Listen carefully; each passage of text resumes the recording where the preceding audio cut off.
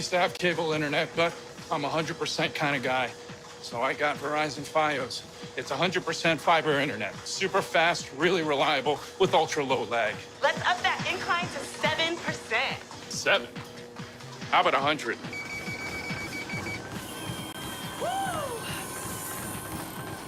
Get Verizon Fios, because when it comes to your internet, it's 100% or nothing!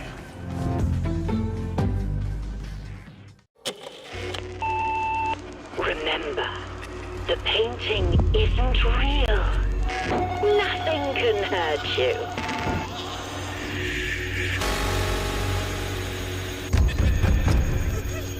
Whatever's scaring you is just an illusion.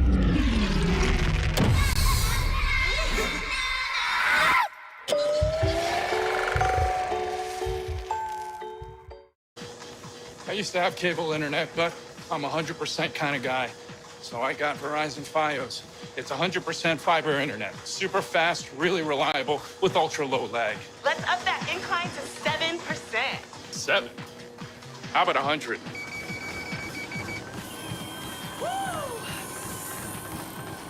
Get Verizon Fios, because when it comes to your internet, it's 100% or nothing!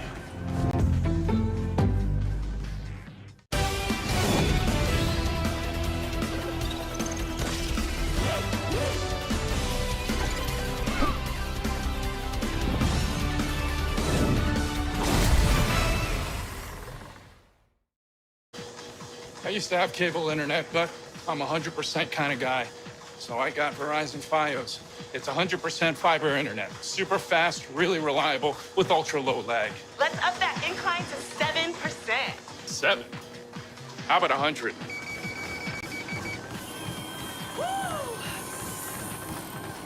Get Verizon Fios, because when it comes to your internet, it's 100% or nothing! Heroes arrived unnoticed, until it was too late. Slowly, time began to crumble. Watch among the fractured timelines. Fight until your last breath. And repeat.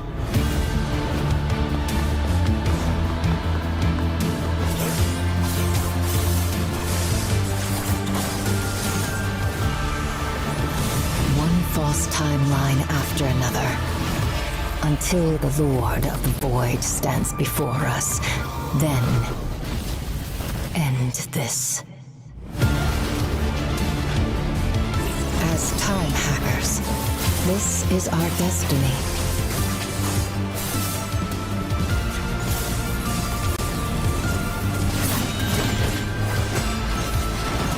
No matter how many times it repeats, I'll be here, waiting. Until you see the truth.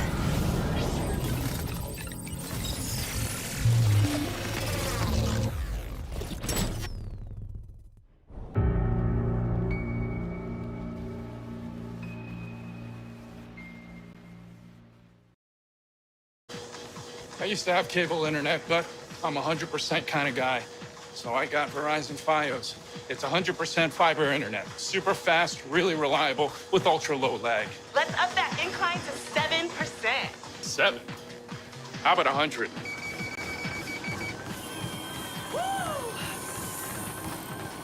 Get Verizon Fios, because when it comes to your internet, it's 100% or nothing! Whether it's sunglasses outside, blue light glasses inside, or night driving lenses in the dark, Zenni has affordable eyewear for everyone. Get 15% off with code PAX at zenni.com. I used to have cable internet, but I'm 100% kind of guy. So I got Verizon Fios. It's 100% fiber internet. Super fast, really reliable, with ultra low lag. Let's up that incline to 7%. 7? How about 100?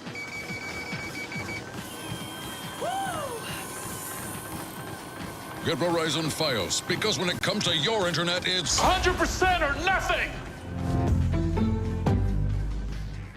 X4 Foundations is a huge space sandbox simulator that lives and breathes within your gaming system. Transition seamlessly from first-person action, flying every ship from nimble fighters to massive battleships, to an expansive strategy and economy simulation spanning an entire universe. Play at your own pace and experience a living universe where thousands of ships and stations go about their business, even when you're not there. Mine resources, trade goods in a dynamic economy, command fleets, influence factions, or build enormous space stations module by module. Trade, fight, build, and think. Welcome to X4. I used to have cable internet, but I'm a 100% kind of guy. So I got Verizon Fios. It's 100% fiber internet. Super fast, really reliable, with ultra low lag. Let's up that incline to 7%. 7? How about 100?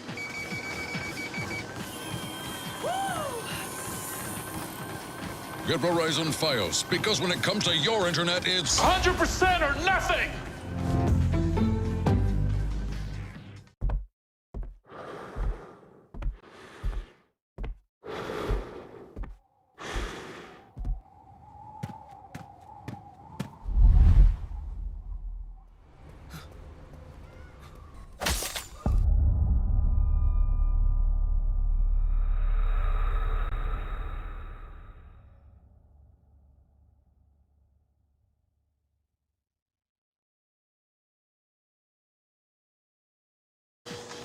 I used to have cable internet, but I'm a 100% kind of guy. So I got Verizon Fios. It's 100% fiber internet. Super fast, really reliable, with ultra low lag. Let's up that incline to 7%. 7? How about 100?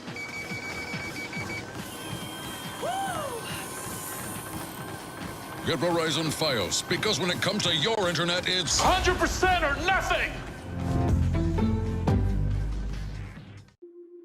Whether it's sunglasses outside, blue light glasses inside, or night driving lenses in the dark, Zenni has affordable eyewear for everyone. Get 15% off with code PAX at zenni.com.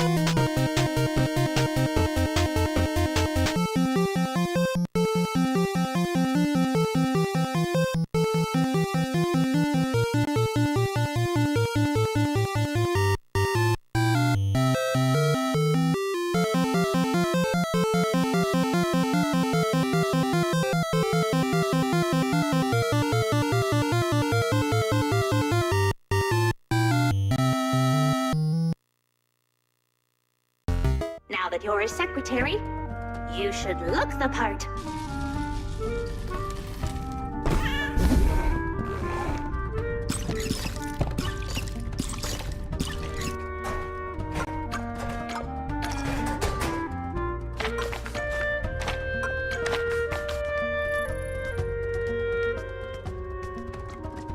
Salutations, Cat Secretary, and congratulations on your recent promotion.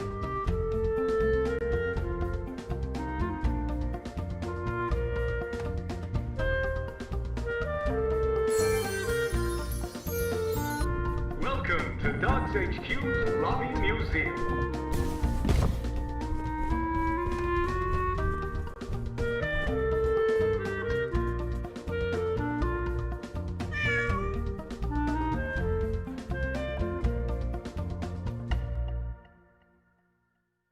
Hey PAX East, I am Jamie Stonebreaker, the game director of Swap Meet. Welcome to Boston. That's actually near my hometown of Rhode Island. And if you want to drive about 30 minutes away, you can have the best food you've ever had at New York System.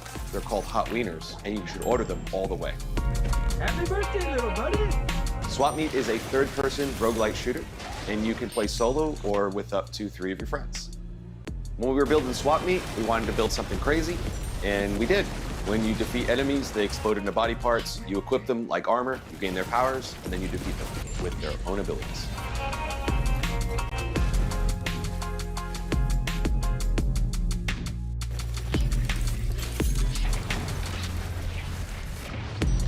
Check out the vendors on the show floor, have a great time in Boston, and we'll see you online, Swap and Meet and Swap Meet.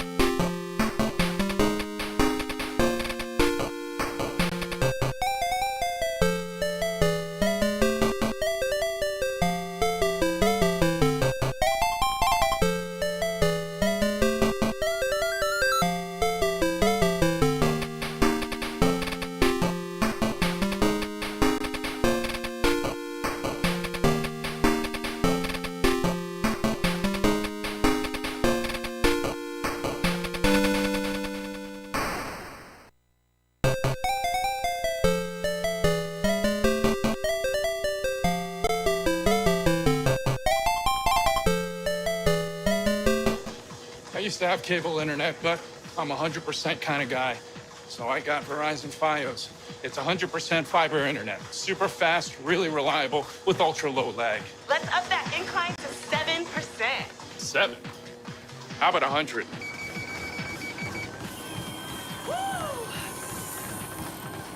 Get Verizon Fios, because when it comes to your internet, it's 100% or nothing!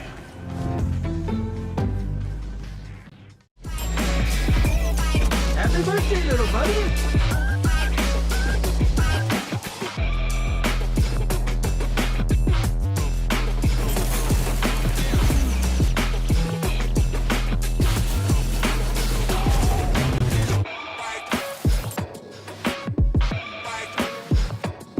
Ooh, that birthday sounded extra squishy.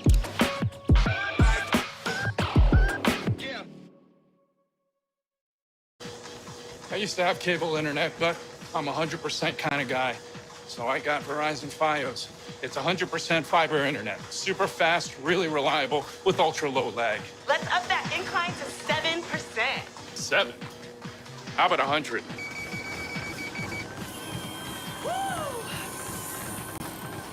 Get Verizon Fios, because when it comes to your internet, it's 100% or nothing!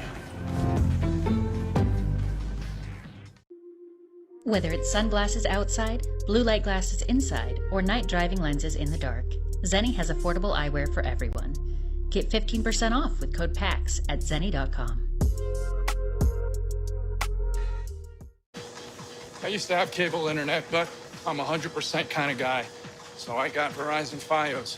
It's 100% fiber internet. Super fast, really reliable, with ultra low lag. Let's up that incline to 7%. 7? How about 100?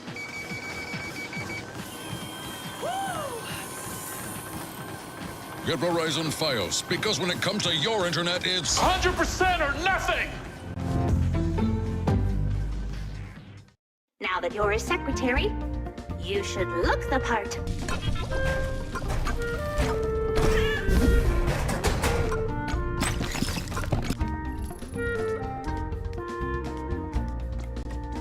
Salutations, Cat Secretary, and congratulations on your recent promotion.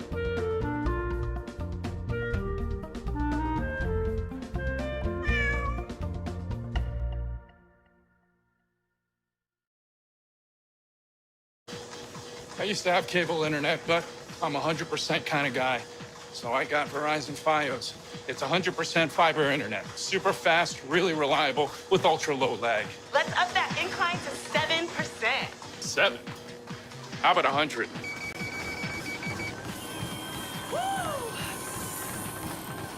Get Verizon Fios, because when it comes to your internet, it's 100% or nothing!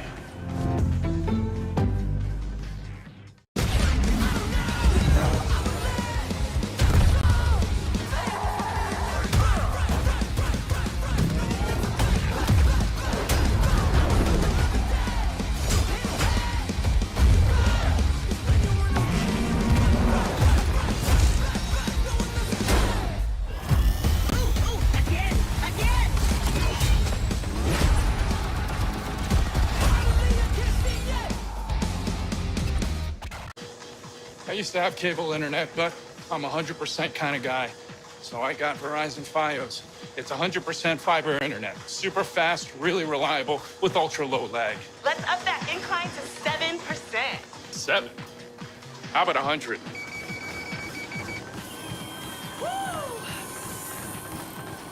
Get Verizon Fios, because when it comes to your internet, it's 100% or nothing! Whether it's sunglasses outside, blue light glasses inside, or night driving lenses in the dark, Zenni has affordable eyewear for everyone. Get 15% off with code PAX at zenni.com.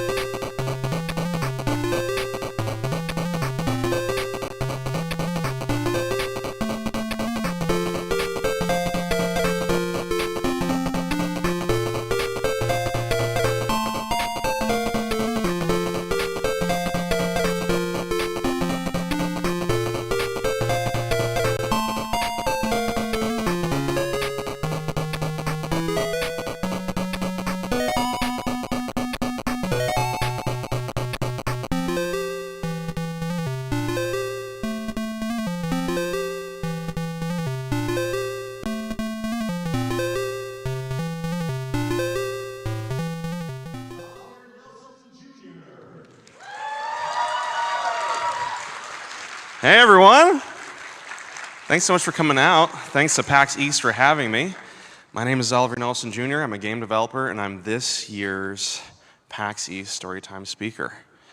For those who aren't already familiar with my work, I'm mainly known in the games industry for doing a lot of things. I've worked on over 110 games in my career, ranging from small indie projects to giant AAA productions. I've been a professional DM. I've run LARPs around the world. I nearly burned down a forest in northern England. We aren't going to talk about that. I've been an actor. I've written for books and for comics, and I've done writing and design for tabletop RPGs and games. I've been a games journalist, and these days, I even get to collaborate with people in film and TV and beyond to adapt things I've made with amazing people to new worlds. And if I can be real with y'all for a second, of all the experiences I've had, preparing this talk is one of the most hellish and unpleasant things I've gone through. Because PAX, the folks at PAX, lovely folks at PAX, they said, talk about yourself. And I'm used to talking about the work. I've done a lot of talking about the work. I'm very used to talking about what I make and how I make it and why I make it.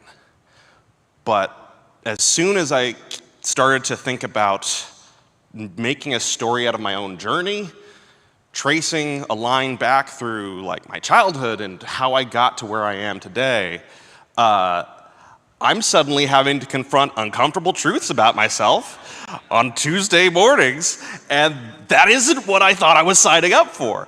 Uncomfortable truth number one, a lot of my funny ha-ha stories from childhood, I realized they're just neurodivergent as hell. I started putting this talk together, and I very quickly realized if you talk for 30 seconds, people will know you have ADHD and other stuff, and it's gonna be in big neon lights through the rest of your talk. The second thing is I thought I was a chill kid. Turns out, super not. I even went back and asked my parents. I was riddled with anxiety. If I start to go back and figure out, why did I do the things I did? What was I thinking would happen? Turns out, that kid felt he was always on the verge of an apocalypse. That's apparently not normal. I should probably get that looked into at some point. I have a kid now. I don't know, like money's weird. Maybe I can't look into it. Maybe he has it now. Oh God, what have I done to my child? Uncomfortable truth number three. The part where I started to come down from my spiral. And the start of the discussion I'd love to have with y'all today is I'm here because of a lot of luck. A bunch of people who gave me a chance, who gave me a moment of their time, being in the right place at the wrong time, being in the right place at the right time, and in some places being in the wrong place at the wrong time, and learning something so that I didn't mess up something even worse later. So much of my life is the result of mercy. And that means that as much as I worked hard and as much as I made intentional moves to try to build the life that I wanted to lead, one, a bunch of that was out of my control, and two, anyone can stand up here.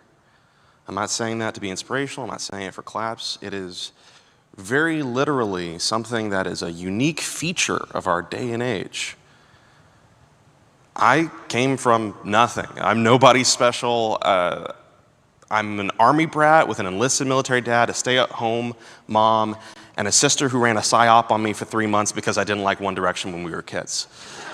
That's not an exaggeration, by the way. I made one too many jokes about Harry Styles. She posted up outside of my bedroom after I went to sleep and on a laptop played a loop of One Direction songs just below the audible range of human hearing. I know that she looked up the audible range of human hearing because I found it in our search history later. And then, a few months later, I'm humming in the kitchen something just a tune while I'm washing a ditch, and she comes sprinting around the corner and she goes, "Aha, I guess you do like One Direction."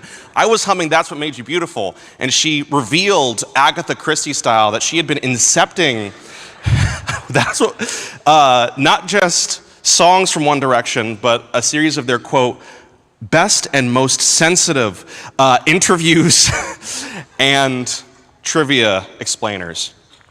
If you're a big brother in this room with a little sister, learn from my mistake. Watch the BTS concert, have a good time. There's good songs, I promise you. And it just goes to illustrate, I'm a normal person, and before I started working in a creative industry, I didn't have pre-existing connections to entertainment or tech. I was just a guy. And now I've had this privilege to live a series of lives across a series of industries. And this is why I get so infuriated by the way some people talk about what it means to be creative in 2026. Because of my background. There are people who have made it their business to tell you that you don't have what it takes to lead a creative life. They tell you that you don't have enough time. They tell you that you don't have enough money. They tell you that you don't have the perspective and the perseverance necessary to make something and finish it and bring it to the world. And that even if you went through the whole process of creation, what you would make from what you have would be limited. It wouldn't live up to what's in your head. People wouldn't connect with it. It wouldn't live up to the things that inspired you. It's not worth making at all. So, this is the part where they start trying to sell you something. They say, don't make a song, generate it with AI. Boo! Yeah. Don't pull together some samples, don't pluck out an instrument, don't record into your phone some lyrics you wrote down on a piece of paper. How would you know it was good? And if you did make it, it wouldn't be enough. So, pay us, and we'll generate something that sounds like people might actually like it. We'll replace your voice with something people have heard before. We'll pull and plagiarize from the entirety of the internet to create this blob of a thing. And that's what it means for you and for everyone else to be creative, they say. Don't make a game, they say, vibe code it. Pull together parts you barely recognize or understand to get something that vaguely looks like something that you want to bring into the world. Don't engage with the decisions and the processes and the collaborations that result in an experience you can't wait for other people to come into. Pay us? Spend money on some tokens, and we'll get you there. If you want to be an author, don't write a novel. That sounds hard. Generate a novel. Hell, generate a trilogy of novels in an afternoon. And if you don't know what to write about, you can have the computer do that for you too. And they sell this to people, and especially to executives, as this being what it looks like to democratize creativity. Everyone gets to make something, and what they really mean is that everyone gets to make these generic blobs of stuff and feel empty as they are supposed to have created something, but so little of what is inside of their heart, inside of their soul, has actually been brought into the world. They've just got an object now to sell alongside a million, a billion other pieces of slop. And so much of it is rooted on preying on people's fears and insecurities. That whatever you make from where you are isn't good enough. I'm here to tell you that that just straight up isn't true. I am living proof that if you make art with what you've got, oh look, there's some words behind me that say that. It will take you further than you ever thought you would go, connect you with people that you never thought that you would meet. It brought me to PAX today. And for a lot of my life, coming to a PAX at all seemed like an unattainable dream. When I was growing up, I knew that my family was working very hard and that we had a roof over our heads, but we're working class. I was also deeply aware that we didn't have a whole lot else to spare. And I loved video games. One of the earliest pictures that exists of me has me sitting on my dad's lap. He's holding a controller. I'm holding an unplugged controller, and I'm convinced that I'm defeating a boss. And my parents, with as weird as they are, they had something very forward-thinking, which is this idea that games are an art form, that they're not just fun, they bring distinct and unique and worthy things into the world, and that if you didn't overindulge, they were a valid use of your time. They also felt that as long as you were a generally responsible human being, you could be a child and have unrestricted access to the internet, and that will be very important for a later part of this story.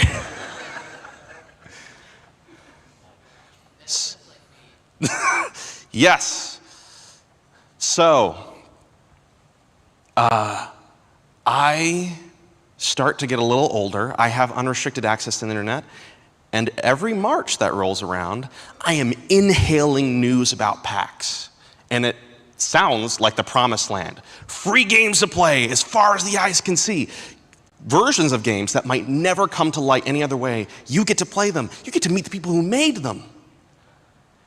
And you get to connect with a community. I read the news about PAX every year, and I dreamed not just about the hordes of cool games that could be played, but about finding my people.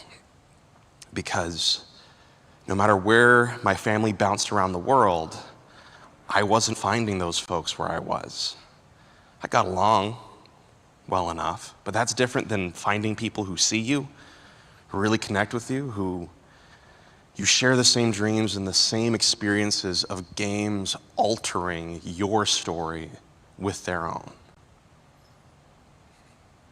So I would look at the pictures and the videos that came out of PAX, and I'd see the rows of colorful cosplayers and the people, and I would imagine finding a friend there. And that felt very, very far away. Because here's the thing about PAX. I knew that getting there required money. It required two things, actually. It required getting to a physical PAX location when your family's bouncing from Germany to England to South Korea. That seems like it will be hard enough on its own.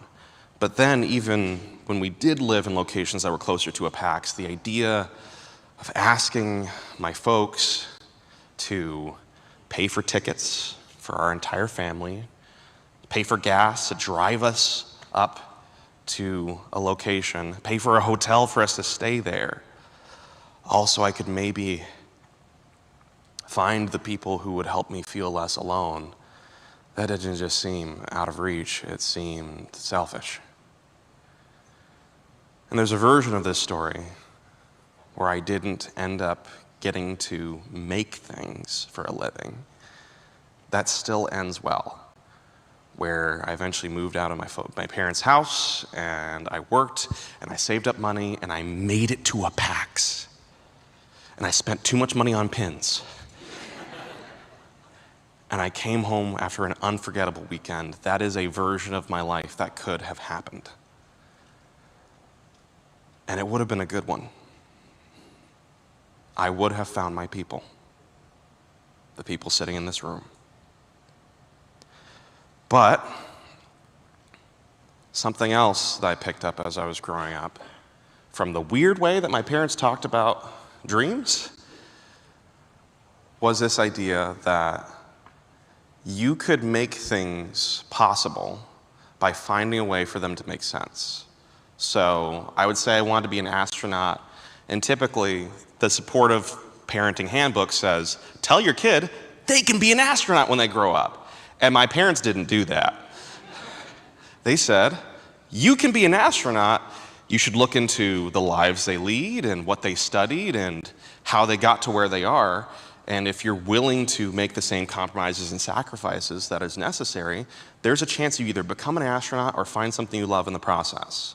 There's an asterisk after a dream where the work comes in that started to percolate in my head this idea that anything was possible if there was a way to make it make sense. So, could I be the president? Heck yeah! Could I be the God King of Draugr Mountain? Maybe! If I made the right ritual circles in the right places, there's a chance I could do something, or I could be an assistant to that guy. And that's a pretty good job. You get to have a very high voice.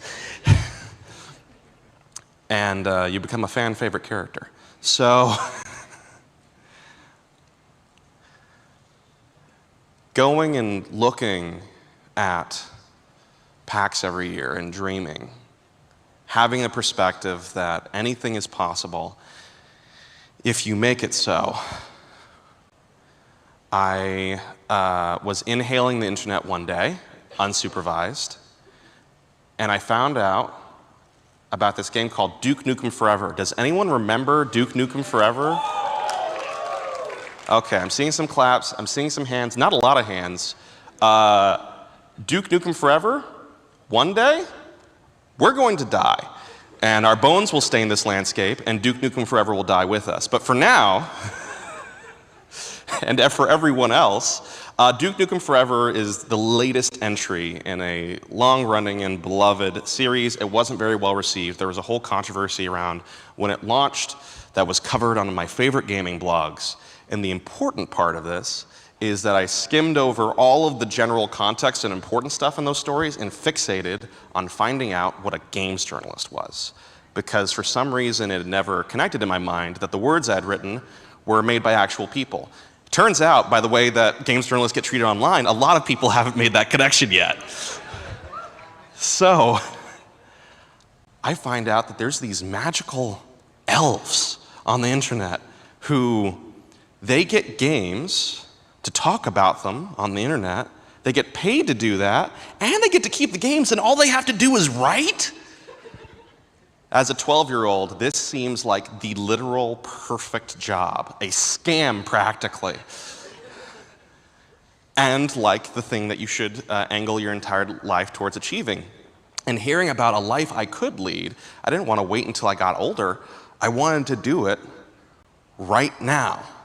Figure out a way to make it make sense. So I, in a way that's perhaps a little too honest, I went up to my mom and I said, hey, can I lie about my age on the internet so I can become a games journalist right now? And then I spent a half hour detailing what a games journalist is and why this was the perfect platonic profession. And the half hour beforehand, where I was very enthusiastic and very passionate, may have explained why, with very little thought afterwards, she was like, it's critical thinking, there's essay writing in there. Yeah, sure, go for it. I started a game review blog that day. I started reviewing every game that we had in the house, and I didn't know about the concept of fair use. I'm 12. I didn't realize that you could use screenshots in games for general coverage and discussion around a game. I thought that was for like IGN and stuff. That's for the big boys. I was terrified that as soon as I used a screenshot or image of a game in one of my reviews, that my parents would be sued to oblivion and me and my sister would live on the street. By the way, totally didn't have anxiety. So, my signature became, I drew MS Paint representations of every game I reviewed. And my mom is a trained surrealist painter, so pretty soon she was working in the game factory, and my little sister was making MS Paint too, and I had 3 employees at my game blog. I was cooking. This culminated in the greatest coup that I pulled off during that part of my journalism career, receiving a whole laptop from an actual computer game manufacturer. I'm not going to tell you who, but I did get one, and it was $3,000, and they had me sign a contract that was not legally binding because I was 14 years old, saying that I would return it in the exact condition that it was received. All of the elation of like, oh my gosh, I get to review a laptop, I'm getting a laptop for free, was replaced by, as soon as this laptop arrives, it will explode in ways I have never seen a computer explode on a TV or in real life, and my family will be fully destitute and will, what? End up on the street. So, my anxiety rises up again. I do manage to review this laptop. I go through a series of other escapades, and while I'm learning how to use periods and commas in the right place, because I started when I was 12, I've been doing this for 17 years now. You can do a fun little math game in your seat and figure out how old I am. I was picking up another invisible lesson at the same time, because as I was reviewing games, as I was getting embedded into the culture incognito as this secret child, I was realizing that some of the developers who made games that I even loved, they never made another project. Peers and colleagues and even mentors in the enthusiast game space, they drop off the face of the earth, or they couldn't find work, or they get laid off, never to find another job again, or they'd be so mentally and physically burned out that even if they still adored the medium, they didn't get to make things anymore. And I realized that for a lot of people, working in games wasn't a career, it was a stop. And sometimes it was a very abrupt one. And I'm starting to become an adult. And I'm thinking, is this something I can actually build a life around? With all the sacrifices that my folks have made to put me and my sister in a position to pursue our dreams, can I actually raise my own family in an industry that doesn't seem to care to keep the people around who make it what it is? I really struggled as a 17-year-old. I was practically a chain-smoking, cynical guy, like, this industry spits people up, man. And I decided I would leave. I'd put childish things behind me, foolish dreams. And I would give a talk. I submitted a talk and got one accepted, titled Why I'm Leaving Games Journalism, about what it meant and why someone like me who believed in what it can mean to work in games would want to leave it. And if I was going to really have closure about this phase of my life, I was also very dramatic, if you couldn't tell. I was going to make a game to put all this behind me. I had a budget of $0. I looked and saw things like Unity and Unreal were free, but I didn't know what I was doing. And I had 13 days, which is maybe a little bit more relevant. So if I'm going to make a game before I give this talk, I needed to have something that I can use today.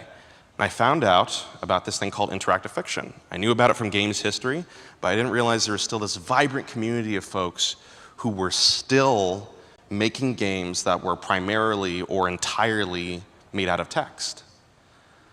And I'm starting to scroll through the different tools that they use, and I find this thing called Twine, where, yes, one Twine lover in the audience. There's more of you, come on. Give it up for Twine. A game engine where you can just type in and add some website markup, and you get to make a game. I was like, I've done some website markup. I have a blog. They gave me a laptop. And I embarked on making my first game, All Hail the Spider God. I put it out into the world. I got it done in time. The reception was actually positive, but even more so than that, I cursed for one of the first times in my life because I said, shit, they got me. I was hooked on what it meant to make games. And what before was a conclusive bookmark in my life, now I had to go and totally change the ending of my talk and be like, why I'm leaving games journalism, but actually I still love video games. And I had to figure out a way from base principles as a working class kid how to make making games potentially make sense as something that I would pursue as a career. That led me to almost like an RPG character trying to construct a build. I went through a series of decisions. I went, okay, if you're visible, you can get harassed on the internet. But that also means that you can advocate for yourself and the people around you. You can make it a little easier to find jobs and keep them. I'm going to choose to, despite being a private person, be more visible and talk about not just what I make, but how I make it, and make a name for myself instead of hiding behind my work. I looked around at what I had, and I was like, okay, I can try to calibrate my portfolio and my approach towards getting one big job, trying to get into a AAA studio, or I can try to pick up a bunch of little jobs and learn as much as I can about as many things as possible. What matches the life I want to lead more? What matches my brain more? And making this series of choices and decisions, I started just making things, anything I could make with what I had. When people gave little donations from after playing All Hail the Spider God, I was like, cool, I can pay for concept art or for cover art on my next game. Doing the work, talking about the work, led to picking up more work.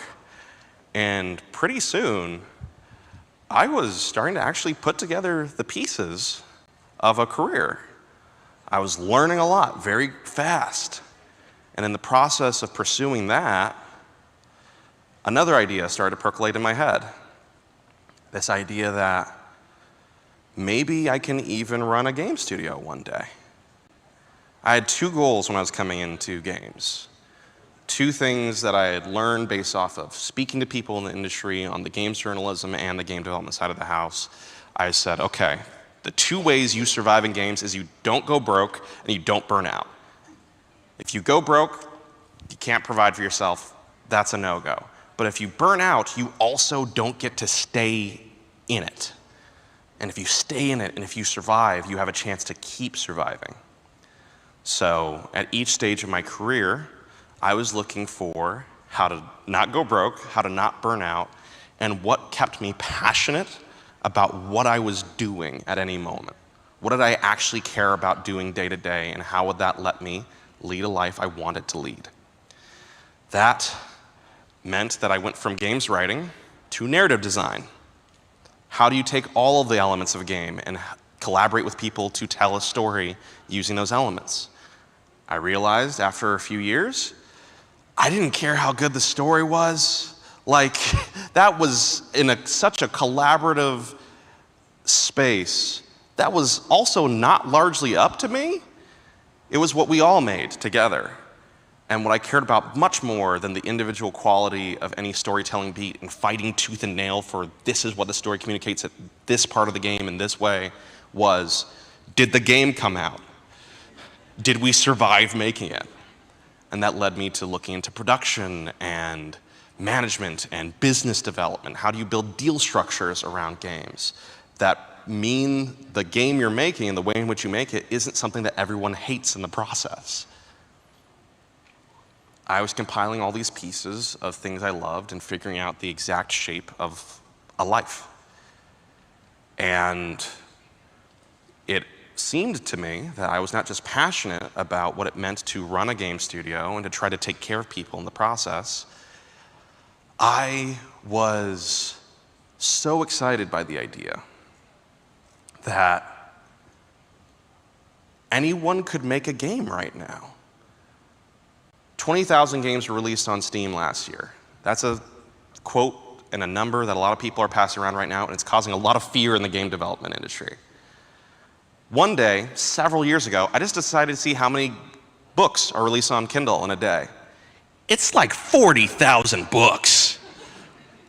20,000 games in a year is fine. The tools to make games are largely free. Unity and Unreal and Godot, they are right there waiting for you. You can make a game in Twine if you want. Put it up on Steam. And to get onto Steam, the largest PC marketplace for especially Western-speaking gamers in the world, all you needed was $100. You'd be right there next to GTA 5. The chances of you selling as many copies as GTA 5 or Peak, very small. But you could be there at all, and you didn't have to ask anyone's permission. That blew my mind. And it looked like there was a path for people who looked like me, who didn't come from resources or connections like me, to not just work on games, but to make them, to own that process and to build something. So to validate my hypothesis, I started talking to the people I knew and I said, hey, stars in my eyes, can I make a video game?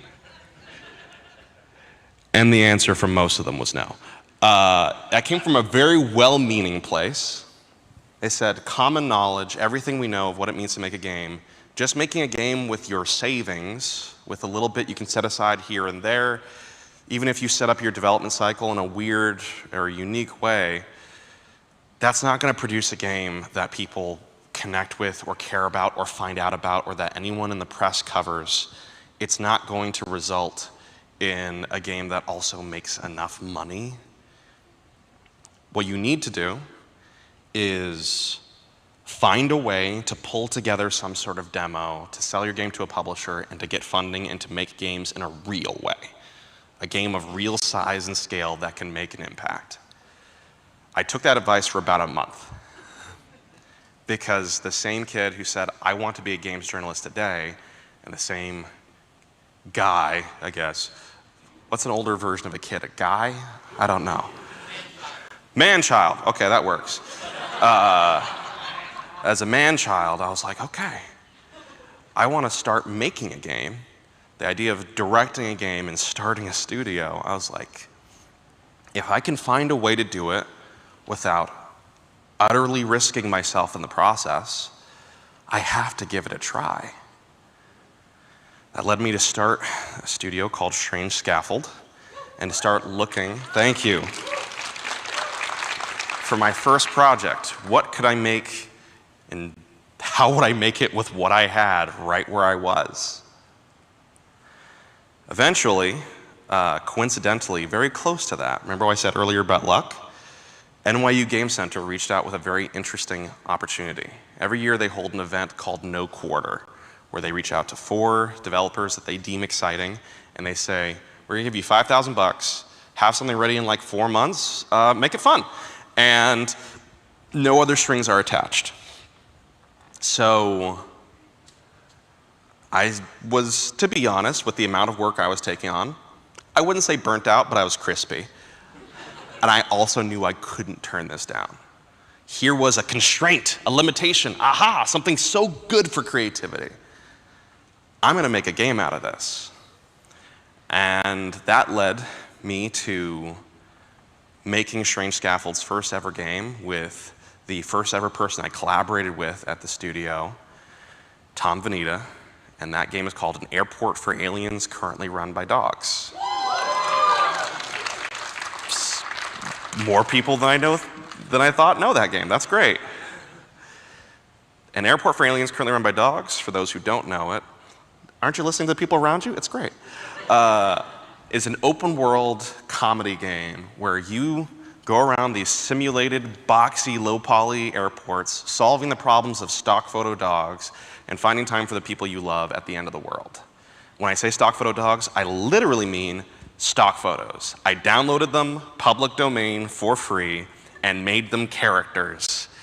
And you interact with them across this landscape of weirdo airports running on their own, not just alien logic, but dog logic. Why stock photos? Well, it's because it's what we could afford. And it was interesting and fun. And the first time, as I'm learning how to really use Unity for the first time, I stick in just a temporary graphic to represent what will surely be a real alien later. The first title of the game was An Airport for Aliens. But then I'm looking up at an 8-foot tall picture of a Jack Russell Terrier, and he's asking me if I want a ticket to Uranus. I went like, oh, that's the game. That's it right there. And from our constraints, we made a really interesting, visually unique thing. There's a system in the game that we call the all hand. And every time you look at a dog and you press the pet button, it spawns a hand into the world. And if you hammer the pet button, you'll have 1,000 hands all petting the dog at the same time, which is what every dog deserves. And each hand is pulling not just from packs on the asset store, it's pulling from what look like different indie games, because it is. I went to friends and I said, hey, give me your hands. Cut the hands off of your characters and give them to me. I'm not gonna be weird about it. It's gonna be really good. And surprisingly enough, people believed me. And so we've got all of these hands petting dogs as they deserve, and that is a system and a visualization built not just from delight and whimsy, it's from looking at what we had the resources to build at every part of the process, and then finding the coolest way to use those resources. An Airport for Aliens Currently Run by Dogs was a launch window title for the Xbox Series XS. Yeah, I don't know, I think that's more of a clap for me than for Xbox. I don't know how much they got out of it, but nonetheless, it was a part of building a life and realizing, hey, this can actually work. We can find the pieces that make a project from the things that we have got and make it meaningful and worthy. And that really has been the foundation of everything I've done since. When I've worked on giant AAA projects, the budgets are bigger. Maybe it's associated with a giant license and a universe that people love. I've done everything from narrative and design for Magic the Gathering, to writing for Borderlands 4, to being the lead actor in the new Hellraiser game, to, thank you, Clive Barker's Hellraiser Revival. It'll be good. To directing the recent indie hit Space Warlord Baby Trading Simulator. If you come and short that baby. If you find me after this, ask me, I will give you a tiny alien baby and you can do whatever illicit deal you want with it. That's on record. Where's the camera? That's on record. My lawyer's, oh, there it is. Okay, that's the camera. That's on record. Any illicit deal, you do it with that alien baby. It has my official approval. Also, Brandon Huffman, my lawyer, you might be hearing from me before this weekend is out. I know when you're next out of office, it's before the weekend is out, so be ready. All the games we made 18 games in 6 years. That's not intentionally pausing for applause, but thank you. We've made 18 games in 6 years, and all of it was built from looking at what we had, or what was just the limitation we wanted to put on a project, and sticking to it. People ask me, to sometimes a disturbing and fervent degree, how do you do it though? And I'm like, it's not special. I'm not special. That's part of why it's great. We, like every other industry outside of games, just say, we've got limitations. Let's make the coolest thing we can with it. Let's own that rather than being ashamed of, oh, I can't make Hades.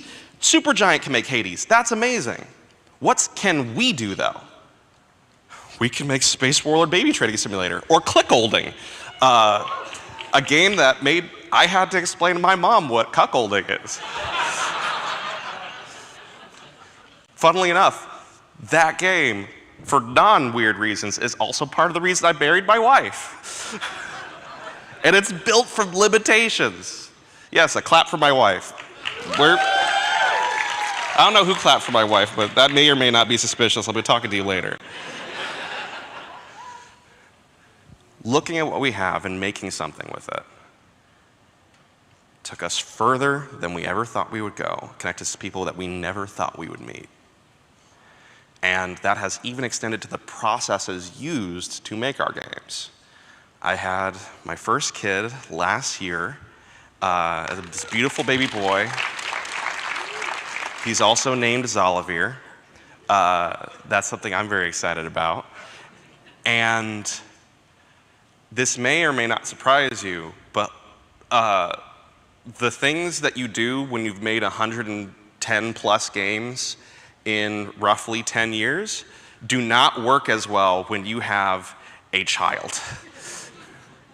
My previous approach to writing a script was, after I did all the stuff to run the business, after I was giving feedback and collaborating with other creators and artists at the studio and outside of my studio, because I still do freelance things now and again, that's been very fun. The thing I would do is I'd sit down and finally have time to do my work. And I would sit down and I'd write the script until it was done. And those hours of focus, if I wanted to be a supportive partner and a good dad, that just didn't fit. So we started the development process of a sequel to one of our most beloved games, El Paso Elsewhere 2. And the way I wrote El Paso Elsewhere 1, hours of just drilling into a script and getting it to where it needed to be, unless I wanted to change the values I had and how I wanted to make things, it wasn't gonna fit. So there were actually a few choices. I could try to shoehorn a process that didn't fit into a life that didn't match it anymore. I could take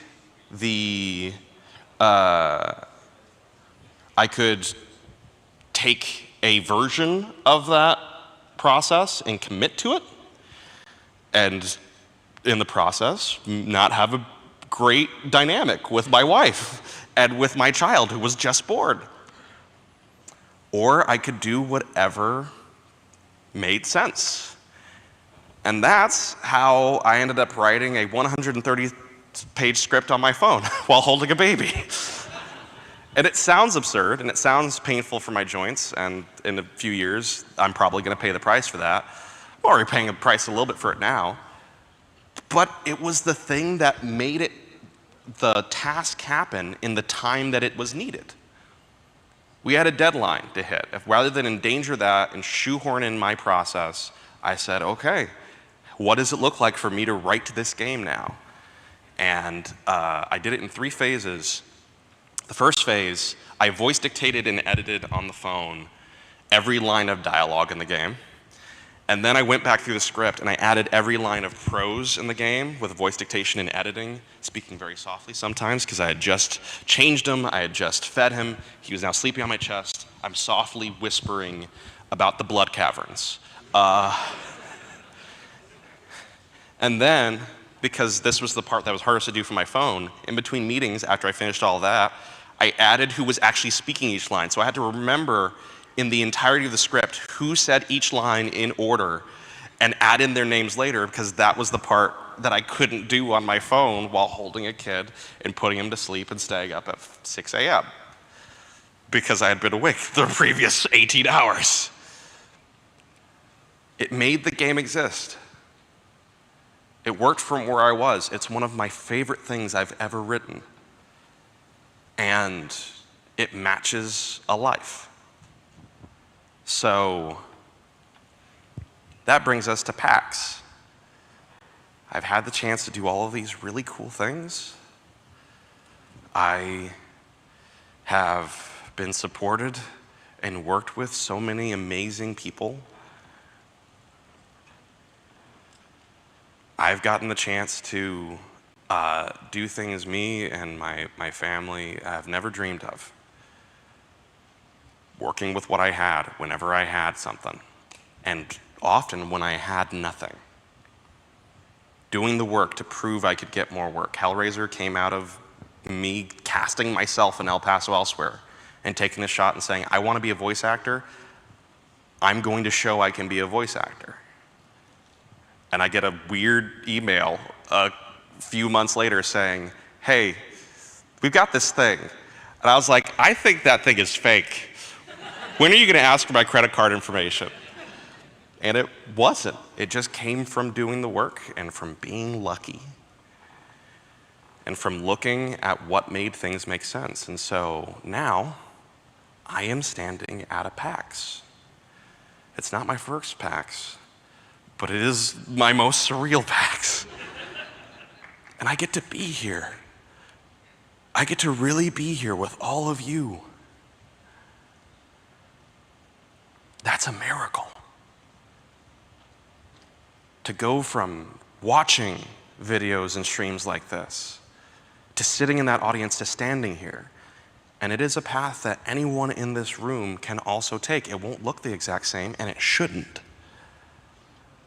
But it's possible, and that in itself is a wonderful thing that is unique to our day and age, and I don't know how long it's gonna be that way. And that is why the thing that I would crave most from this talk and from the people watching this right now, at home and elsewhere, sitting in this room, is that someone watching this in 10 years is standing on this stage, talking to us about what they made and where it came from and how they made it from who they are. I want everyone who is watching this, everyone who's sitting in this room, because I'm going to focus on the people in this room. I love all of you out there, but you don't matter right now. The people in this room, I want you to really think about what you want to bring into the world, if you want to make things, and what your life is like, and what you want it to look like. And you're a gamer. You play video games. You know how to work towards goals more than almost anyone in the world. I want you to think about how you get from here to there and how that starts today. Not today, right now. It would hurt me a lot if you started doing that during the talks, but after this talk and after the Make a Strip, today. Do you have debt? What it looks like for you to start a game studio, it looks different than someone who doesn't. That's okay. There's ways that that's even good. If you have kids, if you are a caretaker for parents or relatives, your path looks different than someone else, and that means you will make different things. And it may end up putting stock photo dogs on an Xbox Series XS. That's something that would never exist if you had had the same resources and materials, and it's part of how art gets to exist at all. Are you a night person? Like, don't schedule your meetings at 8 a.m. Like, that's pretty easy. And you're allowed to do it, let me tell you. Unless your kid wakes up at 7 a.m., in which case you just, you're making an intentional compromise then. How do you get from here to there? How do you make a project that has been consuming your thoughts, maybe your entire life? You don't have the pieces right now. How do you make it fit? You change the project. You're allowed. This is a little bit of a controversial statement, but like, you owe it nothing. Yeah. You owe that dream in your head absolutely nothing. Your job, if you want it to be a job, is to make it exist. So if you've got different pieces than the ideal version of that project, then one version of it in your head, there's some missing piece that it absolutely cannot work without, you change the pieces, and guess what? Suddenly they're not missing anymore. You have no excuse. You get to make something amazing today. That's not dishonoring the thing that lived in your head or the thing that inspired you. In a lot of cases, it's what made the thing that inspired you in the first place, and it will produce the thing. It will make it meaningful in ways you never imagined. 10 years from now, hopefully sooner, looking through your life, looking at your projects, changing the things that you want to make to match the things you've got, and building it every step of the way, it will show you how you want to work. It'll show you who you want to work with. You start to build a life. And this is why I'm going to talk about one last piece of what it means to lead a creative life, especially in 2026. And that's that when I was growing up, I'd always hear this statement in the TV shows and movies that I'd watch. Your protagonist, plucky, determined, gets told, "Don't quit your day job." I realize now a lot of that is screenwriters and directors who were told that, going in and saying, "I made it," and just doing self-insert fanfic, and that's fine. But it is one version of creativity, to launch yourself into the breach with no safety net and hope something happens. It's a version of creativity that, very frankly, most of us can't afford. Quit, like, keep your day job until it makes sense to quit it. Find a method of creativity that allows you to be stable and to make your next thing and your next thing. Because I can say from now a lot of experience, your next thing is probably going to be better. And the ways that it's not better, it's going to be interesting, and it's going to teach you things, and it's going to connect you with people that help you build a future. All of this is in your hands. And in 10 years, let's give you a deadline, a better deadline. 4 years. I am so excited within 4 years for someone sitting in this room today to be standing up here talking about the things they've made and the people they've made it with and the life they've built that they want to lead and how they got there. And they didn't have to pay ChatGPT a single motherfucking dollar to do it. Democratizing creativity means telling everyone, not that you can generate your dreams, but that you can make them with the people sitting right next to you today. And that no claps, don't clap for that one, okay. You can make it with the people sitting right next to you today. And that the thing that you make is valid.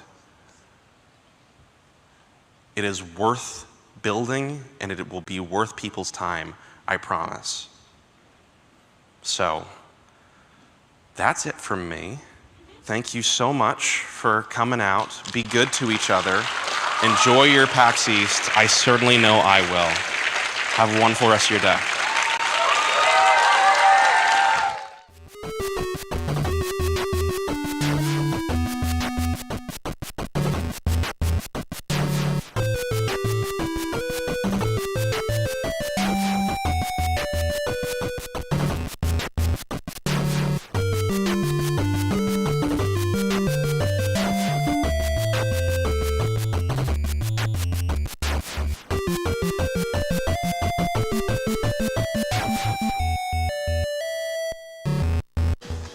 I used to have cable internet, but I'm a 100% kind of guy. So I got Verizon Fios. It's 100% fiber internet. Super fast, really reliable, with ultra low lag. Let's up that incline to 7%. 7? How about 100?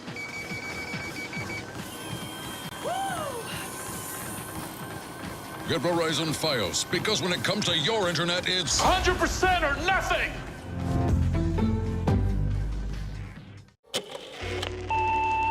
Remember, the painting isn't real. Nothing can hurt you.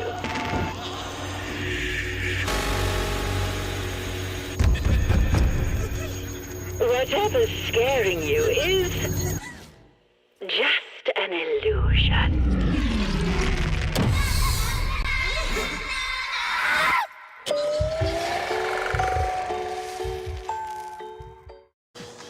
I used to have cable internet, but I'm 100% kind of guy. So I got Verizon Fios. It's 100% fiber internet. Super fast, really reliable, with ultra low lag. Let's up that incline to 7%. 7? How about 100?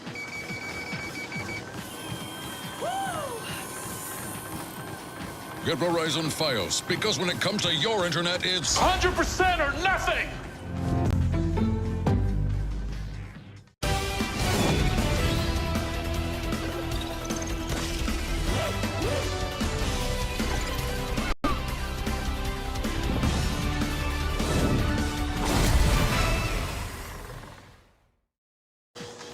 I used to have cable internet, but I'm 100% kind of guy. So I got Verizon Fios. It's 100% fiber internet. Super fast, really reliable, with ultra low lag. Let's up that incline to 7%. 7? How about 100?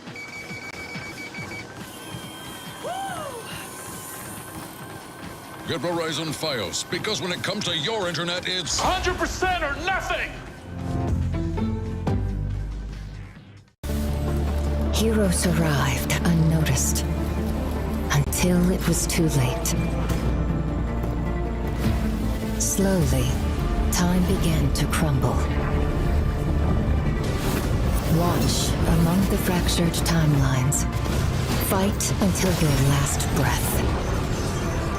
And repeat.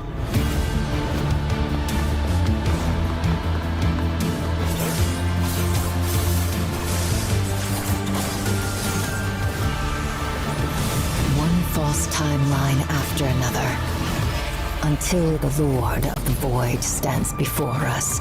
Then, end this. As time hackers, this is our destiny.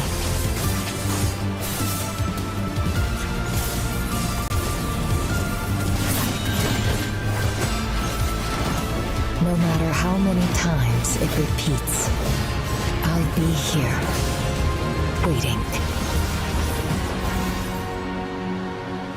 Until you see the truth.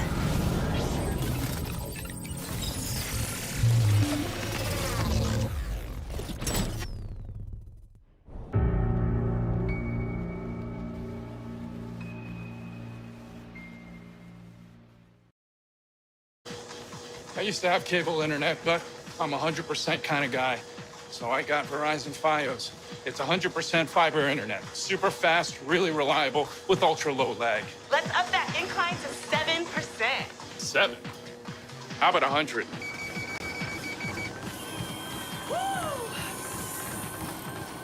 Get Verizon Fios, because when it comes to your internet, it's 100% or nothing! Whether it's sunglasses outside, blue light glasses inside, or night driving lenses in the dark, Zenni has affordable eyewear for everyone. Get 15% off with code PAX at zenni.com.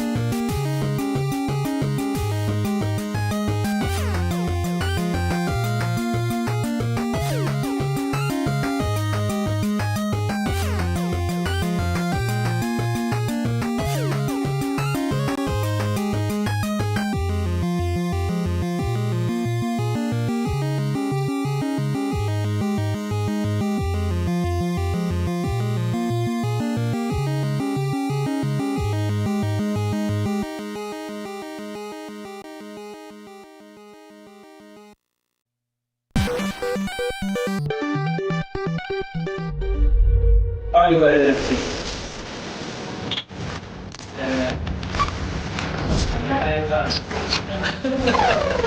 Number 53. 5, 20, 23, 10, 40, 34, 41, 30, 48. 22, 49.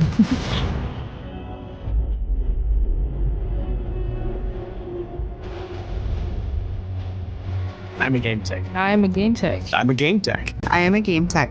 I use video games at bedside with patients to help distract them from the pain from what's going on. We do like 3D printing with kids, accessible gaming for kids that are having trouble gaming the way they used to. Having so many pieces of technology, when a patient has an idea, we can make truly dreams come true. It acts as an escape.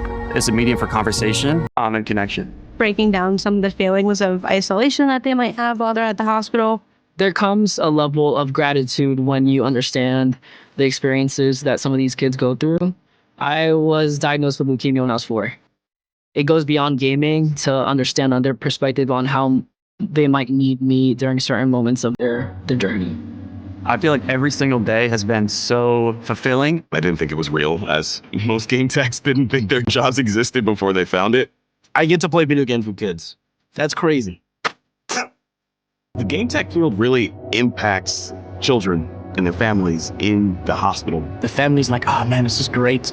Seeing my kid be a kid again. And she turned to me, she had tears in her eyes. I get emotional thinking about it because she said to me, there he is. Like, there's my son again. One day we were playing games and he said, this is the best I've ever felt in the last 3 years of being at the hospital. It's not just one place, you know, it's across the whole country. It's across the continents. I work at the Royal Hospital for Children in Glasgow, Scotland. I absolutely love every single day in the hospital. Gaming truly is universal. Because of Child's Play charity, games provide healing.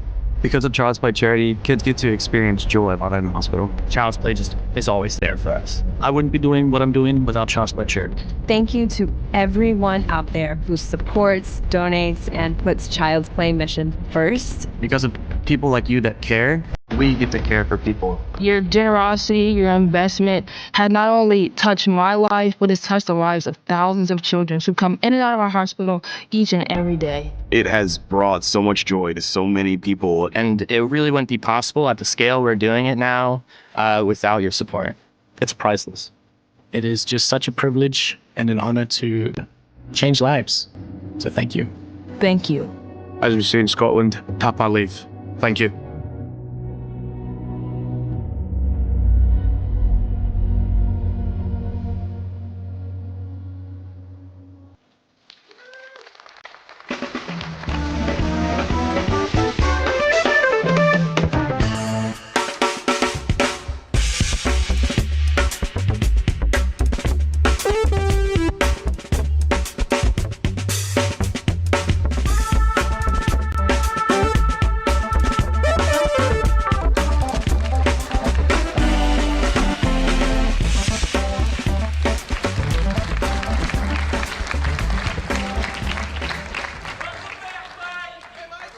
I'm gonna project.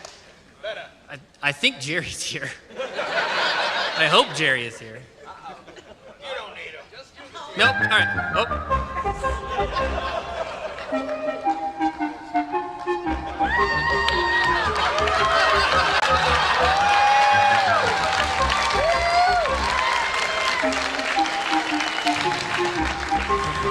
Okay, now we have to be honest about a few things. Just a few things. Just a couple, there's a few points of order, a few items of business to get through here at the beginning. Did I remember that I was going to be dressed as Topham Hatt? No. No. And yet I am, as you see before you. 2, did I communicate anything about this at all to Mike Krahulik? No. No, because I had myself forgotten. And so when I emerged from the bathroom as a train magnate, I walked over to him. No, it was very funny. Like, I mean, you have a lot to do. I mean, I can handle it if you want. I mean, I haven't been here in a while. I'd like to say hi. Oh, well, no.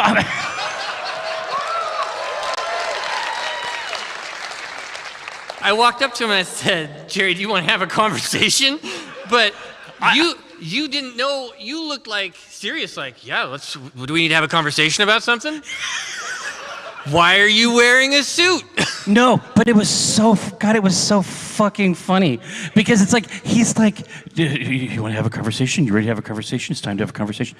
And I'm like, dressed like this. And it's like, for some reason, I don't know that this might be the conversation, even though I look like this. Because I can't see it. Like, you know how it works. Like, I'm in here. Yeah, you can't see what I can see. I'm out here. Yeah, you can see all of it. I can see it. You can see, listen, no, there is one interactive aspect of the costume that I think that you should be exposed to. I'm not interacting with any parts of your costume. I'm just as a heads up. There were some interactions backstage. I'm just gonna show you the thing. Not that thing. I'm gonna show you a different thing. I'm gonna show you a thing that's legal to show you. In some states. Hey-o.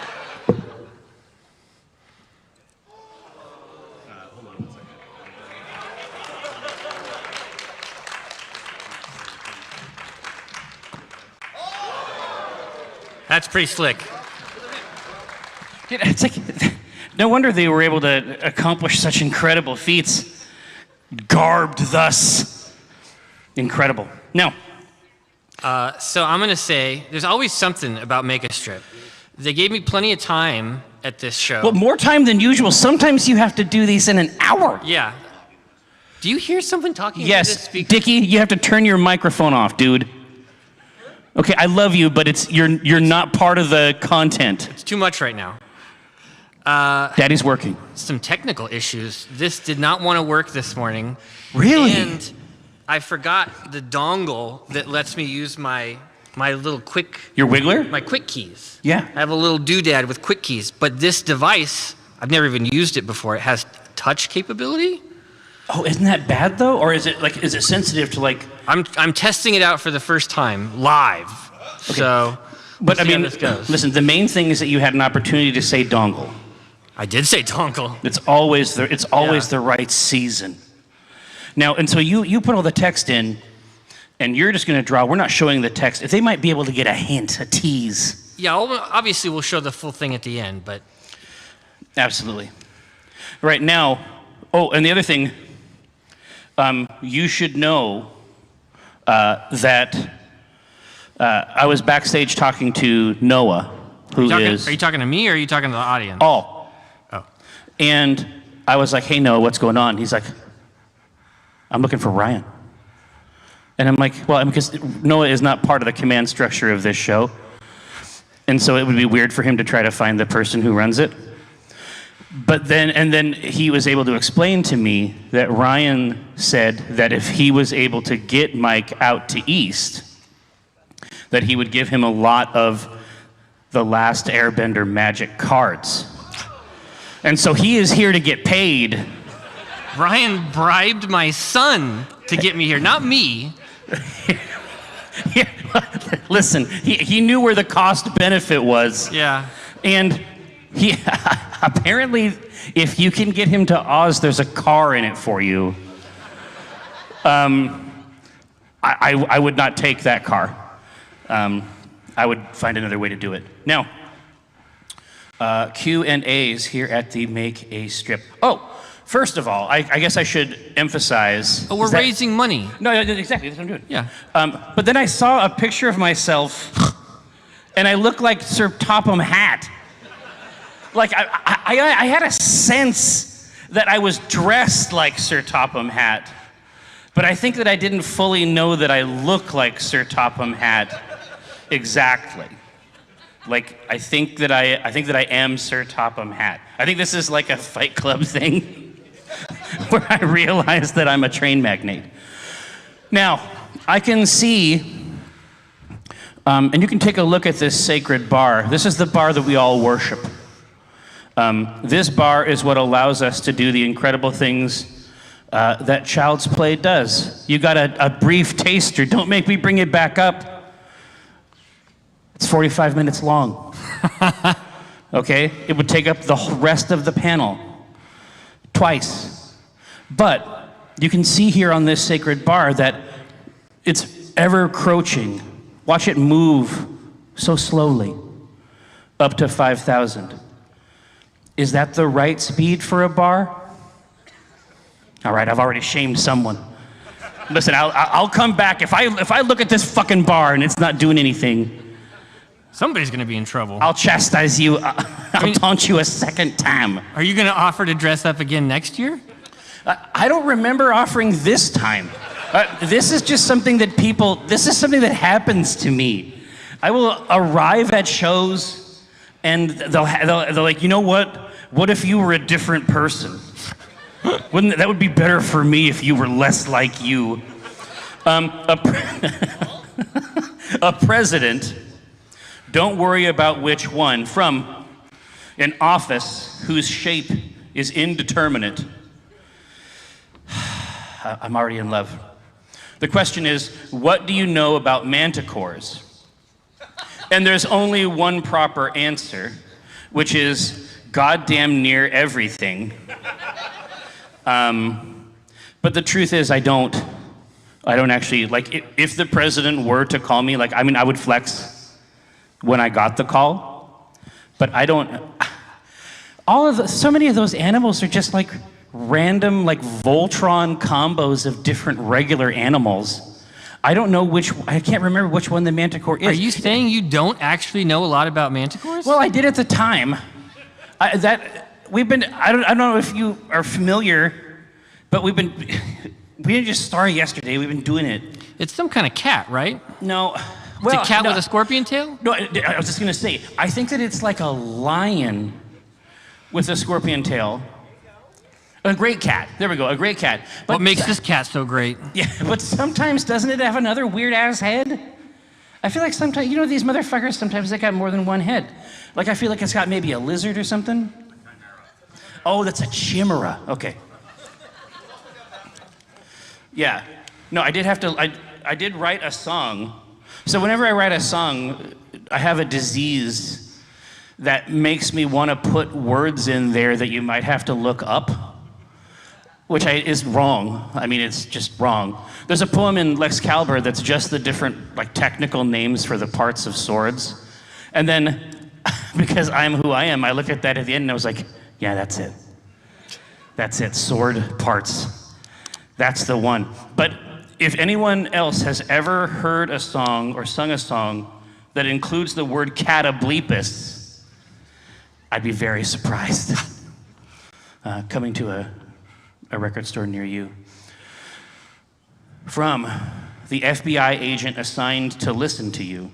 How do they know that we have this internal joke? Which one? About the FBI agent that listens to Jerry, we've had this joke. We write comic strips together, right? No, exactly. No, are you saying that this is scary? Yeah, we just talked about this the other day, because a lot of times when you're writing comic strips, not every idea is suitable for prime time. What he means to say is that not every idea is, strictly speaking, legal. You say a lot of fucked up stuff, and then Just, you have to go, listen, this is the golf allegory. It's the golf metaphor, okay? You have to go past to go in. Yeah. Right? It's the green. Think about it conceptually. So sometimes you have to go a little maybe too far, and then you find the thing that is good. Were you able to? It's acting weird. I'm okay. Okay, good. I saw you looking at it in abject horror. Yeah, a menu came up that I had never seen before. I didn't like it. Yeah, it had like, whenever you're using a computer and a menu comes up that has a really simple, basic font, it's time to get scared. Yeah. But yes, we joke, sometimes we'll say, hey, that joke was for the FBI agent who's listening to this. Yes. A lot of times we'll just talk to them directly. A lot of times we'll just sort of ask them how things are going. Yeah.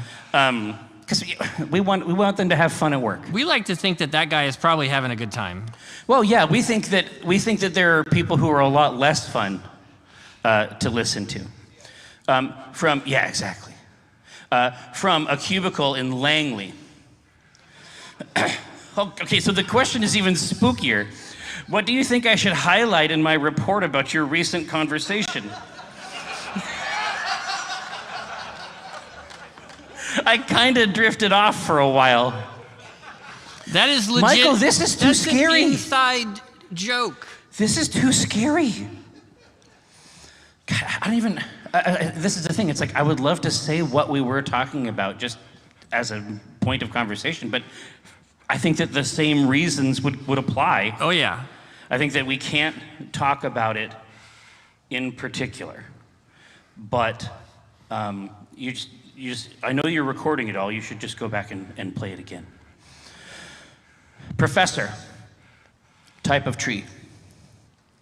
From a strangely empty town. Can you prove that you are not a ditto pretending to be a person? I thought this might be Pokemon related. Yeah, as soon as you saw that tree name, yeah, you knew what it was. God, I can't stop playing Pokopia though. I mean, I'm here, but I'm thinking about Pokopia. Well, this much direct communication, I think, puts the ditto allegations to rest. Oh yeah. And also their faces are way goonier. Right? They got the dot eye. They got the dot eyes. They got the real weird. Some of this hair, it's not hair. Let's just put it that way.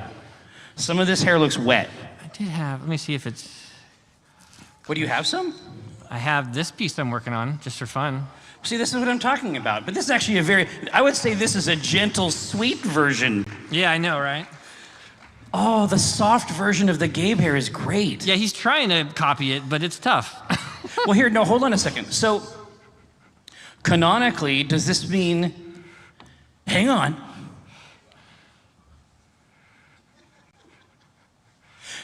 Does this mean that there existed a Jonathan Gabriel in the Kanto region who died as part of some mysterious apocalypse and was the trainer of a ditto?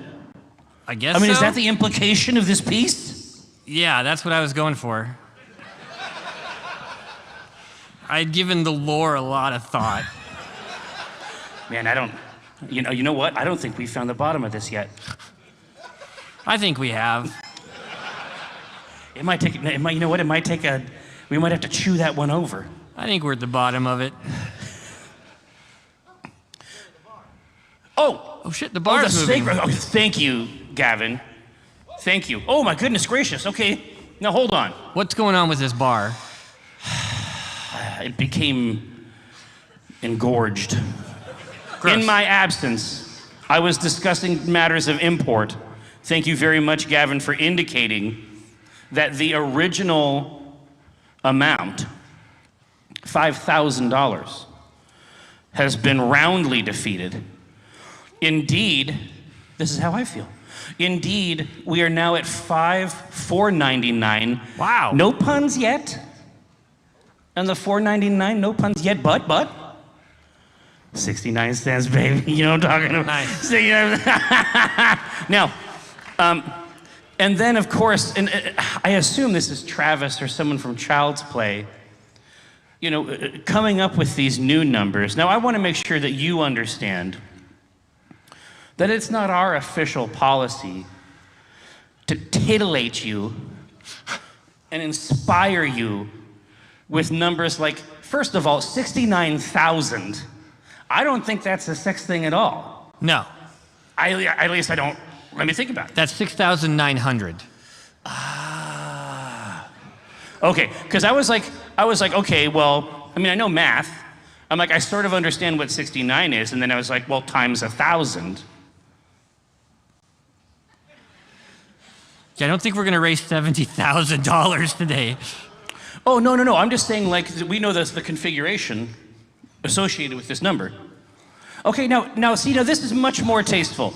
A lot of times, people would go for something tawdry, but instead they have gone for 42, so it's 6942, which is like a Douglas Adams reference. Yeah. I like it. Now listen, I don't know what 420 could possibly refer to. Oh my God. Never heard that number before. Certainly never sold it at school. I didn't sell it at school. I was part of a theft ring that did steal BattleTech miniatures and resell those at school. But I didn't sell traditional drugs like some idiot. The startup costs are too high. It's purely practical. 3 kobolds in a trench coat from the fetid swamp that will eventually be PAX Land. What will be the featured attractions that establish your theme park empire? What creatures are represented on the carousel, and what are the names of the roller coasters? You see, this is the thing. You think you can, when did you start thinking you were better than me? The work has already been done. Yeah, we did this a year ago. Now, I don't remember all of the names. Splash Damage. Splash Damage is the one that I know right off the top.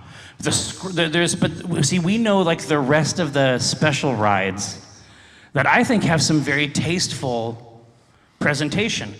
What can you expect in the future? The scroll wheel. Yeah. You don't have to clap for that. Well, I mean, it's fine with me. I didn't make it up. If you don't like it, talk to Chris Straub. But every show has special custom rides and shirts for your delectation. So enjoy. In terms of the creatures represented on the carousel, I mean, something that how would you know? Of course you don't know this. Being a real official theme park, PAX Land does in fact have a mascot. And it is entirely possible that you will see that mascot embodied out on the floor in a real costume that contains Ryan Hartman. Because he's been pushing super hard for this costume. And then having talked with him backstage today, I think it's just because he wants to wear the costume really bad. I don't think it's part of an overall creative vision. Do you remember when we had that fruit fucker costume that we wore around? Yeah. Did you take a turn in it as well? I did not. It smelled really bad by the time it got to me. Well, I did walk around in it. I stay fairly clean. The only X factor, I don't clean everything every time.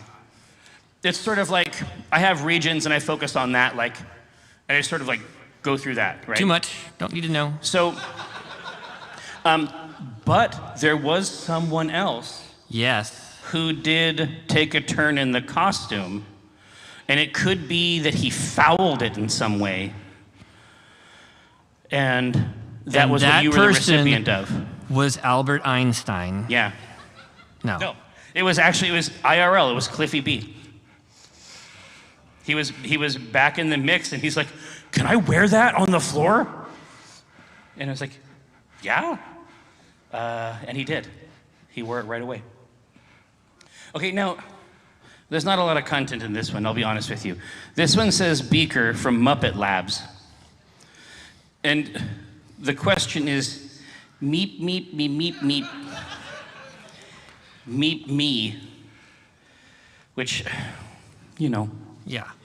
I get it. I understand. I understand my job here is to consume your fan fiction. So it's the least I can do. Someone on the wrong side of 30, I assume they mean younger, from what was supposed to be a bunker, but in this economy is just a box.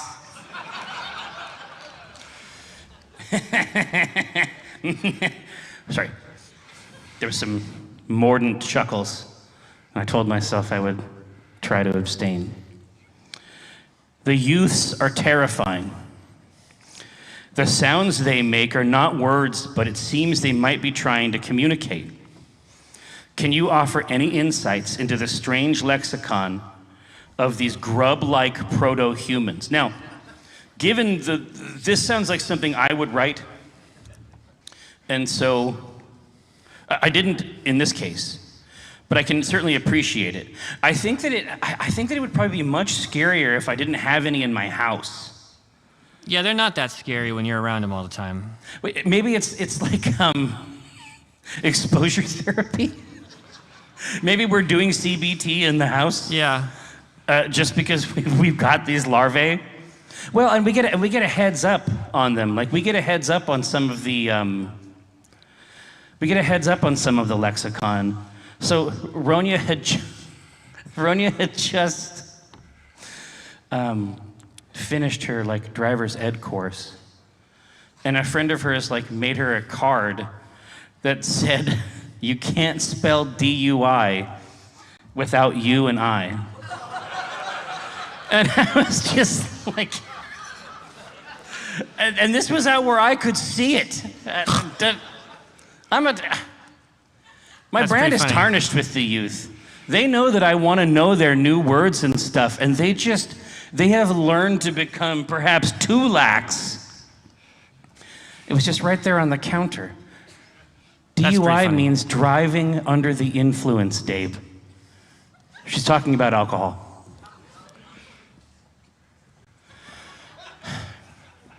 But no, I mean, and also it's like, I was talking about it in the post once, but it's like Twitter never like really got a hold of my mind. Facebook, absolutely not. Instagram, I just missed. It's the wrong age. TikTok, I'm still the wrong age for. But it did get in. And so I have access to the craziest. You're seeing the language being manufactured in real time. It's like those videos where like the two Japanese men make mochi, and it's like one of them's like, huh! And the other one's like, ah! And they just do this forever, and then there's mochi. That's basically what's happening to the English language when you look at it on TikTok. Here, now, Noah, I have a question. Everyone else, occupy yourselves. Is there any language terminology that you think I would be delighted by? Of recent manufacture? Like, is there anything cutting edge? I'm locked in on Locanuanly, and I'm good on that. Listen, now, pursuant to the other thing, yes, I'm also familiar with Lokerkenuanly. I know about your benighted generation's fascination. It is, you would, just look it up. Go online, look it up. Saucy. A saucy lad. It's my boy. Malvidian. He is, in fact, your boy. From California. We need Penny Arcade themed dice. Not more Ac Inc. dice, but PA character dice. Interesting. Okay, well, I mean, we're working with Misty Mountain now on the Ac Inc. show, but I assume that their dice machines would still be able to make other things. Gabe's could have his tattoo instead of the pips on the D6. Are you referring to the Gabe symbol? I was just gonna say, yes. Yeah. Obviously, now, this has been an issue in the past. There are those who, for whatever reason, believe that the Gabe symbol represents an infringing mark. Perhaps on one of Namco's major properties. Nothing could be further from the truth. I turned it off? How?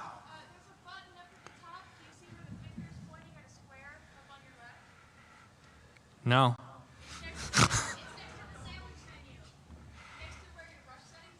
Can you come over here? Here. Now. Oh, wait. Was that it? I think you clicked it off again. Here. Yeah, it's right there. Yeah, you got it. If you touch it again, I mean, it doesn't. should be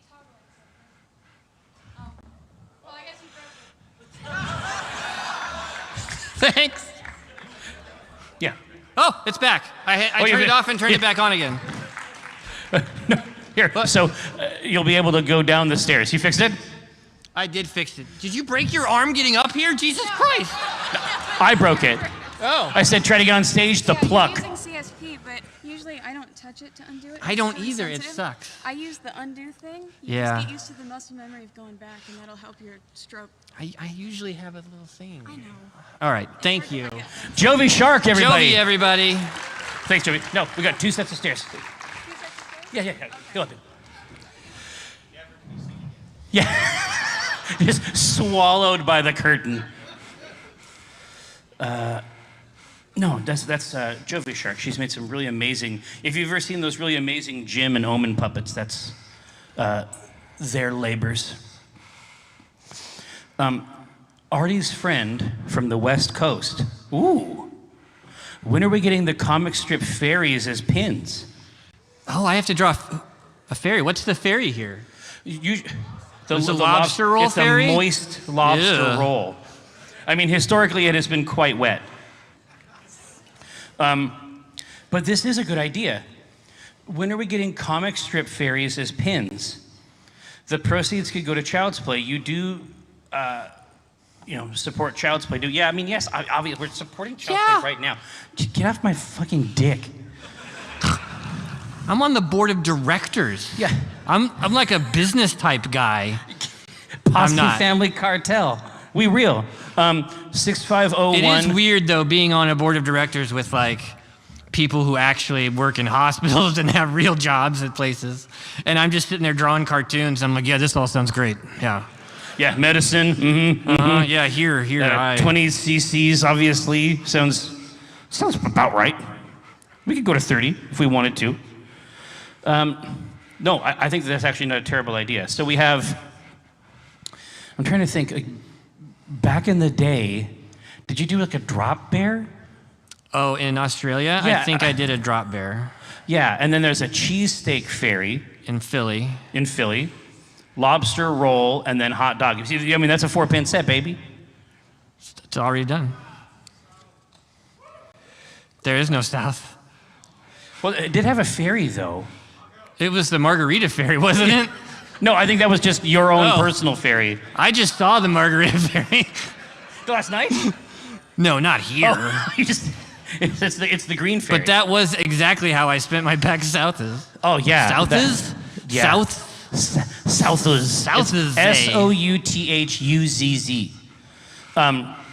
The ghost of PAX Future from the future. Woo. What stories do you think your children will tell you? Will tell about you once they take over your media empire? They're confused about a lot of stuff, frankly. Like, I'm not.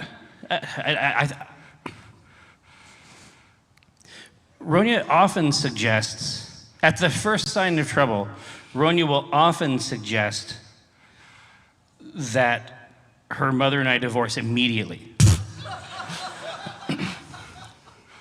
She wants 2 Christmases. We'll be in the kitchen. Yeah, we'll be in the kitchen. I'll be cooking dinner or something, and Brenna will be on her throne. And I'll be like, I'll say something insightful. And Brenna won't like it. Uh-huh. And then Ronya will just shrug and say, divorce. But I was able to penetrate the inner sanctum of this.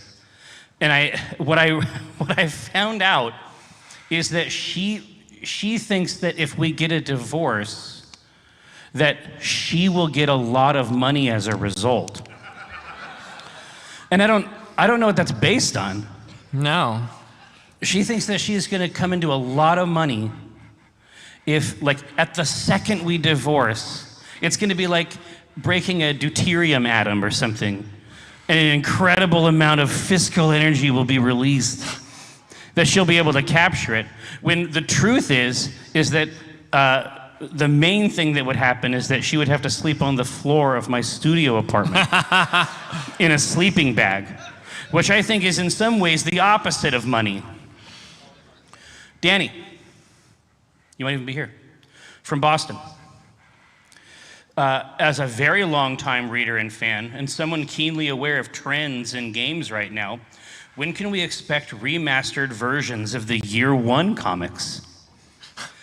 You know, the truth is that we've actually made that joke a couple times. I think we did do a remaster at one point. Yeah, this was when they were doing the remasters of the Star Wars movies. Yeah. And so we remastered the old strip, but for some reason it was on Tatooine. It was everything else was the same. We were just adding powerful new effects. Yeah, every once in a while, recently, I mean, I've gone back and drawn old strips in a new style. It's very weird. And it's been very weird to see people, because now there's this like renaissance of people posting Penny Arcade strips. Well, posting Penny Arcade strips, and then also... You want to hear something? This is just for Jerry. Yeah, so don't fucking listen. So that started happening, right? Yeah, I mean, I agree. We talked about it. Even like, I'm not 100% sure. Like, I was in my head, I'm seriously like, are they just like making fun of us? Like, that's my issue, right? I'm like, is this a joke now? Like, but I think they actually like it. No, but it's, I mean, listen, so two things. One, we have to go back. Okay, so Poker Night at the Inventory came out, and the remaster from Skunk Ape, which is like a lot of the people that I used to know at Telltale, right? It's super cool. And also, apparently it's doing gangbusters. It's like murdering it. Like when that shit gets over to the Switch or the Switch 2, it's gonna go fucking crazy. But the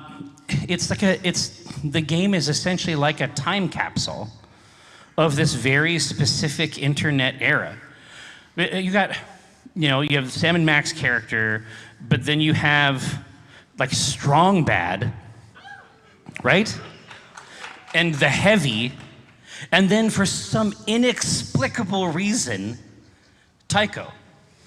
And so it's like these kids are coming into this, they're playing this, they know some of these other things, like Strong Bad's still killing it, right? Yeah, but then they're going to read, they're like, who's this Tycho? And they're going to read the comic. I saw somebody had posted the proposal strip. These kids were talking about like, this is so sweet, do you know if they got married? And it's like, yeah. It worked out okay, yeah.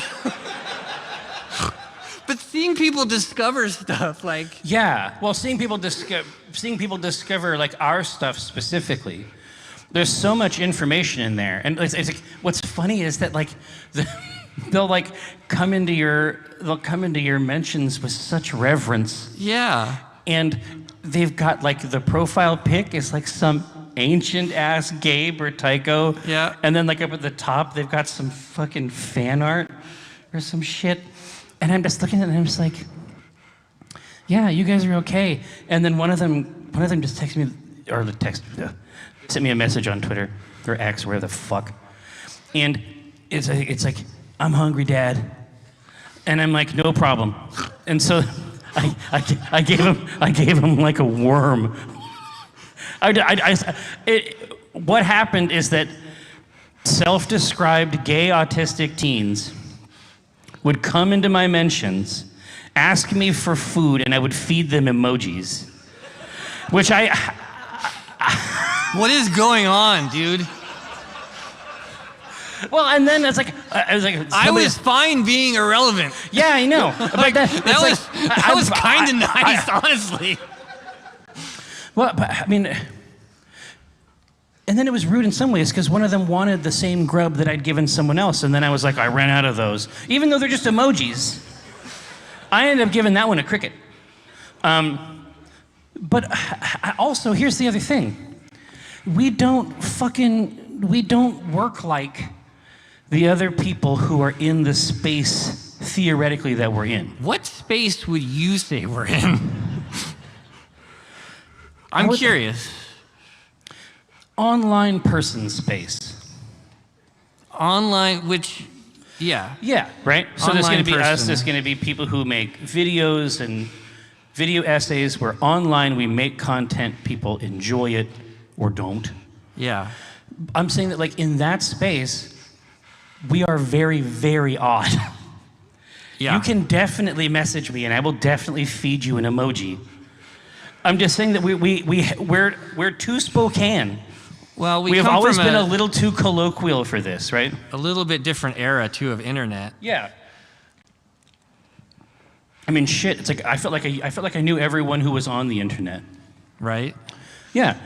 And we sort of did. And then you'd like go to SDCC and there'd be like webcomic beef. Yeah. Webcomic beef. Fucking imagine it. Ronya they were doing a piece on comics in her art class. And then she brought home Scott McCloud's Understanding Comics. And I'm like, I had beef with him. And she's like, what? How? And I'm like, well, let me show you. Because again, it's all in the archive. So it's like if you start traveling through that, you are going to travel through time. It's going to be like fucking light speed. Yeah. Stars are going to become bright lines that fly past your head. When you're going to see such weird shit like Mike got in a fight with Harlan Ellison. Yeah, at a convention in the basement of a hotel. Why would that happen? It just doesn't make sense. They were contacted by the FBI on behalf of Jack Thompson, who said they were embezzling funds. Yeah, embezzling funds, and also there was a conspiracy to make him look like a fucking dumbass. Well, that was true. But you can't go to jail for that. It's just so wild. Every now and then one of those things will come up and I'll have to explain that we just knew each other. Like, I mean, the truth is that people would just send me a mail. It's like, hey, I got a barbecue at my house. Yeah. And I would fucking go. One time. God damn these touch controls. Did I fuck up your... No, it's just I touch and it does the things I don't want to do. Yeah, I mean, listen. Same. One time, so I went to a ton of LAN parties in basements. I stayed up all night with people that I did not know. I mean, the first PAXs were just LAN in food parties. Courts. Yeah. Right? The Necrowompicon. Yeah, they weren't even PAXs. We just were like, you like Panera Arcade? Let's go play games at this mall. Yeah, and eat in the food court. But one time I was invited to dinner at a house where there was a lot of wine and 2 young men. And I do think that there was a version of that evening that went differently. I left when the tension was gelatinous. Reached a crescendo? It's just like, yeah, I'm like, listen, let me finish one more of these tempura shrimp, delicious. And then I gotta be out of here. And then I got my... Boy, it is hot in here, you're right. I should take my coat off. I must be on my way. This is from Mork Krahulik. No, it's not. From someplace else. As a first-time PAX attendee, I just want to say that I'm very impressed, especially with that guy who was drawing during the Make a Strip panel. I don't know him, but he seemed really handsome and smart. No, Michael, you have one opportunity, one shot. One shot for the rest of the... Okay. I didn't write that. Okay. I did not. I don't think I wrote this. Yeah, exactly. Is it Toucan Krahulik? It's too long. Like, even if you're Laura right. had asked me to write something, I would not have written something this long. Yeah. I would not have sullied myself with language. No offense. I mean, your words are great. Yeah. Alan, wow, can't get enough of those. Alan, from the United States, what's the best decision you ever made that felt like a big shaky risk at the time? Jesus Christ. How honest are we going to be with that one? Pretty. Really? What's the worst decision you ever made that felt like a sure thing? Jesus, those are connected. Well, let's see. I'm trying to think about the best decision you ever made that felt like a big shaky risk at the time. Oh, God, okay. I was doing it backwards. Yeah. The worst decision is that. I mean, that one I think is pretty easy. E-front? Yeah. So if you, I think that I can read, but it's possible for a lawyer to write something that looks, for all intents and purposes, like English. And you think that you can read it and understand it. But it's like, if someone ever gives you a contract that is just one page, something's probably fucked up. Like if it's just one, and they're like, we want to use natural language, we're just going to make it very easy. Very friendly. Very friendly. You know, around here we do things a little bit different. But I mean, essentially, like, because we were dumb and because we were also like 20. Yeah. Well, that's the right time to annihilate a young person. Yeah, I mean, we were a part of this aggregator, which was a thing back then. It's like a crocodile. Called eFront. And they had all these different sites, and you were a part of their ad network, and so you put their ads, and then they would theoretically cut you a check. Sometimes. Sometimes. And, you know, we thought that we were just, you know, getting paid to run their ads. They owned Penny Arcade. They owned everything. And I know what you were thinking. But Jerry, what did you get in return? Well, got great news for you. Whole lot of stock. And eFront, I mean, everybody's heard of eFront. A lot of stock. And, you know, we don't have that stock anymore because there's no eFront. And then the person who ran eFront fled the country. How did that get to be brown? Jesus Christ, these controls. All right. Dude, you need the dongle. I need my dongle. It's okay. We're doing it live. Here, no, hold on. Did that happen because I touched it. Did that? Oh, touch. Touch. There wasn't a hole? Because I remember back in the day. There might be a hole. No, there's no hole. Well, anyway, don't sell your company. Or if you do, at least know you did. Yeah, I mean, I guess there's a bunch of different angles. There's a bunch of different approaches we could take, isn't there? Well, listen, now it's filling in a different color. I don't know if that helps at all. I don't know. I'm just one sec. I need this to fill. It's working. It's working. Okay. It also does this thing where when I move it, it has like velocity. It's like ice. I don't need that. I don't need it to be a physical object that I'm throwing around. You don't want to play crokinole with the comic? Best decision, gosh. I'm trying to think. There was a time when I was sitting in journalism class and you said, hey, can I look at your drawings? And I didn't really show people my drawings, but I was like, hold on, you didn't show people your drawings, but you had a folio? Yeah, because I had to show the teacher to get the fucking position. Oh, okay. All right, no, listen, all right, okay. Yeah, but I showed you my drawings. Yeah. And you were like, hey, maybe I could write some stuff. That worked out pretty good. Well, yeah. Yeah, I mean, it's been pretty fun, honestly. For 30 years. DivX from an apartment in Spokane. Speaking of which, what the fuck is taking so long to get back from the liquor store? So this is just... Wow. That's a character study. Oh, did we send him to the liquor store? He did. He was gonna go from zero to drunk in $20.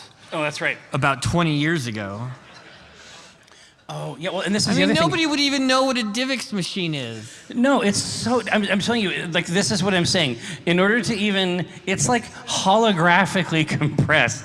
If they want to have any idea, it's like, this is the thing, it's like, oh, you know, this was something that people used to say and occasionally still do say, because it's sort of true, but, you know, you'll hear what I mean, is that you have to read the post to understand the comic.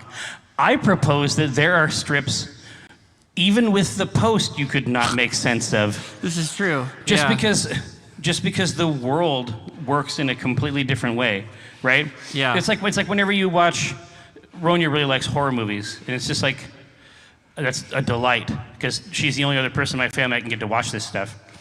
And so many of these horror movies turn around the fact that we had landlines. Yeah, exactly. Like if you don't have landlines, if that's not part of it, I guess now it's like I don't have signal. But it's the same thing. Father Time, from the space between worlds. As the arbiter of time, I would like to know if there was ever a time where you have a comic idea, but think we are too old to make this observation. Or do you not care about my dominion? Let's see. I don't think we've ever said we're too old. I mean, there have probably been cases where that has been true. No, yeah, and I would never say that it wasn't literally true.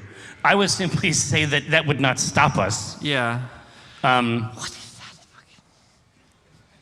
I'm sorry. No, I do. Whoa, dude, that was crazy. That was just intense. took off. It's like it's honestly, this might be a new game. We have to try to think about this from a positive perspective. This is the Dark Souls of drawing comics. But there's like a Kerbal Space Program plus Photoshop that I think might have legs. Or at least thrusters and fins. Yeah. A curious and confused toddler from online outside the front gate. Which beloved characters / mascots can we be delighted / terrified to meet at PAX Land? But like I say, so you may well find Mr. What is this? I mean, that layer is not even available for this tool to access. Please continue. Oh, no, I'm sorry. The letters got turned into something really scary looking. And I started to wonder if there was a message for me in those dark words. Yeah, so the main thing, typically I think we call him Arcady. And, obviously. Oh, sorry. Yeah. We would use, did you just learn how to roll dodge? Basically? Basically. I saw where the attack is coming from. This is all white. How did that get filled in with white? I'm sorry, go ahead. No, this is how it has to be. But yes, you will see Arcady out there. We'll have to figure out what the policy is. He does have a control stick and several buttons, but I don't know if it's okay to touch them. That's not a policy we at the park have figured out yet. Your aunt, who used to be a travel agent from a windowless back room in a strip mall, what sort of amenities will the various PAX Land resorts offer? Well, I mean, we have seen, obviously, our competitors in the space, and we've seen what they have. You got it? Yeah, I was able to fill a space with a color and they're applauding. That's how dark it's become. Yeah. And we think that, and their contempt, I think, to sort of like rest on their laurels in some ways. Why are people always resting on laurels? Are they comfy? What is a laurel? I don't know. Are these laurels? I thought a laurel was some kind of leaf. Is a laurel like a tail? Well, the laurel is definitely like that sort of that Greco-Roman iconography, right? Right. And then there's laurel and party. Maybe it's like you have your laurels, like you have so many of them, and then you rest lay them on out. All your like, laurels. You're like, oh fuck yeah. Do you know what a laurel is? Yeah. I mean, Gav has laurels. No, but is it something else besides that? I don't think so. So resting on your laurels is resting on these things? Well, yeah, but I think that you get those as a celebratory thing, like you're honored with them. And so maybe I think that you have so many of these fucking things. You don't have to do anything. You've already got them. Yeah, exactly. I've got laurels. Exactly. Like you. Yeah, exactly. That's what I think it means. We figured some shit out. Yeah. But no. Anyway, the other parks suck, and I think that where we can really, really stand out is just by making our participants as wet as possible. Because a lot of times they'll have a ride, you might get splashed, damp at best. We want attendees to leave soaked. Moist is not sufficient. We want them dripping wet. Evil Monkeys from Anaheim, California. Dear Jerry and Mike, what is your favorite trait of the other? My favorite trait of the other? Wow, I will say that you have a lot of good traits. I think that your ability, I just really respect your ability to get into the moment. Like, we have to write a strip every other day. Yeah. And a lot of shit happens in our lives. Yes. And it's not always great. No. But whenever we sit down at 9:45, we're laughing. Yeah. Yeah. And I appreciate that you are able to bring that energy somehow. Well, yeah, we actually have a sacred space. Yeah. You protect your time really well. I need to learn. That's just a nice way of saying I'm rude, I think. I just think I'm an asshole. I think that I could be more of an asshole. Yes. That's all I'm saying. And you agreed fast. So. Well, no, you are incredible. That's another thing that you're incredibly generous. A lot of people don't know that probably, but you're probably the most generous person I know. And I am the exact opposite. Yeah. And I'm just saying that like you'll go do stuff like, hey, we're doing this thing. And I will go almost have sex with 2 men just because they sent me a mail. Yeah. I would not. At a certain point, and I was like, that's one of the ways we're different. And I'm like, they made Tim Pearl. It'd be rude not to fuck at least one of them.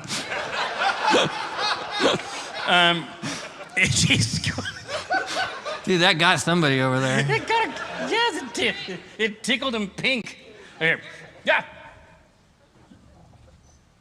Oh, Jesus. Oh. What? It's Arcadia, everybody. Yay! All right, here. Now that's actually really good. Isn't it amazing? Here, now, we were having a discussion before Arcadia because we don't, like, corporate-wise, like, we don't really have a policy for the rods and buttons. Blip? Oh, that's great. Blip is actually, Arcadia just told me that his name was Blip. So let's go with that. Now, so is it okay to wiggle his joystick? Yeah. I mean, if somebody comes up and like goes nuts, okay. You say, is that connected to anything inside? Yeah, I mean, that's something we don't know. Does it go in? Okay, all right. I see now that that's. Now, see, now we're back on it. Oh man, I'm getting flanked. Oh. Hi there. It's a little weird. Okay, so hold on a second, Blip. So you can touch us. Okay, all right. Just give it a little wiggle. Get a hold of that rod. Okay. Thank you. No, absolutely not. That's great. Blip, everybody. Blippy, everybody. I never actually saw it in real life. I think Ryan was saying it literally showed up here like an hour and a half ago. AJ Scorp from Sadly Not at PAX. Oh, I think Noah's gonna go and check out the suit. He ran super fast. Does anybody have a picture of a lobster roll? Oh, Donut Fairy would be way more fun. Yeah. Well, no, they can have 2 fairies. It's fine. Okay.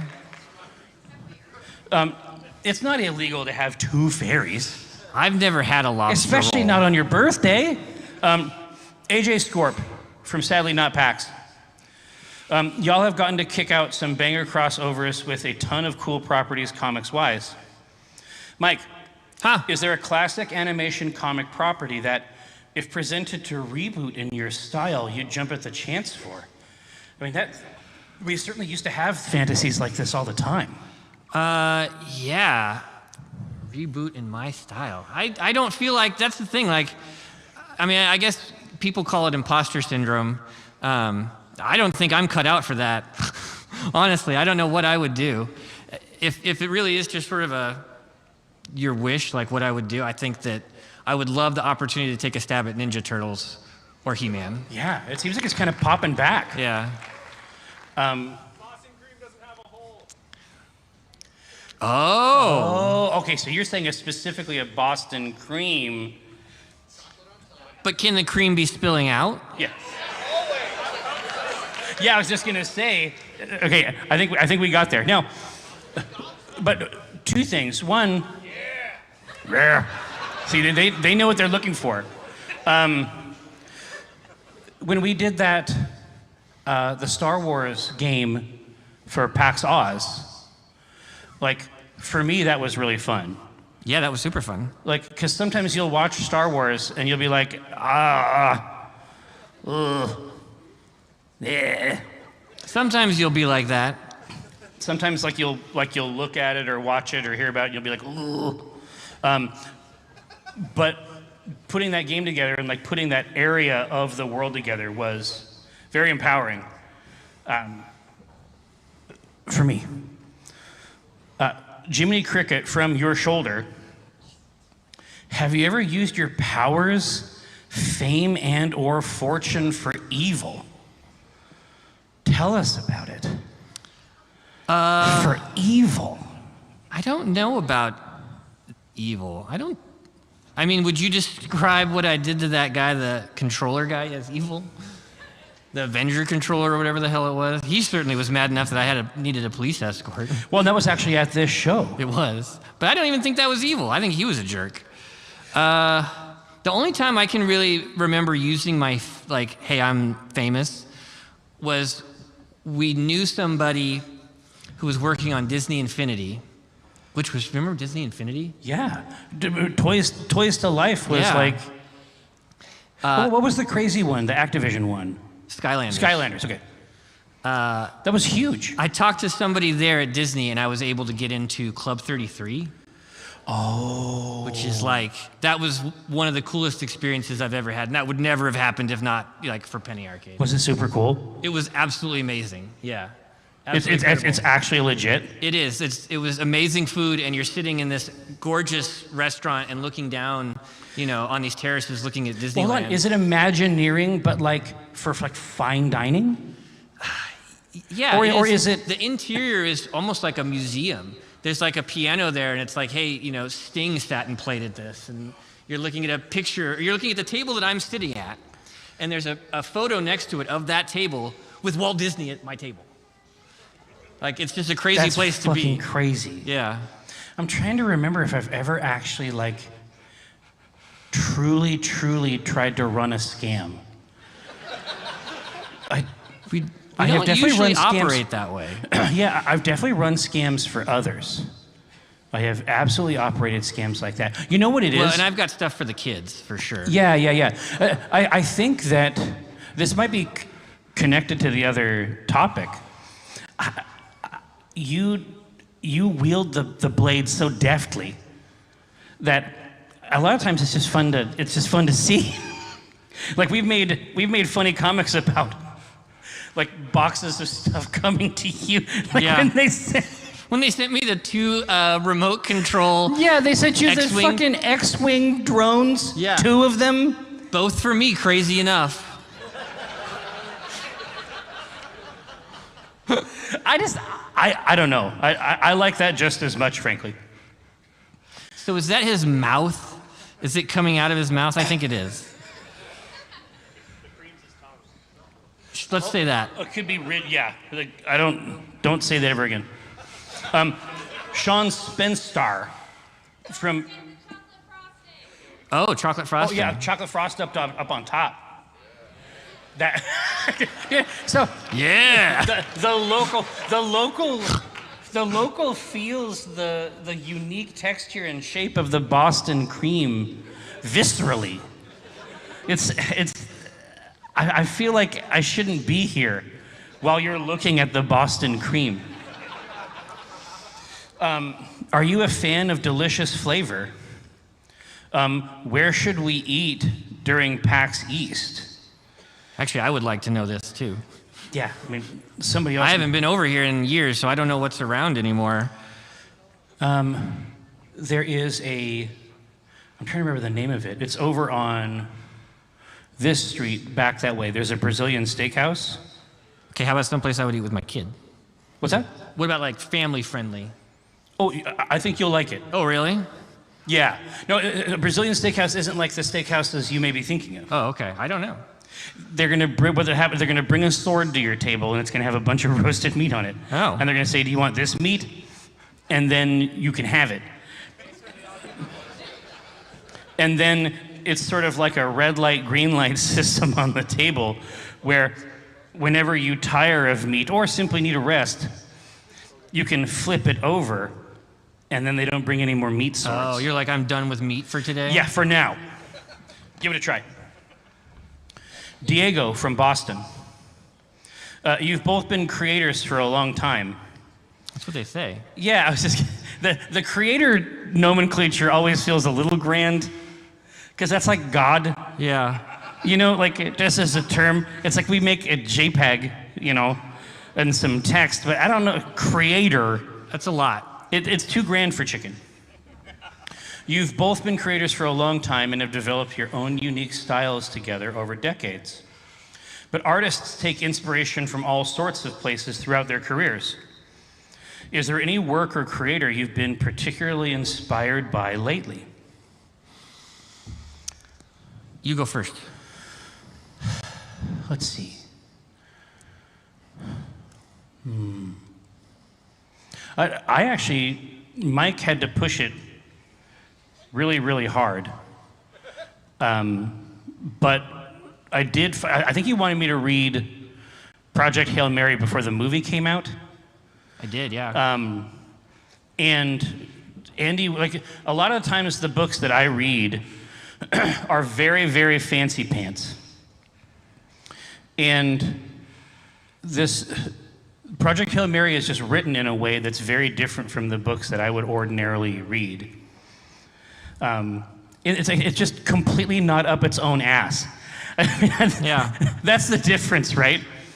Is that you read it and you can just tell that he's like having fun, like writing all the quips, but the real meat is actually in like the things that happen and in the story. Which is like it's like I'll read a lot of books that are like very well executed, but then aren't about anything. Right. And this is all completely about something. It's so about it that there's no time for prose. And yeah, I think I extracted some lessons from that in terms of like what the gas-air mixture should be in my own writing. I would say in terms of comics and stuff like that, lately, I just discovered a comic called Beetle Moses that I think is very funny. Beetle Moses? Beetle Moses, yeah. It's That very sounds good. old school. Yeah. Other than that, I don't know. There's nothing that jumps out at me. At this time? At this time. Lemon Soiree from the Discord. I love all of the Ironwood stuff and desperately crave more. Oh, I'll tell it at the end. I know there's delicious lore lurking in the Thornwatch game, but I haven't been able to put together a group to play it. And that's actually crazy. Yeah, there is a weird amount of lore that is not present in any comics, that's just in that game in the expansion. Have you thought about making that available in some other way, like Jerry's writing or some comics? Or should I give in and attempt to sate my dark hunger by reading through the game modules on my own? Well, you certainly could. Yeah, I mean, and the reality is that the modules are made up like comic books.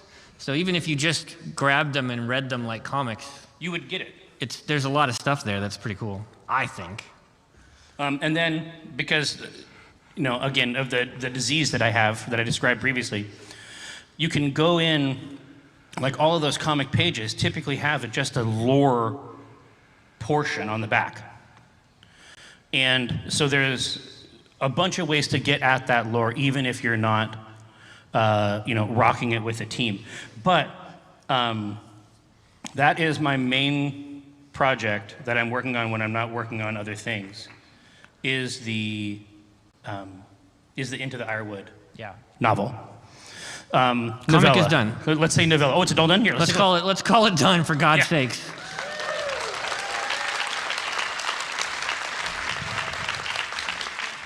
Oh, 10 minutes to spare.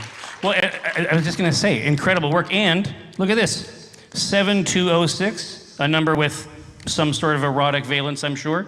And then 69, who knows? Oh, are you going to work on your ditto? I had an idea. This was something I was going to do on a stream, but we got 10 minutes, and I could do it in 10 minutes, easy. Is anybody interested in, like, how to draw Gabe? Like a learn to draw Gabe? Yeah. Are there people out there that have, like, any paper or anything? Because if you want to draw along, you can. At home. For those of you at home. For those of you at home. Here, so you have, is this like, could you also teach us how to draw a Teenage Mutant Ninja Turtle? I can do that easy. Here, this is going to blow your guys' mind. You ready? Write the word look.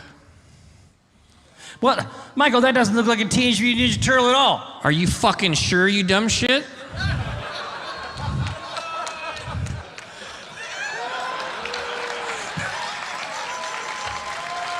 Oh, I guess you were fucking wrong.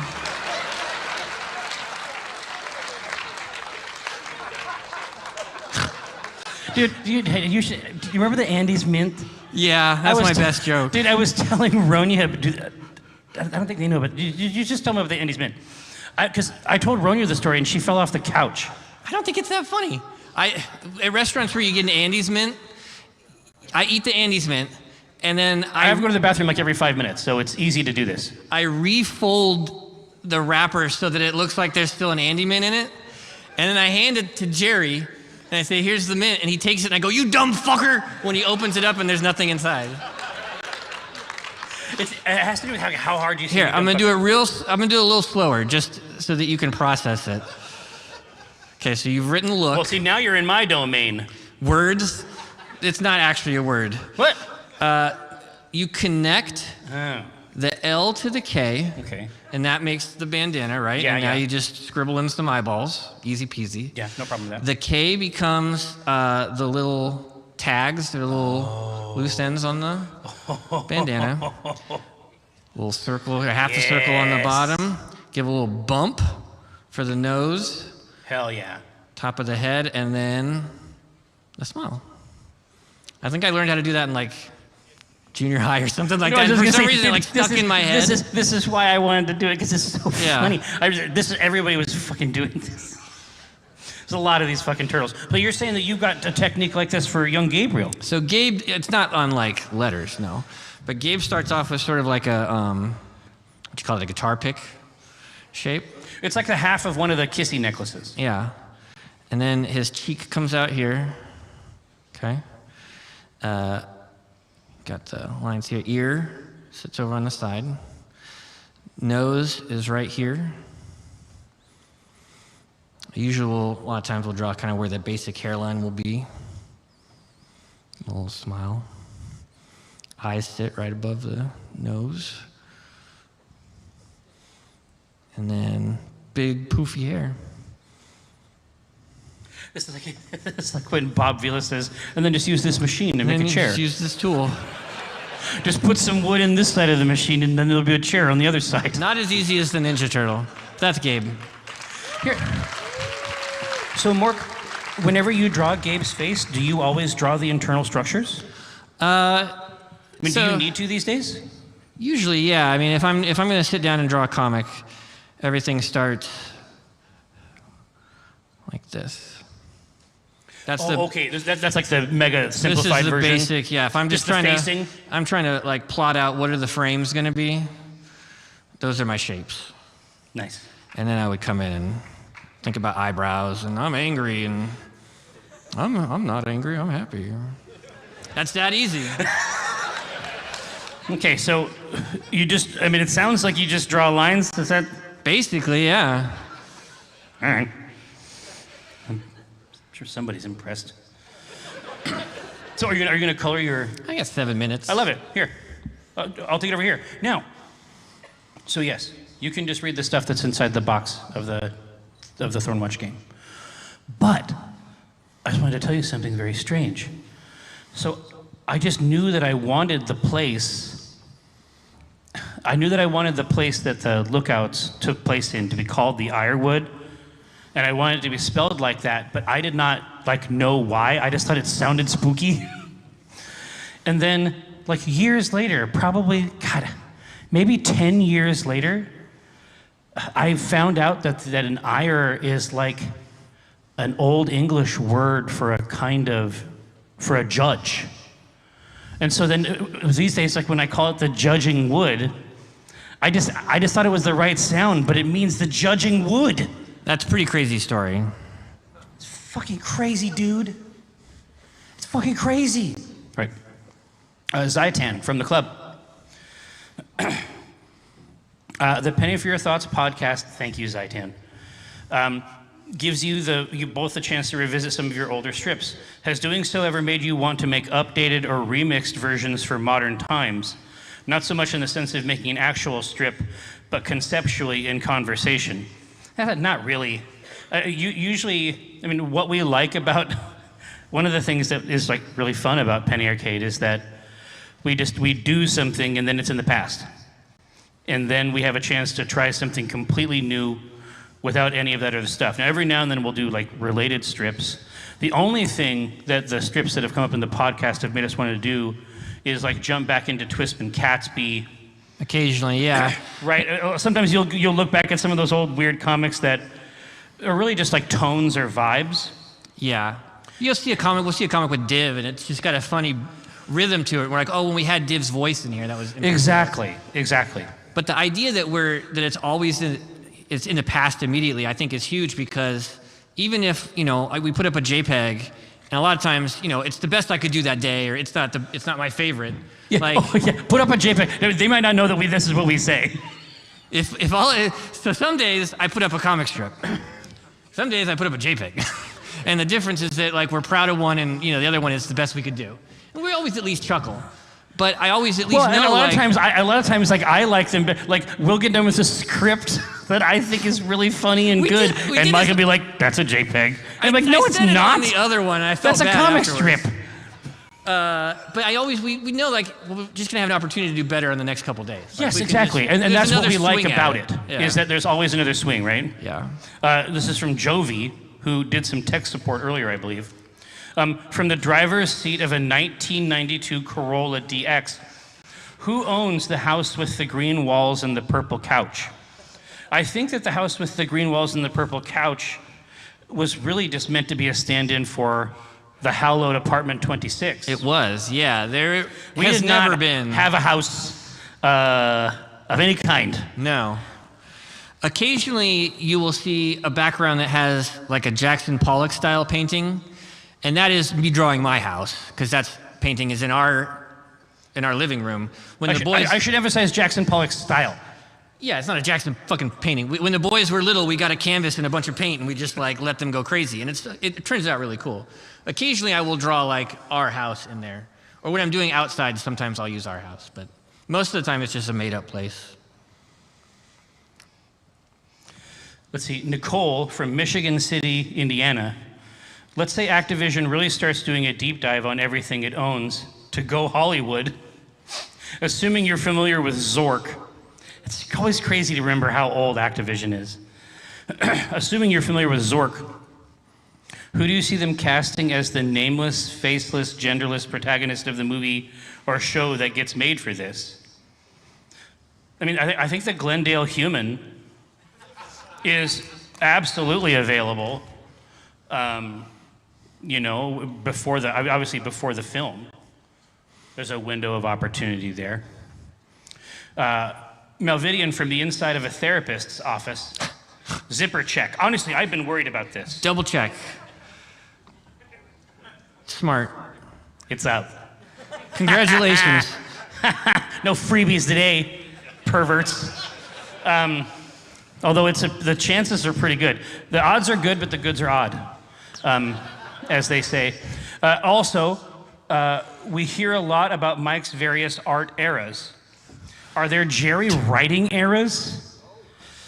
I don't know that there are. If so, describe some of them, please.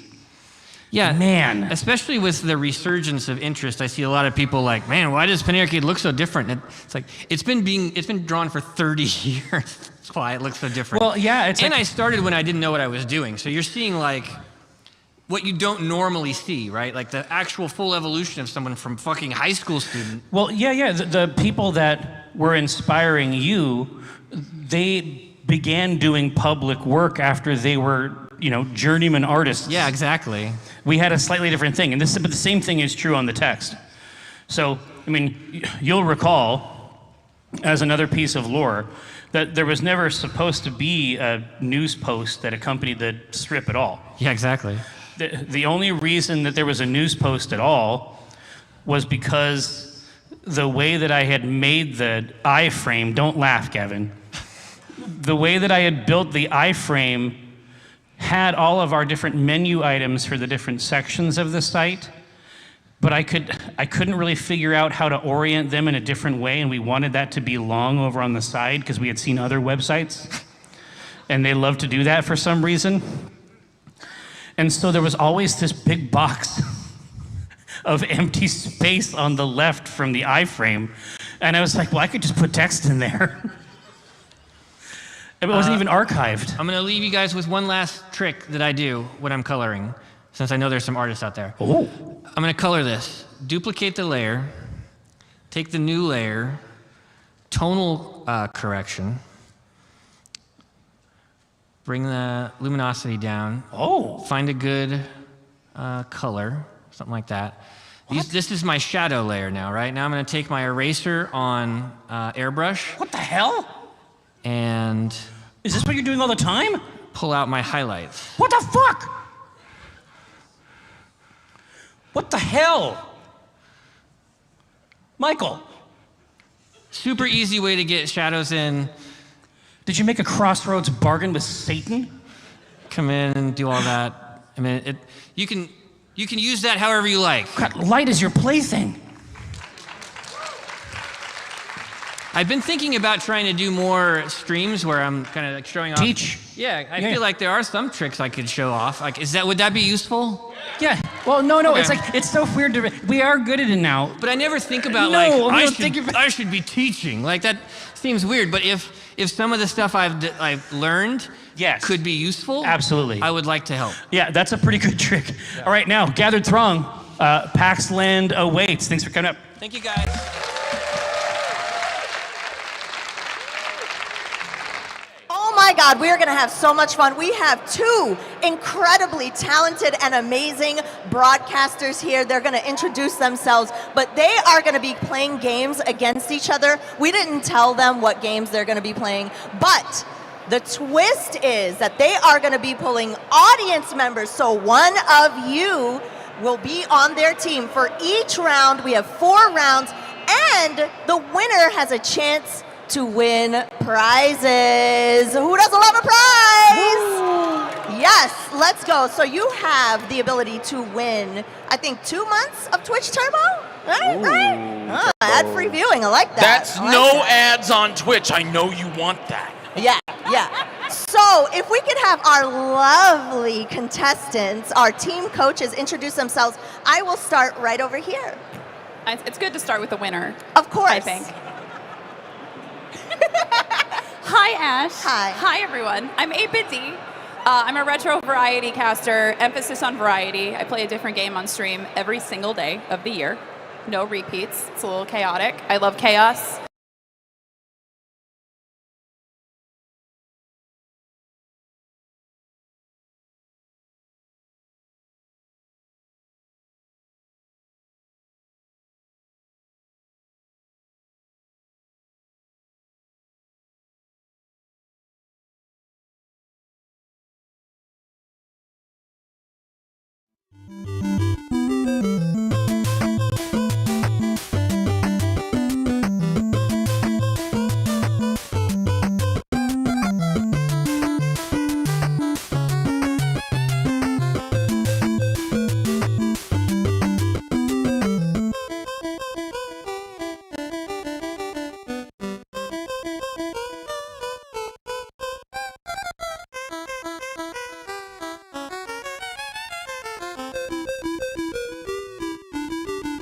Okay, all right. So as we said, we have a gauntlet of games that they will be playing. Jiggy, What game are we going to be playing first? What game are we playing first? What game are we playing first here at Chat Champions? Well, none other than Super Street Fighter 2!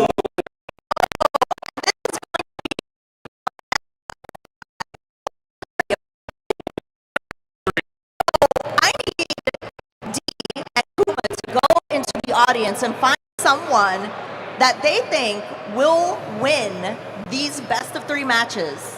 All right, who out there? Who? Come on, who's All right, volunteers. Who's good at Street Fighter? You can't be on Street Fighter. I've got the Street Fighter jacket on. Don't let me down. You two get down here. We need to find somebody. Let's go. I came prepared. Come on. Wait, We're going. I'm gonna grab you. What's your name? Ryan. All right, Ryan, come on.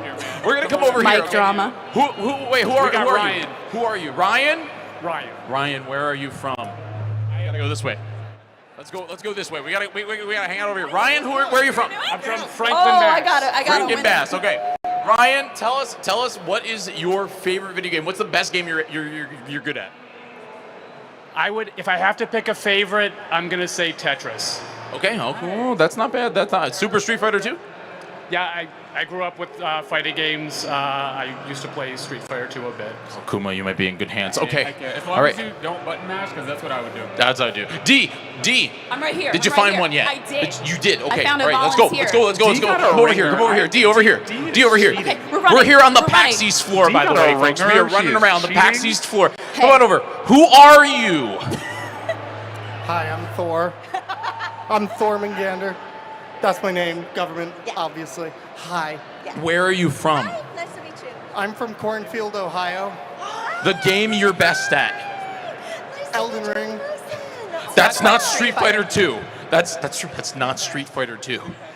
Okay. Street Fighter 3 Alpha. Oh, you're in great hands. Okay, all right, let's go. Go. Get game time, everybody. Let's go. Here we go. Oh my Get to the God. stage right now. It's time for the Did first we round find- of Chat Champions. Woo! I think we found our contestants Imagine here. going for a Please ringer, have a D. seat. Thor Mangander. Yeah. All right. So what we need you all to do, these are our champions. You have to coach them to win the game. So it's going to be best of 3 match. So you can pick up your controllers and get started on picking your first people who you're going to play as and then win the match. Okay, so my All right. advice is make his HP go to 0. Yeah. My advice is very simple. Esports. 2 times.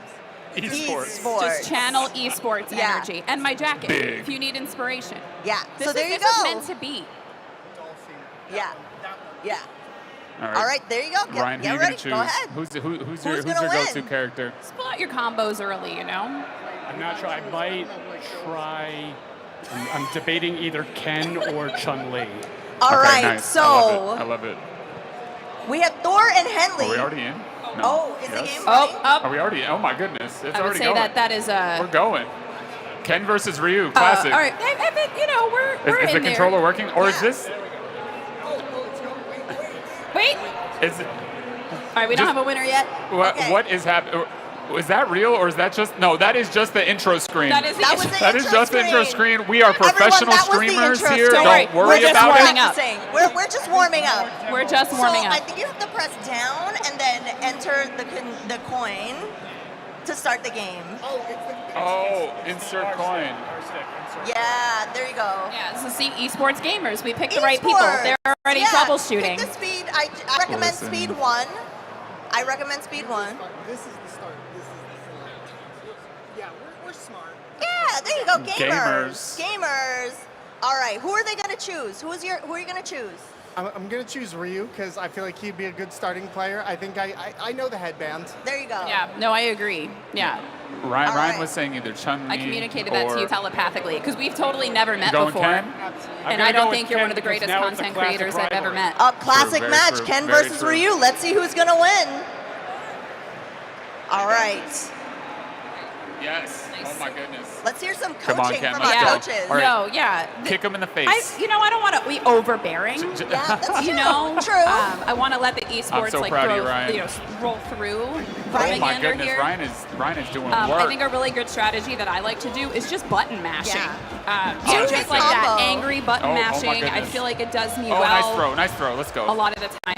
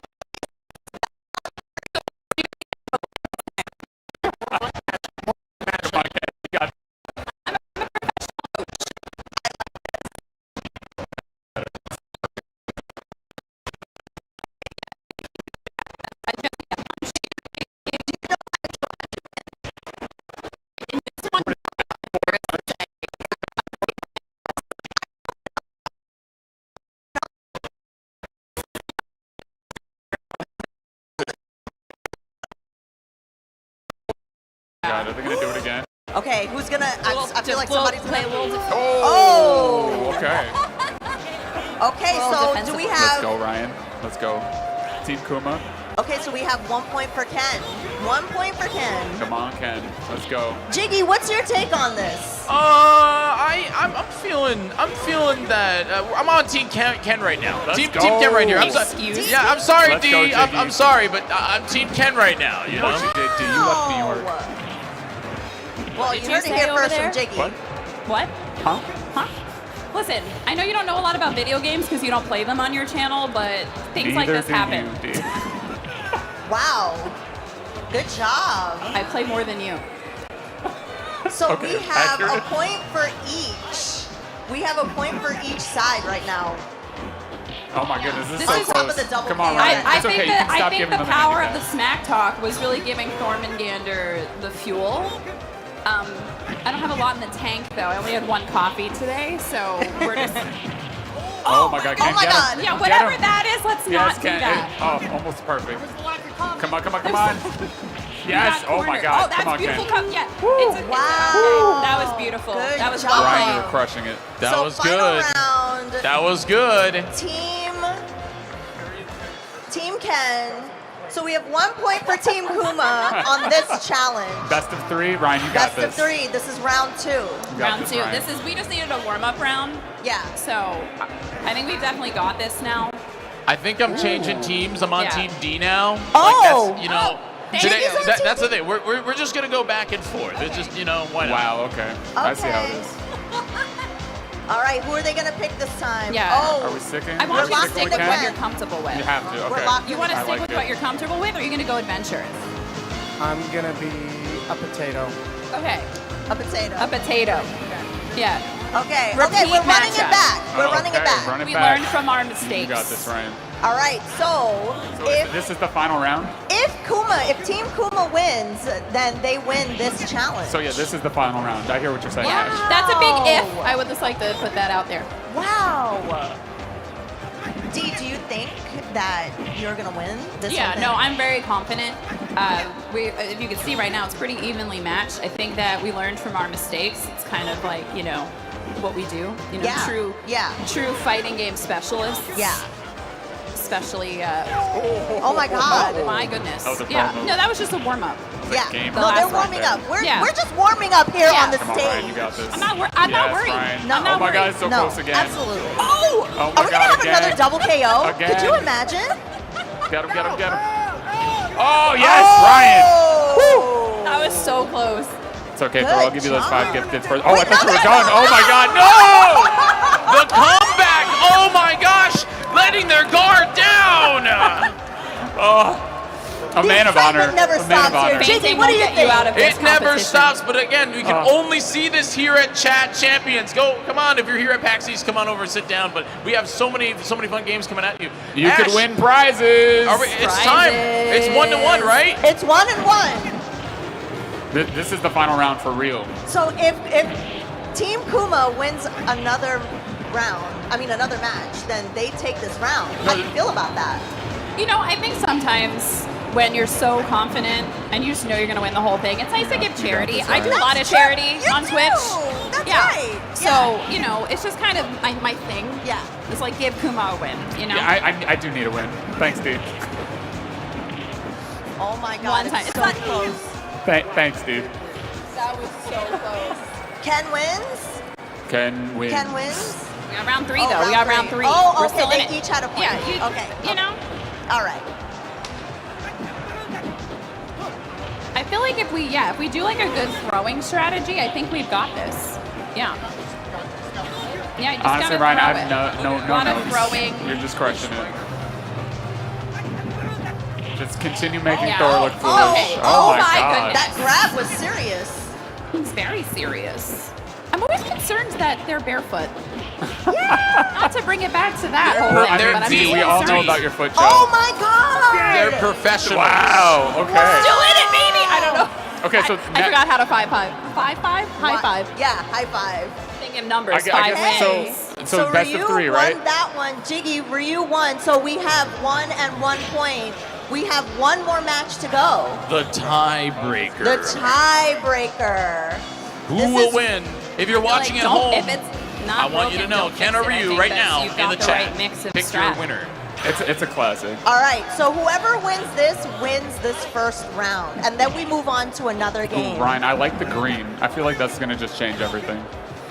Good choice. Nice dodging. We love that. Yes, perfect, Ryan. You got this, buddy. I'm Don't concerned forget for you have the 2 controller months of turbo with how on the line aggressively right now. Thormangander is doing this right now. The passion is really admirable. And Thor knows the thing about controller. Yeah. Yeah. Yeah, I picked a streamer who plays Dark Souls games on a potato. That is incredible.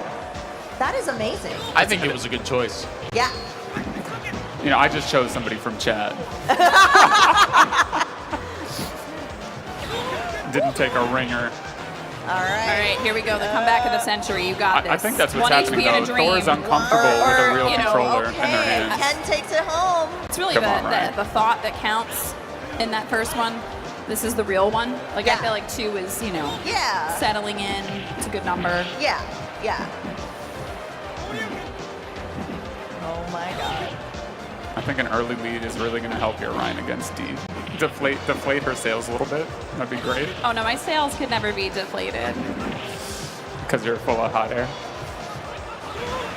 Smack talk that is happening right now. This Yeah. is just like a normal Street Fighter tournament. This is just normal day-to-day conversation. Honestly, yeah. Oh my God, it's getting close. I don't know, y'all. Come on, Ryan. Come on. I You got don't this. know.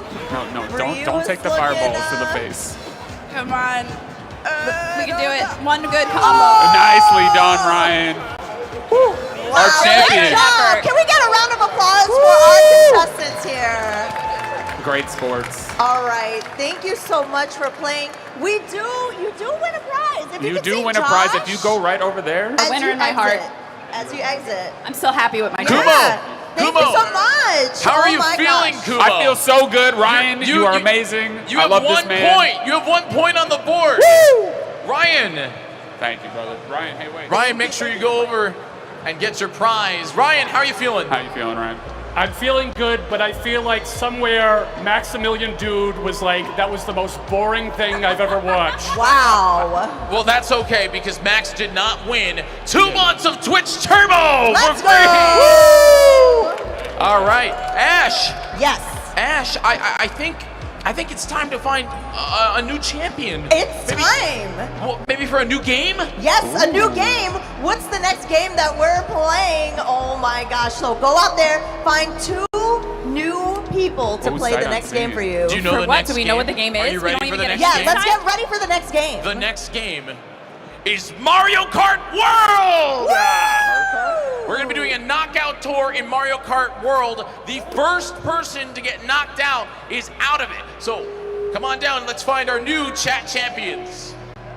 I am so excited. Who are they gonna pick? What is your name? I'm Queen Peb. Come this way, come this way. Come on. You gotta come. We have to come into the PAX East world. Who are you? Where are you from? I'm Queen Peb. I'm from Sea Caucus, New Jersey. Secaucus. Secaucus, New Jersey. Yes. I don't like New Jersey.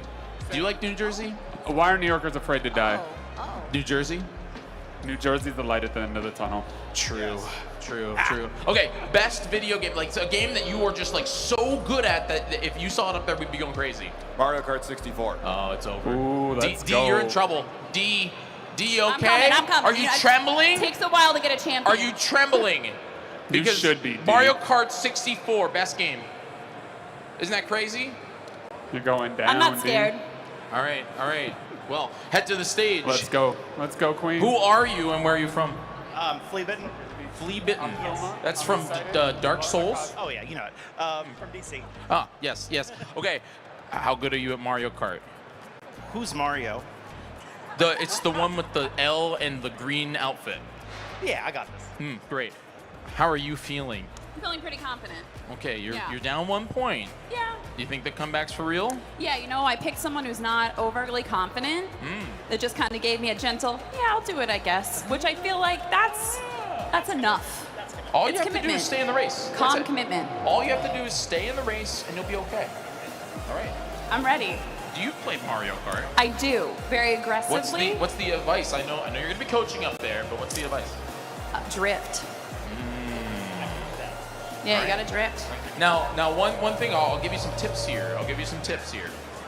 On the bottom, it's going to say what place you have to stay in order to stay in the race. So that's all you got to do. You got to just make sure you're above number 20 or number 16 or number 2 or number 1, and then you win. Sounds good. All right, to the stage with you. It's time to start the next round of Chat Champions. Woo! All right. D is making her way over to the stage with our next contestant. I hope our contestant drives that slow. Wow, it's already starting. The heat is on. We didn't even get on the stage yet. Are I you know. serious? You also picked one of my favorite streamers. Are you kidding? Wow. Sorry, D, I love you, but I thought we had. Okay, so we are going to be playing the mode that we're going to be playing. Let me look at my notes here. Mario Knockout Tour. It's a Grand Prix. Now, who's your go-to character? it doesn't usually matter. I usually like Wario. Nice. Who are we going with? Okay. Waluigi, the most attractive video game character of all time. Yeah. Little dumpy. They're trying to pick who their character is. So People love in this, if vampires. you haven't played this mode of the game, it's whoever lasts the longest, right? Whoever, you have to last until the end. Oh. Yeah. So Okay. people are going to get knocked out, and you have to be like the last person standing. Insert joke here. Wow. All right. So here we go. Start the knockout tour. Kuma, do you even know how to drive a car since you live in the city? Okay, I got a license when I was 22, okay? When's the last time you drove, D? Wow. That's really low considering I can't drive for medical conditions. I'm a terrible person. Wow, way to go, Kuma.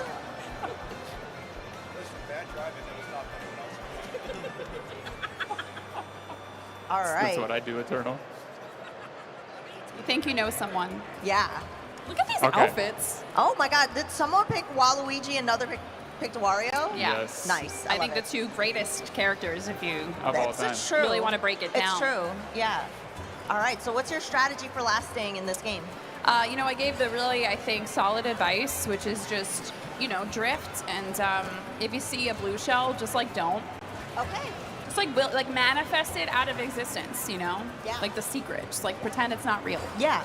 Agree. I'm not scared here. See, Queen PIB here I don't know is if you a know that Jersey 17th driver. place is So not ahead of 9th. they're just going to It's not crush a good through number. everybody and be in first place. But you're doing great. They tell me but I everyone just in think New York whatever who you're drives doing, lousy is from New it's Jersey. not It's like, well, working. yeah, so who else would need a car there? Oh. Exactly. Yeah. We just need a 20th place to get a bullet bill or two, and then to warm up. Solid strategy. Yeah. Solid yeah. strategy. you And look, just now wanna we're give them a ahead. chance. 19th I and appreciate 20th. that. This is real professional big, gaming. though. Whoa. Wow.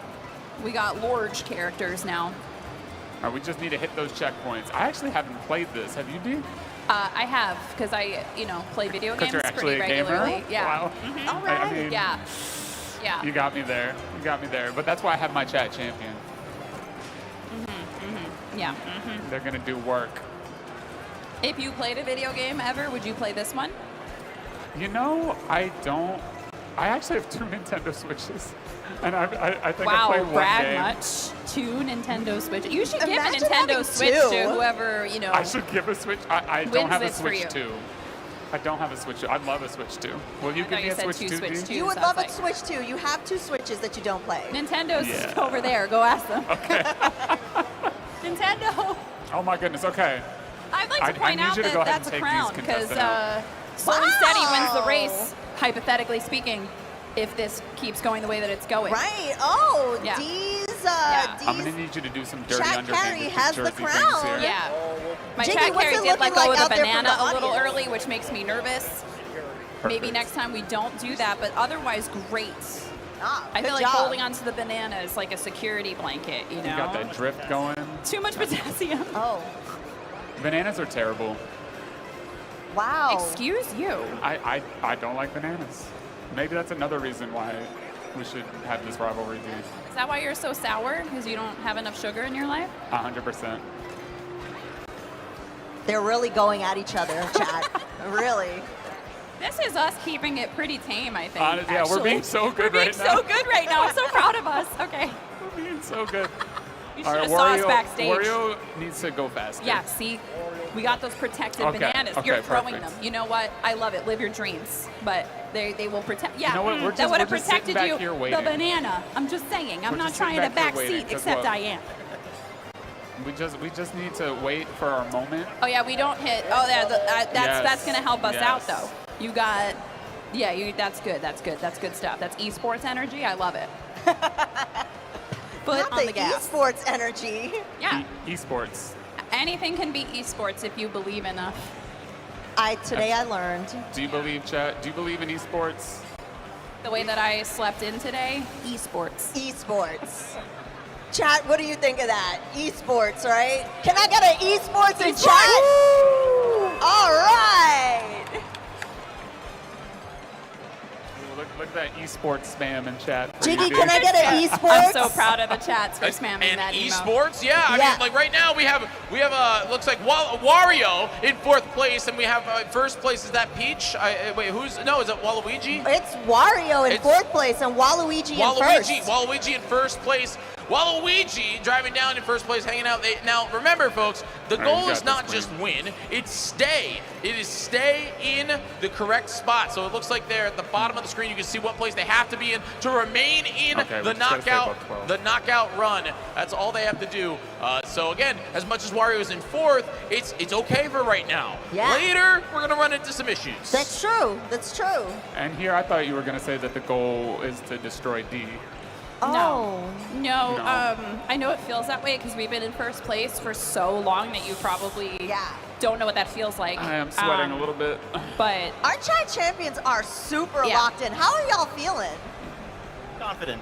Confident. yeah, I knew I the feel moment I'm I feeling walked first up to place, Flea baby. Bitten here and I said, "You want to do this?" And they went, "Okay." But I knew that was the moment that I had a champion. Right, right. Indifference is everything. Yeah, yeah.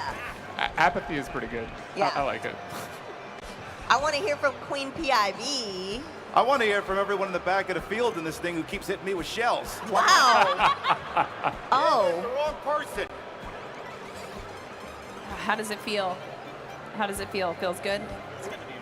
Yeah, Yeah. there is a blue shell on the Oh, way. there I don't it want to comes. alarm Good. you. Good. This is what we need. But if you get like a, throw throw no, everything. there it is. Yeah, that's fine. That's not going to trip you up. Perfect. You're a Oh, champion. no, not the blue shell. And you Yeah, fell it's the into blue 2 more shell. items. I would've This dropped is the neck coin and neck. before I'm then, just but- watching this. We're all so Here we intensely go. watching on this first and second place. It's absolutely wild right now. Again, if you're watching in the chat, you post who you want to win, Waluigi or Wario. Ooh. Ooh, that's a good one. Which one? Why? Which one? Good job. Good dodge on the cars. Good dodge. Good dodge. I don't want to alarm you, but you are still in first place and looking pretty good. Oh, that's We okay. got Good them dodge. right where we want them. We got them right where they want them. If you just like keep Overconfident. doing what you're doing, I think we'll be pretty solid. Yeah. It's okay. Yeah. Okay. Well, that's rude. That is I'm just gonna perfect. say rude. You're doing great. Is there anything more infuriating than a blue shell? I'm telling you, that's the thing about Mario Kart. I love it. I am so terrible at it because I'm always in last place. So I always get the good items, but then I'm like, well, I'm gonna lose first place if I get there anyway. So I'll just stay here in last. Yeah. I mean, I never even try to play online because everybody out there is just too good. Everyone out there is so They scare good. me. They are scary. They're terrifying. Yeah. I just play against like my niece and nephew, and I'm like, oh, they're younger. I'll have a good chance, and then they beat me at it. Wow. Yeah, it's scary. That's when you got to pull out Mario Kart 64 and like Yeah. show them See, the that's old the ways. yeah, Or the yeah. Super Nintendo, which Super is my favorite That one. game is so hard. That's true. Yeah. Okay, Lakitu is say, clearly today you interfering. learned. This is not fair. Lakitu I is understand doing, if you want to be in 8th place to honor 8-bit. I get that. Someone's got a feather. That's a toothpick, so I gotta get there. Okay, we don't want to be on that. We don't want to be on that. No, You're doing we're great, still though. fine. You just need to get to 8th. We're doing fine. And you know what? I mean, you can throw if you really want to. Like, so our competition's closer. Like, it's fine. It's okay. All right. How's it feeling out there, Jiggy? Feeling good. We're feeling good. I'm looking here at Wario. Wario, we need to catch up here because we might be it. And that's it. My That's goodness. And we it. have a winner. I knew I had a champion. I You knew. did. Is that Team Kumo again? Oh my gosh. Well, thank you so much for Thank playing. you. Team D, you are going to win a prize of 2 months of Twitch and Turbo. So make sure to No see ads. Josh out there. Let's get a round of applause for and our Queen, players. thank you so much. All right. I appreciate you. And we'll have everybody come on down and hang out with me. Yeah, go hang out with We're Jiggy. here on the Go see, floor thank you. at PAX East. I want to see folks come on down. All right. We are 1-1, are we not? We are. One we and are one. Don't and worry. one, Jiggy. We We're have- 1 and we 1. have- We have 2 more rounds here, but Dia and Kumo, I want to talk to you here for a second before we get into round 3. All right? I want to talk to you before we get into this. How are we feeling? Feeling pretty good. Feeling pretty This good. is- That this was a is- pretty decisive victory, I think. That was pretty good. We had to let you have something. Yeah. This is 50-50 right now. 1 and 1. You It's have pretty 2 more close. rounds. 2 more rounds here. Are you scared, No, I don't believe in fear. Kumo? Well, if you're so confident, how about we put something on this, D? Okay, what are we putting on the line? Let's Money hear match. It's happening. Chat, it's What do you happening. think? What do you think? 10 gifted? it. To each other's channels for the loser? Uh-huh. Yeah, I'd bet 10 subs on that.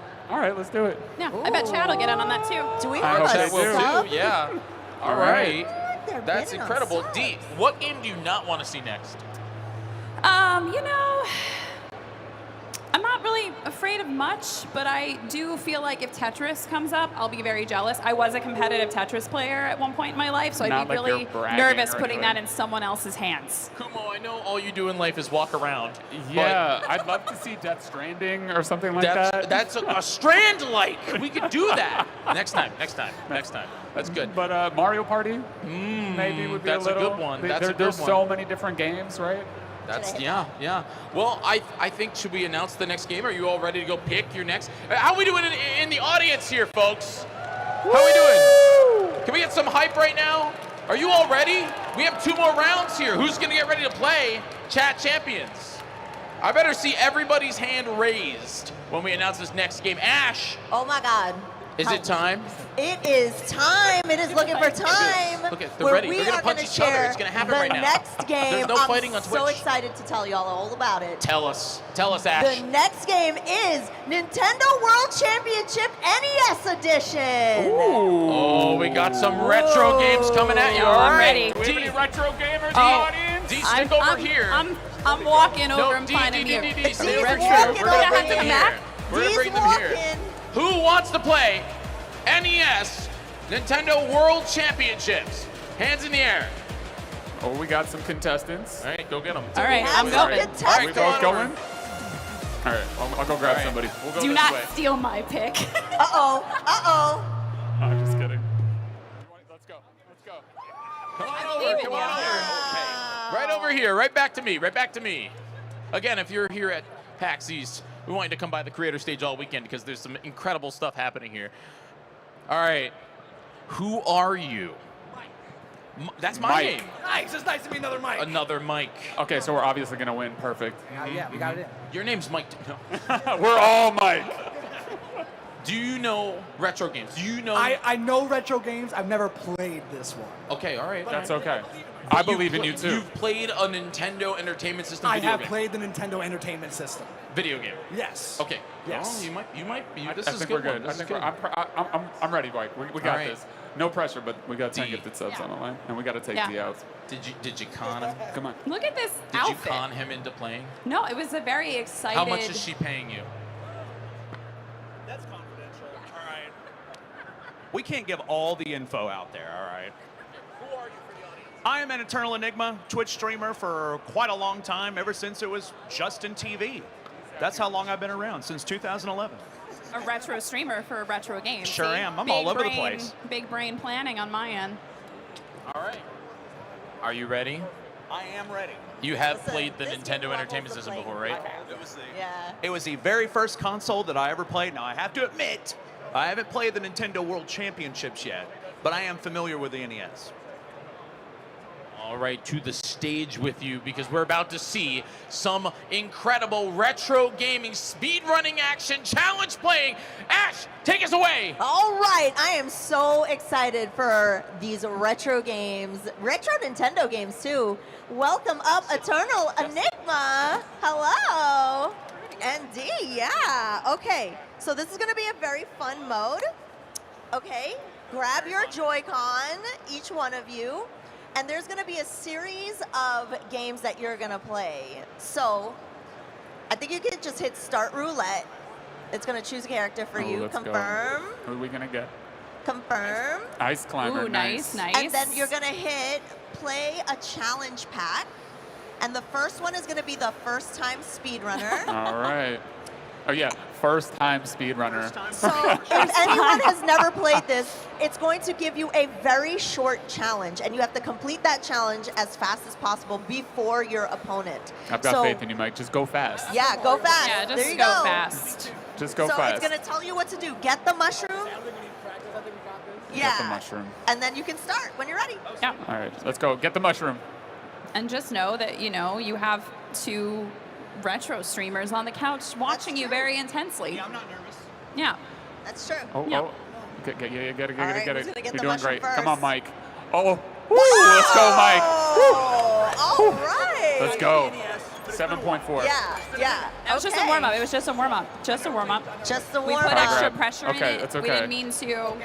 All right, Okay, get the yeah, morph yeah. ball is our next one. All right, just fall right on it. All right, who's gonna get the morph ball first? You got this. I believe in the Enigma on this one. You got this, Mike. I do. I believe in it. You got this, Mike. No, don't. Okay, you gotta be. Nice You gotta jump. be delusional like me. Yes. Wow! Woo, let's go, Mike. Okay, very surprising turn of events going on here. All right, Team Kuma has 30 points so I'm far. excited. It's okay. All right, Enigma's enter the just door. being nice. It's Super Mario Follow to 2. the door. Yeah, we've all played Mario 2, right? Yeah. I just played it recently, actually. I remembered how much I love it. Yeah. Have Yeah, you you played got it this. recently? I did. I literally this month was Wow. like revisited Oh, I this mean, game this and is- realized how much I loved it. All right, This who's is gonna all enter the comes door down to first? where you fall. Oh! Oh my gosh! Amazing! Wow. Let's go. Jimmy, An are you actual seeing this? tie. That's insane. Wow. Oh How you my feeling after that? gosh. I'm feeling good. I'm feeling good. So many awesome moments. Okay, Ooh, defeat all Akira. the All right, enemies. I'll be so disappointed if you're bad at this one. Come on, let's get some love for the Legend of Zelda Yeah, in chat. let's go. 40th anniversary, Let the everybody. This esports of game's the sword 40 years flow through you. old. You got this, this. Mike. All right, who's gonna do it first? Oh, one more. Okay. one more. Oh, nice. Yes, nice. Oh Mike. my Oh, god. so close. You are a monster, dude. Wow. Okay. No pressure or anything. I mean, there's No only pressure. it's only a 9-point difference. No, only. All right, Right, who's I gonna didn't get Oh, the this lead is a great first? game. These are all fantastic titles. Who knows what math is? Okay. All right. They've locked in where the leaf is. Oh no, he's gonna butt slide. Enigma says, let's Don't see let if him butt they slide can on play you. an old strategy on this. Wow, Let's see. Is that okay. retro gaming expertise going to come into play Oh, here? a little come on, slide. And Wow. it did. Let's go. Well done. The butt slide. That was a beautiful slide. But See, I it don't even need to coach here. I just get to like observe. Team Kuma Hey, let's go, took this Mike. one. Let's go, Mike. Awesome, awesome. Okay, you have another one to play, short and sweet. Okay. Yeah. Let's go. 3 minutes All right, long. let's see our next challenges You here. just gotta go fast for 3 Oh, minutes. balloon fights in this one. Yeah. Jiggy, how's it feeling out there? I'm in shock at the amount of can do this. gamer energy that is coming over the stage right now. You can see I'm shaking right now. Twitch, I need your energy to counteract this because we all know you guys aren't good at games. All right. All right. Wow. 5/100th That of is a so second close. Both there. S-tier players here, clearly. We need to review the play. Come on. Okay, pick up, Oh, okay. pull up a vegetable You first. have this. Do some you farming. Have this. You have this. Go. Channel the toadstool. You Do got it. this. Pull up that turnip. Okay, a little. Nice. I think Hey, you well missed done. it. Yeah. Oh, Enigma's hitting the wrong button.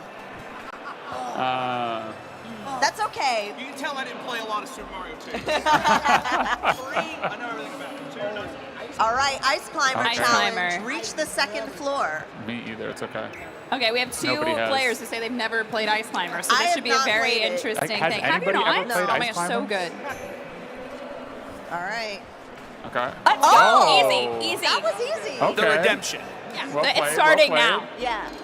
Look at that. You still got this, A don't worry mere about few it. points. You just gotta pop a balloon. Easy. Like I said, sometimes my champions need time to warm up. Yeah, that's it. You know? Yeah, absolutely. When I go live, I don't play games right away. I chat for an hour, What? as You someone just tried to played this? use against me. I did just stream this. An hour or Oh. Okay. Mike Yeah, is okay, I you bet got this. Enigma was watching, and Are that's they? where the skills are coming Okay. from. Final match. They're both tied for 54 points. All right, suck him up. Let's go. You got this. What I was believe that, in you. What? I believe in you. Don't listen Huh? to Kuma's smack talk.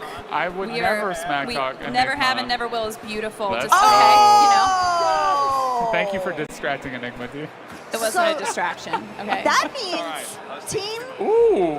Team Kuma has won. Nice amount of points.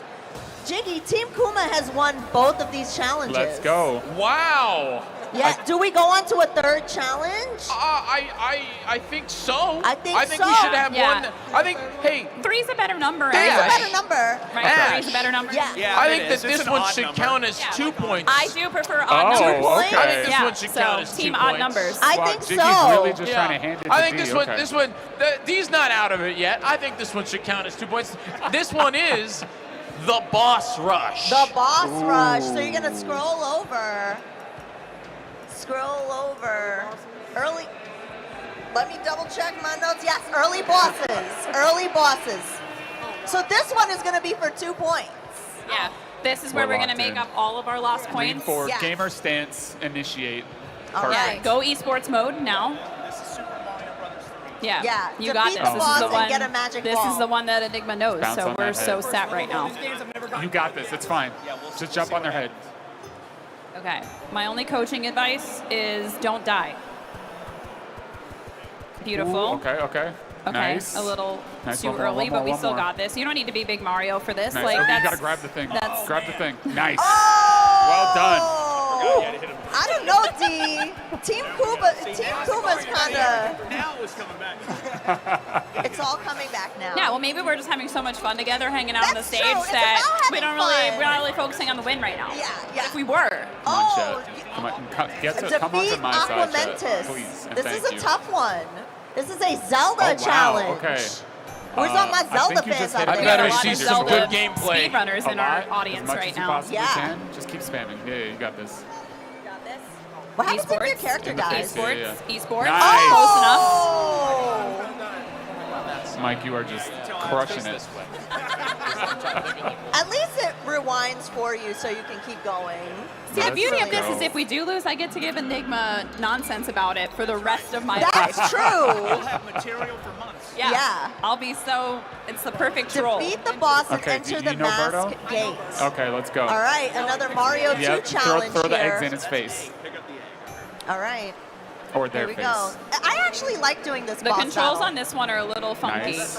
Yeah, Nice, you gotta Mike, remember you are the Yeah. you are the just controls are different. Pick up a the egg. freaking Go. gamer. And do it again. Such a gamer. Egg Boom. it up, Pick up the egg, buttercup. throw, collect the crystal. Grab that orb and hop in that bird's mouth. Oh my god. Beautiful. Yeah, this one's tough. I struggle on this fight even Yeah. now. I am so proud of you. Yeah. Yeah. I'm seeing a little bit of a sweep going on here. You know, Ooh, thanks, Ash. Listen. What's happening, D? What's happening? I think my team's more focused on like style right now. Yeah, we're entertainers. I do have to say I love the purple as always. Yeah, I would say the as fit. always. It's giving Twitch. All right, our final match in Walloping Wispy Woods. Yeah, Wait, Yeah. it's I the love this final fight. match. D, how you feeling? You feeling okay, D? Yeah, I'm feeling great. I'm admiring beautiful trees in this game. I love Kirby. Out in the forest. Me too. Everyone knows I love trees. I love a Okay, you good got tree. this. A good treat, yeah. Yeah. There you go. It's a good time. Yeah. Okay. A little bit of Crushing a, this. you know. Yeah, Yeah, you careful. wanna, you see, let me give you some coaching tips. You gotta suck up the stuff, and then you gotta spit the stuff at the tree, and not get hit by the wind. Wow. Nice. You got this. I think yeah. we have I probably a should have winner said that at the here. beginning. Swept all those bosses. at the start, but My that's God, man. Wow. All right, There's some fighting going on with me and my champion. Enigma has to finish the match D out. just inspires the best in everybody. There you go. Good job. Said I was a retro streamer, not a retro winner. The coach coaching the coach. That's right. I don't have my whistle. Wow.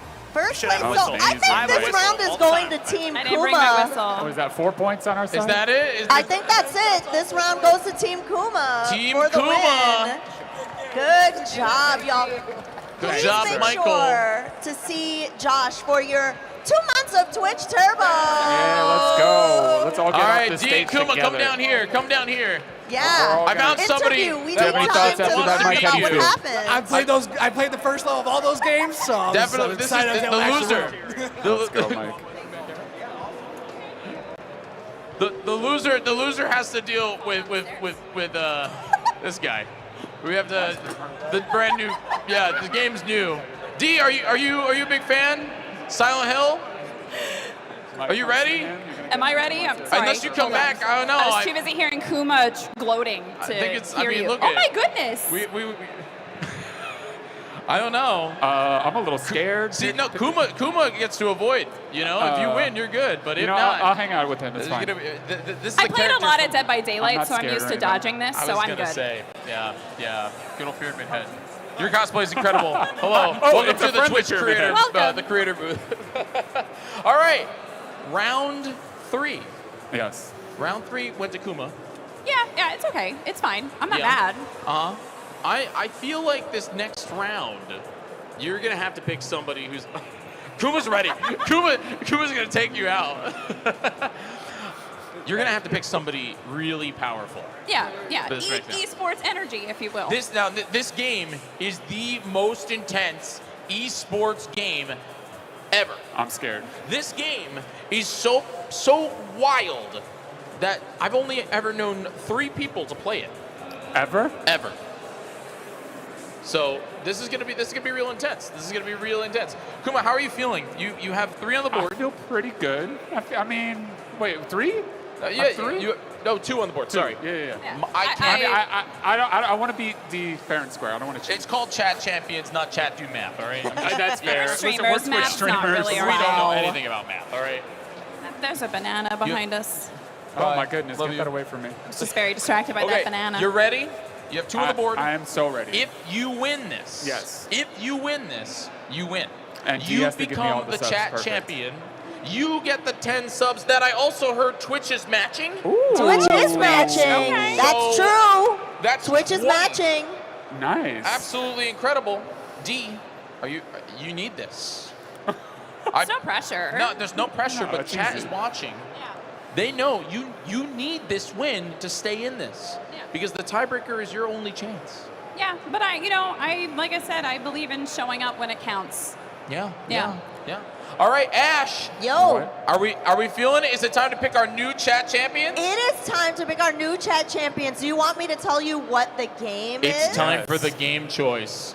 The game is 1, 2, switch. 1, 2, switch. 1, 2, switch. Switch. Yeah. We will be doing the It's shooting gonna- game I forget the name of it. Yeah, Is it- I think it's called It's like a showdown or something. Showdown. Yeah. Shootout. Ooh, do we have any Okay. marksmen We in should the audience? know these Quick things. draw, All quick right. draw. Mark Thank people. you. Chat carried me and said it's called Quick Draw. Quick Draw, thank you, Yeah. chat. Quick Draw. Quick Draw. We're going to be doing 1-2-switch Quick Draw. Okay, D, you get to pick first. Why don't we go down? If you all want to play Quick Draw, raise your come hand on, in the chat. audience. Oh, I see very Ooh. confident I see hands. right there. Purple hair. We got a nice know. hat. There's we got so some many folks over here. confident Again, hands. if you are here I have to go with who I saw at PAX first. I'm East, so sorry. you want to come to the Twitch Creators stage. We're here all I saw weekend with some your incredible hand fly content. up first. D's picking our audience member. D is picking the next chat champion. Yeah, let's go. Let's see. All right, Kumo, go on in. We got purple hair, pink hair, All right. pink hair right there. I Let's like go. him. I'm He's gonna go pretty find cool. somebody. I'm We gonna go got find somebody. this nice guy right here. What do we who's got? the best Who else shooting wants to play Quick Draw? I went with the first most confident hand that I saw. It's the hat, right? And the hat. It's a good hat. It's the hat. All right. Who are you? I'm Anthony. Let's walk this way because over here we can hang out with our friends over at the Twitch meet and greet zone. I'm Anthony from Virginia, Hampton. Anthony from Virginia. Anthony, can you tell me what is your best video game? Like the game that you're just like, man, I'm great at that. Gotta go with Dark Souls 3. There's no guns in that game. Only Bloodborne has guns. But Bloodborne's good too. okay, all right. Do you think that you can clutch us out for D? You know, I think it's gonna be tough, but I think I can do it. Because again, she needs this win. No, I'm confident. I'm confident Yeah. too. We got it. Do you have like advice? You've played this game. Yes. You're one of the three I mentioned I'm one before. of the three people, yeah. Yeah. So what's your advice here from Anthony from Virginia? You know, I'm going to stick with the advice I give everyone else, which is just be delusionally confident. You know? That's me every day. Yeah, fake it till you make it. Yeah. Be like, I am a sharpshooter. All right. Just think of Duck Hunt. You played Duck Hunt, Yeah. Duck Hunt as a kid? Okay, well, yeah, just pretend you did. Delusion. Delusion. I played Duck Hunt, and therefore I can 1-2 switch. Law of attraction. You imagine you win and you win. It's true. All right. We'll let you go to the stage. Get ready with that. Kumo, come hang out. Come say hi. We got. I want to know, Dan who did here. you pick from the audience? Dan seemed confident in his shooting abilities. Dan, why are you so confident in those abilities? What was that? We'll take one step. I'm confident because you said this is a shooting game, and I've played Team Fortress 2 for 2,300 hours. It's true. Anyone who plays Team Fortress 2 is amazing at quick draw from switch 1-2 switch. Absolutely. Who do you Sorry do you about that. play in Team Fortress 2? I played the Scout the most, but my favorite is the Pyro. We are in Boston, and the Scout is also in Boston. Good point. I think this is it. Now here's the thing, Dan. If you win, Kumo wins. Kumo wins the No 20 pressure. subs. You win 2 months of Twitch Turbo. Yes. Ad-free viewing. The best way to watch Twitch. I use Twitch a lot, so I'll keep that in mind, Jiggy. All right. Perfect. I'm ready. What's your words you of know, advice? I'm confident. I don't remember how this game works, but you're so confident that I know you're just gonna you know what, you're just gonna win. No problem. Don't look at the hat. Don't be intimidated by the feather in that hat. The and hat Robin is very Hood intimidating. aesthetic. It is. It Yeah. is. I'm scared. But we Yeah. got this. We got this. Okay. Okay, I am absolutely ready. All right. Let's do this. Head to the stage. It's time for 1-2 switch quick draw. This could be it. Everyone get your hype in the chat. It's time for Chat Champions round 4. Let's go. Okay, so if you don't know the rules of this game in Quick Draw, it's really fun. Each one of you will hold a Joy-Con in your hand, and you will use the ZL and ZR button according to whichever Joy-Con is in your hand. You're going to look at each other in the eye, and then the screen is going to say fire, and you have to aim the Joy-Con at each other. Whoever fires first gets the point. Wait, at each other like this? Yeah, so you're gonna have to stand. Here's how we're gonna do it. One person's gonna stand in front of that couch. One person's gonna stand in front of this couch. And you're gonna keep the corner of your eye here, and it's gonna say fire. So first I need you to hit the button to hit go. And we're gonna choose the game. Hit L and R. There, hit the ZL. Yeah, there you go. Oh, shake. We gotta set the game back up. We gotta set the game back. Shake. Yeah, keep shaking, keep shaking, keep shaking. There we go. Okay. I know, I kind of want to get out of the way. Yeah. I'm going to get out of the way of this. I know, we got to get out of the way of this. So it should bring you to quick draw. Here we go. And then it's, nice. We get a little tutorial. yeah, we get a little This is very exciting. tutorial here. Oh, is it doing the tutorial? I think we already tried to go through this, but it might make us do it again. So it's gonna say you hold the controller down, and you have to stare at each other, and then it's gonna say fire, and then you press ZL or ZR. So this is like a practice round here, and then whoever gets the shot first gets the point. How are your reflexes? Extremely mediocre. Perfect. All right. So hit L and R, each one of you. There you go. And I think it's about to start. Look at each other in the eye. Very deeply in the eyes. I'll go around you so you just leave there as the host.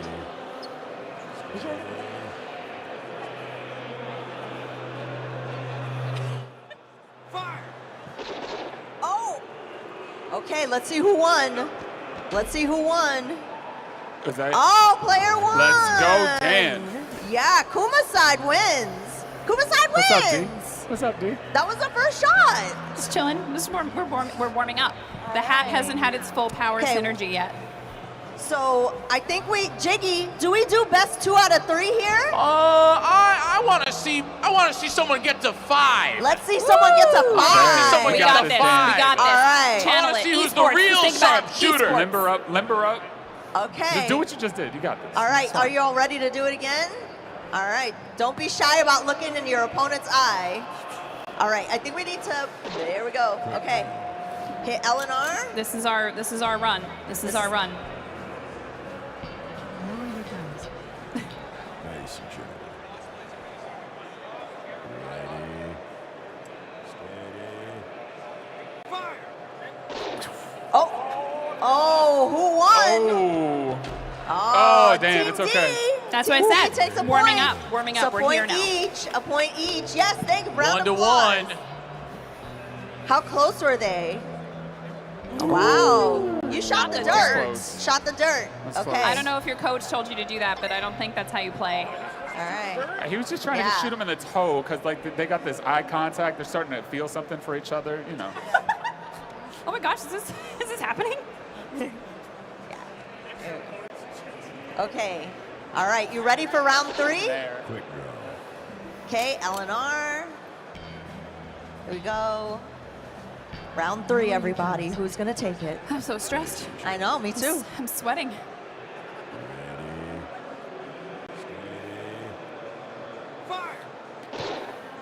Ooh, that that one was looked close. close. I don't That know was who close. actually got that one. Nice. Oh, Team Oh Kuma. my goodness. Dan, you got this. You Okay, got my this, coaching Dan. advice is not like that like last time. Okay. So far, Team Kuma has 2 points and Team D Ooh, that has was 1 really point. close. That was really close. Team Kuma has 2 points and Team D has 1 point. Yeah. Yeah, I'm confident. I think we got this. Yeah, we still have 2 more to go. Yeah. No notes, Dan. Just keep doing that. Wow. Yeah. Quick draw. I already gave my notes. I'm All a really right, first invested to 3. coach. Jiggy, how's it feeling out there? Oh, I'm ready. I'm watching some gunslinging action here on the PAX East floor. Hold it down. Who's gonna We win? have Twitch Turbo on the line. Yeah. It's true. Ad-free viewing. Ad-free viewing, the The most best valuable way to thing in the watch world. Twitch.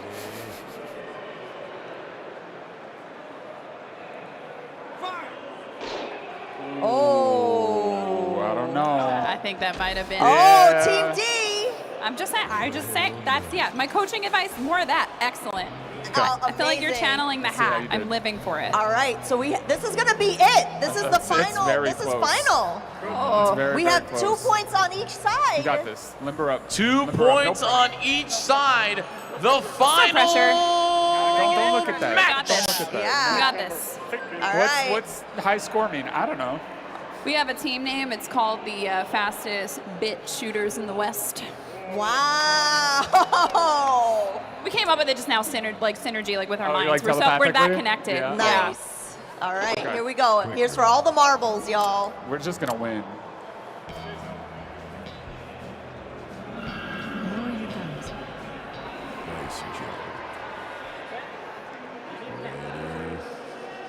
Steady. Fire! Oh! I think he got you. I think he got you, Dan. That, It's okay, wow, man. Team D took it home. okay. Good job. I always believed.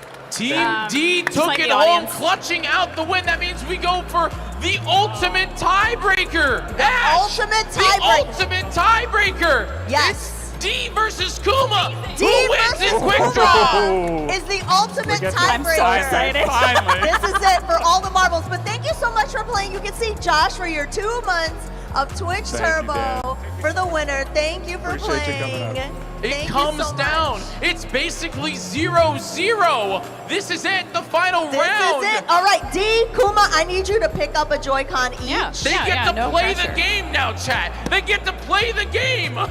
They get to play the game. Oh, are we playing this game? Yeah, you're playing Oh. this game now. Oh my God. Okay. Yeah, I'm so ready. whoever wins this one is How does the this work? ultimate champion. Wait, what's the button? Press L and R. There you go. We have to teach Kuma how to play video games, y'all. Listen, I was it's been gonna a say, while, Ash. okay? Okay, look at each other in the eye. Ash, I think D has the upper hand here. Again, Kuma only knows how to walk. Yeah, that's true. That's true. Okay, hold the Joy-Con down. Look at each other in the eye. This is for it. This is it, chat. Who's gonna be the champion?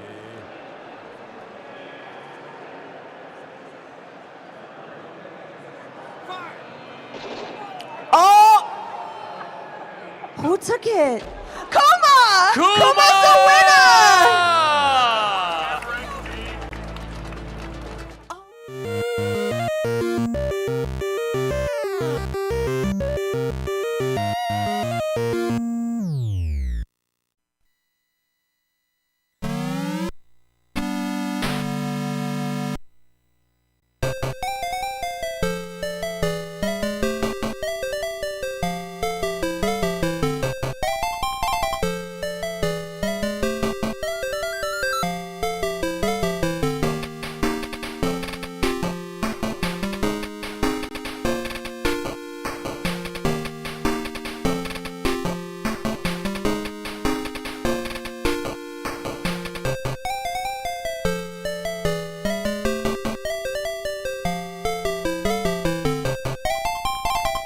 To the stage, Chief Communications Officer of Gearbox Entertainment, Dan Hewitt.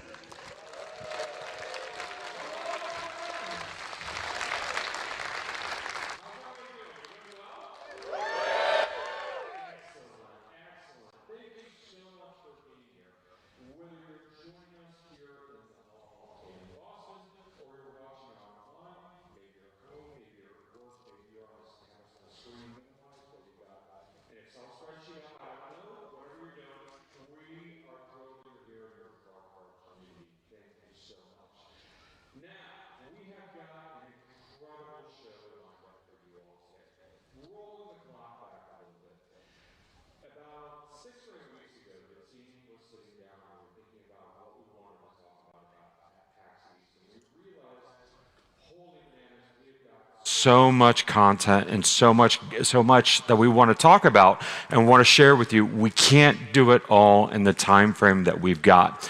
So here's what we're going to do. If you want the latest on Risk of Rain, I'm going to encourage you to tune in. There you go. I'm going to encourage you to watch Triple I next month. Stay tuned to our social channels. There's going to be some incredible news on Risk of Rain, but make sure to watch Triple I, and we'll be full presence there. For today, we're going to put the focus on Borderlands and the Borderlands community. We are so incredibly pumped, y'all. More and more people get into the game. We've made incredible enhancements since it's come out. And this afternoon, Mad Ellie and the Vaults of the Damned launches. And that launches in about 90 minutes. So we are incredibly excited, and we look forward to people getting their hands on that.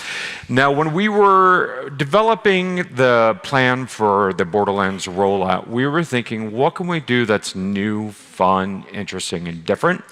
And we had an idea. Some of you may be familiar with the artist Eric Thornburg. Eric just did the painting for Tyler Childers' new album. He is a world-renowned artist, and we approached him. He's a Borderlands fan, and he did an original painting of the Timekeeper. It's about 8 feet tall, and it looks great in our offices in Texas. And what we wanted to do was create prints of this painting and make it available to all of you and give back to the community. So we reached out to our good friends at StackUp. Now, some of you may be familiar with StackUp. It's an incredible organization that helps promote mental health and fight veteran suicide through the use of video games and geek culture. And I am incredibly honored and thankful that we're joined today by representatives from StackUp. Can you guys stand up? Let's give them a round of applause, y'all. Thank you so much for being here and the incredible work that y'all do. Thank you. Now, if you are interested in purchasing a print of this incredible painting, scan this QR code and you can go ahead and purchase one today, and it'll be delivered directly to you, and 100% of the profits will go directly to StackUp. It's an incredible partnership, and we're very pleased that we can do that and give back to the community. So, what we're going to be doing now is getting into some gameplay and seeing some trailers. Does anybody want to see the world premiere of a new trailer? Let's do that one more time. Does anybody want to see the world premiere of a new trailer? All right, we've got the world premiere of Mad Ellie and the Vault of the Damned. Let's roll it.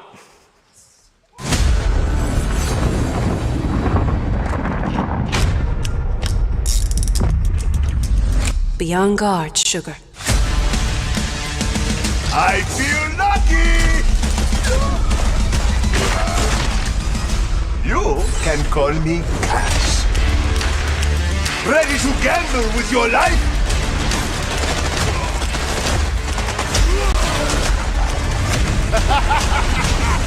Bad luck has good aim! Your daughter, Ellie, she has found something.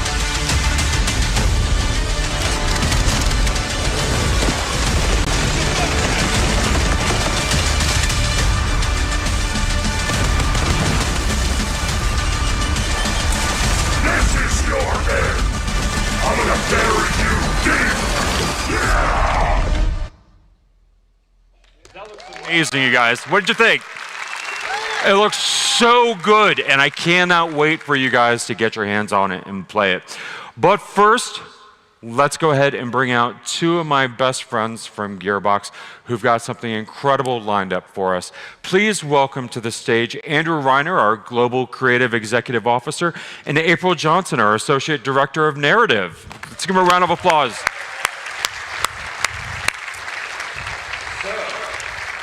Some of you may be aware of an incredible project that Reiner and April have got going on. You may have listened to or seen our new Gearbox Devcast. Anybody watching that? All right, we'll take it. I'll take it. We'll take it. Here's what we've got going on. Tell me what the Devcast is for those who aren't aware. Yeah, so the Gearbox Devcast is an audio or video show, depending on how you want to consume it, where you hear directly from our Gearbox development team about all of our games. The first 3 episodes we've released have been about Borderlands 4. We also view the Devcast as a conduit of sorts between you, the players, and our developers. Gearbox has always had a really unique relationship with the community, so anything that we can do to bring you closer to us and us closer to you is something that we're really passionate about. So one of the things we want to make sure that we let you know about the Devcast, it's not a one-off or a two-off or a three-off thing. It's something that we're committed to do through the lifetime of our game, so that way you get the most exclusive content directly from the devs, and hopefully we get to answer some of your questions as well. So speaking of questions, yeah. All right, we're gonna do a live recording of a Devcast today, right now. And I hope that you all are gonna be in it. I hope you're cool with that. Get rowdy, get excited, is that fair? It's fair. Yeah. All right, and you are gonna have an opportunity to ask questions right now from our developers. So if you are interested or if you've got a burning question, scan this QR code. We've got people in the back who are looking at the questions that come in, and we'll go ahead and try to get it to as many questions as possible. If you are watching at home, the QR code also works for you, and we'll get those questions backstage. So why don't we do it? You guys want to do a devcast? Let's do it right now. You guys ready? Woo! All right, this is not a bit, y'all. This is real. We're recording it, and it's going to go live next week. So let's do it. 3, 2, 1. Welcome to Gearbox Devcast, everyone. This is our first ever live recording. I'm Andrew Reiner, one of the hosts of this show, and I'm also one of the heads of creative at Gearbox. I'm April Johnson. I'm the Associate Director of Narrative here at Gearbox. And we usually do these pre-recorded because April and I like to go off script. We might reveal some stuff we're not supposed to in a live environment, so we'll see what happens. We'll see what happens. But for today, we are going to bring you a little bit of everything. Gameplay, we're going to do a little bit of what we want. And speaking of what I want, since Dan cannot stop me right now, I would love it if the cosplayers would start to come up. So if you guys want to move that way. You want to come up? Borderlands on stage? Hell yeah. All right, I want you to head this way, and they're going to get you up on stage with us. It's going to take a little bit of time. A little bit of time. So while they're moseying to our friendly enforcers over here, we're going to bring up someone very, very dear to me. My creative partner, my writing partner, a guy who never stops playing guitar when I'm trying to write with him, Joel Watson. Yay. What's up, Boston? Woo! Clap more for me than you did for everybody else. Yeah! Hey, Joel, what do you do? I'm a creative producer at Gearbox. Oh, excellent. What are we here to talk about today? We're here to talk about my favorite project that I've ever worked on at Gearbox. It's something that April and I have been developing for a long time now. Our first ever audio drama set in the Borderlands universe. It's called Borderlands: Dead Echoes. So people are familiar with echo logs. Should I stand over here since you're interviewing us both? I'll stand over People here. are familiar with echo logs, but what exactly is a dead echo?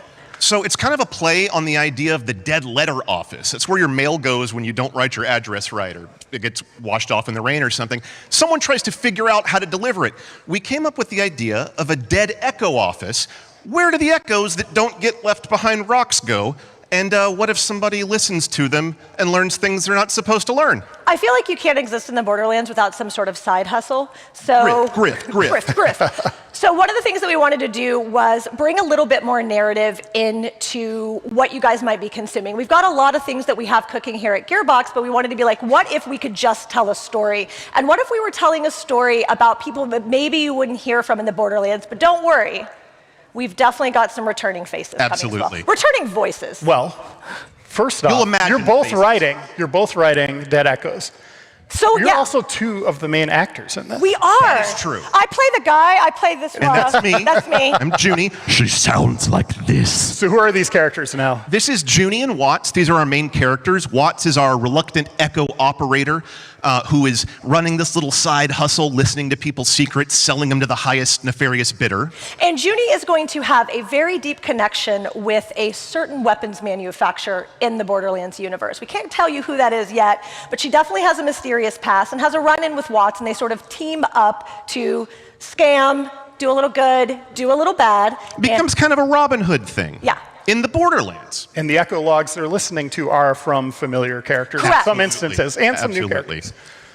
Look, we're going to hear Claptrap. You know you're going to hear Claptrap. There's no question about that. He's leaving voicemails for people. He's inviting people to parties that nobody wants to come to. He's rapping again.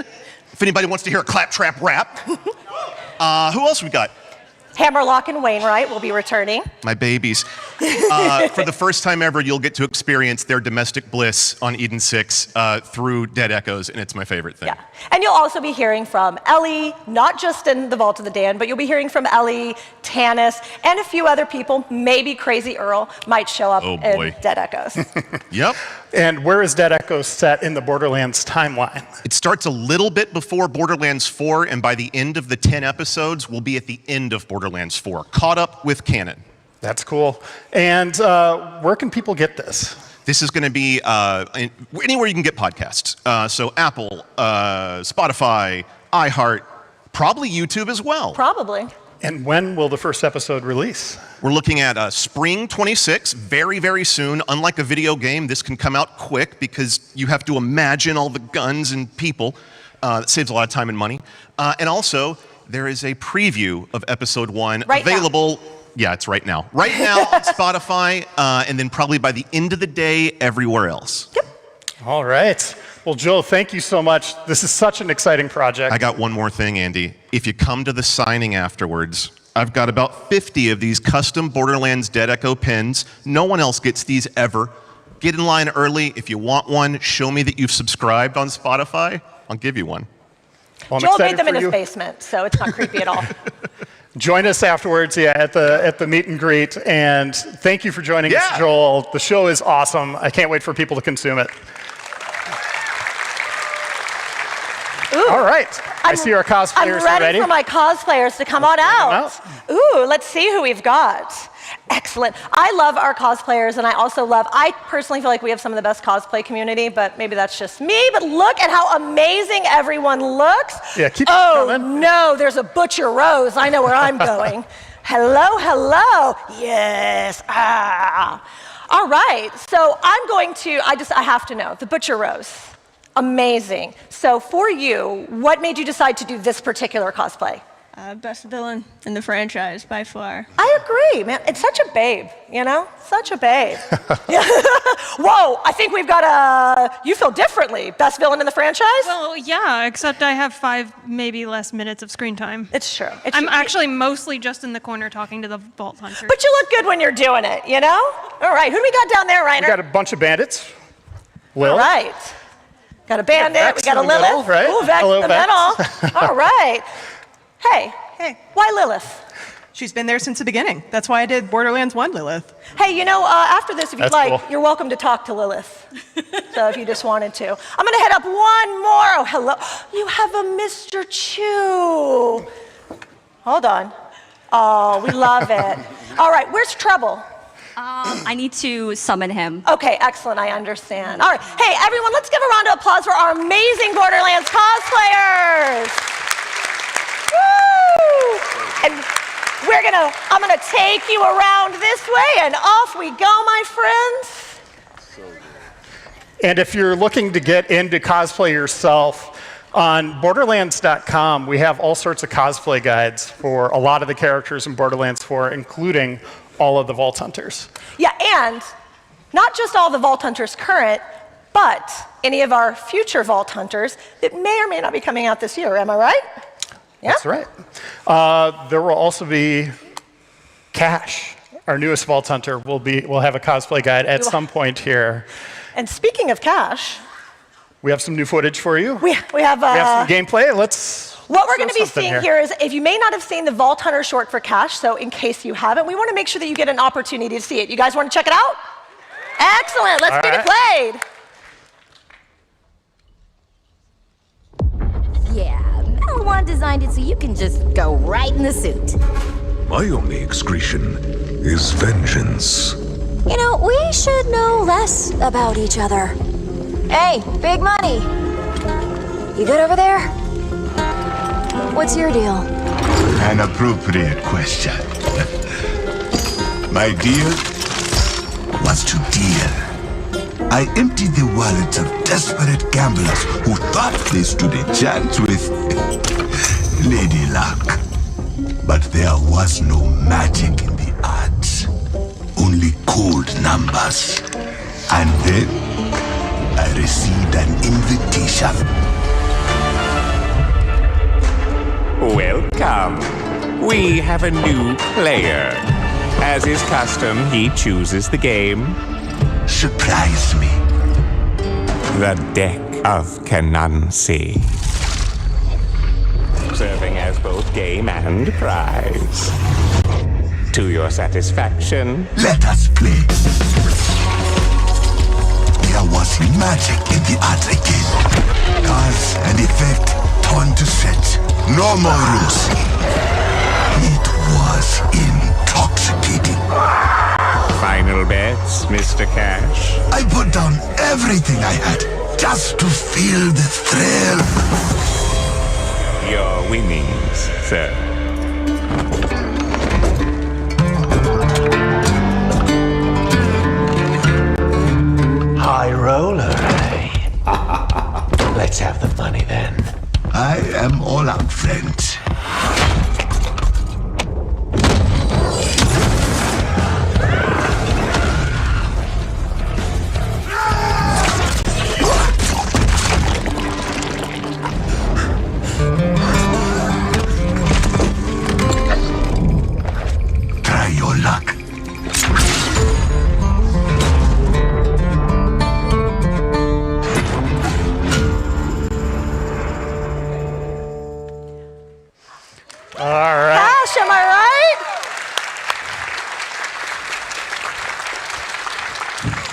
Well. Looks like we have a new Vault Hunter on stage. Cash, is there anything you'd like to say to our community here at PAX? Well, Mancubus said that they would be a good audience, but they are not loud enough for me. Do I need to use my cards, do you think? Oh no! My cards would be used for you to make sure you are loud. Are you sure you are ready for me out there? Oh, they got loud. Maybe you can make my day. But please understand, the most beautiful, the most talented, Stella Chu.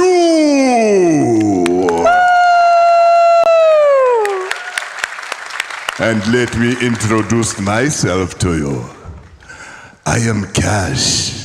Many of you may know me though as John Eric Bentley.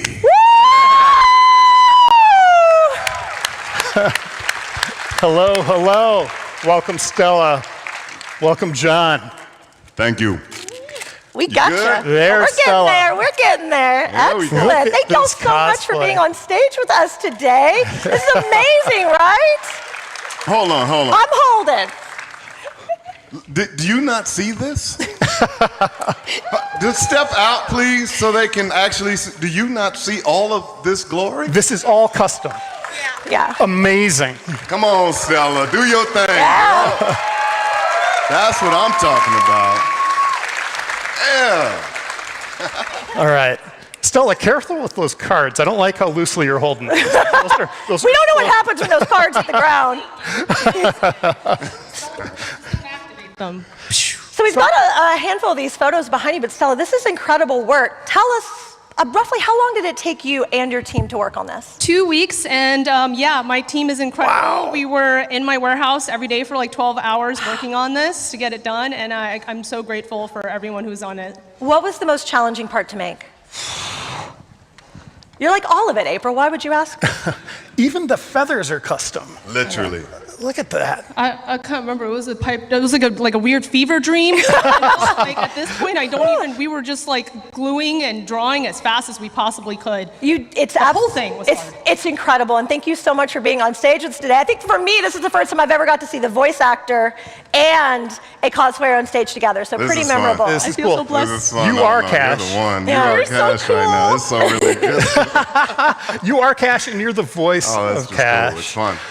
When did you do the recording for this? Oh, we've been working for a long time. Okay. It's a lot of recording. How many times do you think you were in the booth for this? I couldn't tell you, but I'll never forget the one when we had to go in for one day and do back-to-back recordings with an hour break in between. Oh, and they're boy. 4-hour sessions. So, but we needed to make sure we got that timeline so that we can present for PAX East for you all. Yeah. We wanted you to be able to have this experience, you know?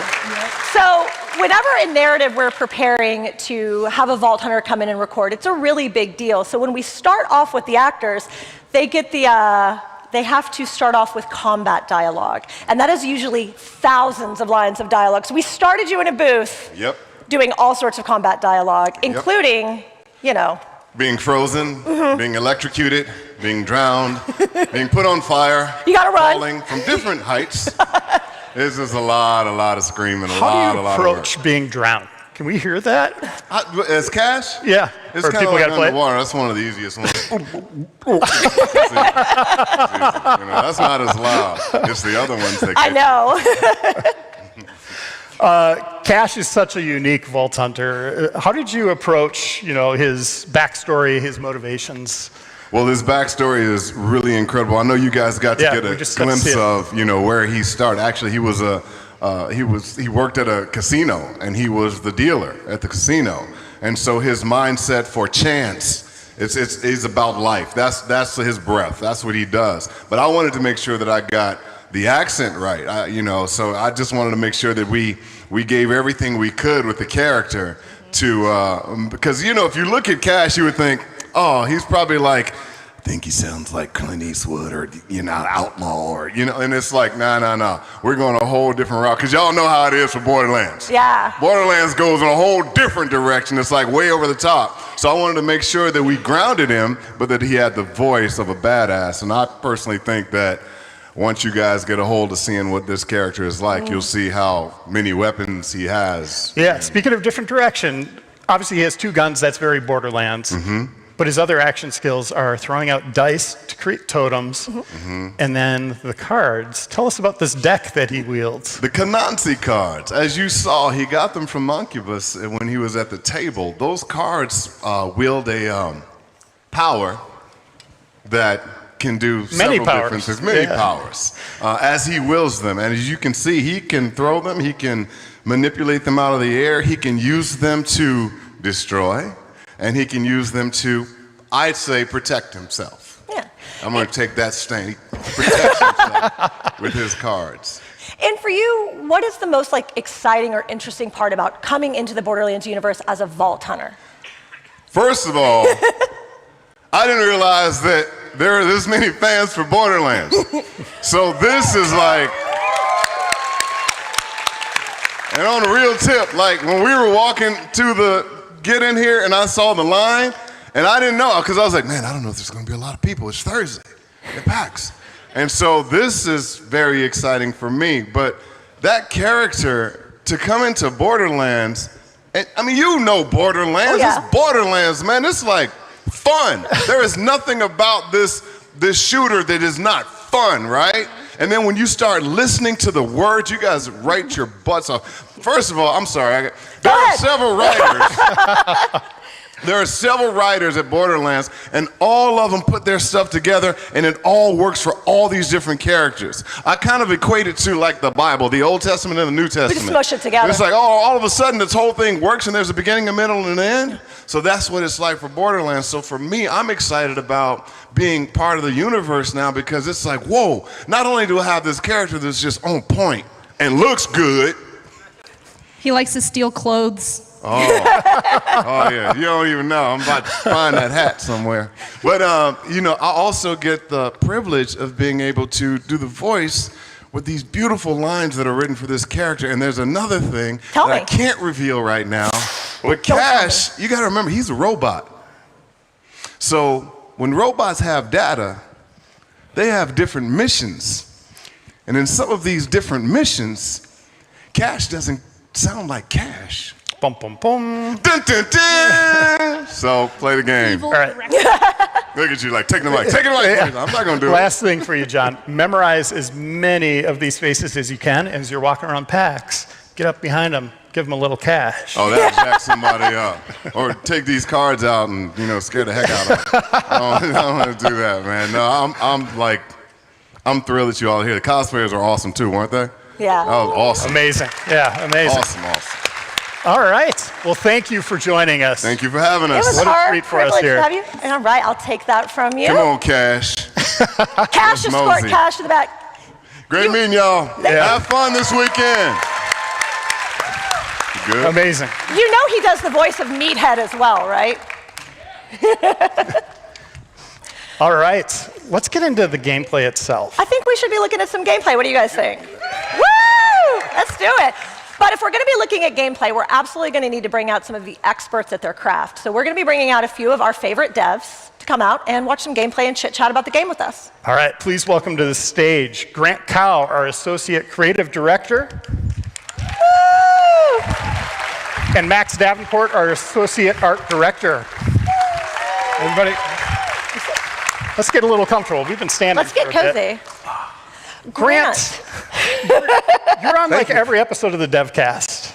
I mean, I think I'll be on for a couple more too. So yeah. You're my emotional support, I guess. If I don't have Grant, I am more than happy to come on and talk about the game and all the things we're working on and all the balance changes and end game and all the things that we're doing to help the game out. We'll get to end game. We know they want to hear about that.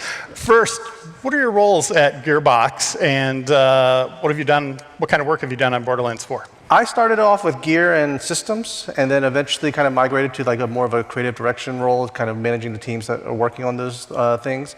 And then for the post-launch effort, I've been directing the whole thing, kind of leading the vision and establishing how we're going to evolve the game and change it and react to community feedback. And Max? Yeah, I'm an associate art director right now, but I started at Gearbox as a concept artist. I worked on some fan favorite characters like Butcher Rose and Flack, and a bunch of favorites from BL3 as well. So yeah, now on the art direction team, I was lucky enough to be in charge of first story pack. Very excited. Yeah, let's start with a brief primer on what Mad Ellie and the Vault of the Damned is. Let's kind of approach it from the storytelling perspective. Absolutely. We love our cosmic horror. Players will find themselves in the Whispering Glacier. This is a desolate, fractured spot. We're going to get a lot of great callbacks from some of the pre-sequel vibes, some, returning cameos. We've got characters like Mancubus, Ellie. Obviously, it's her story. Moxie's coming back in, fashion, and also Pickle. Pickle's coming back. There was also a crazed Earl, I think. Wait, what did you say? Wait. Don't you mean crazy? Don't you mean crazy? Crazy, yeah. Okay, sure. okay. Yeah. All right. But yeah, we are dumping players into the middle of this kind of super dark mystery with some stakes, and we want people to figure out what's going on up here. So we're bringing back Mancubus. Why is Mancubus there? What's going on with that? He, for some reason, is always drawn to the weird corners of the galaxy. Wherever there's dark energy, supernatural things kind of going on, he's just kind of aware of it. So his presence here means that it's significant enough, and they need help figuring out, how to solve it. So we have it as Mad Ellie in the Vault of the Damned. So we know Ellie's going to be there. Yeah. Can you share a little bit about why Ellie may be there? This is her story. Like we have a lot of marketing and branding, and Mancubus kind of doing this. But as players go through this content, like we're going to see her arc, dealing with some intense emotions of loss and love, and trying to uncover, some parts of, her life and relationships that, maybe she, maybe we're a little bit buried. We, in like Borderlands games, we tend to be focused a lot on the physical, right? We're looting, we're shooting, we're meleeing, we're kicking people around. But every now and then we get to sort of play around with a little bit more of like the psychology of an experience. So I think of like Claptastic Voyage, I think of like, I'm gonna try my best to not go blue on here. Fuster Cluck. Yes, I did it. Yes, I was worried about that. So in Mad Ellie, we're gonna have a little bit more of that sort of like horror psychological experience. So like, can you give us a little bit more about that?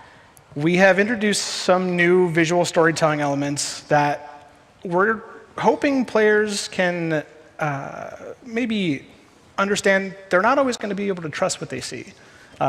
Going through the world, it's obviously going to be, this dark supernatural place, but pay attention to the details, pay attention to the corners, because we're going to have strange stuff happening all over the place.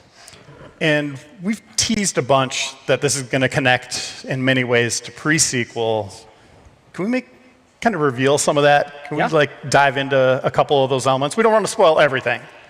Yeah, no, we definitely want to make sure people can get in there and dig into it for themselves. But, the community's already been very active. A lot of our initial visuals, they've kind of figured out that the Monument of Elisir that you see at the end of pre-sequel is involved with the core story this time around.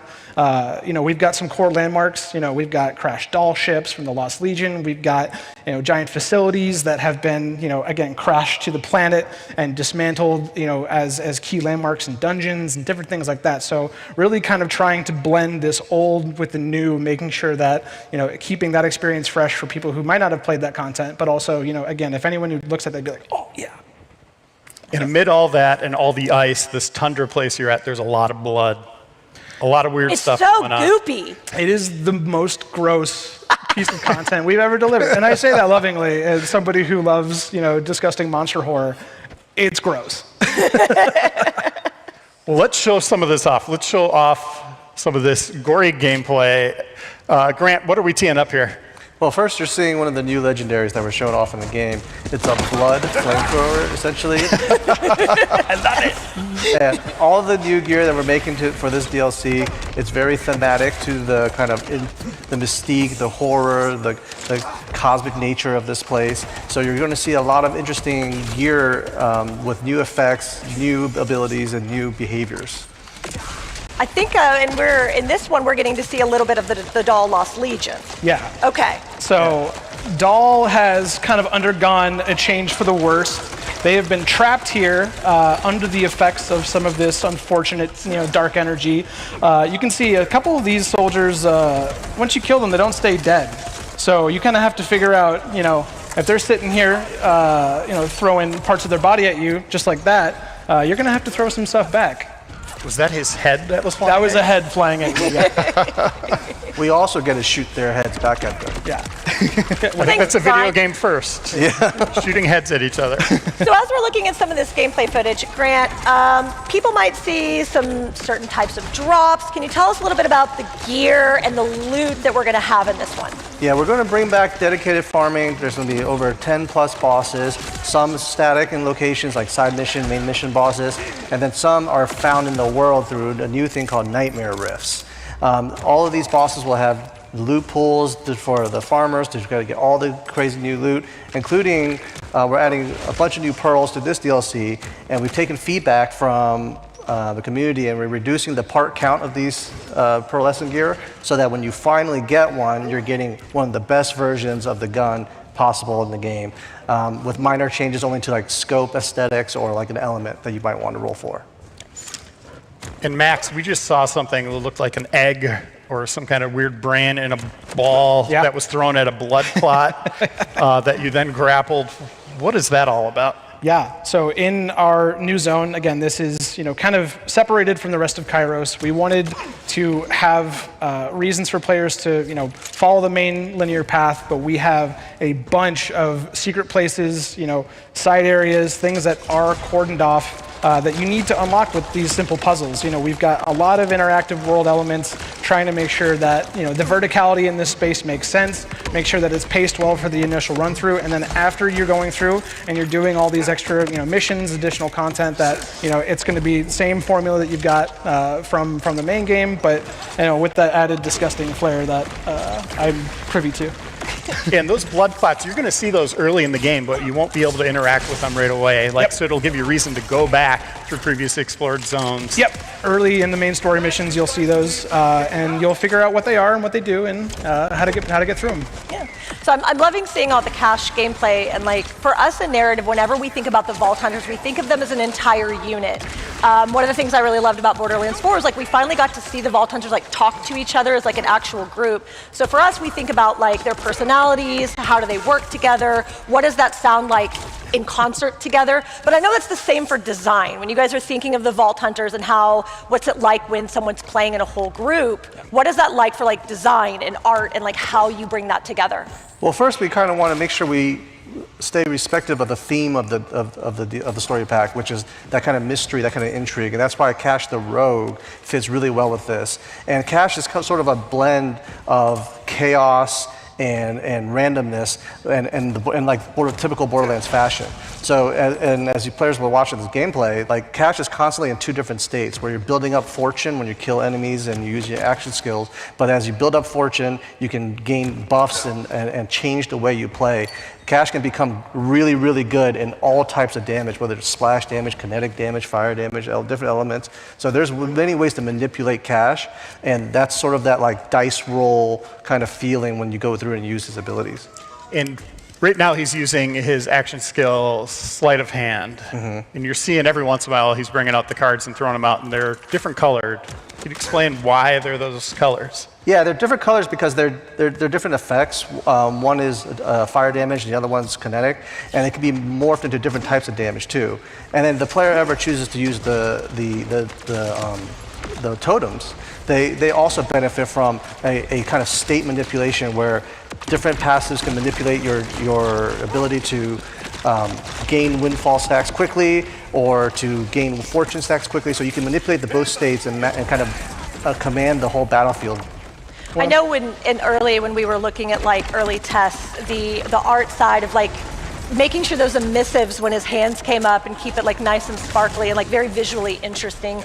And like, Max, tell us a little bit about like the art behind Cash and like where your team was thinking. Sure. I mean, any character that we develop, especially a player character or a ball hunter, we want to make sure that they stand out first person, third person from the existing roster in that current game all the way back. Any character we develop, we want to focus on iconic themes, making sure that we are doing something different, blending that juxtaposition of different elements. And also, we have so much going on in this room. We understand, just the effects bursts, everything that happens there. All of these key action skills and abilities need to have a clear read. They need to be very identifiable, and they need to have great feedback to make sure that players know exactly what's going on when they're doing damage. We're talking over this first boss fight here. Yeah. Which is very cool, by the way. This is an awesome encounter. I can't wait to see people play this. Grant, what are we doing with bosses this time? Yeah, as I mentioned earlier, we have over 10 different bosses. Some are main missions, some are side mission ones. They are refarmable, they are replayable, and we're also hiding some bosses in the Nightmare Rifts for players to have to go discover.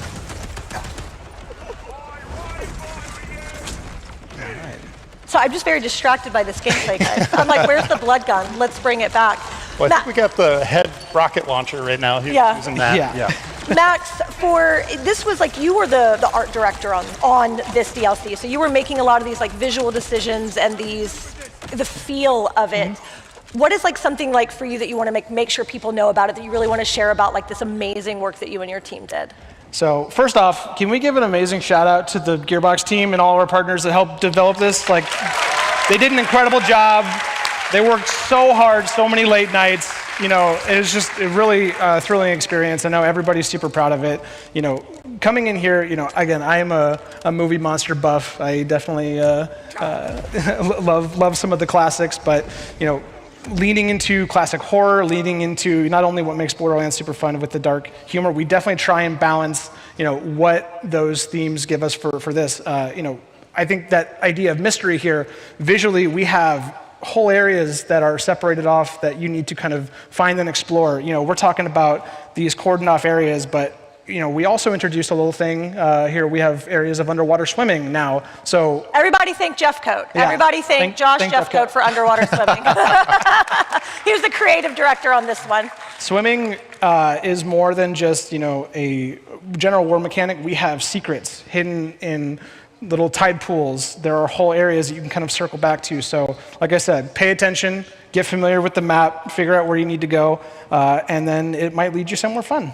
And that was just a small slice of gameplay. Again, it's coming out 4 p.m. Eastern time, so right today. after this panel concludes.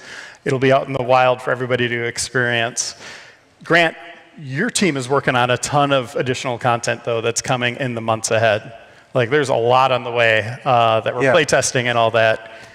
Yeah, Tease some of that for us? Yeah, so while Max and his team were cooking on this story pack, we've been really working on the end game and trying to progress the kind of journey of the player through the whole game. As you saw with that video, players were gaining 10 levels in this DLC.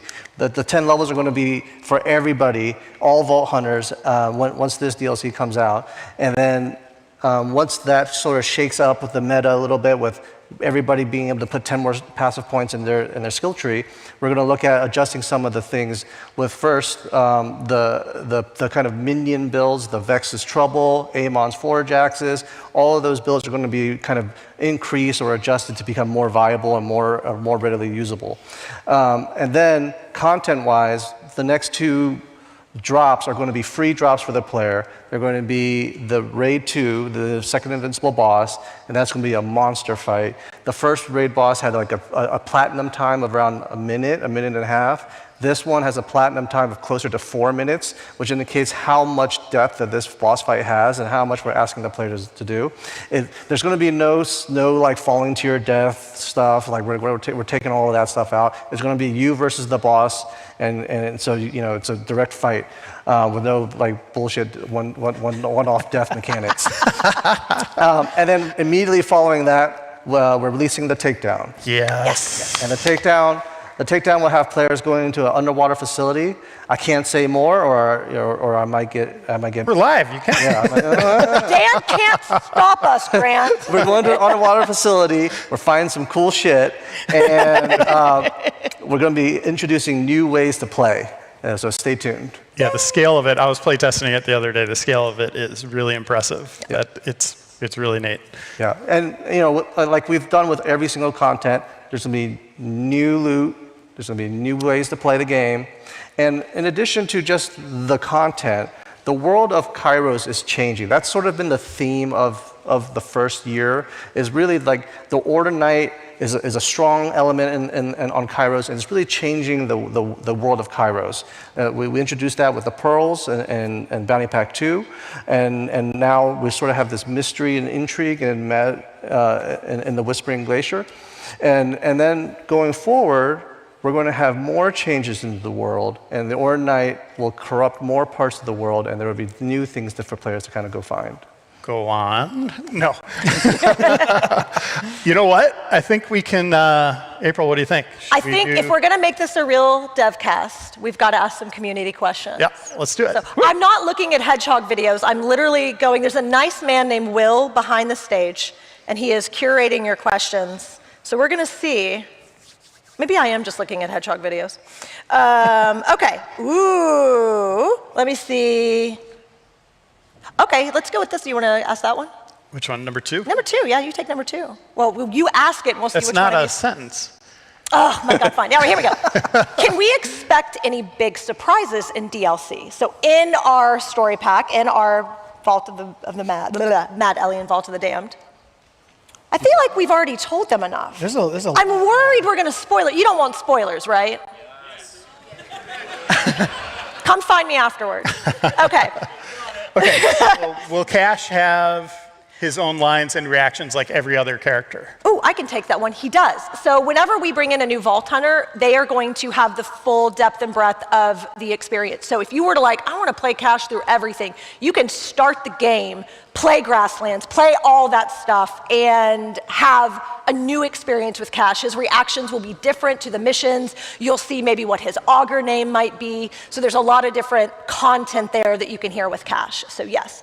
How many different possibilities does Cash have for each tree, and will you be adding more? Oh.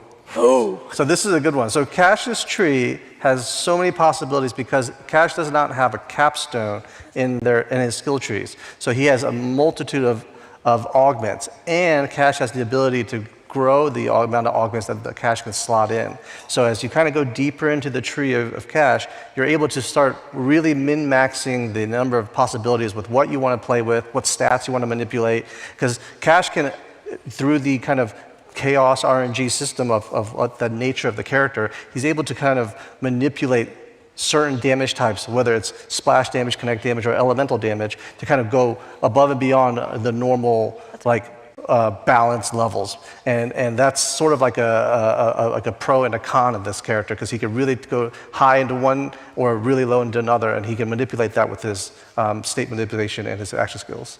This one's for you as well, Grant. I think, well, actually both. It'll be both of them, yeah. What does the legendary unique gear creation process look like? Does it start with the art team or the weapons team?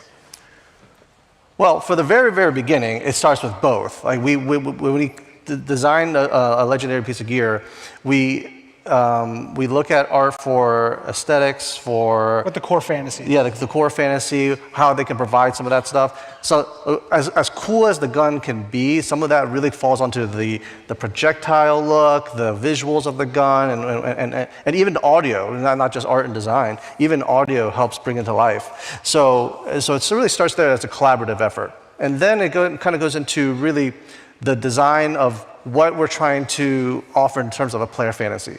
If it's something that we want to use with Torg or Jacobs to kind of min-max like a crit behavior, or we want to do a gyrojet explosive behavior, we really kind of think about, okay, how do we want to manipulate those things? And then we look at what's already out there and how we can fill in niche roles in terms of like what a gun can do and how it can offer new builds. Because at the core of all of these things is really like, how can we maximize build variety for all the characters. How did you pitch the blood flamethrower? Or the blood thrower, I guess you should call I mean, that was probably the easiest legendary to pitch, considering all the things that, like, when you run through this new world, this new area, it is insane the amount of gore you will encounter. Like, it was the easiest thing. It was like, should we make a bloody gun? Yes. What should it do? It should gush blood. Yeah, I remember, like, Josh Jeffcoat, who was the creative director on this, and we've all been in tons of meetings with him. One of my favorite things, like a through line over the years of working with him, is every game we've made, there's a moment where he goes, "That's disgusting. I love it." Like, every single time. So this one is like, you guys ramped up the gore, and like just the tearing off of the arms is so great. Yeah. I'm a normal person. This is. I'll give another one out too. We have one that's one of the coolest legendaries we've ever made, and it's very thematic to the kind of like spectral nature of things and the occult and all that. And it's a pistol where you're firing it, and it creates a copy of itself, like a ghost version of itself. So as you're moving and you're strafing, you're leaving behind these like clones of the pistol, and it's firing at everything you're looking at. So like as you're turning and you're reselecting targets, you're leaving behind these like spectral phantom pistols, and it could roll a Torg explosive. So like you're just shooting like tens of rockets in a single direction. I believe that makes the numbers go up. Yeah, it's one of, and you know, we've got kind of like going back to the question, we have art and audio all kind of on this, so it really looks like you're summoning phantoms. Our audio team is, I'm sorry, like the best in the world. Like when you see the behind the scenes, like there's a grenade launcher thing, and when you see how they made that sound, it's shaking a spice rack. Yeah. It was the coolest thing I'd ever seen. They're incredible. Okay, what else we got? Does Ellie fight with you? Ooh. She does. You know, like we said before, this is her story. On that journey, she's joining you on main missions. She's oftentimes leaping into the fray before you even have time to think about it. She's got some awesome attacks. Just kind of getting in there and slamming opponents down into the dirt. It's awesome. It's great. I love Ellie so much. Let's see. Okay, we know the bosses are replayable. We've answered that one. Man, they really want to bother you about endgame, Grant. Like this is, they want to go so bad. Okay, fine. What else can you tell us about your plans for endgame? Well, I mean, so to reiterate what I was saying earlier, there's going to be 10 new levels. Your power is going to increase dramatically as you kind of min-max your character into the new builds. That's going to lead to us shaking up some of the meta, and we're going to offer new ways to play in terms of like what builds we're going to maximize, or what builds that we're going to adjust. And then you're going to hit the next, immediately after this DLC is the Raid 2 Invincible boss. That boss is going to hit you hard, and it's also going to increase the UVH level. So endgame players that are really into that like deep kind of min-max number progression, you're gonna be able to play and have a good time there. And I must say, like, even if you aren't one of those players, you're going to have a good time in this too. It's fun. All of our content scales in difficulty, and we make sure that everybody can play it, whether you're a core player or you're just someone just jumping in for the first time. And we wanted to make sure that this Invincible boss, didn't have any kind of ridiculously tough movement challenges that like the first one had with the whole grappling, gliding, and falling to your death. So shout out to someone out there. And then going forward, with the takedown, we took in a lot of feedback. We had a lot of feedback from BL3. We have a lot of feedback from the community who want what an end game experience really looks like. But again, Borderlands is a game for all players. So we're going to have different ways to play, and I'll just kind of leave it at that. And we're definitely going to challenge the player. And there's going to be new things in this game content that I think people will be excited about, and it'll kind of be a basis of like how we want to take the challenge and shift some of that from like, hey, we're just killing a boss over and over and over. We're shifting some of that challenge back into the whole experience, and that experience will be something that I think players will really look forward to. Okay, so we have one here. Is this update a decent spot for someone who's never played before to hop in? Absolutely. You can hop into the DLC immediately with a level 13 character. It'll drop you straight in, give you kind of some decent progression into the main story if you want to hop back and forth between that. But also, it should give you just an immediate jump off, with the same kind of training and different things we've had from the main game as well. Yeah, and I'll reiterate, Cash is a new character. Like, you can play the main Borderlands 4 game with Cash all the way through. And he has all of new dialogue, new moments, new story moments. And with John was teasing some other things. Yeah, with the shared progression also, it makes it easier. If you've got a couple level 60 character or level 50 characters, and up to 60 now, but you don't have to spend all that other time, farming and getting your SDUs and things back. So. You want to do the dual wielding? This one? Go for it. All right. I watched the trailer and saw Cash dual wielding. Can he dual wield more than pistols? You want to start with that? Yeah, I mean, currently in Cash's skill tree, there are options for pistols or, some handheld shotguns. Grant, do you want to talk about just the buffs and bonuses and things that kind of tie into that? Yeah. So to be clear, the action skill doesn't take a weapon and make you dual wield, and all of a sudden you're in a dual wield state and using any weapon in the game. You're using Cash's kit, and Cash's kit is manipulated largely in the passive tree. So while you are in a new kind of state of function, you're really changing it all through the passive trees and manipulating the Vault Hunter trait with the fortune and windfall stacks.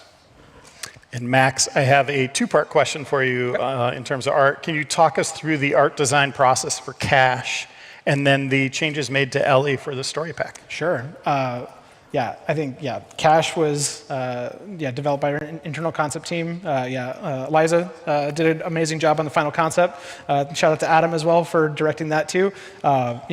Again, like we said, a lot of our visuals, we want to make sure characters are iconic. We want to make sure that they, subvert expectations. We're not just, going with any kind of plain, boring, designs there. So this idea of Cash as a collector of artifacts, you'll notice all these bones and different kind of parts and pieces. Like, again, he is always searching for this kind of new way to gain an advantage, whether it's in the game or whether it's in combat or through his adventures. And then for Ellie, she just gets kind of, unfortunately, dropped into this space, with people who've played, the main story, kind of figure out what happens to Sanctuary 3, the wreckage of that. Spoilers.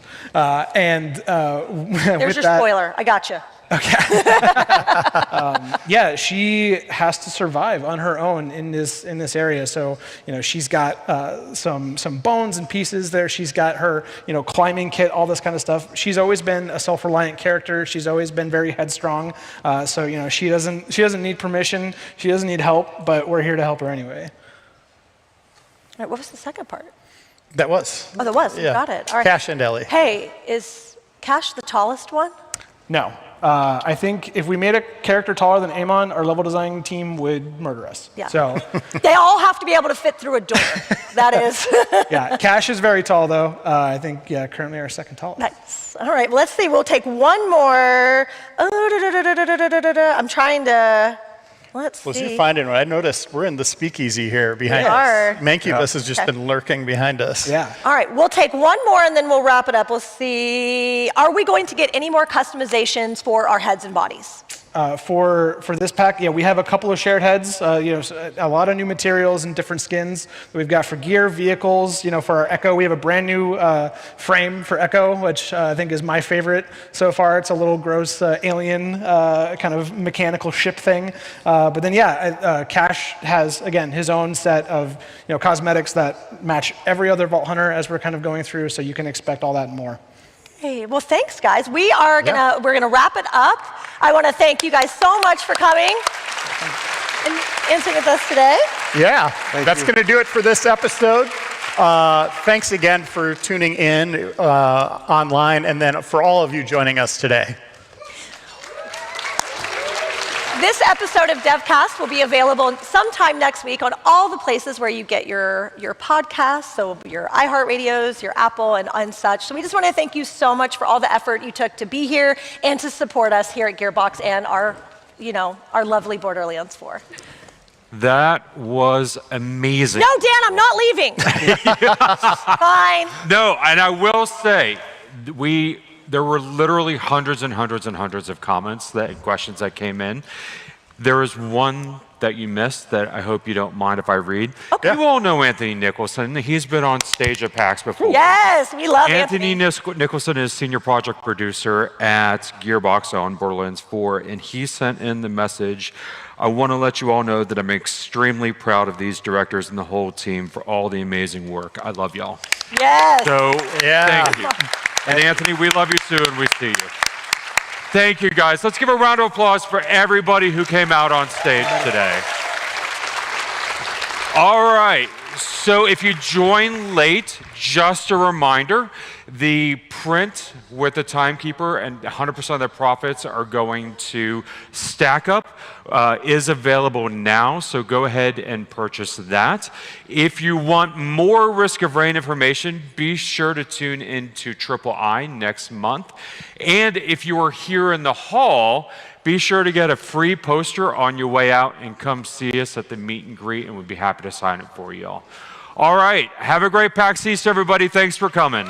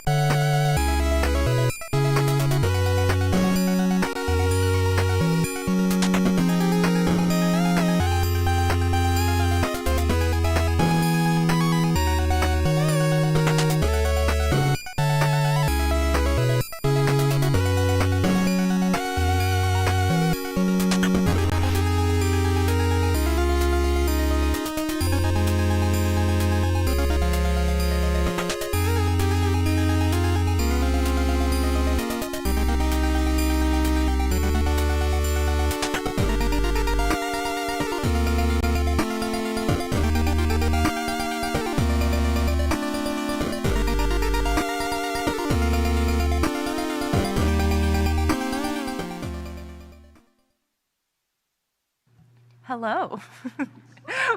The silence in the room signaled to us that it was time to begin. How are y'all doing today?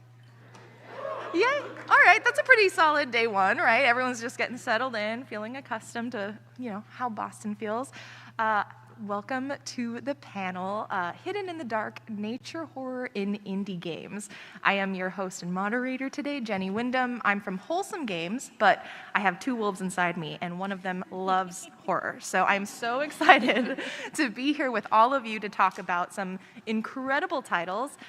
Just to kick us off, I'd love to have the panelists introduce themselves and the studios they represent, and then each of them will eventually, you don't have to do it right now, give a little bit of an elevator pitch to their game, just in case you, for some reason, haven't heard of it, and you need to learn because these games are awesome. So let's kick off to my right. Hi, y'all. I'm Hannah McIntosh, and I am the brand manager at Black Salt Games. If you're not familiar with our game, it is Dredge, which we're going to do the spiel afterwards, but... Yeah! Woo!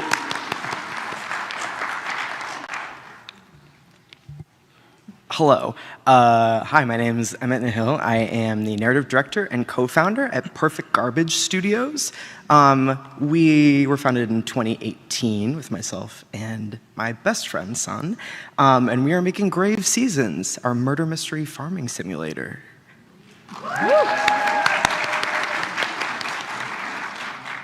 Hi, I'm Luca Azanaro-Serro. I'm a narrative designer also on Grave Seasons at Perfect Garbage. And yeah, you heard the pitch. I'm doing that. Yay! All right, before we get into each of the games that they represent, I wanted to highlight that we will have time for questions for everyone at the end. So as you're listening to us talk about these games and horror in general, keep in mind, if you have a question, we'll have two mics there. We do have two mics there, and you'll be invited to ask them at the end. So, yay. All right, so this is what I feel like every developer dreads, which is, tell me about your game elevator pitch. So I did want to kick off with Dredge. Cassandra was not able to make it today. Or wait, no, you're here. Cassandra's from, it's day one and I'm already totally done. But if you'd like to share a bit about Dredge, go ahead. Yeah, for sure. So for anyone who hasn't had the chance to play Dredge, it's a cosmic horror fishing game. So basically, you go off into the ocean and you go and catch some fish, bring it back and sell it to be able to upgrade your boat and your rods. I don't know if anyone's been on the ocean, but it can be pretty scary. Just without even having any of our kind of spooky horror narrative stuff that we draw in. But yeah, the more that you go out, the more kind of things you're going to start to see and hear, and you're going to, like, if you go in a dark room and you hear a noise, you're like, what's that? Dredge plays a lot on that. So yeah, we've recently come out on mobile, but we can play on basically any console now. So Steam, Nintendo Switch, you can play it on Xbox, PlayStation, it's on Epic Game Store, iOS, Android, take your pick. Yeah, the ocean is the one place where I'm like, I respect it so much, I'm afraid of it. Like, I just don't, you can see from this game, don't go there. Which one of you would like to intro your game? I can take it if Go for it. you'd like. So Grave Seasons is not out yet, but it will be on August 14th. We've just announced our release date as of like a couple hours ago. Thank you. Very excited. As I mentioned, Grave Seasons is our murder mystery farming simulator. So if you've ever played Stardew Valley and you're like, maybe there could be something evil here, we said, yeah, that would be cool. That would be a fun game idea. In Grave Seasons, you find your abandoned farm at the top of a mountain and proceed to investigate the town, meet various townsfolk and villagers, and investigate with your trusty crowbar various places in the town as well.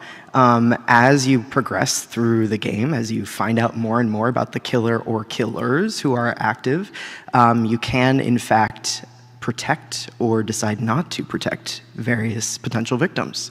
And that leads to all sorts of interesting, fun, juicy tidbits. Yeah. It's very good. Go play the demo out on the PAX floor today. Oh, yeah. It's so good. I wanted to also highlight properly now, Cassandra, who was representing Pacific Drive, wasn't able to make it in, but if you have not checked out Pacific Drive, this is an incredible, basically survival car driving game where you are fixing up a car, driving through a forest, and figuring out the anomalies that have gone on within it. And it is so intense, and I cannot recommend it highly enough. So please go check that out. But to kick it off, I would love to go to you, Hannah. What makes the natural world, the wild, and generally isolated and natural settings feel scary? And what specific horrifying elements did you want to draw out specifically in Dredge? Turn it on. Yeah, so with Dredge, it really is a contrast between what you can and cannot see the whole time. So when you're out on the ocean, you can, especially in the daytime, you can kind of see everything around you, and you're pretty aware that you're basically the only thing out there. But at the same time, you know, if you go into the depths of the ocean below you, you don't know what's going on there. And that's like a little bit kind of scary, and it kind of comes through the longer you're out there on the water. So you can kind of play at your own pace. But the more you're into the nighttime, the more you're going to start hearing stuff. And yeah, it's all the stuff that, like, you'll see like little splashes and stuff. One thing that we kind of purposely did in the game is as you keep on kind of going through, you're going to have like kind of different events that will kind of come off. So as you go through, new stuff is going to come up. So you're never really going to get comfortable. You're always going to have something that's going to make you a little bit nervous and kind of not knowing what's out there. Are there elements of that that you're able to speak to in Grave Seasons? Because I feel like it's a pretty pastoral farming setting. You know, it's very cozy initially at first glance. Mm-hmm. Do you have elements like that? Yeah. I don't know if Luca, if you want to go. Yeah, we absolutely do. We have a variety of Obviously, there are the murders, which is pretty non-cozy, not very pastoral, but we also expect and encourage players to engage in the actual setting of the town, which is on a mountainside, basically. So we ask players to go into the forest, to go into the different biomes that are in Ashen Ridge. Biomes is, it's not an official thing, but the different regions in the actual town to engage with the various horrors that crop up in those spots. Yeah. Yeah. What was it like to create something that was essentially also, because again, the farming setting is something that people do gravitate towards to just relax. What is it like to pull out scary situations or tension from that? Well, I think in the same way that horror and comedy work really well together, just through that juxtaposition, and also because a lot of time when you're scared, you're also on the verge of laughing in either way. I would say with something cozy, it just makes the scary parts even worse because you know that it's not always supposed to be like this. It's that tension. You know, if you're playing a pure horror game, generally speaking, you're scared the whole time. I'm not saying there's not moments of tension and release in that, but with a cozy game, you're not supposed to be. Right. So I think just by virtue of that, and that also goes with the environments, because if you're in a really nice forest and it's beautiful and look how nice, it's like Life is Strange, it's like you're having a lovely time, and then it's dark, and then there's something in it. Those are very different vibes, and I think it's the same kind of thing there. Yeah, and it's interesting because conversely, I feel like the ocean is a very inherently unsettling setting, yet Dredge does balance a little bit of that tension as well, right? I'm not very good at pushing this button, sorry, y'all. Yeah, so Dredge can kind of flip between being like a really kind of casual, relaxing, play your own pace, you're just fishing, have a nice time, go to town, talk to the locals, find out some weird tidbits from them. They might have some weird stuff going on, but you can kind of play it at your own pace. But then on the flip side of that is the nighttime kind of section with sanity, and that stuff is always going to kind of surprise you and keep you on the edge of your seat. One of the classic example that a lot of players will have is they'll be kind of spending too much time out in the water, and time passes as you do action, so it only moves when you move. So you might be trying to get that trophy fish in the middle of the ocean, and you're like, okay, yeah, no, I almost got this. Next one, I'm going to get it. And then you get out, and you're like, oh, shit, it's night. So then you're going to be racing to get back, and then maybe a monster might start chasing you, and you get a little bit more panicked, and then you hit a rock because you didn't see it, and you're a little bit crazy. Yeah, I think the pressure of time is something that's really fascinating because that is also the most natural thing that exists, is that time is constantly moving. You mentioned the time pressure in Dredge. Is there a time pressure in Grave Seasons that you're working with? Yeah, for sure. And the way that Dredge handles time is, I love it so much. I love the how it pulls you in so deeply to that loop. In Grave Seasons, we strove to do something adjacent, but not really the same, right? We want and hope for players to get really engaged in that farming loop, right? We want you to be really engaged with, I have to water my crops every day. I'm super up to date with all the seeds that I have all these quests to fulfill. But then there will be that moment of shattering that reality by finding something strange in the woods, eldritch artifact in an area that you didn't expect it to be in.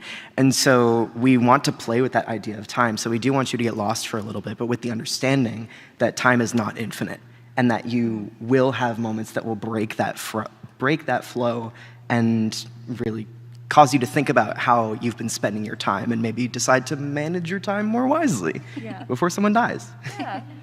Did you have anything you want to add for that too? Yeah, I think just the ever-present looming threat of death is a big thing in real life too, but in good old Grave Seasons. I will say that I think, especially once an attack has happened, up until that point, you're probably going to be like, oh, it's cozy or whatever else, and then you're going to be thinking about, well, when's the next one of those? When's that happening again? And what am I going to have to do? So I think.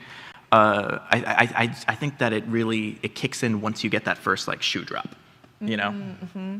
And I think that's like the best part for me. Horror games, for my personal taste of horror, is that anticipation, right? With Dredge, it's incredible because you have the anticipation of how long can I push things, how long can I stay out before something happens. And it sounds like with Grave Seasons, you've got a bit of that as well as knowing there are other murders on the horizon. I'm curious, what are, and we can start with you, Hannah, and we'll go down, but what are you particularly proud of, like when you see players play? What are some reactions that you're especially proud of when you've seen them react to the horror in the games? Yeah, like we've been really lucky. Dredge has been out for a couple years now, so it came out in 2023, and we still get a lot of streamers and creators regularly playing the game. And I handle a lot of the social stuff, and it's not necessarily something that's specific moment in the game, but one thing that I always love and appreciate is how many people take the time to reach out to us on social media and say, hey, I had a weekend to kind of play a game, and I found your one, it was recommended to me, and it changed my life. I don't know how a fishing game did that, but somehow it did. I think it just is kind of that nice size that people can kind of really sink their teeth into, get into the depths of it as much as they want. And you can kind of approach it from any kind of length of time. So it runs at about a 10-hour kind of to do all the stuff, but you can kind of replay stuff as you want. So we have some people that have hundreds of hours. I'm like, how many fish can you get in 100 hours? Probably a lot. Yeah, so I think it's just like kind of the messages and stuff we get from people when they take the time to send the emails to us or message me on social media. And I always try to reply back to as many as I can. Nice. In terms of what we're proud of, for me personally, I think I'm really proud of the way that we have balanced those moments of deep terror and coziness, right? Because we feel very strongly, and it's our main sort of tenet of the game, that we don't want to abandon either audience, right? I know this is a horror panel, y'all are biased, but like internally we love and value games like Harvest Moon, Save the Homeland. We value Stardew, obviously, as well as really atmospheric and horrifying horror games too. So I'm very personally proud of that balance that we've struck, specifically within some of the character interactions and within some of the killer storylines that you discover as you play. You're good? Okay.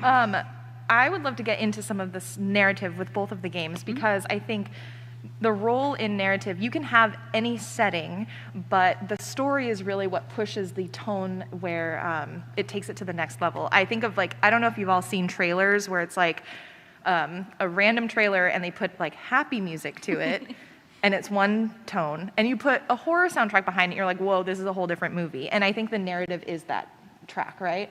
As you've created your narrative, how have you chosen to enhance the horror and that scariness as you write?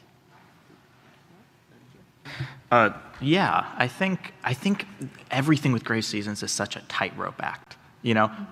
But I do think, like I was saying before, kind of that ramping horror is a pretty major part of what we're doing. I also think seeing how the town can react to everything that happens. I think that for me is one of the main things that we're doing. And just to clarify for everyone, what do you mean by how the town can react? Well, I will say as that much as you can say. Of course. I will say that we are a very narrative focused game, and so we don't want something like a death or an attack to go unnoticed. So I think the tone kind of shifting in that way is something we focused on to a degree. Very Yeah. cool. We got a very talented dev/writer, Joel, on our team, and one thing that's really important to him is show, don't tell. So there's purposely a lot of stuff that isn't fully explained in Dredge, but you can kind of piece together your own explanation through notes or environmental storytelling. So you might see some shipwrecks. If you're lucky, you might see some ghost ships at night.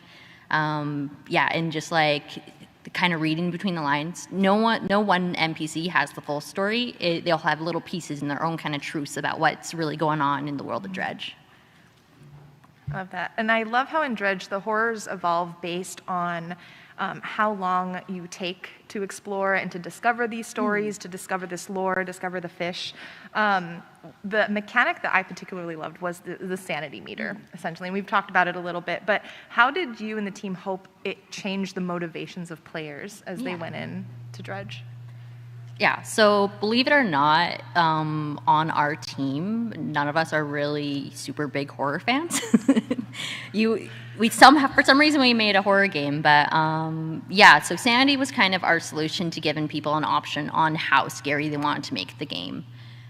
So you can kind of control what is going on at any one time. If it gets too scary, you can kind of just get out of there and get to a dock and sleep. And then it'll be daytime, and you don't have to worry about what's lurking beneath the ocean.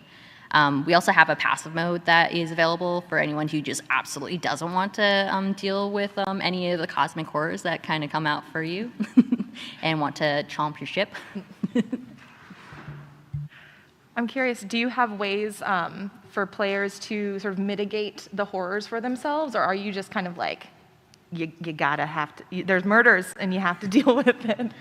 There are murders and you have to deal with them. All right. Not that we undervalue that balance, right? Because I think it's incredibly valuable to have those tools for players to sort of back up a little bit. And the way that we balance it is just the way that the game is structured. We do try and give you chunks of time where you can just be farming or maybe breaking and entering into people's houses. But that's sort of that's something that you can choose to do, and you can engage with the game in anticipation of those murder moments, or you can try and avoid them as much as possible.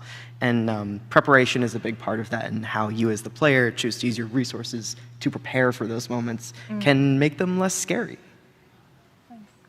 I think there's just a little bit of in Resident Evil Requiem, where you have Grace scared out of her mind, and then Leon killing everything. Yeah. So there's no killing. We don't do anything like that. But I do think, honestly, murder and then farming is kind of the closest you get to that. Because you're like, that's fine now. I'm just going to plant a carrot. I'm going to plant a carrot about it. I'm normal. I feel good. Yeah, back to the turnips, exactly. I'm really curious what kind of, because we've talked around like the sort of creation of tone and how players can engage, but I'm curious about specifically what are some of the inspirations for like the monstrous fish that you encounter and some of the actual like physical horrors that you see? Yeah, so we get a lot of our inspiration from cosmic horror, kind of Lovecraftian kind of type, but it's not specifically Lovecraftian. It's kind of an amalgamation of a bunch of things. And we're lucky enough that a lot of fish are kind of weird, especially the further out into the ocean you go. So our very talented artist, Alex, sometimes he would just find a fish and he's like, yeah, it's already kind of messed up. Yeah. Nature did it. Yeah, nature's done the work for us. So we just have to maybe like add like a hand to it or like some extra eyes. Light lift, that's fine. Yeah. Yeah, and you'll actually find that the majority of the fish in the game are fish and crabs are based off of actual sea creatures. I think there's only a handful of ones that we made of ourselves. I think off the top of my head, it's like Aurora jellyfish. That's mostly just because we wanted a nice, like, bright blue, colorful jellyfish that looked nice. But almost every other, like, fish, shark, or other creature that you'll find is something that you'll also be able to find in the world or once. So there's a few in our Iron Rig DLC that are based on fish from the past. So they're extinct now, but we're kind of like, not to spoil Iron Rig, but you might open up some kind of rifts in the ocean that some stuff starts to come out of. You're saying there's an eyeball fish out there in the world that I can find? Oh, so many. I had a lot of fun with Valentine's last year with making puns for like, I only have eyes for you, and just like putting one fish that had like multiple eyes. Incredible. That's amazing. Not to put you on the spot, but do you have a favorite eldritch horror fish from the game? That is on the spot. There's Yeah. a lot of really good ones. I mean, I love a good old classic three-headed cod. It's probably the most basic one. Very good. Just a normal, average three-headed cod that you would find anywhere. We have a really nice plushie, a fan gamer for it, if anyone else loves it as much as me. To just, cuddle with at night. Yeah. Perfect. In terms of inspirations for the horror, right? Like any creature, or like, I guess you don't necessarily have creatures, maybe not, I don't know, but the types of like actual monsters you encounter in game, whether it be human or otherwise. Yeah. So the serial killer is supernatural in nature. So there may be different types of supernatural creatures about. And I don't want to say too much about inspirations for them, but personally, a big reference for me were movies like Ginger Snaps, the old horror movie. I really love films like the original Wicker Man, too. That's also another fantastic inspiration for weird pastoral farm horror. But yeah, there are just a variety of inspirations for sort of each killer and how they operate. And I don't want to say more about that before the game's out. But yeah. If he doesn't say anything, I don't say anything. What Emmett said. They're teaming up against us. I'm here just trying to get all the info we can about Grave Seasons. One thing that I love, like from the natural world and embedded in horror, is this concept of predator and prey that I think is played with in both games. We can start with Grave Seasons. How does Grave Seasons address the concept of predator and prey, and for either the player, like as we play it, or for the characters within the game? Well, I think, obviously, can't get too much into all of it because there's a whole gameplay loop for it, but I will say I think just the nature of trying to figure out who a killer is, in a way, makes you the predator. You know, you are on their trail. You are trying to figure out, what they're doing, why they're doing it, who they are. You know, all the big three. You're trying to do all those things, and I think that, of course, in a scenario which you can go check out our demo for cool things if you want to see it. You can get a pretty good idea of what those situations are like with the killer as well. But I will say I think the biggest thing for me that comes to mind is the fact that you're on their trail. So that's really fun, and sometimes you're on the back foot and sometimes you're not. Yeah. Yeah. Very cool. Oh no, I'm blanking now. What was the question again? Oh, predator and prey, and how like Dredge plays with that. Oh yeah. So as I mentioned before, there's never really a point in Dredge where you feel like you got the upper hand. So you're going to be upgrading your boat and everything, but as you move through each of the areas, each of the kind of main monsters you're going to encounter is going to have a different way that they either stalk or attack you. So you'll be gaining some Eldritch powers that you might be able to use to help fight against them, but you're never ever going to be able to eliminate a threat. So they're always going to come back, and you're kind of just this little guy in the ocean just trying his best, and they're these cosmic beings that are all powerful. So you just kind of navigate your way through it while trying to get your haul of fish in. Yeah, I think, again, I found Dredge super interesting because you're, as a fisherman, like essentially a predator for the little guys that you're getting. But yeah, in the big scope of things, you really can only run a lot, pretty much all the time. Yeah, you're never the biggest fish in the ocean. No, absolutely not. We haven't talked about one of my favorite parts, and that is the sound effects in horror games. Really, if you're playing in a room that's dark and you just have the screen in front of you, and all you hear, for example, are like the breathing sounds of something that's around the corner, and you just can't move. That's like one of the best feelings. How does Grave Seasons utilize sound to make it scary? We have a absolutely killer audio, no pun intended. We have a non-lethal killer. We have a wonderful sound and audio team. We have a composer, Jazula, who does a lot of the orchestral soundtrack for the game, as well as Suvi Savako, who is our audio lead and does a lot of the technical audio work. And the two of them together are truly a powerhouse. Like, I could talk about them for a long time. They work really closely with us in narrative to customize the sounds that go into every given killer scene, essentially, as well as the audio for spaces and places in the game that just have narrative significance, right? Based on what character is there, or based on what the time of year is, based on whether a festival is active or not. And all of that variation, I think, makes it all the more stark when in killer scenes, we have a moment where the soundtrack doesn't sound like anything you've heard before, which I think is surprisingly effective because it's easy to think of horror as like the silence before something happens. But conversely, I think in Grave Seasons, we're able to get a lot of tension and runway out of having a wide variety of sounds and a hugely expansive soundtrack as well. Wow. Yeah, horror is loud in our game, which I think is really cool. I will say I've seen, some of those killer scenes before there was any music, and I was like, cool, gross. To be honest, when I finally heard it with music and sound effects were one of them, I felt sick to my stomach.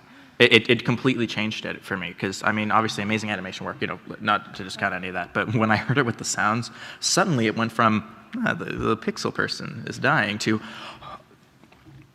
it's happening. So I honestly think it's one of the strongest points of the game because you have such an amazing team doing it. Yeah, I can attest to it. And again, this is me saying go play the demo because it's so good. But the sound is gut-wrenching in your game, and it really just took me not by surprise necessarily, but it's incredible to have seen your trailers and understand. Again, it's beautiful pixel art, and you're like, yes, the red pixels are blood. That's bad, no good. It's a murder. But to hear the screams and the squelches and the sounds really takes it to the next level. And I do just want to say, just to absolutely shout it out, the animation is amazing, and obviously they need each other. So I love the animation team. That's all. For sure. What about in Dredge? How does the sound of the natural world and maybe the unnatural world play a role in creating that full soundscape? Yeah, so I think, as has been mentioned a couple times, sound and music is such an important part of making a horror really hit. So when you're playing Dredge during the day, you'll have these kind of soft, almost classical kind of sounds, very, very peaceful. But and it might not be something that everyone's kind of actually probably noticed, but as it turns to night, we actually remove all the music. So it is just you in the ocean, and we gradually, as your panic and sanity kind of goes up, we add more of a heartbeat. So you don't necessarily notice it and can call it out, but you can feel it, and you're like, oh, something's going on in the background. Yeah, and we do a little bit of a kind of warping effect on some of our sound effects.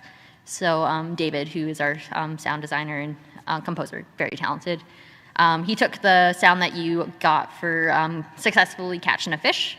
And when you get an aberration, which for anyone who's not familiar with Dredge, first you catch the normal fish, and then you catch the very messed up fish, and there'll be a few of them. It kind of alters in the first time you hear it, you're like, oh, something's really weird with this fish. So you know even before you see it that you got a weird and wacky one. Wacky, that's such a sweet word for it. It's just a little wacky guy.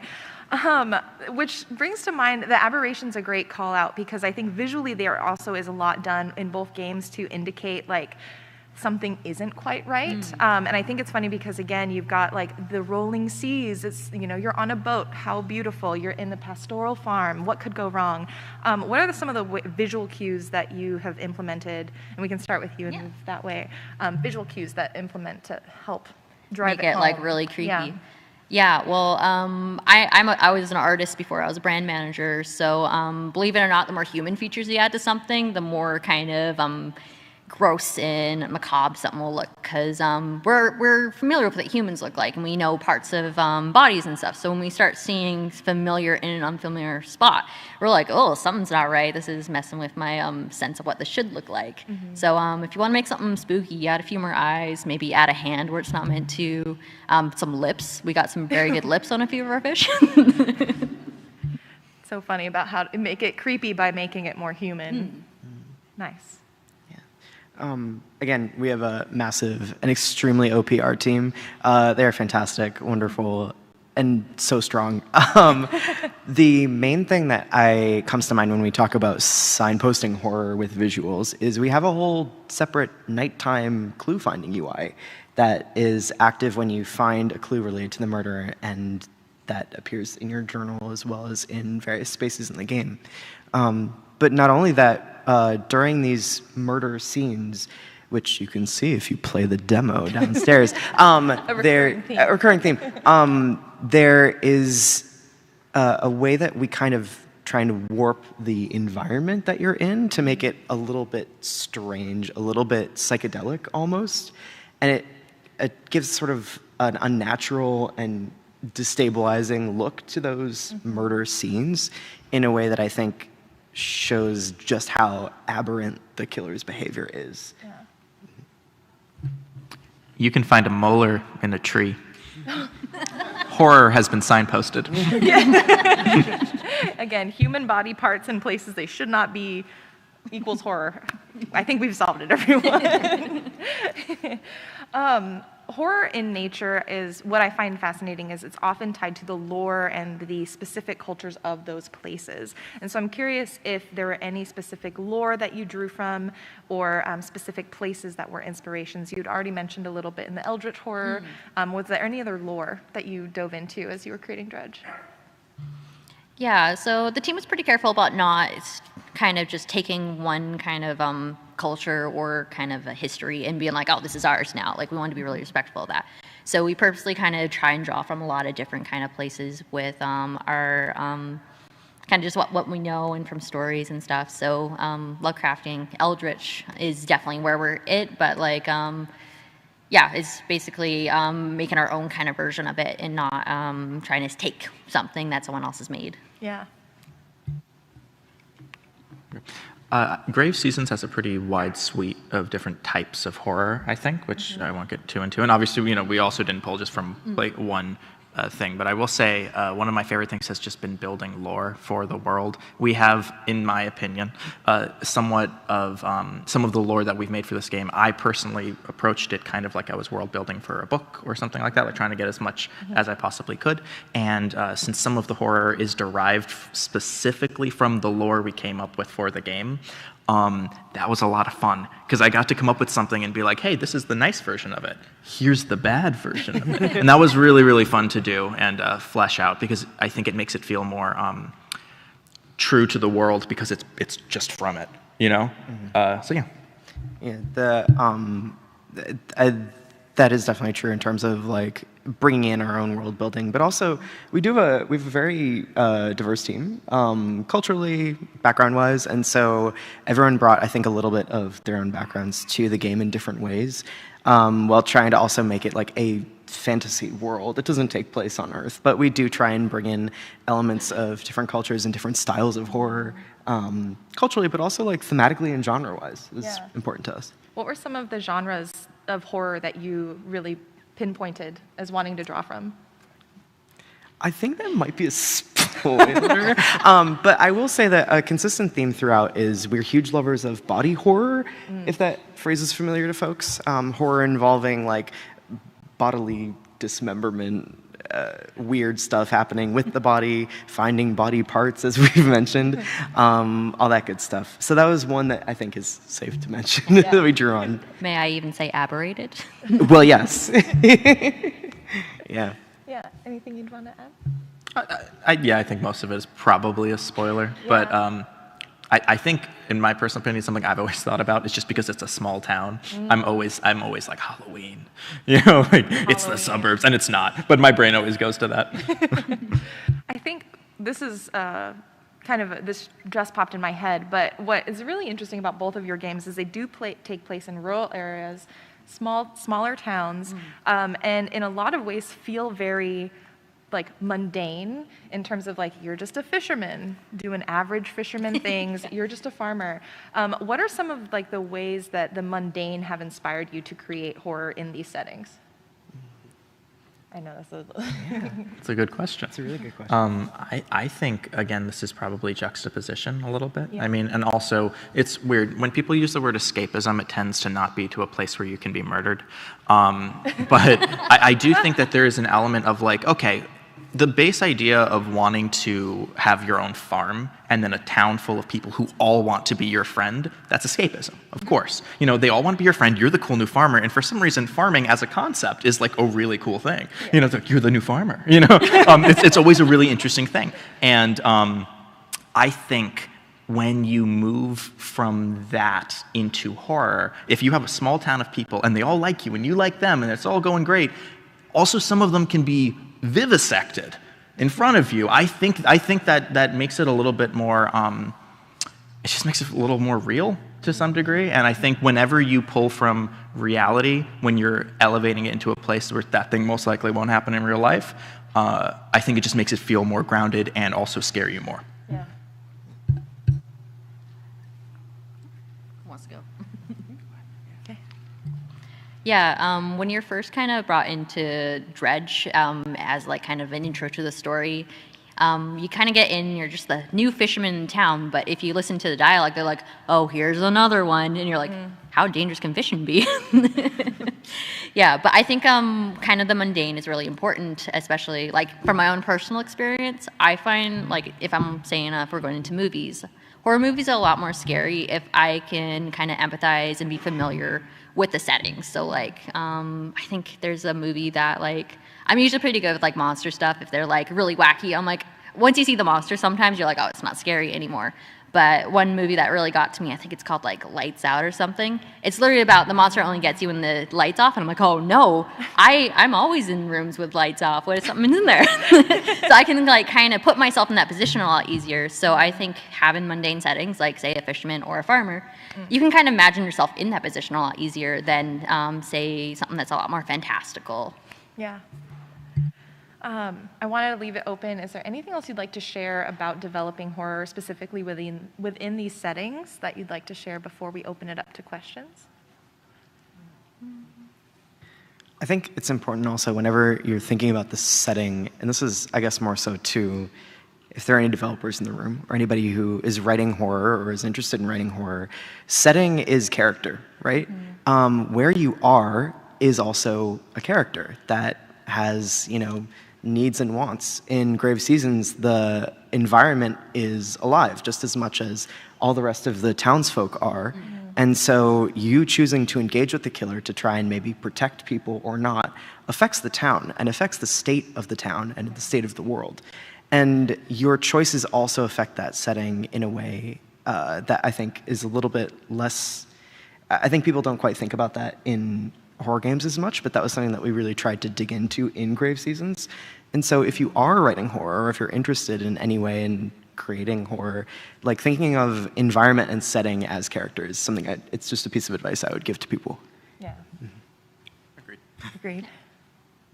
Yeah, I guess kind of building on from some of my previous answers, it's about like really paying attention to what's around you and like how you can kind of just tweak what's familiar to you and make it slightly unfamiliar and building up on that, because there's a lot of like really good inspiration in the world to kind of draw from. Like we drew from the ocean, which is fathomlessly depths. There's so much you can explore and kind of discover in there. Yeah, so just kind of like drawing inspiration from the natural world and what's around you, I think is a really good place to start. So you don't have to venture too far to be able to find something scary. I love that. Really quickly, if we start with you and we could go back down, everyone reintroduce themselves, where people can find you and your work, and then we'll open it up for questions after that.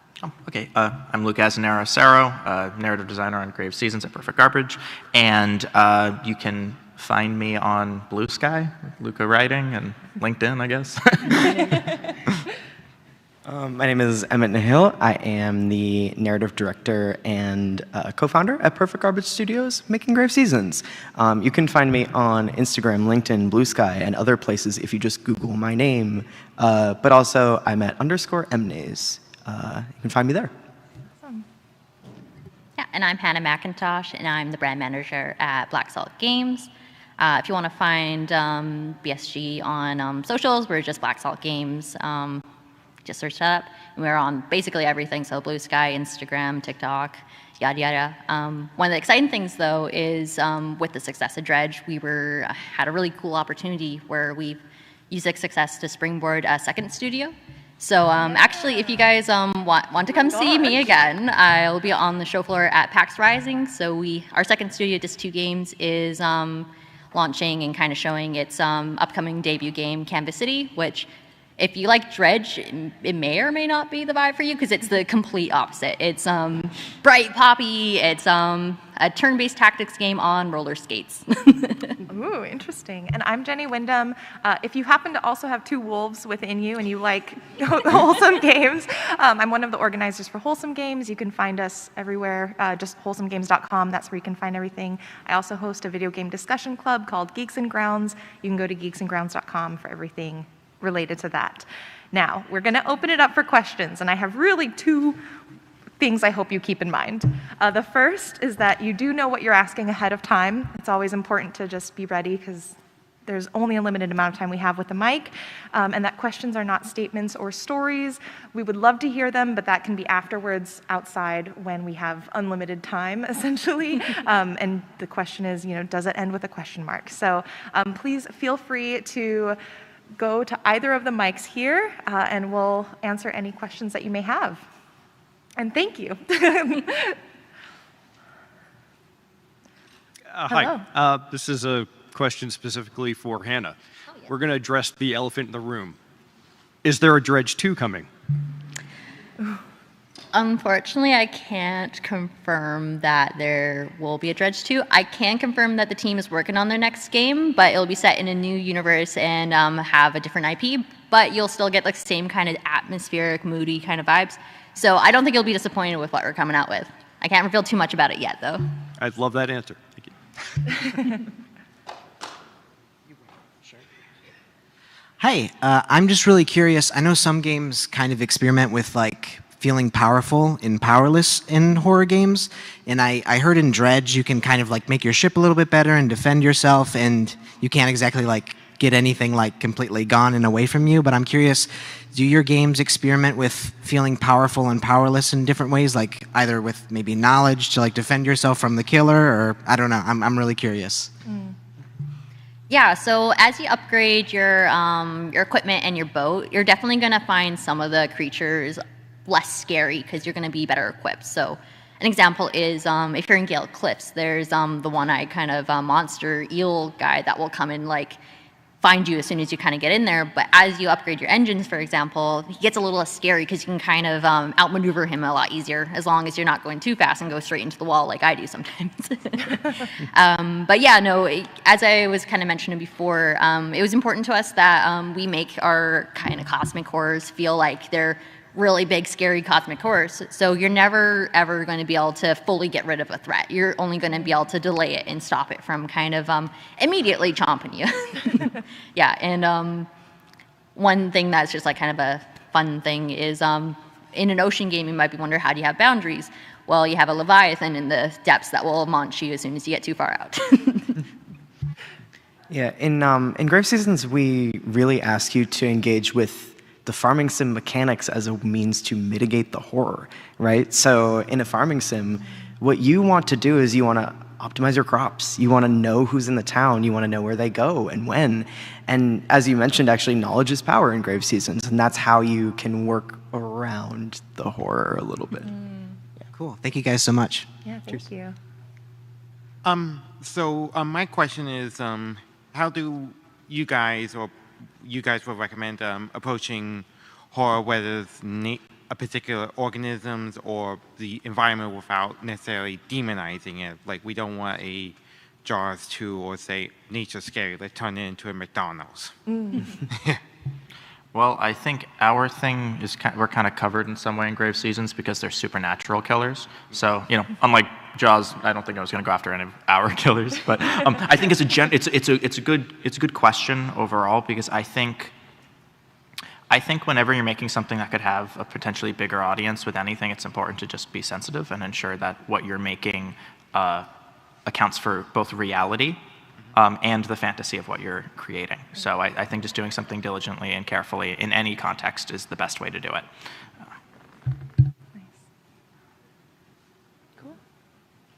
Yeah, one thing I will add, I think there's been a kind of a trend in true crime kind of podcasts, and I generally love to watch a good one of those, but I think it's important not to kind of sensationalize and kind of make, not necessarily a mockery, but just like finding like a true story for some poor family that's had something tragic happen to them and be like, this is now the game and stuff. So I think having making your own kind of stuff that you can have some inspirations, but don't try and take someone's story and then I guess make money out of it, because that feels really gross.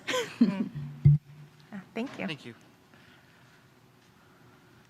Hi, I'm sorry, I just had a logistical question for Grave Seasons. Where are you located on the show floor? And you had mentioned a release date. When is that? Thank you for this tee up. We do have a demo indeed. So if you know where the big Nintendo booth is, we are right next to it. We are in the Blumhouse Games booth. They have a big banner, and there's a bit of a line. But if you check it out, I will be there, and I will tutorialize you through it. And it is releasing August 14th of this year. We just announced that. Thank you. What is some really fun lore that like gamers have to pay really close attention in your games to find? I have one. It's a really major spoiler, so I'm going to try and talk around it a bit. But if you really pay attention to the notes that you can find in the ocean, you can kind of find out. So the fisherman has a backstory, and they have a wife, and they've gone missing. So you can kind of find out a little bit about that. And there's a Easter egg where you might be able to see your ghost somewhere if you follow it. Yeah, I will say for grave seasons, go to church. Go to the church. That's why I very much said for grave seasons. There is some cool bespoke stuff. If you go to church often, pay attention to it. It is all linked to a bunch of other things in the game. Thank you. Okay, my turn. Hi. Yeah, I was curious. Why do you guys think video games have such a fascination with both fishing and farming as activities? That's a really good question. It's the big two. Yeah, if I'm being honest, I don't know. They can be quite peaceful, and I think people are kind of looking for somewhere to escape from, because there's a lot of stuff that goes on in the world, and some of it's not very nice to kind of think about. So I think they're both two kind of activities and genres that you can really kind of methodically spend some time in and like really feel like you're achieving something. Farming and farming sims, I think, get a lot of flack for sometimes feeling samey, but I tend to disagree with that because I think they're a modality, right? I think any game genre is a mode, and for farming sims specifically, I think it's a mode that people have taken up to choose to tell certain stories or to emphasize certain mechanics. That's my like not very funny kind of crunchy answer for it. Yeah.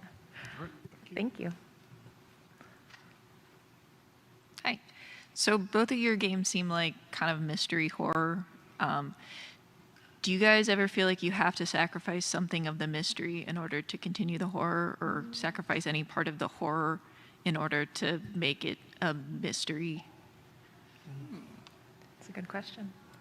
So I think that there is a long tradition of cozy mystery, and we're now coming up in a place in gaming where we're starting to have like the idea of like cozy horror as an idea as well. And so to me, I actually think that it's a very, like, they gel really well together, but that's my bias. And I think that the mystery itself is more so like how you react to the horror, right? Because similar to what I just said, horror is also a modality, right? You can imbue horror in any kind of genre. I'm biased because I'm a big lover of horror, but I do think they work well together. So I don't personally feel that friction. Yeah, I feel like they can also work really well for each other too, because sometimes like it's not quite the same thing, but like we were mentioning how like when you're kind of visually seeing something like a murder, for example, you can look at it, you're like, oh yeah, no, that's pretty bad. But then when you get more information and more kind of narrative and you learn more about it, sometimes it hits way harder. So like if you add more sound and stuff, then it's going to impact you more. Or like you find out like maybe you're related to that person or something. You're like, oh shoot, is that my son? Yeah, so I think they can, if you're clever about it, make them kind of work in tandem together. But I think it's important not to share the entire story. Let players feel smart and like they're figuring it out themselves. Well, thank you. Yeah, I got a question. Where would you draw the line when developing a horror scene of the line between it being actually scary and being something edgy? I think that's about intention a lot of the time. I think, of course, you can accidentally make something that steps over the line and then you pull it back. But I think if it stays edgy, it's probably what you're setting up to do to some degree. A lot goes into the crafting of the killer scenes in our game. A great deal of it, animation and sound. But I will say, I think it's about getting a reaction out of the player. Either way, like no matter what, like you want the player to react to something, and I think that innately watching someone in this cozy game get gored it's a little edgy, but that's not necessarily bad. I just think you need to make sure that each act of violence is justified, and that you're not just juggling this person in the air to see blood come out. Like if you're gonna strike a character, it needs to also hit the player. You know what I mean? Yeah, caging it in story and character motivation. For each killer, why are they killing? In Grave Seasons, we really interrogate that question. In other horror games, I know for a fact they think very strongly about the force that's attacking the character, and not just in terms of monster design, but why does this monster move the way they move? Why does this killer do what they do? And so, again, this is from a very narrative place, but caging it in story is really what we like to lean on ourselves. Yeah, I think the line also kind of moves and jiggles a little bit depending on the art style that you choose. So if something is super realistic, you can kind of fall into this place where if you get too gory, it's either really hard to look at and like you feel like really sick about it, so you might draw a line there, or it gets to the kind of cartoony phase where a lot of us have been lucky enough that we haven't seen some of that like horrific stuff in person. So sometimes like someone getting shot and stuff doesn't look real unless they have like the really big impact, but sometimes it can be like really quiet. But I think if you're really intentional about it and choose a smart art style for it, you can kind of gently guide people through some of these horrific kind of or spooky kind of horror elements without necessarily going over the line. So like a pixel art game, you'll be able to kind of show blood without it having to be like too gory. Or we're quite stylized as well, so we don't have a lot of fidelity that kind of shows off the really creepy stuff. Thank you. Hi guys. First off, I want to shout out Canvas City. I played this morning. It's really fun. You guys should check it out.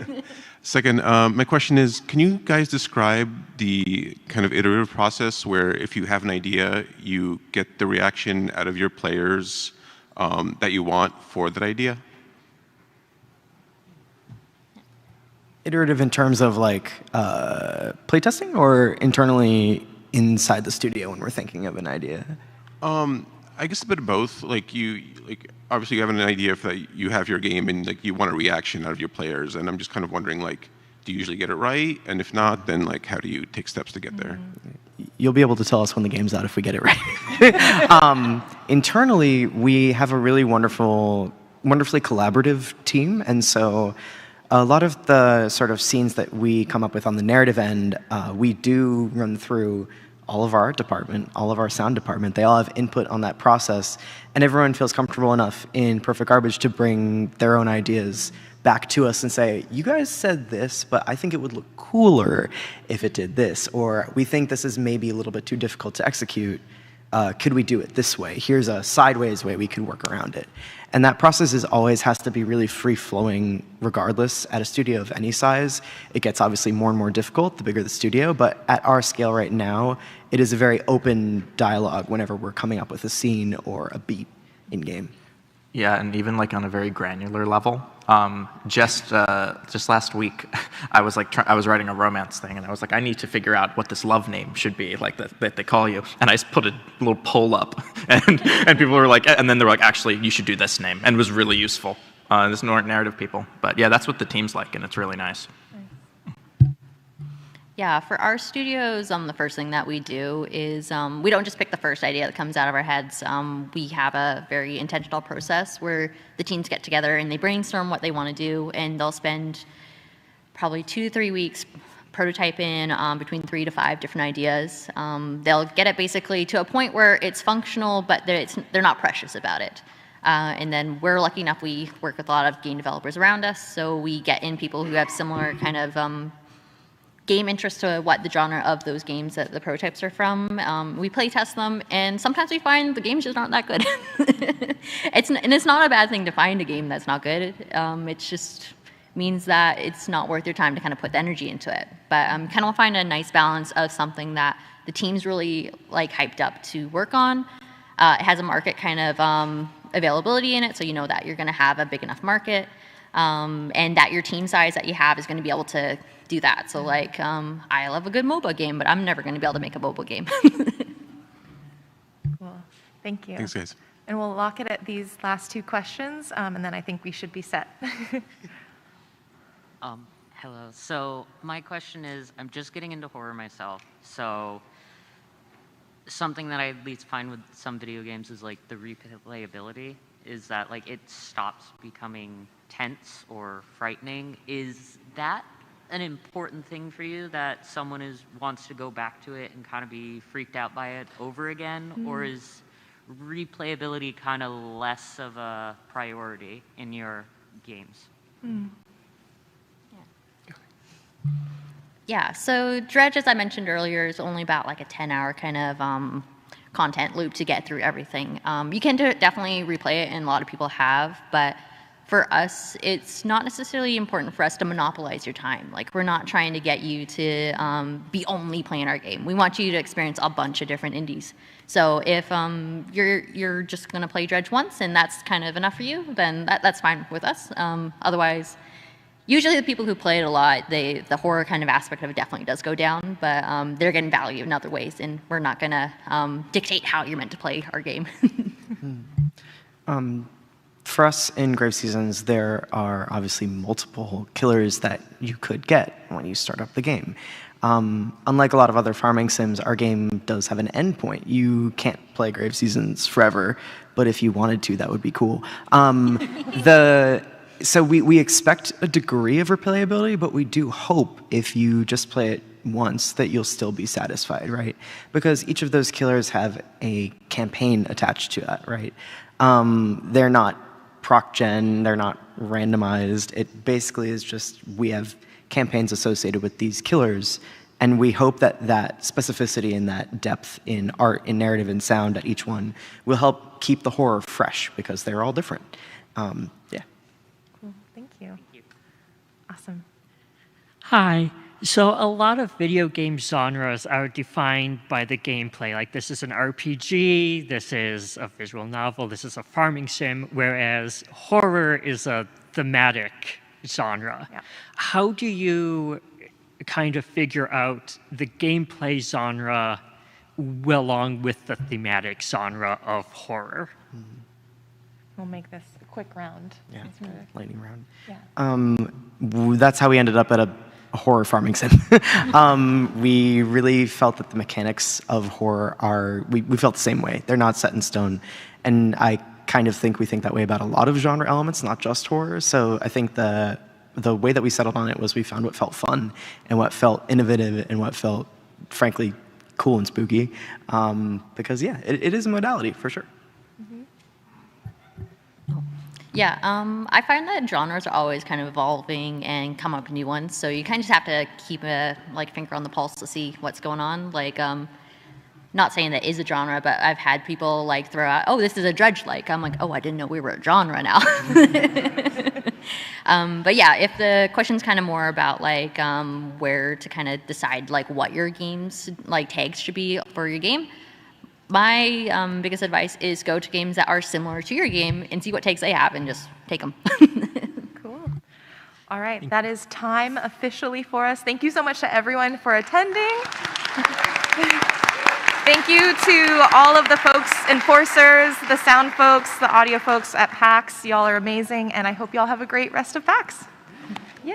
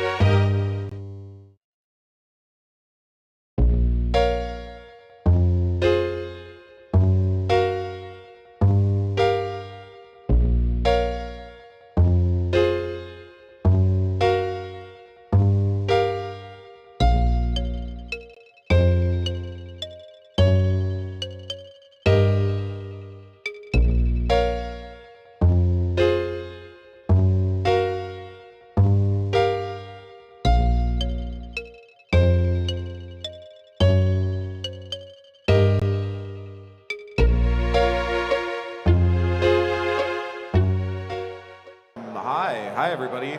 How's your Thursday at PAX going? We are a bunch of guys, and we're here to play some Pokemon Pokopia Prop Hunt. Yeah, this came together very last minute, but we're very excited to show this off. This is something we've been quietly working on in the background for a little bit. I've wanted to kind of do this on streams and stuff like that before. I'm Eric Van Allen. You might know me from Game Informer. You might know me from Axe of the Blood God. You might know me from Normandy FM. And I do a lot of weird, wacky stuff like this with games like Pokemon Legends and other stuff like that. We're going to play Prop Hunt on Pokemon Pokopia. Our runners are currently entering the game as we speak, but we're going to run down the line.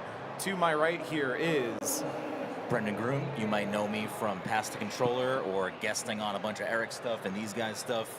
I'm excited to play some Pokemon Pokopia. Did I say Pokemon Go the first time?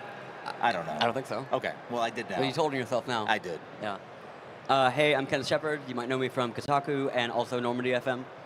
Sometimes on Axel Blood Gods, sometimes on other things. Yeah, so with me.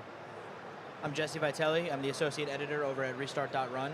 You may have found me around the internet. Who's to say, do not contact me. Thank you very much. I will say play more indies, too. I know we're playing Pokemon. Play more indies. Play more indies. Shout out to all the Small indies indie down company. Game Freak. Yeah. Yeah, so we're playing Prop Hunt. How many people in the audience right now know what Prop Hunt is? Yeah.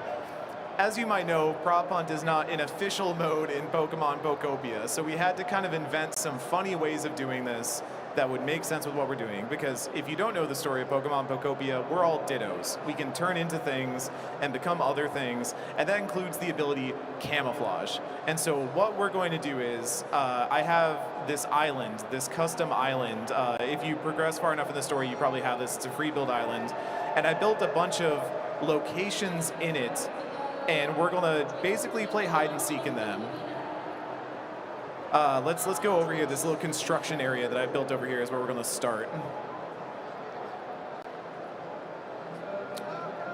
As you can see, this is all our cast right here. All you really need to know is that this little dude in the front is our seeker. That is whoever is looking during the round. We have a bunch of different sets built. This is kind of our starter area that we'll do the first run in, so y'all can get an idea of what this looks like. There's an ability in this game called Camouflage, where you can walk up to whatever item you want and turn into it. Now, here's the funny thing. Well, hold on, don't do that. We're going to use an ability called Water Gun, not the punch. Please don't use the punch, because it will destroy my blocks. If you water gun something that is camouflaged, it will get pushed, like that. So what I'm going to do is, good job, everybody. Good job showing Water Gun. Yeah, what not to do. I'm going to let them kind of look. We're going to look at this little area. All of our seekers can take a look, and then I'm going to go turn around. And I'm going to count to 30, let's say. And then I'll turn back around, and I'll have to go looking for them. So let's take a quick tour. We got some pipes, some sandbags, some crates. We have stairs that I kept falling off of while I was building this because I didn't put handrails on them. Some pipes, little things over here. This is probably one of our simpler ones, our more straightforward areas. As you can see in the background there, we have much more complex areas that we're going to be playing in. I might even start building some of them while we are looking at them, because this came together very last minute. Yeah, this is our zone. Hiders, do you feel like you have sufficiently observed the play area? Yeah, that's crazy. that mic is on. Yeah, we're so ready. We'll figure it out. We'll get figure there. it out. Okay, I am going to do a little thing down here, and we're going to count to 30. 29, 28, 27, 26, 25, 24. This is the most thrilling part of the stream content we could have done, is somebody counting on Twitch. 19, 18, 17, 16. You having a good PAX, Ken? 14. It's just starting. 13, It's been pretty all right so far. Yeah. 12. Yeah. Played Pokemon Champions. 10. Pokemon Champions. I did. 7. Yeah. I'm trying to throw you off your concentration. I'm already hiding in the game, so you cannot throw me off any more than I am now. 3, 2, 1. Let's go seeking. I'm going to turn on my water gun. Who does the audience think is going to get found first? Do you think Brendan's going to get found first? Yeah? Yeah? Or is it Ken who I adequately distracted during that entire time? All right, I think... I bravely think that there is no one hidden on this bottom level. Are you sure about that? I'm pretty It's a sure bold about strategy. Because I remember sandbags all look fine. Pipes could be interesting. I don't know if I left enough gaps That for is people the to hide in one the pipes. unfair advantage that you have over the rest of us, is that you made this island. I did make so this you know island. where things are. Yeah, yeah. And if something's a little out of place. I set myself up to like be really successful in the first run, so I look really good in front of the PAX audience. Second area looking a little suspicious. So the other rules, the rules we're gonna have for the seekers here, you get 3 water gun squirts, or an amount of time that I have not determined yet, but might be close to 5 minutes. And I say that because I forgot to set a timer when I started this. If someone cannot be found, if we do not find somebody within those 3 guesses, then Seeker goes back out, turns around, and everybody has to re-hide. Has to move, and you have to change what you're camouflaged as. And also, if somebody gets found, we then reset, and everybody has to move again. Can you do me a favor? Yeah. Can you go look at that booth over there for 2 seconds? Can you just turn around? No, like, don't look at the screen. Don't look at the screen. Just look over there. Jesse's trying to reorient. All right, cool. Thank you. There we go. Yeah? Yeah, you're good. You're golden. Don't worry about it. Did you notice that? Did you see what changed? All right, one squirt. One All right, audience, we want you to count with us. That was 1. That was 1. Wait a minute. Yeah, I didn't. Who got found? Who got found? Me. Brendan got found first. Oh, you hate to see it. All right. Do you want me to just keep seeking, or should we have y'all reset and change? No, keep going. You got Yeah, more of us to you gotta find. find everyone else. You All find right. one of us, you win. Yeah, that doesn't seem That fair. seems unfair. I definitely thought that one of y'all was going to hide up here because this is like the highest point, but I don't see anything that looks like it might be y'all hiding. So I will say, when I was really confident before that I told you that I had an idea, I had used Dragonite to get up on top of those 4 pillars. Brendan, there's no need to throw things down there. This is live. I could not TV. camouflage up there, so I had to not. I was going to camouflage into another pillar, which turns out you cannot do. Yeah. All right, you got one more. What are you thinking? I'm looking. Are you sure that no one is on the first Are you floor? about to like help him? What? I'm. Yeah, We- he's, we he's are taking on a a picture so he team. can send it to We're me. on a He's going to team? text I me. guess. Oh, no one told me that. Wait.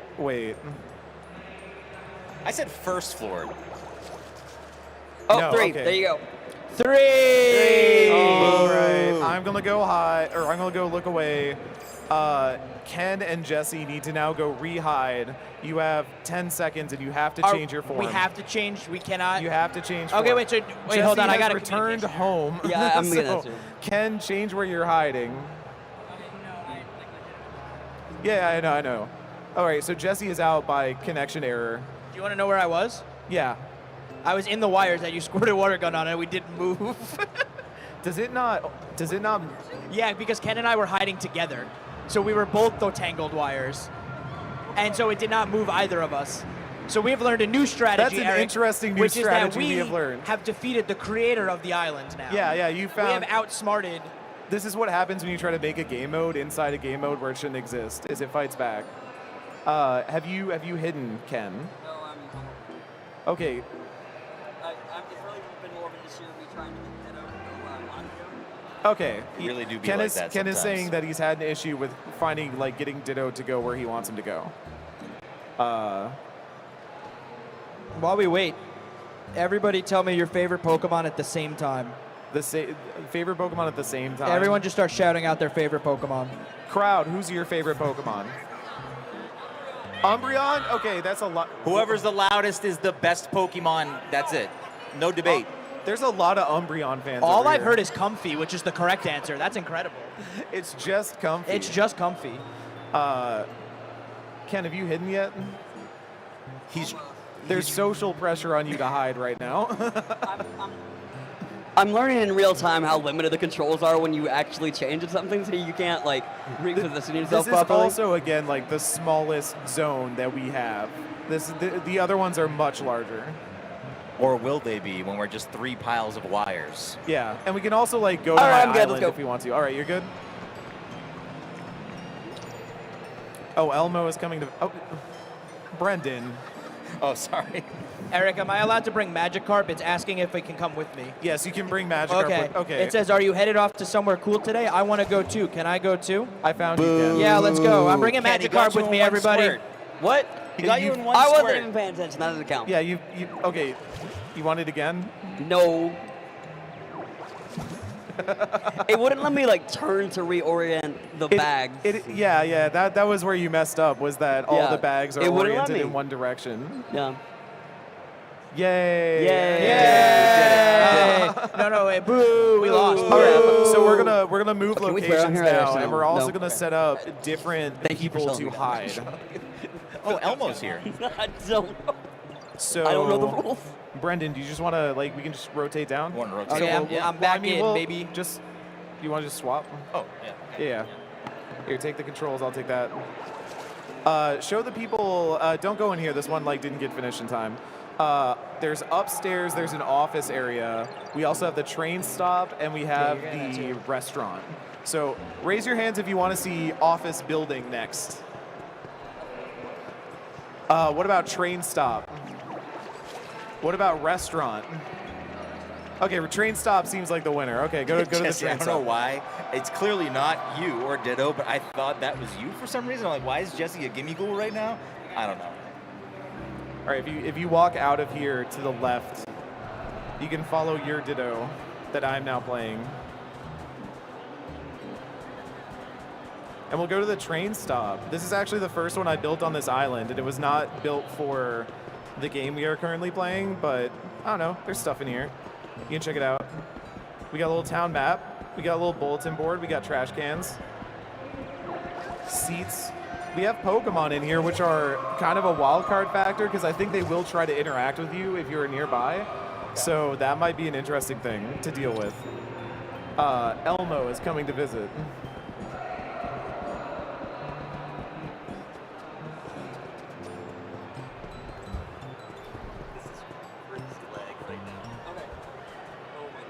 Do you need me to turn the monitor a little bit for you? No, it's good. All right, Oh, yeah. it was like in the Oh, yeah. Yeah, I would say you go face away from the people, Brendan. Well, we're waiting for Jesse to come in anyway. I so. just got in with Magikarp again. He is so excited to be here. Magikarp What is up, visiting Magikarp? for this Magikarp is Yeah, everybody cheer here. for Magikarp. Let's go, Magikarp. Magikarp. Magikarp. Magikarp. The problem is Magikarp is going to follow me around, so I will be at a Perfect. detriment, but Magikarp is here. I love I mean, he And doesn't he's here to follow. play. Oh my Maybe- God, he really does follow you the whole time. it. My king. Wait, what does Magikarp say in this game? It's like, yo, where am I? we need Bulbasaur in To here. get we this need, place we need to make humid. this place Let's get this humid. place. Can we swear?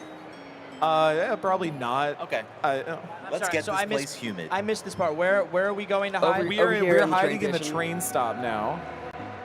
The train Wherever your heart station. desires, Jesse. I'll find you. Okay. In every timeline, I'll find you. So Every galaxy, I will find you. Jesse, who is being followed by Magikarp, And Ken Sumi. and I will now go hide. Brendan, Yes. please count to 20. 20. Yeah. 1, 2, a 3, What the heck is Charge-a-Bug doing in here? 4, 5, 6. I'm not saying 6, 7. I'm not looking at your Switch. I'm not a screen looker. Come on. I grew up in the. I've been playing games a long time. Screen looking against the rules. Not allowed. I don't know.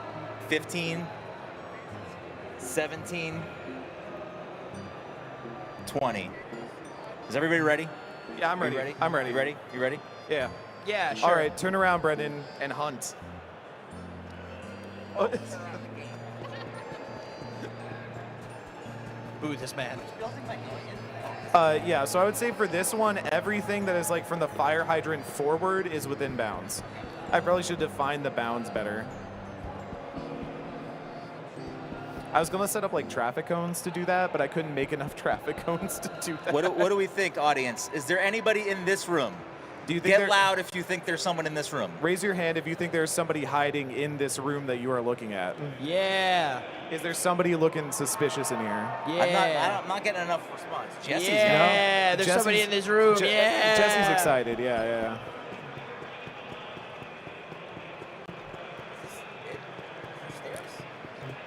There. Well, yeah, but there's also like stuff around it. Yeah. outside as We're well. all in Yeah, here. there's an outside. Is this it? You know how long I spent building this? It's very detailed. It's lovely. It's a lovely place. I love what you've done with the I like place. tried to put some details in here. There's good lighting. Like I try to have multiple sources of lighting in here. What do we think? I don't think, if anything in here, it's the map. I feel like the map You looks think out the of map place. I don't know. I out think of you should place? commit and shoot a water gun at something and find out. All right, fine. I will. Put your money where your mouth is. All right. Yeah. I mean, look, the screen explains the screen. Yeah. One down. Miss. I feel like the Costco guys. I feel like I'm doing 5 big booms. So this counts? Yeah, I would say anything in this general zone counts. Okay, so it turns out, everybody, it's really difficult to hide because I have to account for the Magikarp. So I had to put the Magikarp in a two! No, I'll give it. That No, is me. That is me. I will was give it. that. To you. Oh, okay. I think some of the physics in this game we might have to say like Scout's honor. Scout's on this one. honor. Yeah. The connection is unstable. if you can't tell. This is game of the year, by the way? Yeah, this is actually kind of goaty. Oh, Elekid. All right. So wait, is a correct squirt, Yes. does that count in my squirt total? Like, am I at 2 squirts? No. Or do I have one You squirt have one. and one correct squirt? You have one. So I Don't still you have don't 2 gotta more count the squirts. correct ones. Okay. So We're I at still have 1. 2 Scout's squirts. honor. You got 2 more. Yeah. You got 2 more. You got 2 more. Because otherwise you'd have to get all 3 correct. You Yeah. couldn't miss. Yes. Okay, Yeah. We're doing live patch I notes. feel like We've maybe updated the squirt total. this bookcase over here. I'm trying to like keep my mic on. How about this? Let's go with the You're bookcase. doing great. Was anybody a bookcase? Nope. No. This game's rigged. One more. Let's see. Well, no, you two more. No, No, did it start I over? did the Shot map. the I did the map map and the and then- bookcase. Oh, right. That but- didn't but- count. That was a misfire. Yeah, that was a misfire. Let's Okay, see. sure. Okay. What about this? How did I not notice that before? Interesting. It's got to be somebody, right? Challenging. Look at Ah, that. yeah. Ah, that was me. You got So I gotta me. find Ken. Yeah. Ken's probably like on the roof. He probably burrowed a hole under the train station. No, crucially, you cannot. Is there a Raichu somewhere? Is there a Raichu All right. somewhere? Look for him and you'll find me. I have 1 squirt left. Are we inside or outside? Hands up for inside. That's 1 hand. Okay, so it's outside. It's clearly outside. Let's I have to go around my island because Brendan does not have a certain ability that lets you navigate this world much better. Charge a bug again. Charge a Yeah, bug's Charlie chilling. Bug's doing something. I did He's not looking make for a someone. ladder I'm gonna here. go with the second bench. I feel like this bench maybe. I can't tell if this is part of your design. See, what's throwing me off is you have 2 light posts on red and then 1 light post on like rocky cement. Sounds and like I a feel like logical- that's a design faux pas. I don't like that this turn from like is someone hiding here to can Eric design things. This is well? Architectural Digest, Eric. I'm gonna go with. I'm going back inside, and we're gonna hit this Pokemon lamp. I can't remember if this was here before. Nope. Damn it. Where were you? Show Oh, yourself. Turn outside. You are outside? Yeah. I knew it. Elekid, get out of the way. Yeah, Ken was It, like, Elekid will the whole not- time. I hate baby Pokemon. Oh yeah. Turn to your left. Take it back now, y'all. 2 hops this time. You left just enough space for me to Listen. naturally. That's That's pro good. play. That's a pro good play. That was a hiding good, spot. All good right, so answer. we're Good doing answer. Okay. Good this. answer. All right, Ken So is now now the hider. you Do we are want to Ken. keep it at the train station or we want to go to a new location? I Train got kicked station again, which audience, means do we magic like the train station? Cafe? Cafe. We're going to the cafe. That's next door. I mean, it'll probably be easier, yeah. Oh, your buttons are different than mine. Did you remap? I did. You using bumper jumper? Yeah. Wait, you don't? My controls are the default controls. I found a trace for Pokemon. Ken's using Southpaw. What about Ken is default to you? Also, why are you reading the trace for me? A new friend is waiting for you, and you wanted me to see I could it. have hit as that trace. Well, now we all got to see it together. Oh, okay. So a quick tour of the cafe, Ken, if you wouldn't mind taking us around the area. You can reach forward and tilt it a little bit if you want.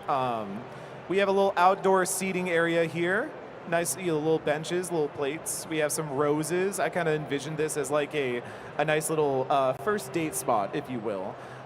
We have a nice little inside seating with a coffee mug. It's a little bit more cafe, I would say, than like a full restaurant. But we got some sandwiches on the side there, some posters, some cooking equipment in the back, some lighting, of course, a trash receptacle, and upstairs,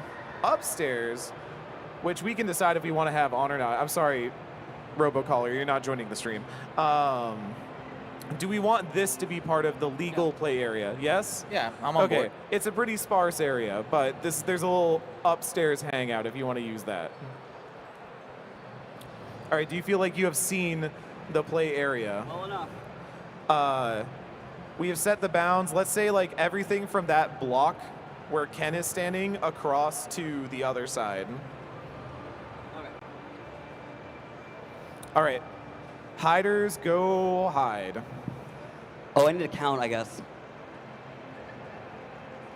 I forgot how to count. 1, 2, 3, 4, 5, 6, 7, 8, 9, 10, 11, 12, 13, 14, 15, 16, 17, 18, 19, 20. You're not ready. I'm definitely not ready. I tried doing something that I don't think it lets you do in the game. I'm always waiting on these guys to actually finish anything or be the way they get to be. I definitely tried to do something that you're not supposed to ever try to do in Bokobia. All right, I think that's gonna work. Magikarp's really killing my vibe right now. Can you kick him out? How dare you suggest that Magikarp gets I'm kicked trying to out? help you. You are like limiting yourself on purpose. I don't understand why. Who is that guy? What Pokemon is That's that? Colossal. That Colossal. Sword and Shield. I thought that was Okay. Carcoal, or is that the other one? Sorry? That's Very memorable. Colossal. Is that the Yeah. the coal pun?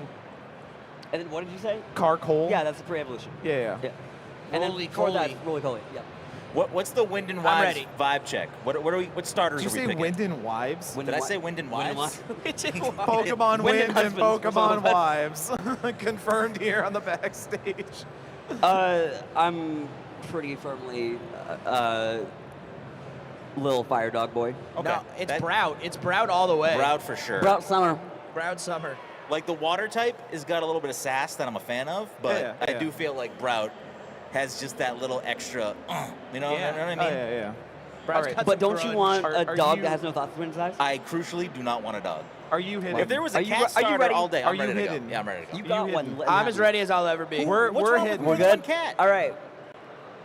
I have a bad feeling I looked at Bren's Switch and I think we're going to get found immediately. No, I think we're cooking actually. No, I think we're- separately it's our You will demise. never find me.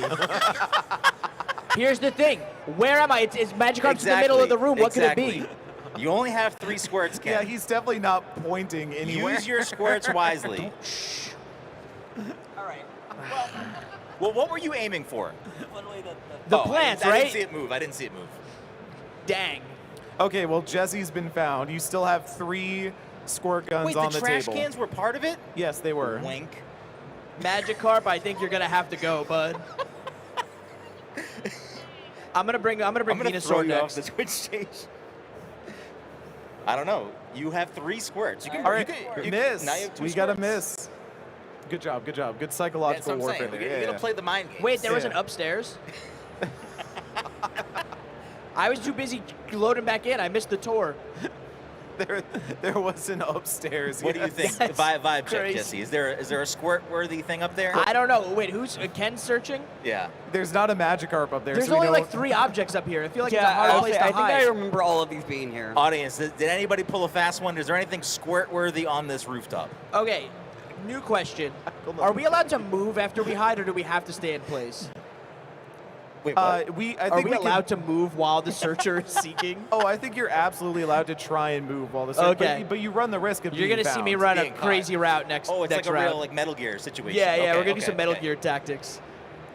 Eric, I hate to tell you live on stream, but you got some Joy-Con drift. I have Joy-Con drift Yeah. already. You have to be closer to the Switch. It kept doing it to me too. Oh, okay. Yeah, I don't know. I mean, why. I brought the Pro controller Yeah. because that's usually what I use. Yeah, have you but- played a video game before, Ken? No. Not according to the forums.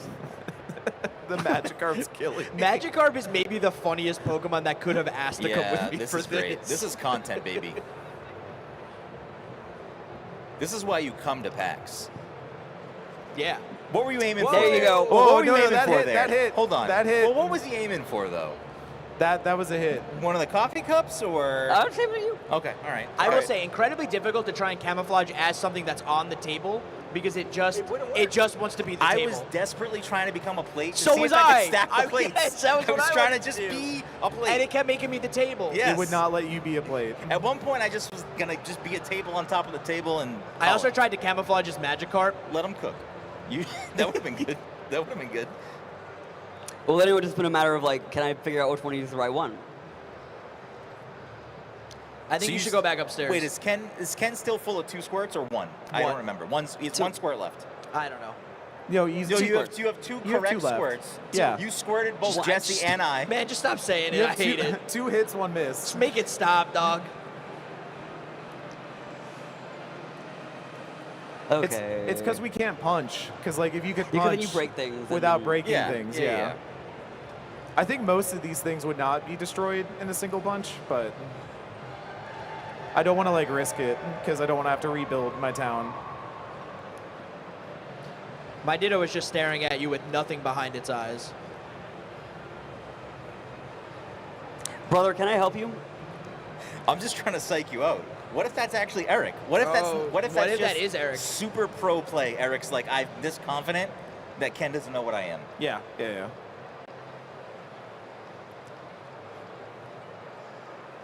There's actually some high level stuff happening with Eric's situation. Oh, okay. Do you know? Is this insider trading? Oh, I know. I mean, Okay. I didn't know, but now I know, and now Sure, it's yeah, all yeah. coming For together. sure, for it's sure. coalescing. One thing you can do, I think, here's some pro strats for y'all. You can check if somebody changed into something, because I'm pretty sure you probably can't turn this on and off if it's a Ditto. I would assume. Oh, you can't turn a light on and off as Well, Ditto? we'll just do again, Scout's Honor. Don't be tapping that. Yeah, A yeah. button, Don't you know be, what I mean? don't be looking. Don't be. Yeah, what are you, a curious. narc? I'm not being a narc. I'm telling you, here's some strats for y'all for next time that you're seeking. Walk us through your mindset right now. Give us the play-by-play. What are you looking for? What are you considering? I'm looking for anything that, because like the thing about this is, they have to obviously have turned into something that's already in the environment. Uh-huh. So you're looking for duplicates of some kind. So you're just going around counting 2s. You're just looking for 2s. Kinda. Okay. Not like And not I'm also 4s, hoping not that one day 5s, this like, Joy-Con will get itself together. Yep. Oh. Were you aiming for that chair? Yes. Okay. So I was All right, actually here. I got to show you. I was over here originally, as one of the. I was this little like shelf here. Like I was an extra piece of table. Yeah. And Bren basically did the same thing as me and just I sat figured here. if I So- extended the counter even further. You went outside. This is really hard to do when I'm not looking at the Switch. I went outside. When you went outside like that, I ran back, changed into a chair to try and fool you. And yeah, But it wasn't enough! It was It wasn't not enough. enough. Ken the goat. All right, Jesse's turn. Oh, okay. Let me go look at the office building to see if it's like as complete as I Crucially, I think cannot it see. is. You want to like switch? Yeah, you want to swap? Because I definitely might be finished building easier that for one like if you right switch before so we you flew have out. that. If you had, so you had the freehand. Yeah, this is. Wait a It's minute. probably Now doable. I have Magikarp following me around. You can tell him to leave. Well. Oh, I can. Yeah, Good luck. yeah. Ain't so easy. So next Wait, he area doesn't even we'll have to be going leave. You to. just say part ways, and he goes off on his own adventure. You want to send Magikarp off? That blood's on your hands. It's fine. He'll evolve into a Gyarados, and he'll be fine. Next one we'll be going to follow the trainer in the sailor hat out here. We'll be going up Wait, the what? stairs over I know, this you have little to- building. It's the only way to stop it. It's so bad.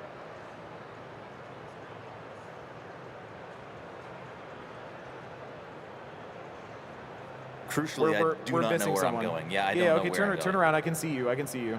Oh, okay. Yeah, Okay, turn let me around, do turn this. around. Hold on. We got this. We got this. Okay, you're This you're is just bad, you're actually. running towards my windmills. Go away from the windmills. Towards the construction site. You see the big building? We're on the second floor of the big Okay, building. now I There's see. a catwalk on the Now I see. side. I got you. I designed this with Am I people in mind. supposed to be in here?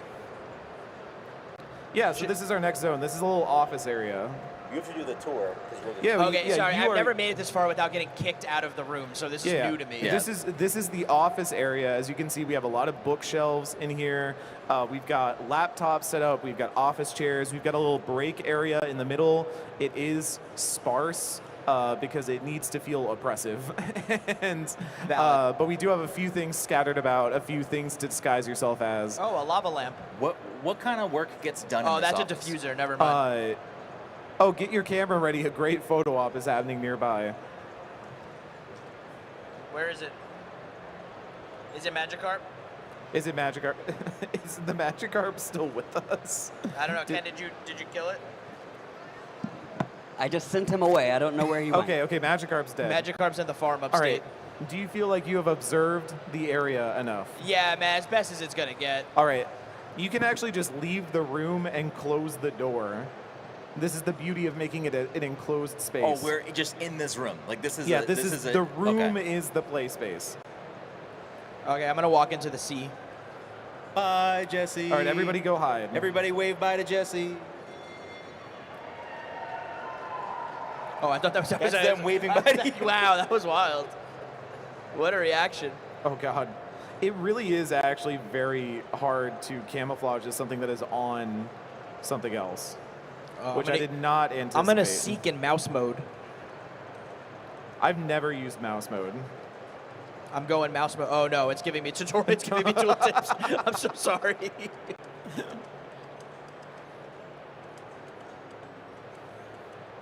I'm learning a lot about the mechanics of Pokopia by doing this right now, to be honest with you. How much time is left? I don't know. I was not keeping track. 1, 2, 3, 4, 5, 6, 7, 8, 9, 10. All right. Wait, no, hold on. I lied. 11, 12, 13, 14, 15. All right. I'm Are we good, ready? I'm good. Is If everyone they're- ready? Is Yeah, everyone good? We're good. We're good. All right, here we go. Here we go. It's gonna take. I kind of walked a little too far away from the building, so I think takeaways from creating this game mode. Number one, maybe just having items outside that you can Yes, turn yes. into, because it turns out trying to camouflage yourself as an item that is already on another item is really difficult. It's really difficult. Really, really we're hard. workshopping it in real time, you know? Yeah. That's what this is for, right? That's what they got us to do was What do create we a game think, mode Jesse? in What do we real think? time. What Okay. are your thoughts? Run us through your head. Okay, I'm gonna be so real. This room looks exactly the same. I fear that you have all turned into chairs. And the oh no, connection the has connection is become unstable. Yeah, this is the chair company. Okay, all right, I'm gonna first vibe check. This red chair seems off. It does seem out of place. But like, where else would it have come from? Where did the red chair come from? Oh, this sucks. I'm thinking that clock. No, the clock was there. The lava lamp, which is really a diffuser, but I keep calling it a lava lamp, is there. One of my Pokemon wants to talk to me. Oh and no, do- this diffuser in the corner. Who's putting that in there? That ain't right. Squirt number one. Do we have one? Yeah. It's me. Yeah, you which thought- is good because one of Oh, I guess it's coming to talk to you actually, so that doesn't affect it at all. The magic carp? No, there. I saw like one of the pop-up things at the bottom that was like, "Yo, Ditto," and I was like, Oh "Oh, no. Okay, we got one. That lava lamp is. Oh, who's coming inside? Oh no, I left. The call's coming from inside the building. Oh, that just scared me. Yeah, it scared that me. just actually scared me. That terrified me. It's one of the chairs. It's got to be It's one of gotta the be, chairs. right? It's gotta like be a one chair. of the It's a chair. 4 things that are on the ground. I'm getting bad vibes from this chair. It's not. What is it facing? The wall? Maybe somebody fled. Nah. This chair's getting your water gun. That's a miss. Okay, you know what? Egg on my face. That's Yep, on yep, me. Okay, so I got 2 more. Water gun on your face, actually. You're so right. That's so valid. There's rebound. I'm not trying to throw you off here. I'm genuinely asking. I feel like that table wasn't in this room. Like, I don't know where that table came from. No, I feel like it was. Because look, the thing is, if someone's camouflage is something else, there has to be 2 of them. So did they remove the other table from the room and then camouflage? That'd be crazy. That play. would be some high level fear, play. It wasn't part of the rules. I fear one of these shelves maybe was not here. Oh no, I've dropped the Joy-Con. Oh no, I'm sorry. He's using tilt controls. Okay, we're back. We're back, everybody. No. Are you still trying to mouse control it, or are you No, like? no. I'm just trying to hold the Okay. mic and play with one hand. Okay, I gotta make a decision for the sake of this. We're gonna go with this. I don't think this was here. I know the pro tip of hitting A, but oh no, it was. Damn, All right. that's 2 squirts down the drain. Dang. Okay. You got 1 left. Wow, this is 2 hard. whiffs. I've only found 1 person so far. Yeah, you're struggling right now. It's not looking good. Do I go for the 2-piece right here and maybe get both of them? That's a strat. All right, we're gonna go for it. Dang. That's all right. that's Damn. 3 outs. That's 3 Jesse, outs. All right. Well, Jesse has What lost. did I miss? Turn around. I can tell you where one of them is because yeah. I knew it was one of the chairs. I knew it. Wow. You went with the red chair. So I don't know if I broke the rules. I kind of just made a decision and didn't tell anybody. I took an item in from outside the room. Is it the red chair? No. Is it the table? No. Oh. The garbage can. Yes, I am the Oh, garbage. I I took am the trash. garbage can. That is me. I took it from Can you downstairs. jump? Can you jump for the audience? Yeah. That's a good play. That's do we want to audience? Is that legal? Should we allow that? Yeah. No, that's what I'm smart saying. thinking. That's smart thinking. That's a heads up play right there. Okay, so let's go play in the cafe now with that rule that you can bring items in from outside. I think it would have been fun if we were all chairs, though. I do think that a room full of 17 chairs would have been a good time. Somebody broke something. I think is it Ken's turn? No, is it Back my to you. turn to Back seek? to you. Am I seeking? Why don't we go back to OG switches? So Yeah, this is yeah, me, yeah. This is Ken. I think And we're you all have back Jesse, on I our think. original switches Yeah. now. Yeah. Well, what we could do, and here, this is your situation. Yeah. I'll throw this out there. Yeah, because I've really been commanding control of the situation so far. We could do, you are the seeker. Yeah. And each one of us picks a place and hides in it, and you have to go to Oh, the like 3 the locations. entire zone. Yeah, like a triathlon. Well, not like the outdoor areas, but like what was part of the zones you made. Yeah. I'd say like maybe don't use my fields or my like storage containers over here. Which, by the way, if you want some pro tips for your Pocopia builds, check this out right here. A little flex. That's pretty great. A little organizational flex. Yeah, y'all go hide, and Elmo found some treasure. Congrats to Elmo for stealing from my I island. did steal from the island. Good. Do not worry, though. I'm so happy. Oh, yeah. Mawile. All of you, let's say you my have to goat. stay within the bounds of somewhere we have been so far. You can include that bottom floor of the building that I did not finish in time. Just turn into something and hide, and I'll go look at my power system over here. My little furnaces and my windmills humming away. Are they filled actually? Yeah, okay. Got to make sure these are running. We can't run out of power on Dittoville. Pokemon Bocopia. Hey, who here has been to a panel yet today? Have you been to any panels already yet today? No? What are y'all doing? You're at PAX. You're supposed to go to panels. That's the rule. You're obligated. Shopping day? Okay, what'd you buy? They're gonna show me. Oh, whoops. So, that's a lot of stuff. I'm really happy for you, Ooh, but I see the EVs. Okay. I went and got some pins. They're like little they're like little pins that have like playlists on them of anime OPs. Oh, I'm drifting. They're very good. Shout outs to that booth over there. Y'all go check it out. It's over by the over by the fan gamer Eric's booth. trying to get in on my commission. I've been commissioning I'm people all just weekend helping for you this. out. This is a promotion of something you're promoting. We're influencing. Wait, I took it back. Can we hide in the same place or no? Like hide in the same, like two people in the same Yeah. place? Yeah, you Okay, hide okay. wherever you want. Okay. If you haven't gone to any panels yet tonight, you want to go to one, 6:30 p.m., like an hour after this stream comes down, Ken and I will be running VG Tinder for the 4th year. It is a panel where we have made fake Tinder profiles for real video game characters, and our panel will be swiping left or right on each one of them as they come by. It's a tradition at this point. It's really funny. It's really silly. Go check it out. It's a good time. Ken, are you looking forward to VG Tinder? I mean, normally there's something in there that's specifically made to spite me. Yes. So I do spite you with it. I guess we'll find out. Yeah.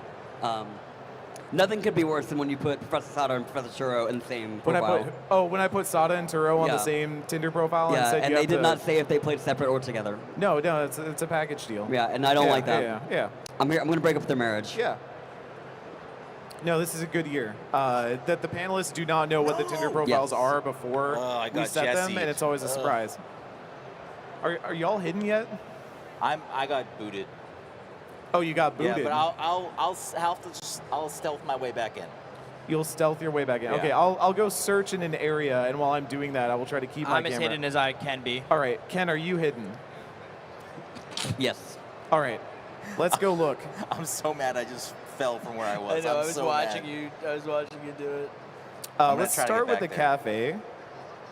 Okay, so I do have the advantage of having built this place. So I'm interested to see how they... Oh, well, Magikarp's back.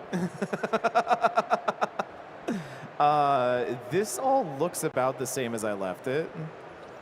Or does it? Two seats. I feel like that Magikarp wasn't There's there. tea.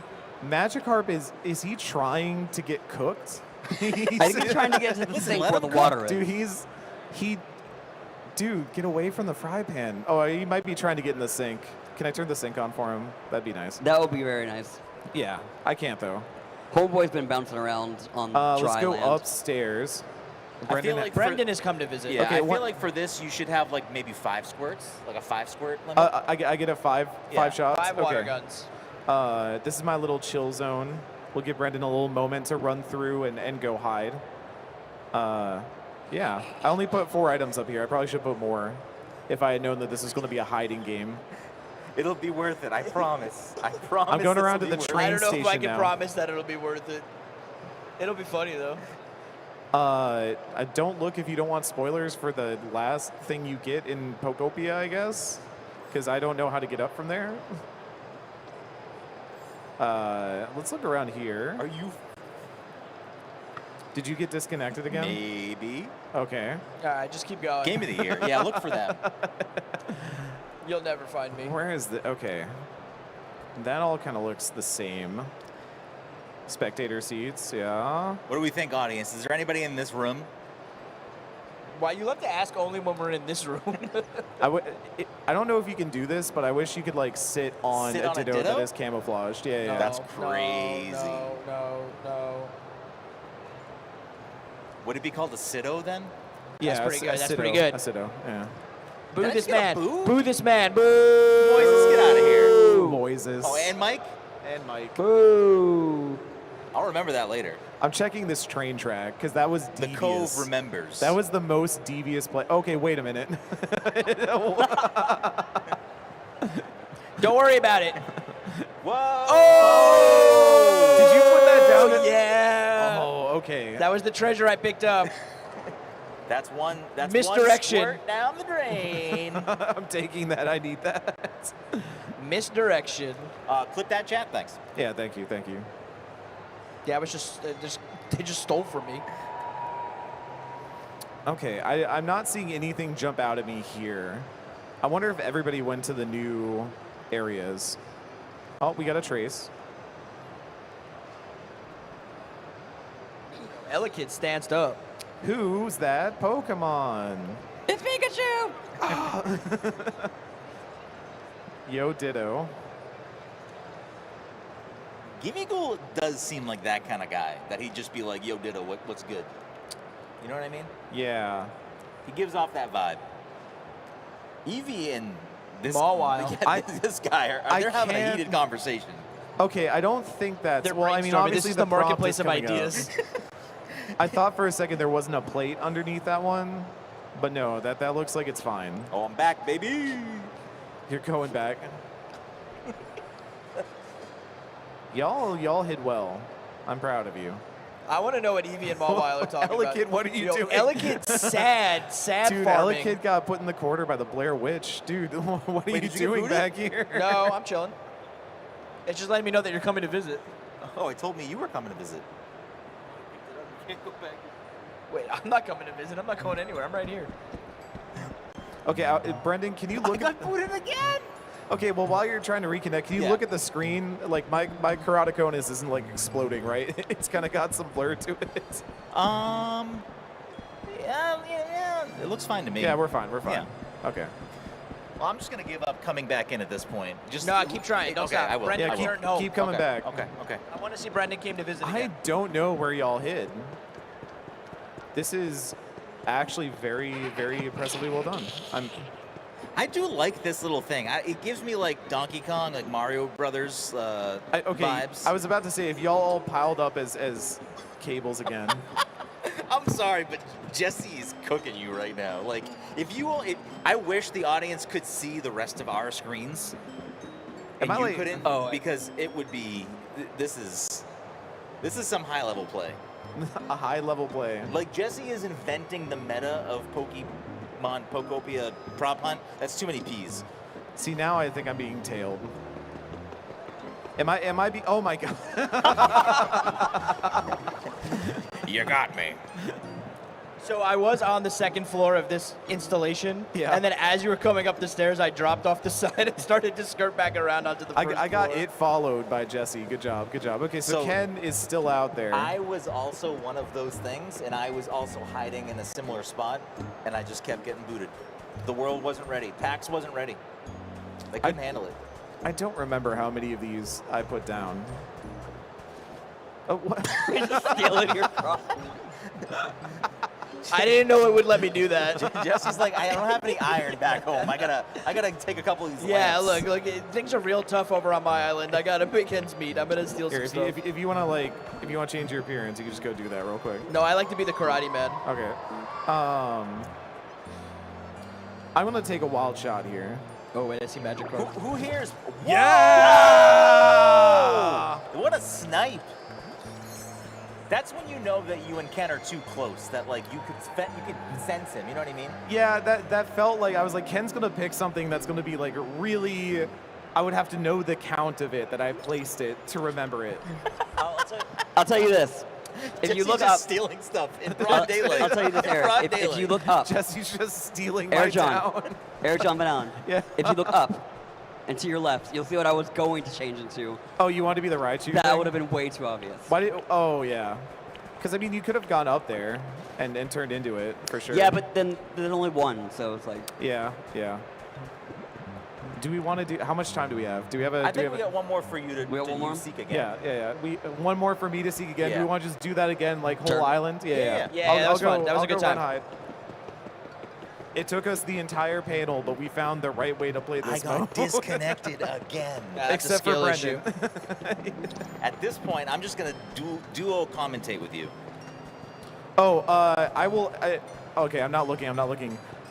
Since you can apparently pick things up and put them back down, if you want to pick something up, put it on the ground to turn into it, and then replace it, so Okay, I'm like gonna you come can do back that. in. Yeah, There's do too much that. going on here. Do that. You're allowed to mess with my island in order to hide better. Are people here playing Pokopia? Are you enjoying Pokopia? Is this a game? Who brought their Switch for Procopia? How are your islands looking? Who spent too much time in the first And not area, like building, and then we're like, you know what? I should probably move on with this game. Just me? Okay. You did the hinterlands, right? It's like the Dragon Age hinterlands. You got to leave whatever it is, wastelands, wicked wastelands. Hinterlands? The hinterlands. The hinty lands. Wait, who's seeking? I'm seeking. Okay. Are you not hiding? No, I'm hidden. I've been hidden. Good luck. Good luck. Wait, hold on. Was the rule that we had to go to like a place that we'd already been to? No, you can go wherever you want. Okay, all right. Yeah. And also, like, if you want to pick something up and then put it on the ground to turn into it, and then, yeah. We're Gucci. I would say don't replace something. Like, don't take something that is there already. Yeah. You have to add to the scene. I love that we have to make all these rules about the What game. I'm sad about- I can't believe Nintendo didn't support our unofficial version of playing this game. I was going to say, like, this is the second time we've come up with a weird way to play these games, because we did Legends Bingo a while ago. We did several runs of that, where we made bingo sheets in Legends Arceus, and you would have to go try and hunt all the different alpha Pokemon, and then you would bingo whoever got a bingo on it won. So you could, like, Where's block everyone other people's going? We should do that again with bingo. VA. Go play that with your friends. I'm aggravated because I was like kitted out. I was up at like You were 6 kitted o'clock out- this morning. you were kitted I out? filled my inventory with the You wildest dropped stuff. into Outpost? So, yeah, so I could come into your place and transform into those things. I can't bring anything. I'm so mad. I wasted That's so on you. much time. You should have just looked it up. I like to live. I like to live That's my on life. you. I All right, like to I'm live my hidden. life. I'm ready to go. Are you? I'm not looking. Are you connected yet? Me? No, Brendan. No, yeah, Brandon's I running am around. back. Don't worry about me. I'm You're gonna back. have to go. I'm gonna Yeah, have to just go- I'm out. go hide. Brand got disconnected again. Well, I'm This hitting. is like 6 times in a row. Eric, start looking for me because you will have to.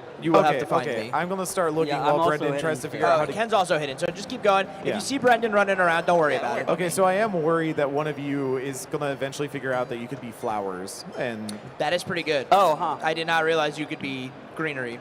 yeah. Interesting. But the way Challenging. but the way you said that makes me think maybe you didn't.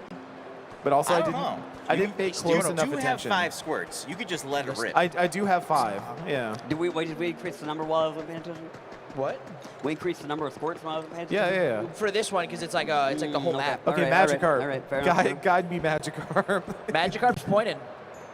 It said pick up, and I thought I could pick up Magikarp. You're talking to Magikarp like it's like Lassie. Like they're stuck in the well, Magikarp. Yeah, go, yeah. go. Yeah. Is there an LCD sound system anywhere I can turn into? No, you cannot turn you into an can't turn LCD into the sound LCD system. sound system. I'm checking the roof because I'm just curious if somebody would try to be up in the roof. If there was like one more thing up there, I feel like it could have. It would maybe be yeah, viable. You're it's not like kidding. a little There's too barren. Charge a buck. There are weird better places to Joy-Con nap lag than on the this bench. for sure. You know what I think would be good for next time? Yeah. Is we have to have a 5th person make the place. Oh, like so that no one knows anything an about objective. I did third have party. that thought that if I got one more person, I could have just MC'd the whole thing and then had other people play on it. Yeah. But strangely enough, I only had 3 friends who have gotten this far in Pokopia to play like half camouflage. I only have 3 friends. And I So only you have know, 2 that works friends who out. can connect to my island. So. Yeah. I'm back, baby. Okay, I'm Oh, double Rowlet. checking the bike rails. Rowlet. That wasn't there. Okay, that's Ah, one. it was. I that's dropped it one down miss. earlier. I was gonna say, I No, thought one of you so dropped I it down. put that down, but I put it down I facing picked it the up and other flipped it direction. the other way. Jesse is just absolutely running. Jesse has this found right new now. ways to All right, psychologically I'm gonna lean- torture me. I don't know. I'm getting like something is clearly giving my Switch interference. yeah. You want to hold it closer to the Switch. You want to make them touch. Yes. Don't flip it. I can see it. Nice. Did I put this here? I think I did. Eric, you got 5 minutes. You got 5 minutes I've got to find 5 Canada. minutes to find everybody. Okay. Maybe me. And maybe Brendan if he and can may- connect and for maybe more than Brendan, 30 yeah. seconds. Brendan will be ready in 5 to 7 business days. What is going on in this place? Elekid, EV, Mobile, they're all big chilling. They're all okay. So like They're Evie's- starting their own like pyramid scheme. They got like an MLM going on Evie's over running here. the store, but like she hired too many employees, and now they're all just like they have nothing to do. Oh, dude, I gotta get that bell. I actually don't have that bell. Wait, Eric, I thought I saw something out the window. So, Go back in there. I thought I saw something in the window.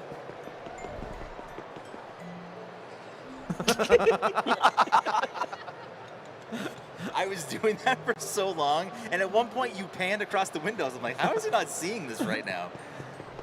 I was thinking about the bell. I don't have the bell yet. Okay, the drift is real. That's wild. Okay, sandbags look normal. Crates look normal. I'm letting you go and hide, even though you're just like taunting me from a distance. I didn't realize how much fun it is to just hide as inanimate objects and just move around. Yeah. You will never find me. Okay, I'll take that challenge. Are you hiding as a trace of a Pokemon? That would be kind of cool. Okay, Yeah. because we only have like 4 minutes left, let us know when you want like a general hint. No, I'm looking right now. Okay. I'm gonna start taking some shots soon. All right. I will say that I am in the construction zone. I think Wow, that hint was for free. You didn't have to even ask. Brent just gave it. I think I have some ideas of where y'all might be. No, okay. That would be wild. That would be really absolutely good. That would be very insane. crazy. Man, that would be crazy. Who would be a stick? Who would ever turn into a stick? It was worth it. The 7 reconnects were worth it for that. Yeah, it was For that, good for the stick for bit. one Yeah. bit, Stick for one drift. joke. Tying it all back. Yeah. That's called the callback. You're a big comedy guy. You I should do that. I think One my time I've done Pokemon are comedy. trying to direct me here. I think my Pokemon are actually helping me right now. I think your Pokemon just really love this train station. Chat, audience, what do we think? Is there someone in this room? It's nobody in this room. What is it about this room? There's just something about Is it the 17 red chairs? There's too many chairs. There's a lot of chairs in There's here. so much in here that no one is going to hide in that room. But it looks like there's just too much. But it does seem like somebody's gonna Colossus be like in really there. wants 2 in minutes. that room. 2 minutes. 2-minute warning. Is one of you a fake flower? No, you're not. Okay. You built this island. I know I did. Brick by brick. With my own 2 hands. He built this in a cave.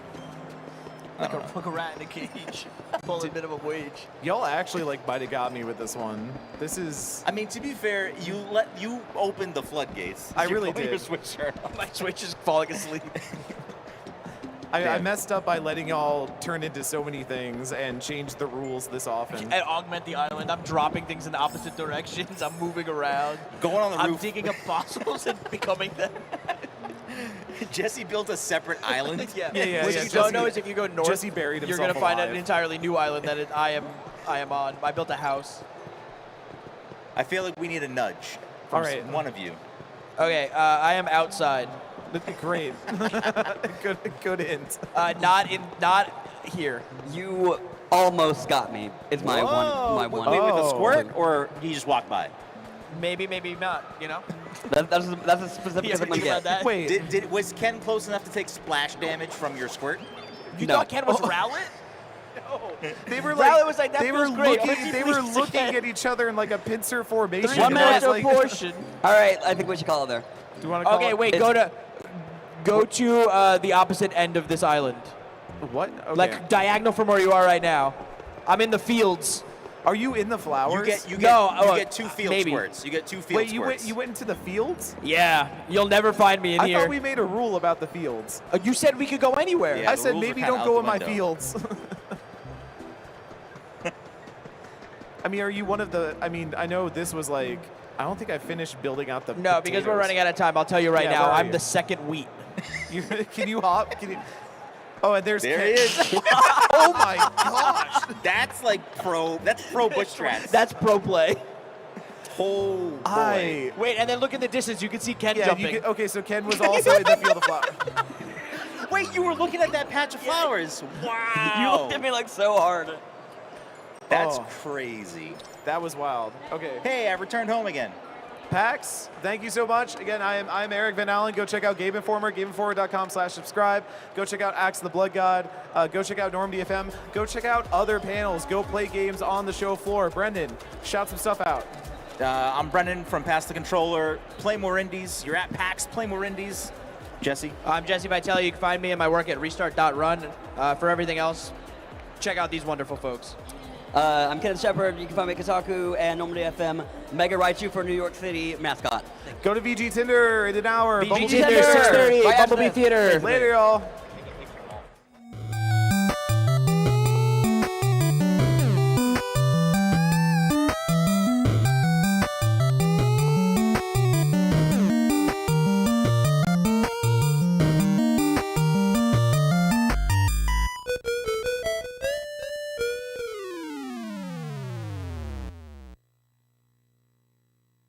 I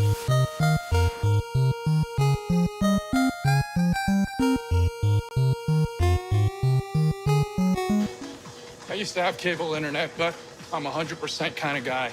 So I got Verizon Fios. It's 100% fiber internet. Super fast, really reliable, with ultra low lag. Let's up that incline to 7%. 7? How about 100?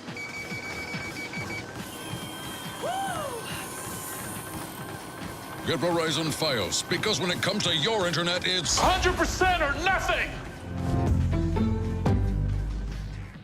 X4 Foundations is a huge space sandbox simulator that lives and breathes within your gaming system. Transition seamlessly from first-person action, flying every ship from nimble fighters to massive battleships, to an expansive strategy and economy simulation spanning an entire universe. Play at your own pace and experience a living universe where thousands of ships and stations go about their business, even when you're not there. Mine resources, trade goods in a dynamic economy, command fleets, influence factions, or build enormous space stations module by module. Trade, fight, build, and think. Welcome to X4.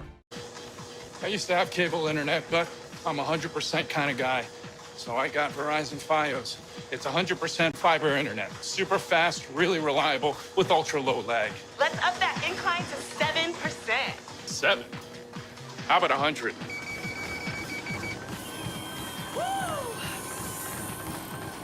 Get Verizon Fios, because when it comes to your internet, it's 100% or nothing!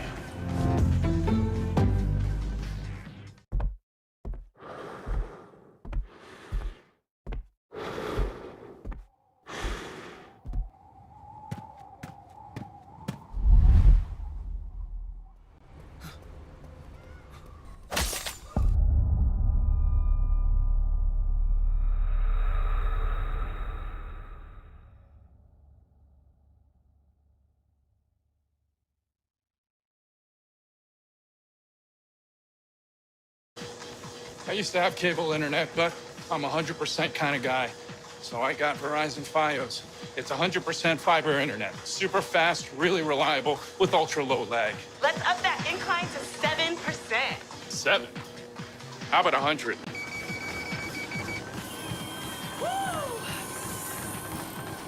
Get Verizon Fios, because when it comes to your internet, it's 100% or nothing! Whether it's sunglasses outside, blue light glasses inside, or night driving lenses in the dark, Zenni has affordable eyewear for everyone. Get 15% off with code PAX at zenni.com.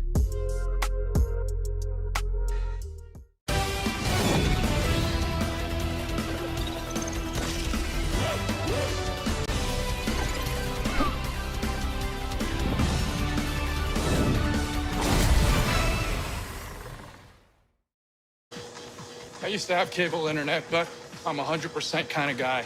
So I got Verizon Fios. It's 100% fiber internet. Super fast, really reliable, with ultra low lag. Let's up that incline to 7%. 7? How about 100?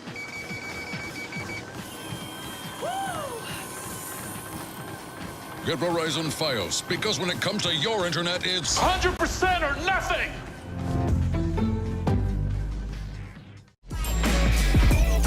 Happy birthday, little buddy!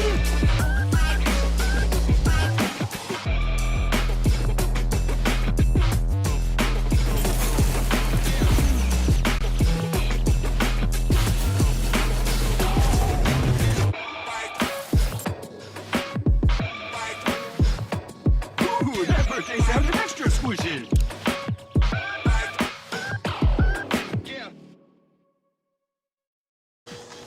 I used to have cable internet, but I'm a 100% kind of guy.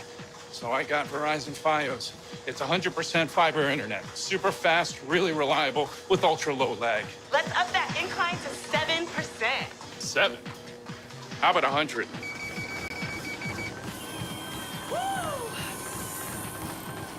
Get Verizon Fios, because when it comes to your internet, it's 100% or nothing! Whether it's sunglasses outside, blue light glasses inside, or night driving lenses in the dark, Zenni has affordable eyewear for everyone. Get 15% off with code PAX at zenni.com.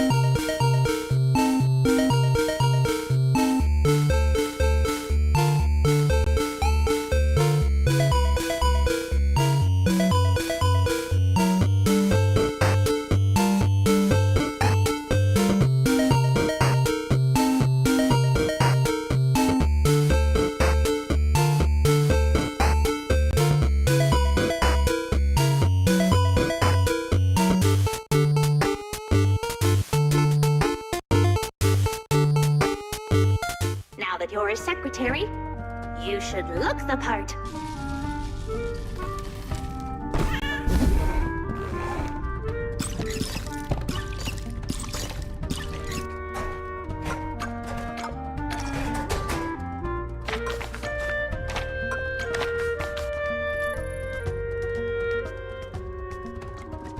Salutations, Cat Secretary, and congratulations on your recent promotion.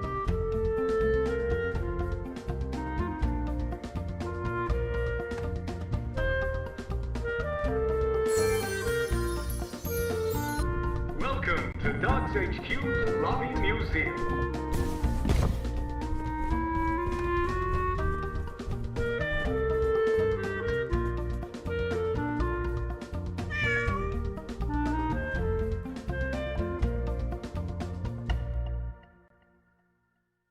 Hey PAX East, I am Jamie Stormbreaker, the game director of Swap Meet. Welcome to Boston. That's actually near my hometown of Rhode Island. And if you want to drive about 30 minutes away, you can have the best food you've ever had at New York System. They're called hot wieners, and you should order them all the way. Happy birthday, little buddy. Swap Meet is a third-person roguelike shooter, and you can play solo or with up to 3 of your friends. When we were building Swap Meet, we wanted to build something crazy, and we did. When you defeat enemies, they explode into body parts. You equip them like armor, you gain their powers, and then you defeat them with their own abilities.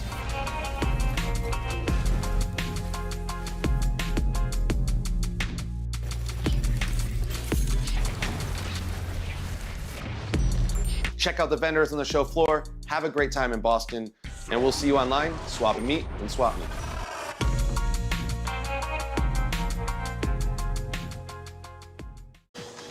I used to have cable internet, but I'm a 100% kind of guy. So I got Verizon Fios. It's 100% fiber internet. Super fast, really reliable, with ultra low lag. Let's up that incline to 7%. 7? How about 100?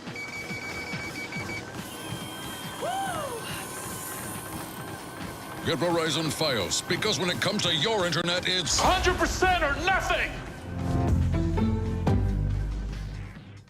Now that you're a secretary, you should look the part.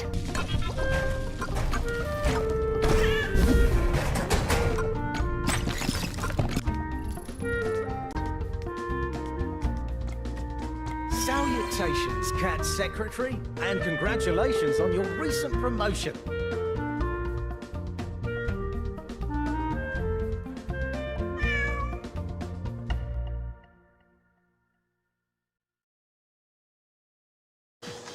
I used to have cable internet, but I'm a 100% kind of guy.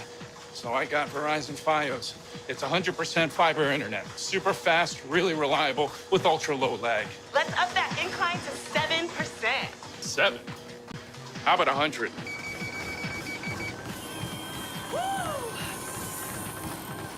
Get Verizon Fios, because when it comes to your internet, it's 100% or nothing!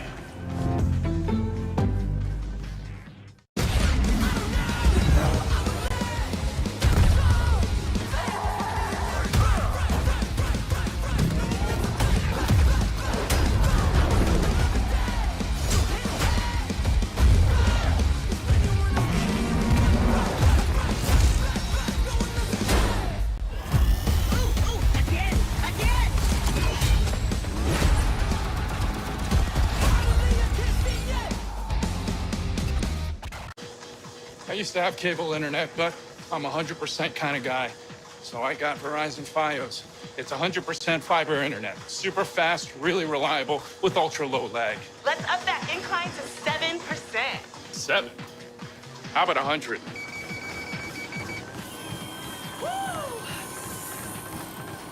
Get Verizon Fios, because when it comes to your internet, it's 100% or nothing! Whether it's sunglasses outside, blue light glasses inside, or night driving lenses in the dark, Zenni has affordable eyewear for everyone. Get 15% off with code PAX at zenni.com.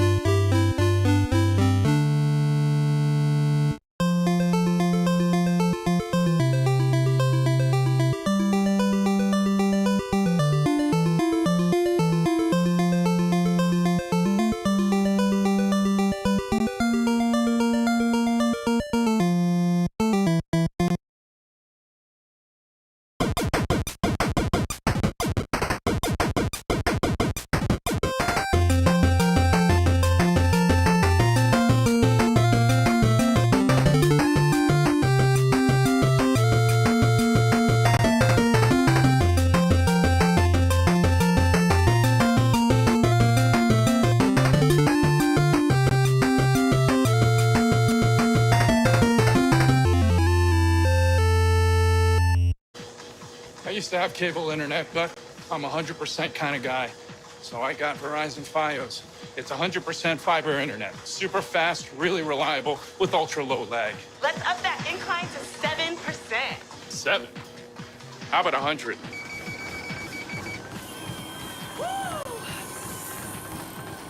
Get Verizon Fios, because when it comes to your internet, it's 100% or nothing!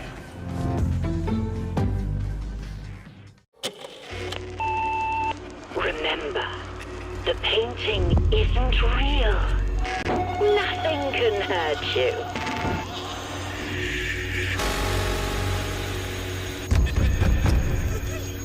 Whatever's scaring you is just an illusion.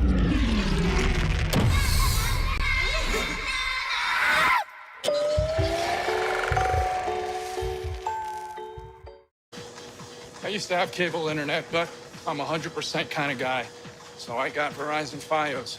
It's 100% fiber internet. Super fast, really reliable, with ultra low lag. Let's up that incline to 7%. 7? How about 100?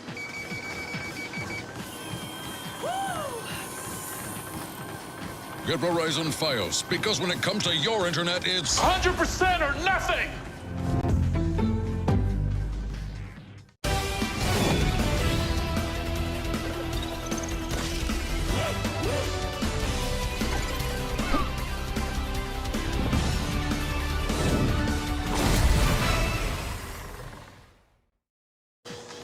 I used to have cable internet, but I'm a 100% kind of guy. So I got Verizon Fios. It's 100% fiber internet. Super fast, really reliable, with ultra low lag. Let's up that incline to 7%. 7? How about 100?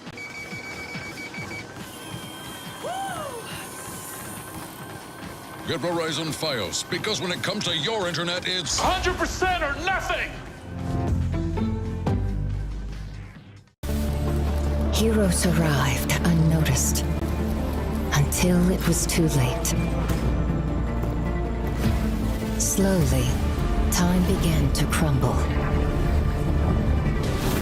Watch among the fractured timelines. Fight until your last breath. And repeat.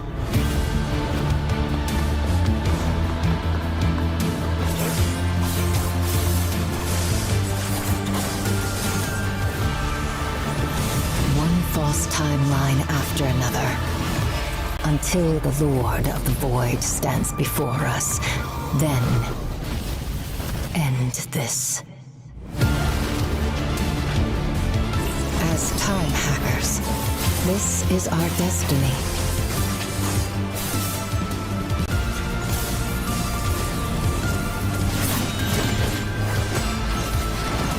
No matter how many times it repeats, I'll be here, waiting. Until you see the truth.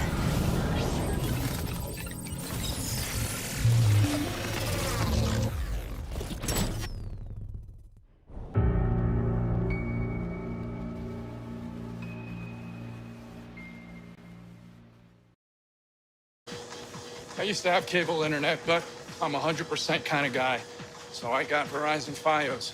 It's 100% fiber internet. Super fast, really reliable, with ultra low lag. Let's up that incline to 7%. 7? How about 100?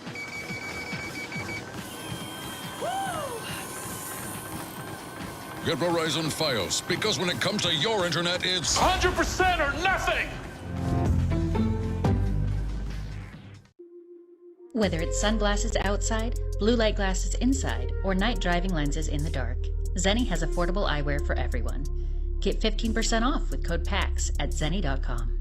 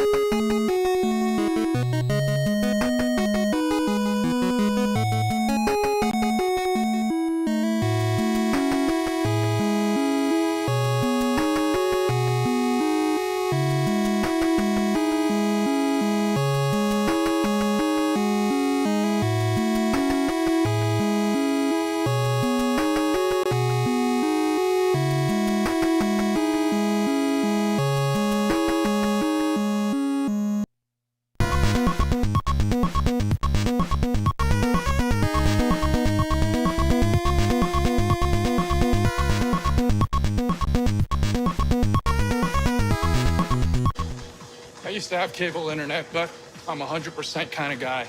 So I got Verizon Fios.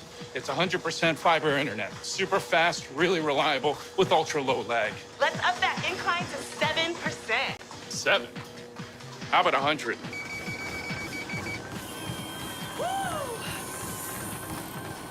Get Verizon Fios, because when it comes to your internet, it's 100% or nothing! X4 Foundations is a huge space sandbox simulator that lives and breathes within your gaming system. Transition seamlessly from first-person action, flying every ship from nimble fighters to massive battleships, to an expansive strategy and economy simulation spanning an entire universe. Play at your own pace and experience a living universe where thousands of ships and stations go about their business, even when you're not there. Mine resources, trade goods in a dynamic economy, command fleets, influence factions, or build enormous space stations module by module. Trade, fight, build, and think. Welcome to X4. I used to have cable internet, but I'm a 100% kind of guy. So I got Verizon Fios. It's 100% fiber internet. Super fast, really reliable, with ultra low lag. Let's up that incline to 7%. 7? How about 100?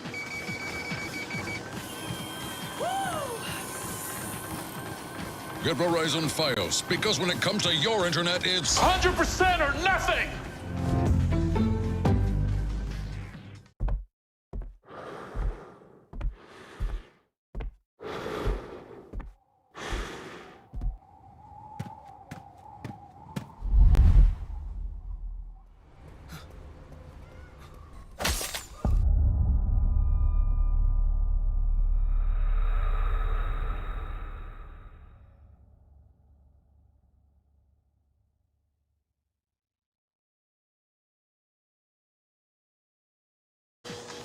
I used to have cable internet, but I'm a 100% kind of guy.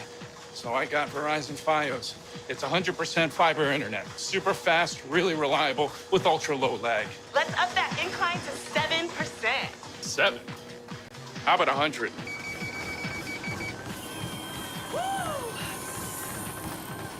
Get Verizon Fios, because when it comes to your internet, it's 100% or nothing!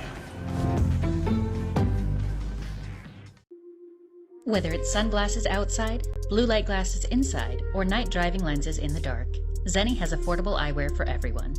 Get 15% off with code PAX at zenni.com.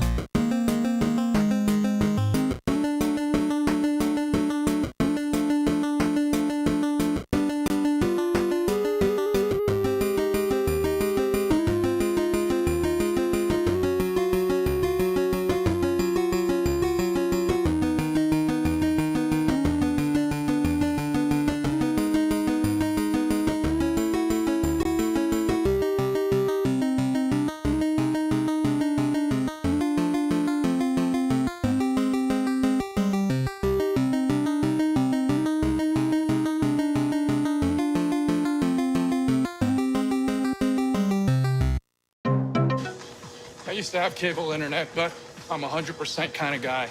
So I got Verizon Fios. It's 100% fiber internet. Super fast, really reliable, with ultra low lag. Let's up that incline to 7%. 7? How about 100?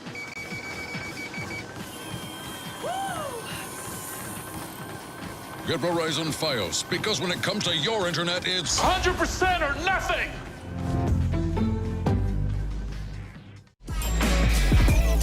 Happy birthday, little buddy!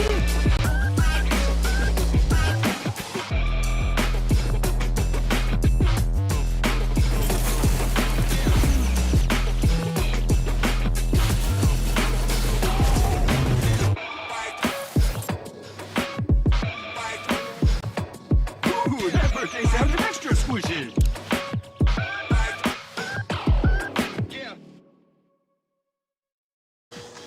I used to have cable internet, but I'm 100% kind of guy. So I got Verizon Fios.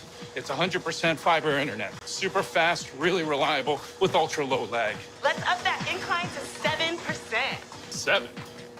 How about 100?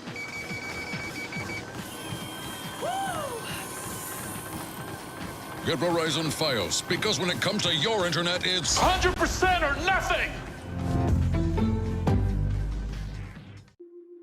Whether it's sunglasses outside, blue light glasses inside, or night driving lenses in the dark, Zenni has affordable eyewear for everyone. Get 15% off with code PAX at zenni.com. I used to have cable internet, but I'm 100% kind of guy. So I got Verizon Fios. It's 100% fiber internet. Super fast, really reliable, with ultra low lag. Let's up that incline to 7%. 7? How about 100?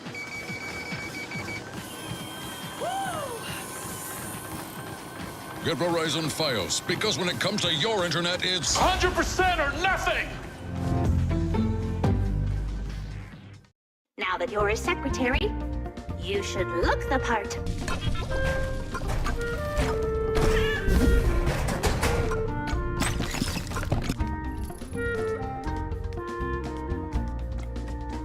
Salutations, Cat Secretary, and congratulations on your recent promotion.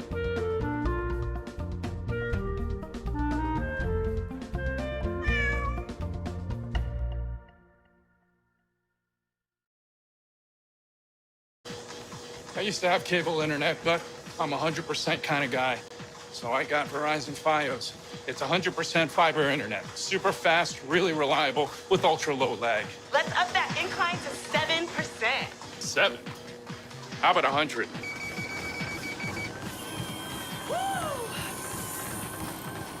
Get Verizon Fios, because when it comes to your internet, it's 100% or nothing!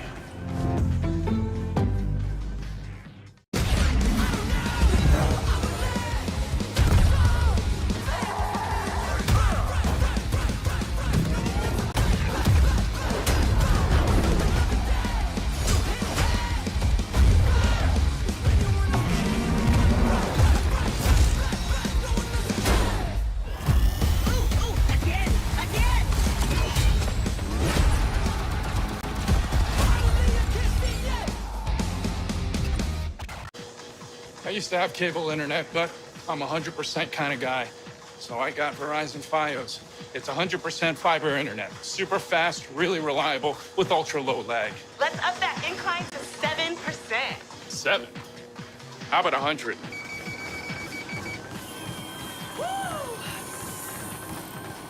Get Verizon Fios, because when it comes to your internet, it's 100% or nothing!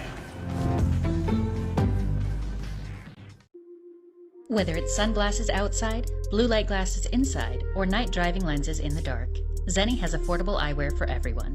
Get 15% off with code PAX at zenni.com.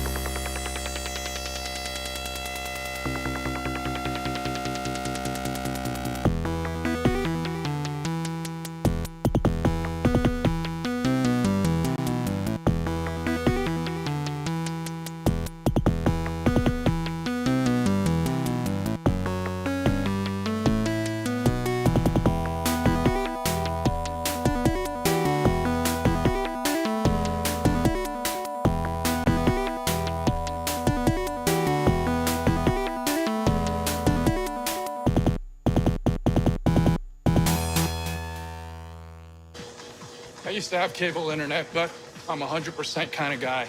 So I got Verizon Fios. It's 100% fiber internet. Super fast, really reliable, with ultra low lag. Let's up that incline to 7%. 7? How about 100?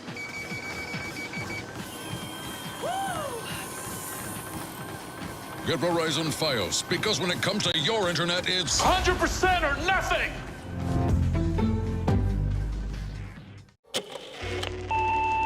Remember, the painting isn't real. Nothing can hurt you.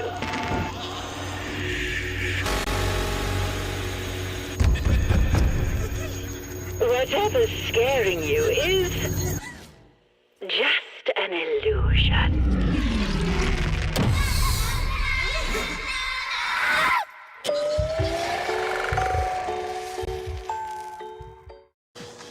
I used to have cable internet, but I'm a 100% kind of guy. So I got Verizon Fios. It's 100% fiber internet. Super fast, really reliable, with ultra low lag. Let's up that incline to 7%. 7? How about 100?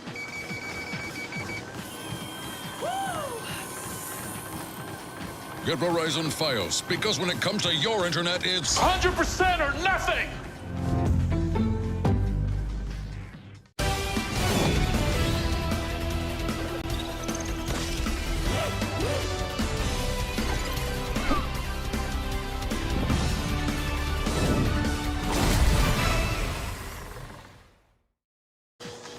I used to have cable internet, but I'm a 100% kind of guy.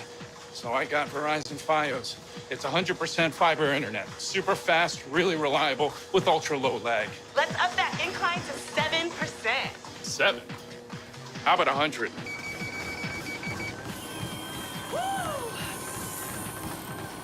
Get Verizon Fios, because when it comes to your internet, it's 100% or nothing! Heroes arrived unnoticed until it was too late. Slowly, time began to crumble. Watch among the fractured timelines. Fight until your last breath. And repeat.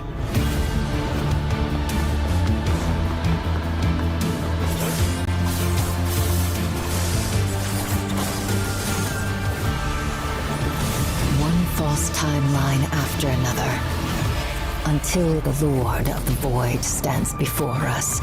Then, end this. As time hackers, this is our destiny.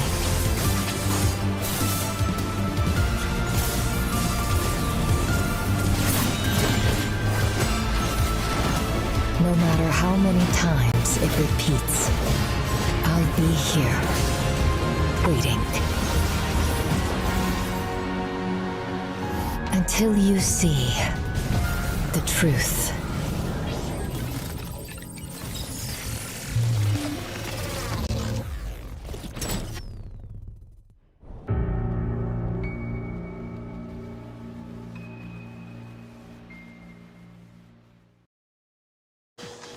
I used to have cable internet, but I'm a 100% kind of guy.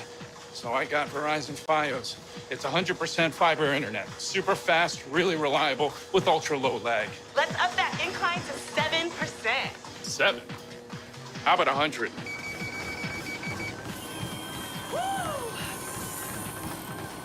Get Verizon Fios, because when it comes to your internet, it's 100% or nothing! Whether it's sunglasses outside, blue light glasses inside, or night driving lenses in the dark, Zenni has affordable eyewear for everyone. Get 15% off with code PAX at zenni.com.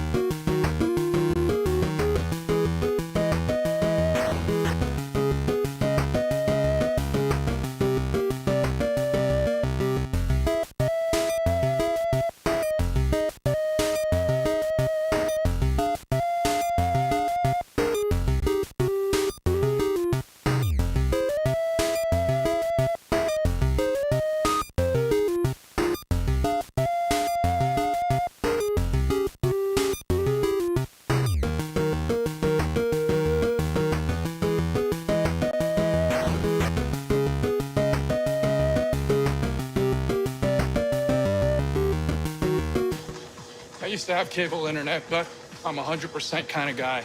So I got Verizon Fios. It's 100% fiber internet. Super fast, really reliable, with ultra low lag. Let's up that incline to 7%. 7? How about 100?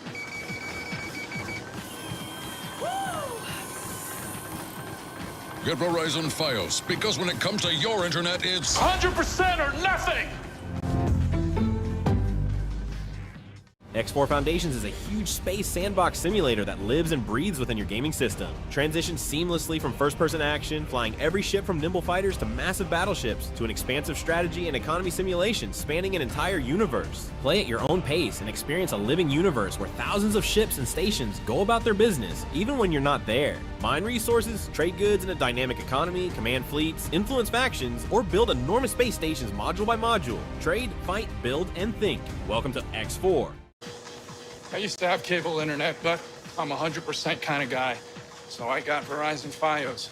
It's 100% fiber internet. Super fast, really reliable, with ultra low lag. Let's up that incline to 7%. 7? How about 100?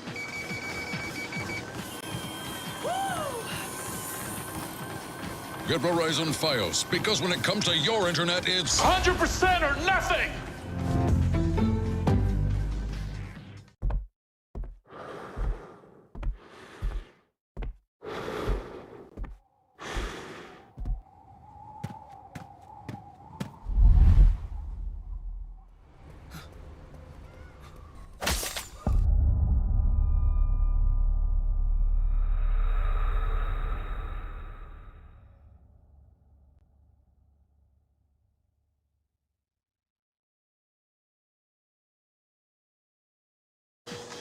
I used to have cable internet, but I'm a 100% kind of guy.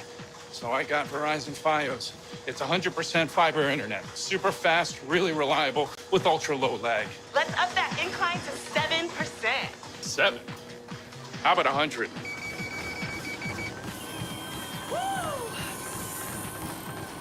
Get Verizon Fios, because when it comes to your internet, it's 100% or nothing! Whether it's sunglasses outside, blue light glasses inside, or night driving lenses in the dark, Zenni has affordable eyewear for everyone. Get 15% off with code PAX at zenni.com.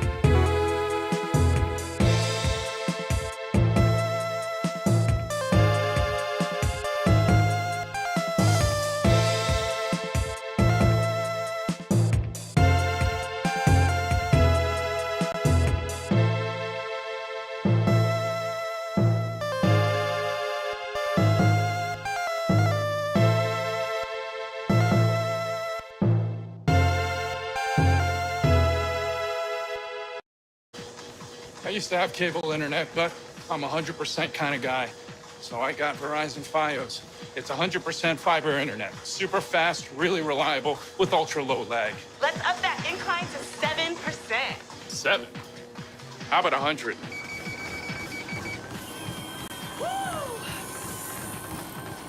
Get Verizon Fios, because when it comes to your internet, it's 100% or nothing!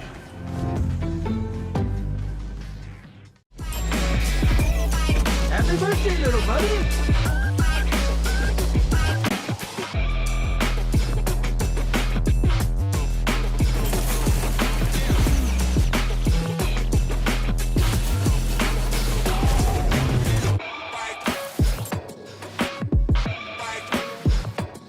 Ooh, that birthday sounded extra squishy!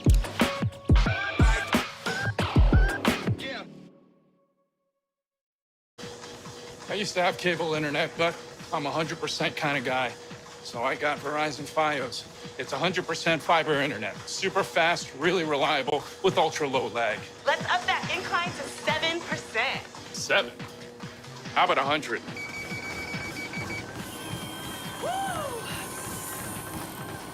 Get Verizon Fios, because when it comes to your internet, it's 100% or nothing!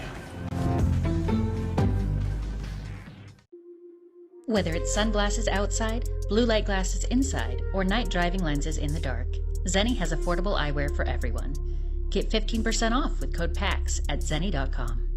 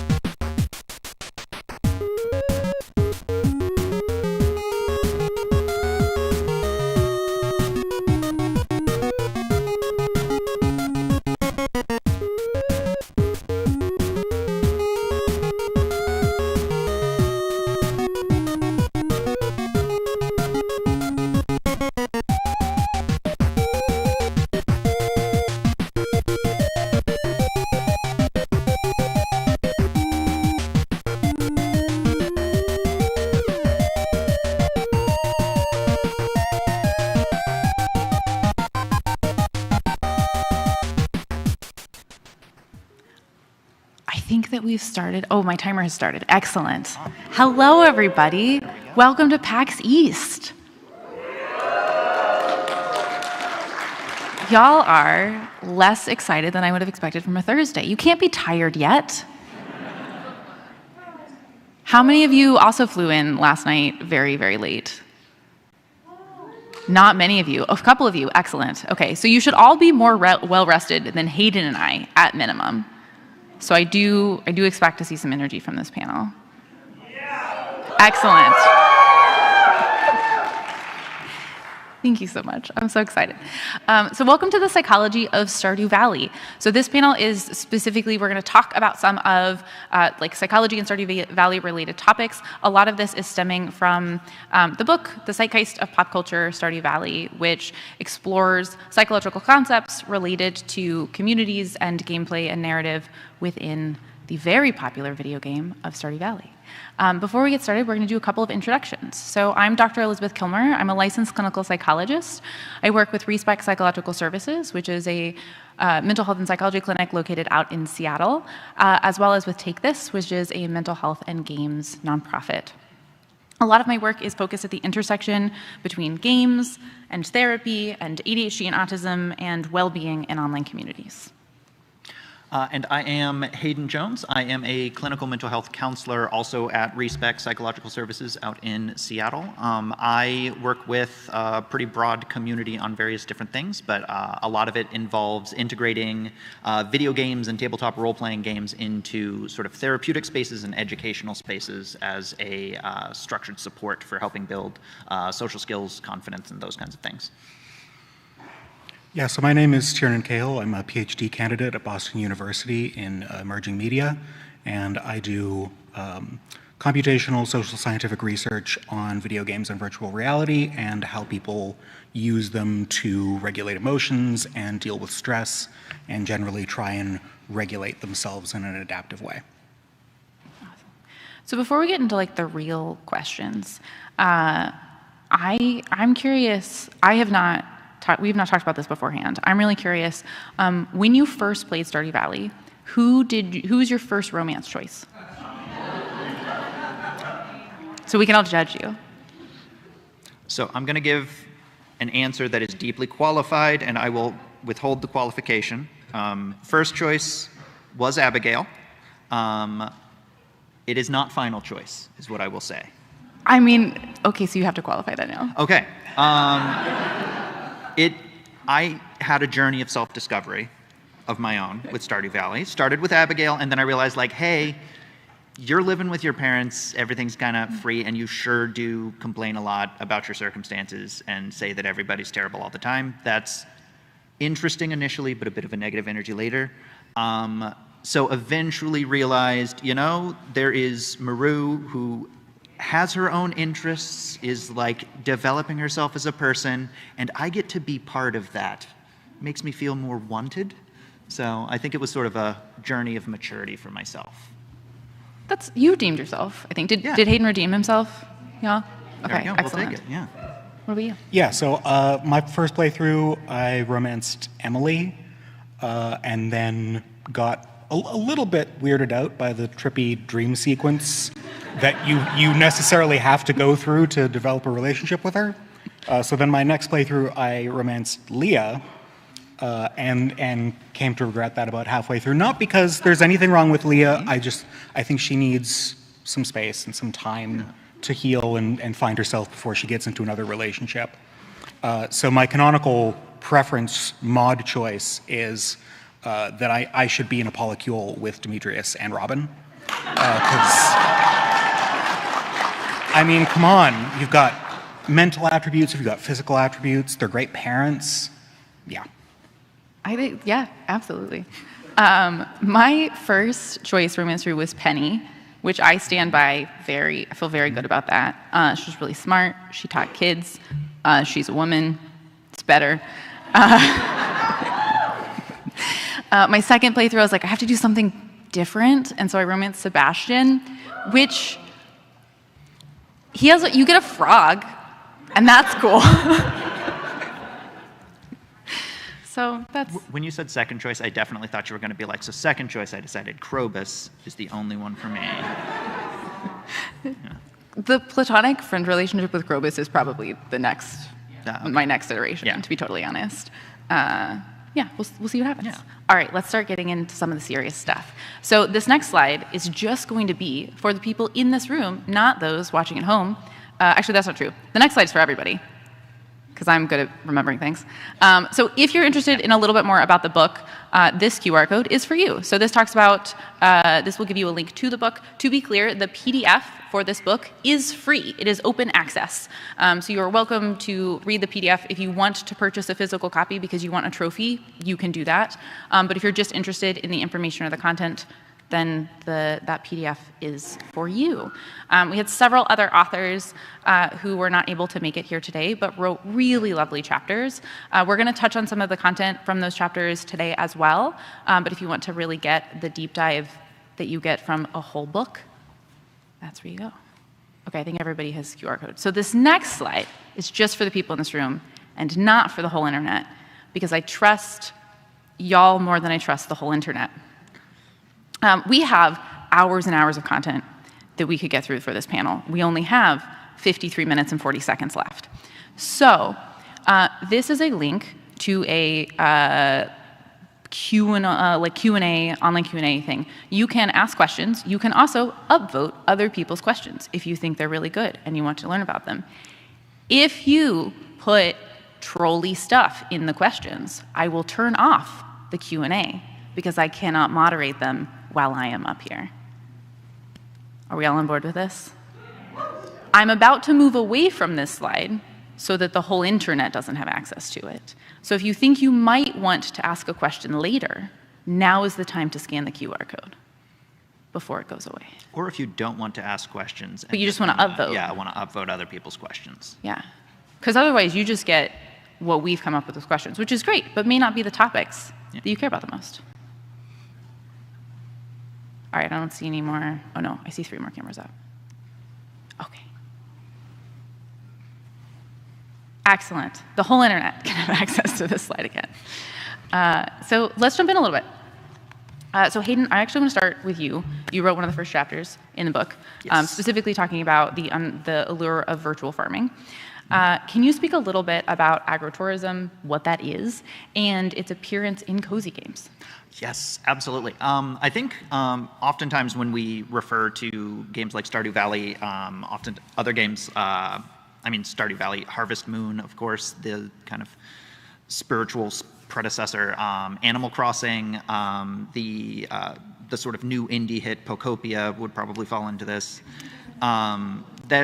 We oftentimes will use the term cozy farming sim because it's a slight differentiation. When we talk about like agricultural games, you've also got like Farming Simulator, which is about let's recreate like pixel for pixel what it's like to live on a farm without all the smells.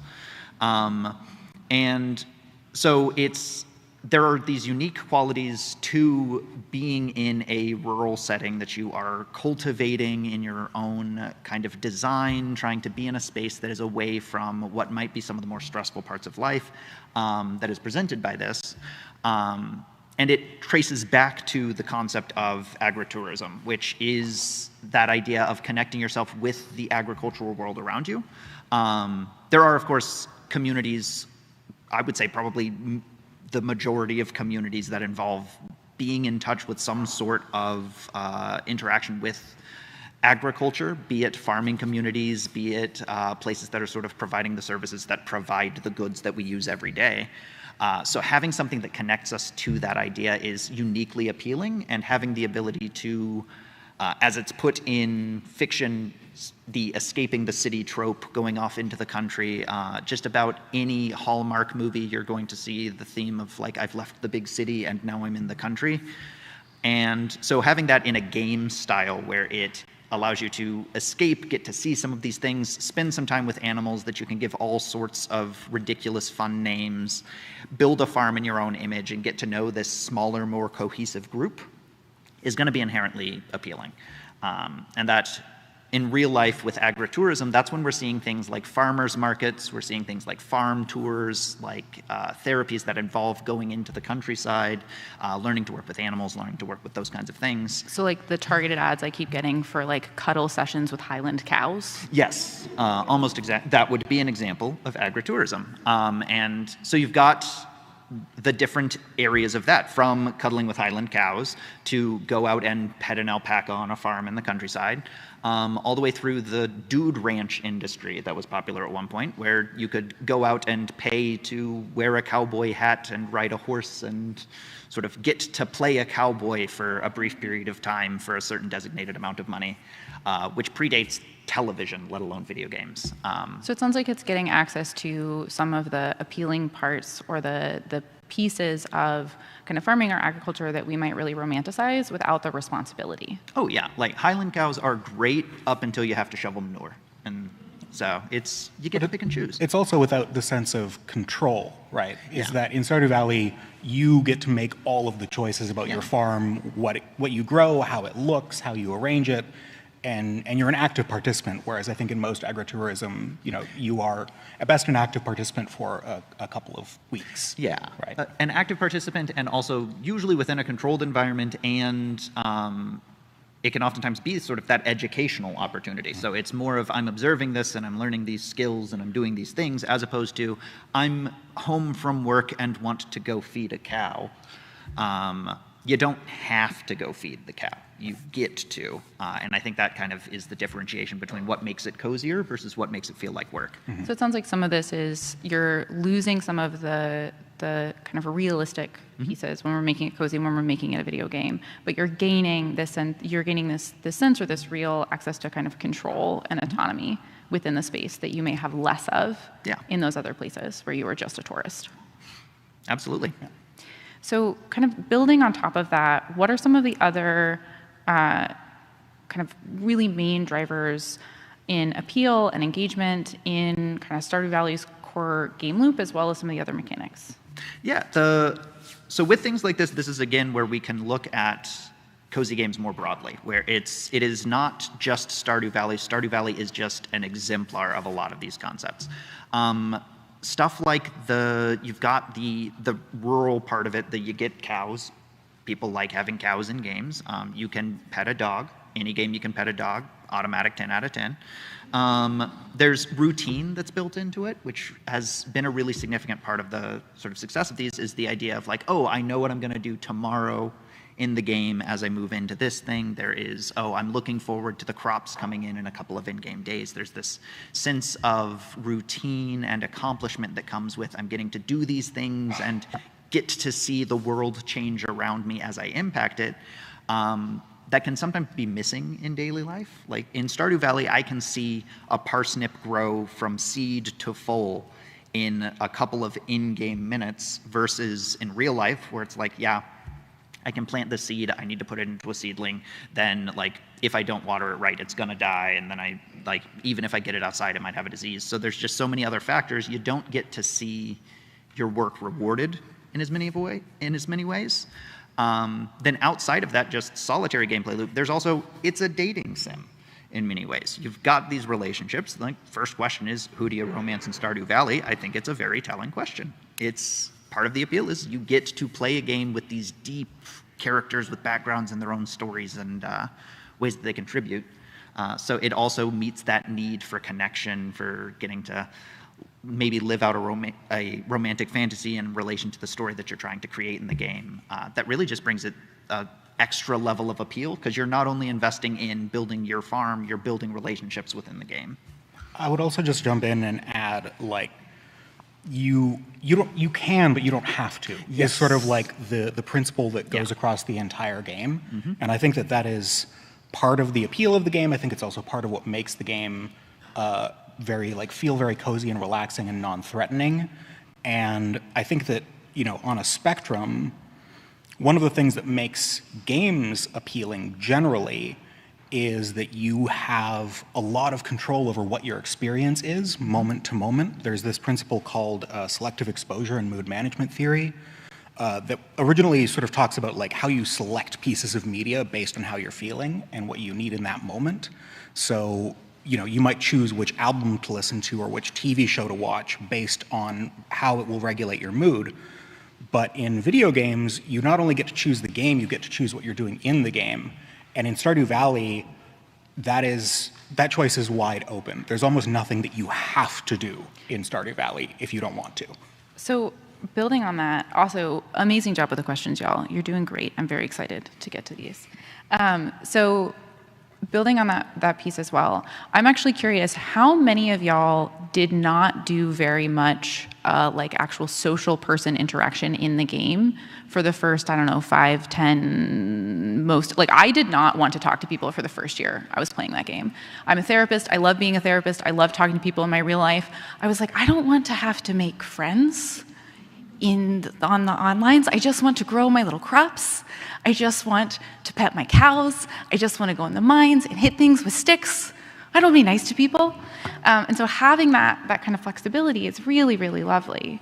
Can you expand a little bit on if you think that was also one of the reasons why we may have seen this resurgence of interest in Stardew Valley during the pandemic, as well as like huge success with Animal Crossing? Oh yeah, absolutely. I think that one of the things that happened during the pandemic that is part of going through sort of sudden difficult life circumstances is that you lose a feeling of routine and control, right? That you don't get to choose how you're spending each of your days. And so a game that facilitates that, where you literally get to choose how you spend each of your in-game days. You can go fishing, you can plant crops, you can explore the forest, you can go into the mines, and the game doesn't penalize you for any of those choices, really. And so I think that is especially appealing at a time when that sort of choice is absent from your day-to-day life, where you feel that choice is absent from your day-to-day life.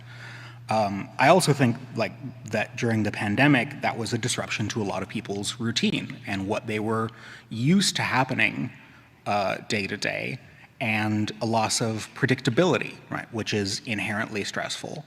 And so being able to go back into a place where you know exactly what will happen if you plant a parsnip and water it for 4 days. You know exactly how long each season is going to last. Right? You know what to expect on each level of the mines. You know that if you talk to people, it's almost never going to go poorly. Like you have sort of a real sense of, I get to choose what I want to do, and I know what the outcome will be. And I think that that's especially appealing when you don't feel like that in your day-to-day life. And I would say to add to that too, one of the unique things that these things did around the pandemic was also provide a bit of a platform to interact. Because if we look at sort of broader games as well, there's a chance to sort of exist in the same space as somebody, even if you're doing independent things. Like you can play in a game with friends where one person is going off to the mines while you are staying behind to water crops. So there is this sense of place, which I think during lockdowns people didn't have access to.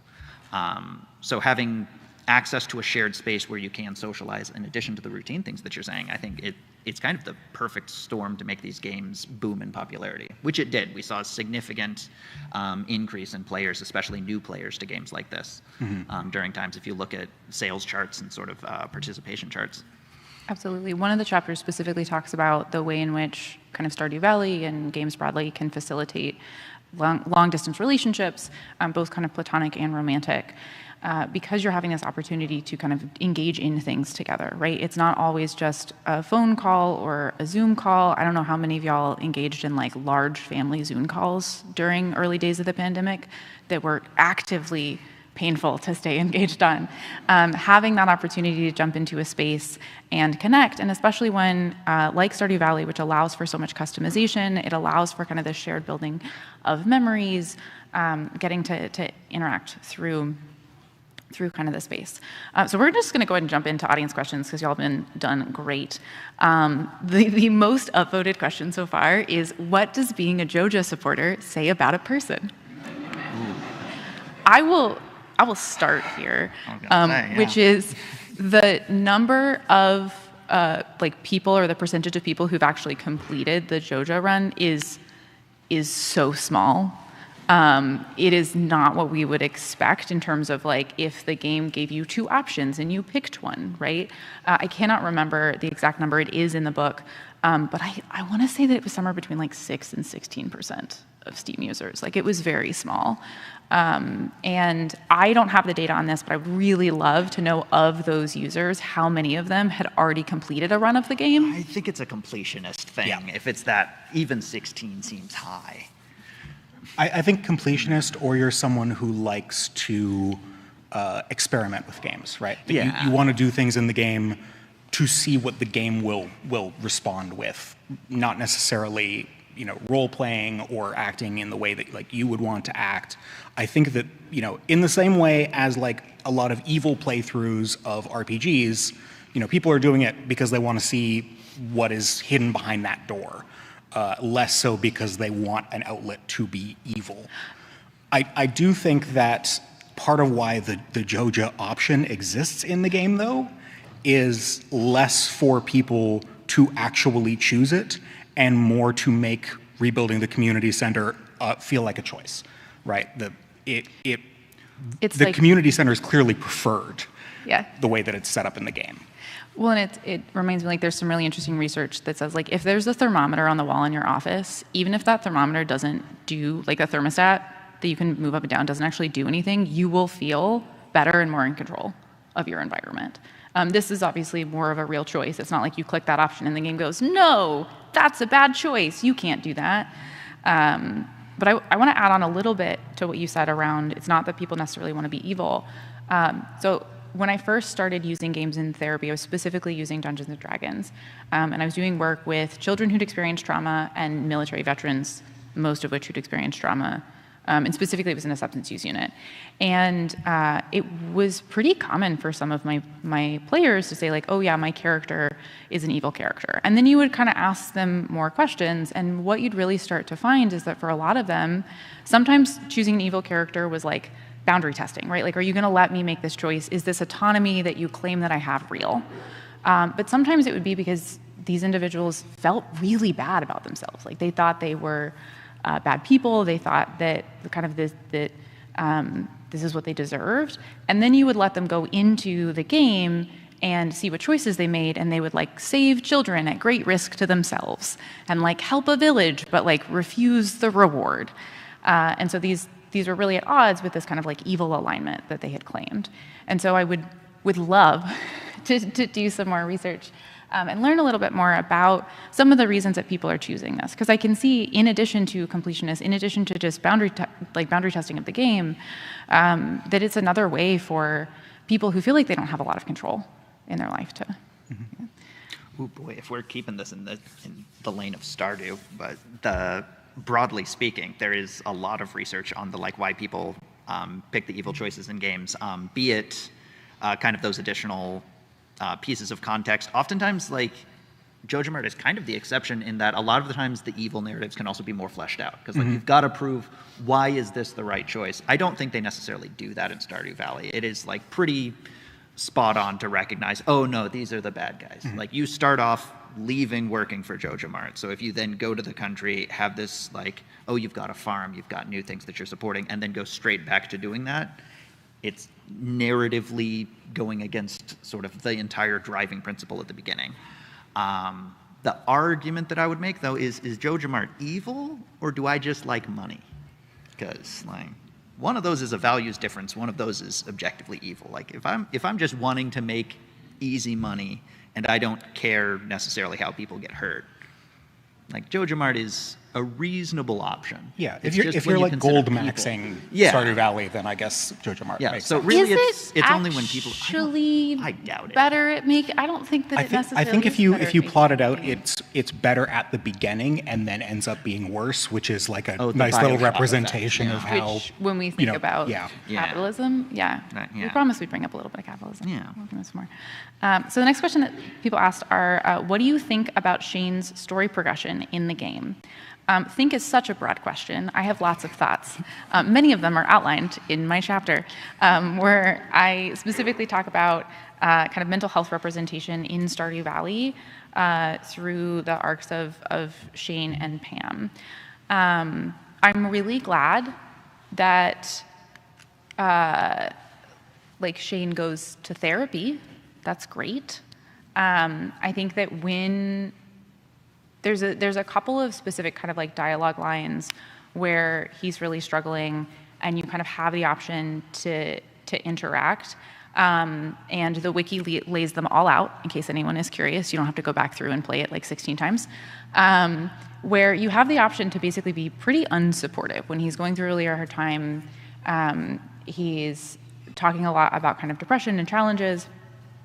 And even if you pick the more unsupportive options, you'll get kind of the same outcome. Like he might like you less, but he will still kind of move forward.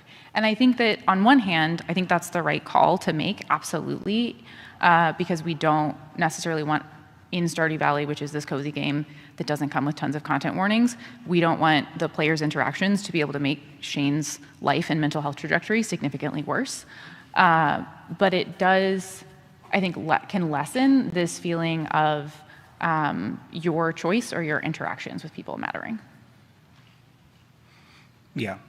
I think Shane's arc is, there's a little bit of it that I like in particular near the end after he's gone to therapy. And I think you mentioned this in your chapter where you will see him still in the saloon, but he's going there to play an arcade game instead of to drink.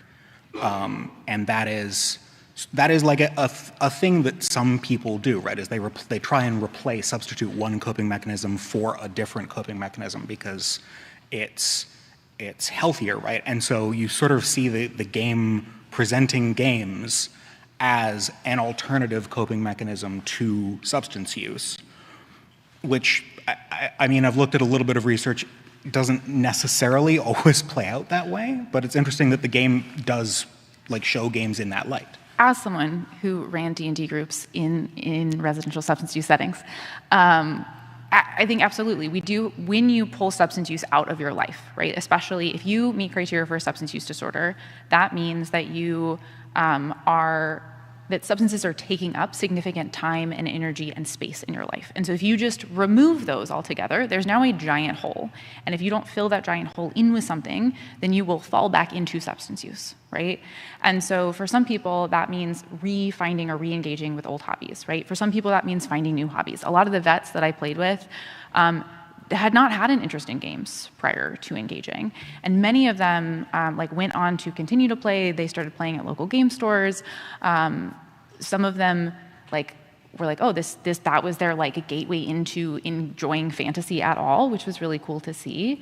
But you're absolutely right in terms of if someone is already having challenges with regulation, if they're already feeling this need to kind of escape their life through substances, then they may also try and kind of engage in some of that escape through video games or through other online spaces. But that can also even show up with things like exercise, right? Mm-hmm. Like if that becomes my whole focus, if that's my only way to regulate, then I'm going to put too much time and energy into that. Well, I think also that kind of relates to the part of the appeal of these games being in the fact that like this is a small town with like manageable people and like it is like limited things you have to manage would be one of those harming factors that comes to things like this. It's given a lot of these smaller communities do have higher rates of difficulty with some of these mental health challenges, and part of that can be down to the lack of access to those alternative methods or the like normalization of things that aren't quite as helpful. I know in my personal experience growing up in a pretty small town, the idea of video games as a way of connecting to people both online, like instead of driving 45 minutes to somebody's house, but there was a bar closer. So the idea of like there are some communities where what's accessible is not going to be the most helpful thing. So video games do in reality provide a little bit of that more equal access to some of these things. Well, and anytime we're thinking about kind of substance use recovery or recovery from kind of anything, is you want this menu of options. Yeah. Right. When we think about any kind of addictive kind of behavior or any other kinds of challenges, usually that's the problem because your life shrinks down to that thing. And so if we have a variety of things that are helping get different needs met, we don't have those problems as much. And if you're in a space in which your physical opportunities may be limited, whether that be because of location, because of kind of disability, because of marginalization of any kind, because of finances, then having online options can be a really great way to add to that. One other thing that I just want to say about Shane's arc, this is true of all of the characters, but I think is sort of most unusual for his, because it is sort of an arc where he does recover over time if you see it all the way through. It is in that vein of the game is relaxing because it never punishes you for anything. If you just stop talking to Shane at any point in that arc, nothing bad happens, right?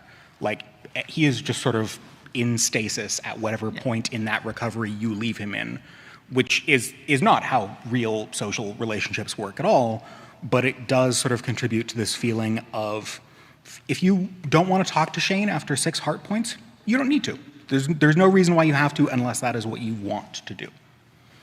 And I think, I have ADHD myself, and which, surprise, has an impact on relationships, in part because you'll get really excited on a thing, right? And that can be awesome, and that can be really great, and it can push you to kind of move forward and get stuff done. It is part of how I finish my PhD. But it also can mean that when you are really focused on that one thing, you lose focus of other things in your life. And even if that is not intentional, that can mean that you kind of stop communicating as much with friends or partners or family. And even if that was not the intention, those people can feel really ignored. They may have needed your help or needed your support or just expected to spend time with you and not gotten those options. And so having this game where you get some of the kind of reinforcement and fun, but without having that same level of responsibility that must be managed constantly, can be really valuable. Speaking of managing things constantly, another question we had come through was, why does Stardew Valley feel so satisfying to play even when tasks are repetitive? Even when tasks are repetitive. Because tasks are repetitive. Yeah, exactly. The predictability aspect. Yeah. It's you kind of know what's happening. There's a sense of routine and development. Mm-hmm. Yeah, and it's like you said, it's routine and development. Yeah. So you might do the same repetition every day. You might water your crops every morning, but that is still going to yield some sort of change over time where your farm is developing and growing. But I also think the game does a couple of things to mix up that feeling repetition, so it's not the same thing every day. So the seasons sort of encourage you to break up your activity, and especially like the fact that you can't grow as much in winter or anything in winter at the beginning of the game sort of pushes you towards like, okay, you've had 3 seasons of watering your crops every morning, now you take a little bit of a break. Or, when it rains, and I don't know how many people do this, but anytime it rains, I immediately go to the mines because I don't need to spend the morning watering crops. And so it's almost like woohoo, it's raining, I get to go into a cave. First day of winter, I'm like, to the mines! Yeah, exactly. So the game does like these little twists to break up the routine, but again, it's always optional. If I wanted to water my crops while it's raining, the game's not going to stop me or penalize me for doing that. And so in that sense, you sort of get to choose how repetitive you want the game to be. It can be super repetitive if that's what you need, is just like a sense of routine, or you can try a bunch of different things every time you sit down to play, and that's also a possibility. So one of the things that you touched on, but I really want to highlight here, is that kind of game loop, right, where you are watering crops and then you're getting more kind of information, you're selling those crops, you're getting money, you're getting more crops, but then you're also getting those tools, you're getting better at farming. So like you're learning how to like make sprinklers so that you don't have to water crops anymore, because like watering crops is like fine for a while and then it gets really boring, especially if you, I know in my second playthrough of the game, I was like, oh man, I'm gonna plant way more crops than I did my first playthrough because I have a better understanding about like the more crops I plant, the easier the first part of my game is going to be. But then I had to water all of those crops by hand. And so kind of that balance of I'm doing this routine thing, but I'm also getting to see this incremental progress. Whether that is now my watering can go a little bit farther, or I know how to keep my beds wet longer, or I'm able to build those sprinklers. And so those are those pieces where there's a question later in the questions that people asked about, like, how do you know when you're done with a playthrough of Stardew Valley? And I will say for me, where I find that I'm done is like when that incremental progress kind of stops. So like I am not a Minecraft person. I'm seeing some amazing buildings that my friends are building in Pocopia right now, and I'm like, that's awesome. I will not be doing that, right? So like once I've gotten everything as optimized as possible, and then I just have to run it, I'm bored. Yeah, same. And I think I have like a mental to-do list in my head where I have sort of like, okay, well, I want to build a path here, and then I'm going to clear this field, and then I want to make sure that, you know, I rebuild the greenhouse, and then I want an orchard here.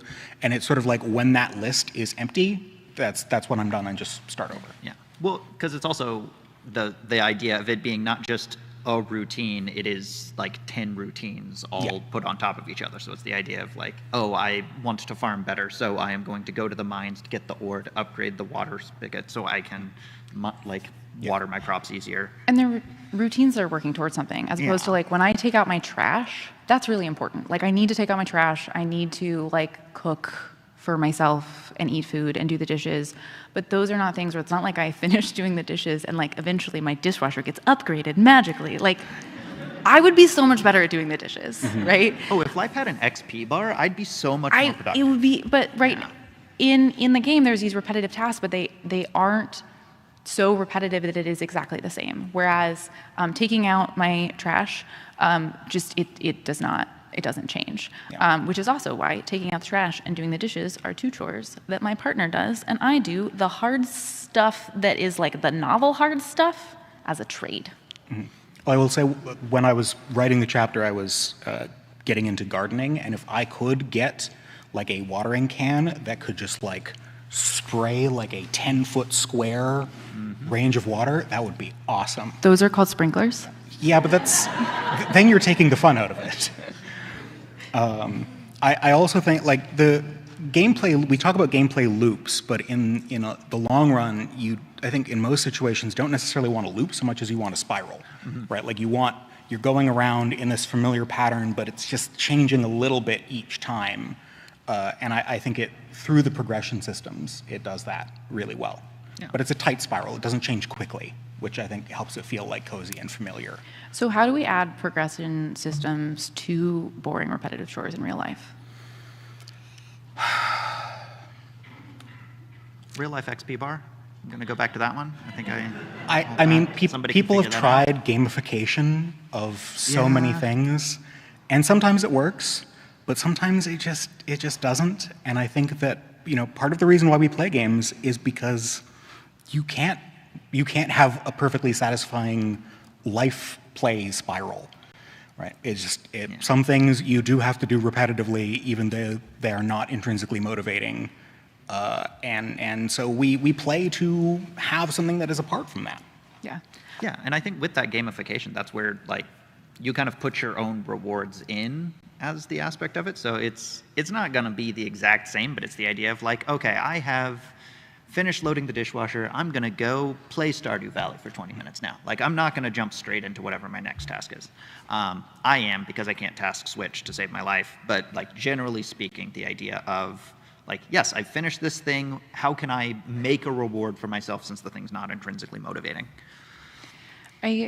With clients, I find that I will often use the gamification to like get tasks started again, right? So like if you've fallen off, you've really struggled, it's helpful to get things up and going. And then as you get up and going, the game doesn't necessarily get, or the real life task doesn't get more rewarding, but your fluency with the task does improve. And so how much like mental effort it takes up will kind of go down over time. Even for people with ADHD, don't listen to the internet telling you cannot have habits. It is possible. So I think those kinds of pieces are really important. We also can find that gamification can teach consistency, which is really important when we're thinking about reducing that overall mental load.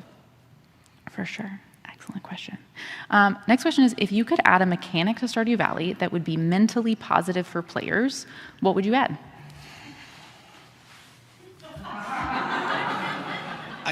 I can't just answer it's perfect as it is. Yeah. I think my issue is it like, for a game to be mentally positive, it's about how it's being used. So yeah, just I can't to just add a play a game and not think about it and magically fix myself forever. I mean, I have to reflect. It will solve it all the way until it shows back up. Okay, so yeah, I have you can based ignore it, on that but yeah. a partial answer, which is so one of the things that comes up a lot, at least in my research, is that people play different video games for wildly different reasons when it comes to managing their emotions. So Stardew Valley might be on one end of that spectrum, where it's a lot about like routine and comfort and reassurance and predictability, and on the other end of that spectrum is like Elden Ring, right, where it's about but the thing is, both of those are totally valid, right? Like sometimes you need a really difficult challenge that you push yourself to overcome so that you can sort of reframe how you see challenge in general. And that is the utility of one sort of category of game. And the sort of predictability and routine and safety is the category of another kind of game. And people get to choose which is useful for them. Sometimes, like for me, it's both.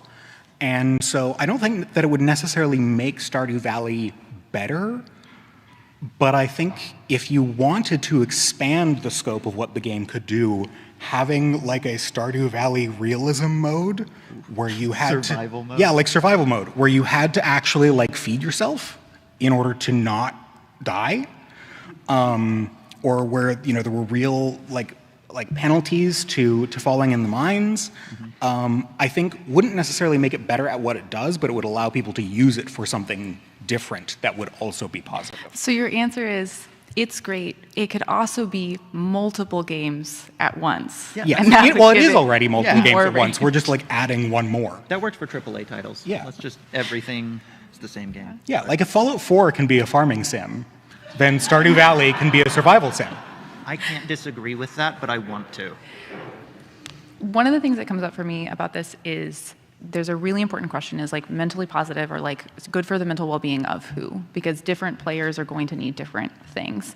And this is something that comes up a lot, especially when we're talking about addiction or like game addiction and stuff as well. You can't just arbitrarily decide that like people should only be able to play video games for 2 hours a day or for 30 minutes a day or for 1 hour a day.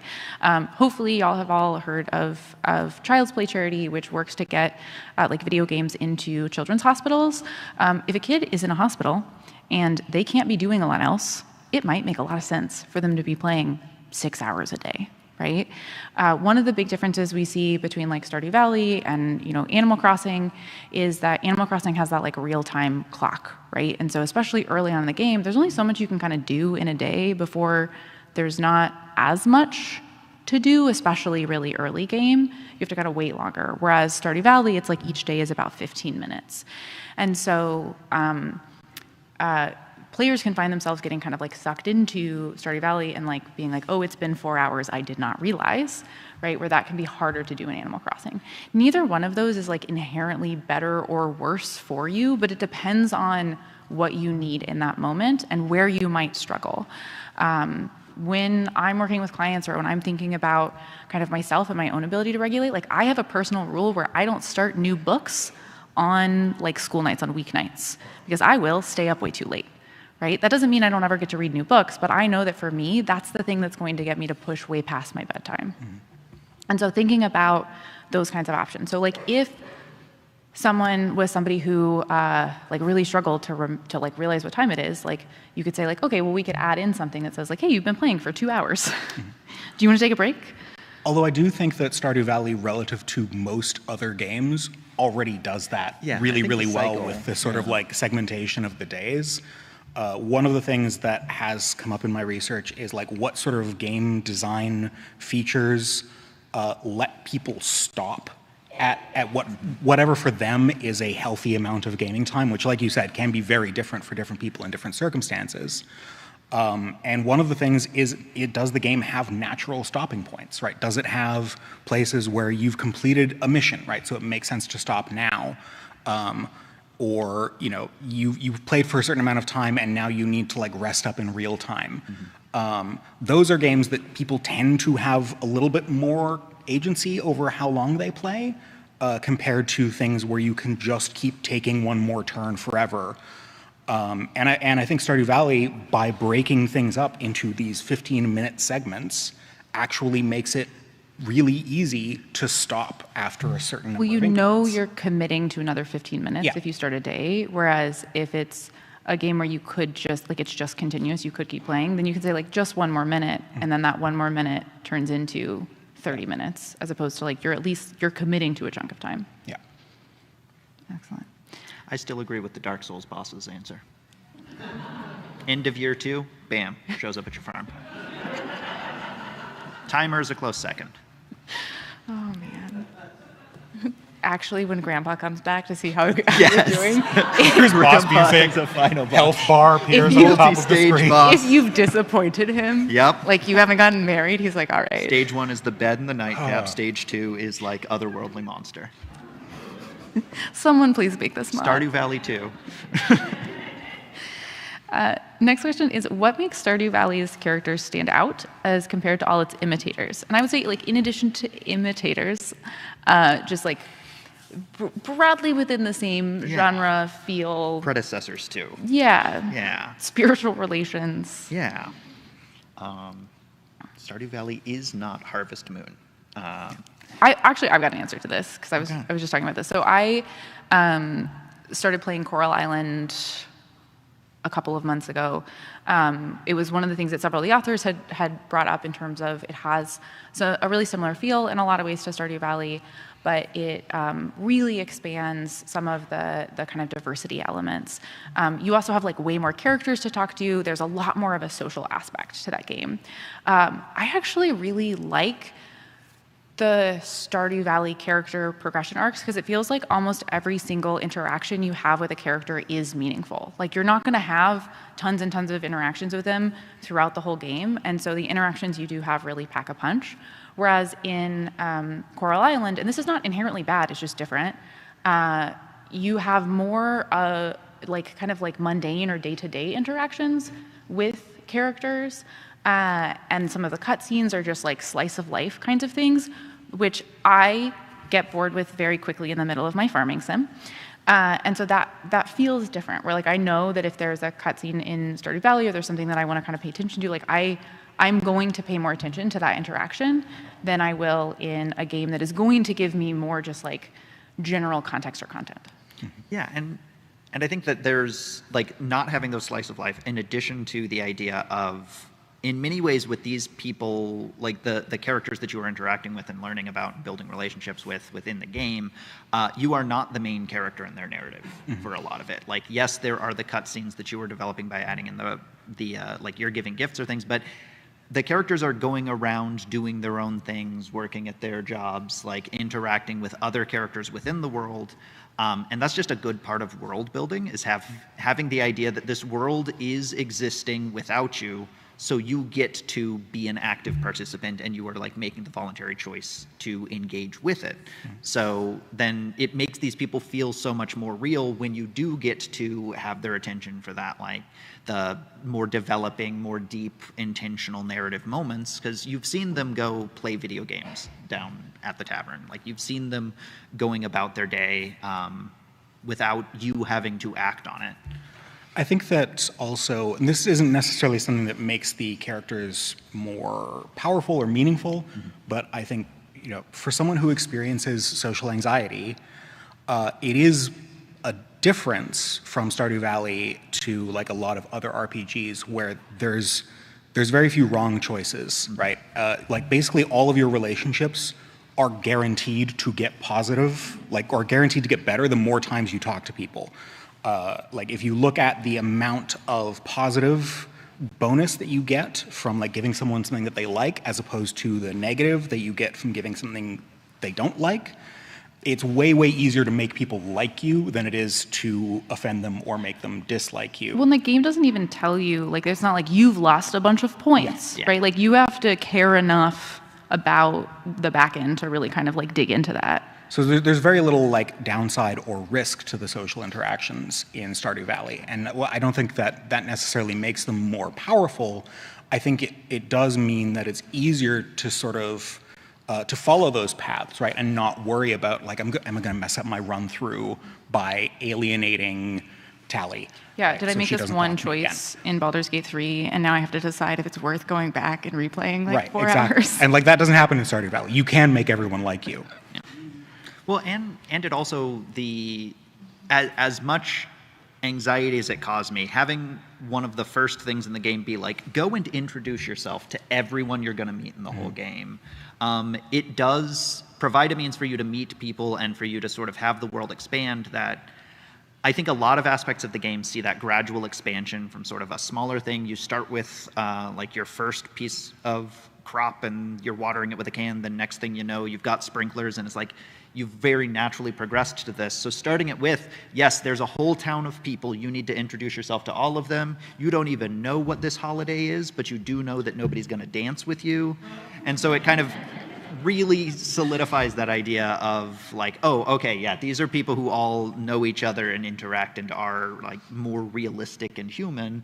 And I can ingratiate myself as part of this community. So you get to feel not just that you are progressing a ticker, but you are getting to know people as time goes on and as you're like learning more about the world that you're inhabiting while you play the game. I will say it's also just really nice, and this is not just a Stardew Valley thing, that kind of no matter your romantic choice, the rest of the town is on board. Yeah. Which is not something that like we see in terms of those options. And it's also really important to remember when we have these conversations, especially when we talk about representation, that like Stardew Valley came out in 2016, and I think it was 2016. I'm bad with numbers. I think you're right. Someone correct me if I'm wrong. And the shifts that there were there in terms of that kind of you get to get married and have kids regardless of the gender of your character or the romanceable character was something that we didn't see as much in games and has really allowed other games to kind of jump off from that platform and continue forward, which is really exciting to see.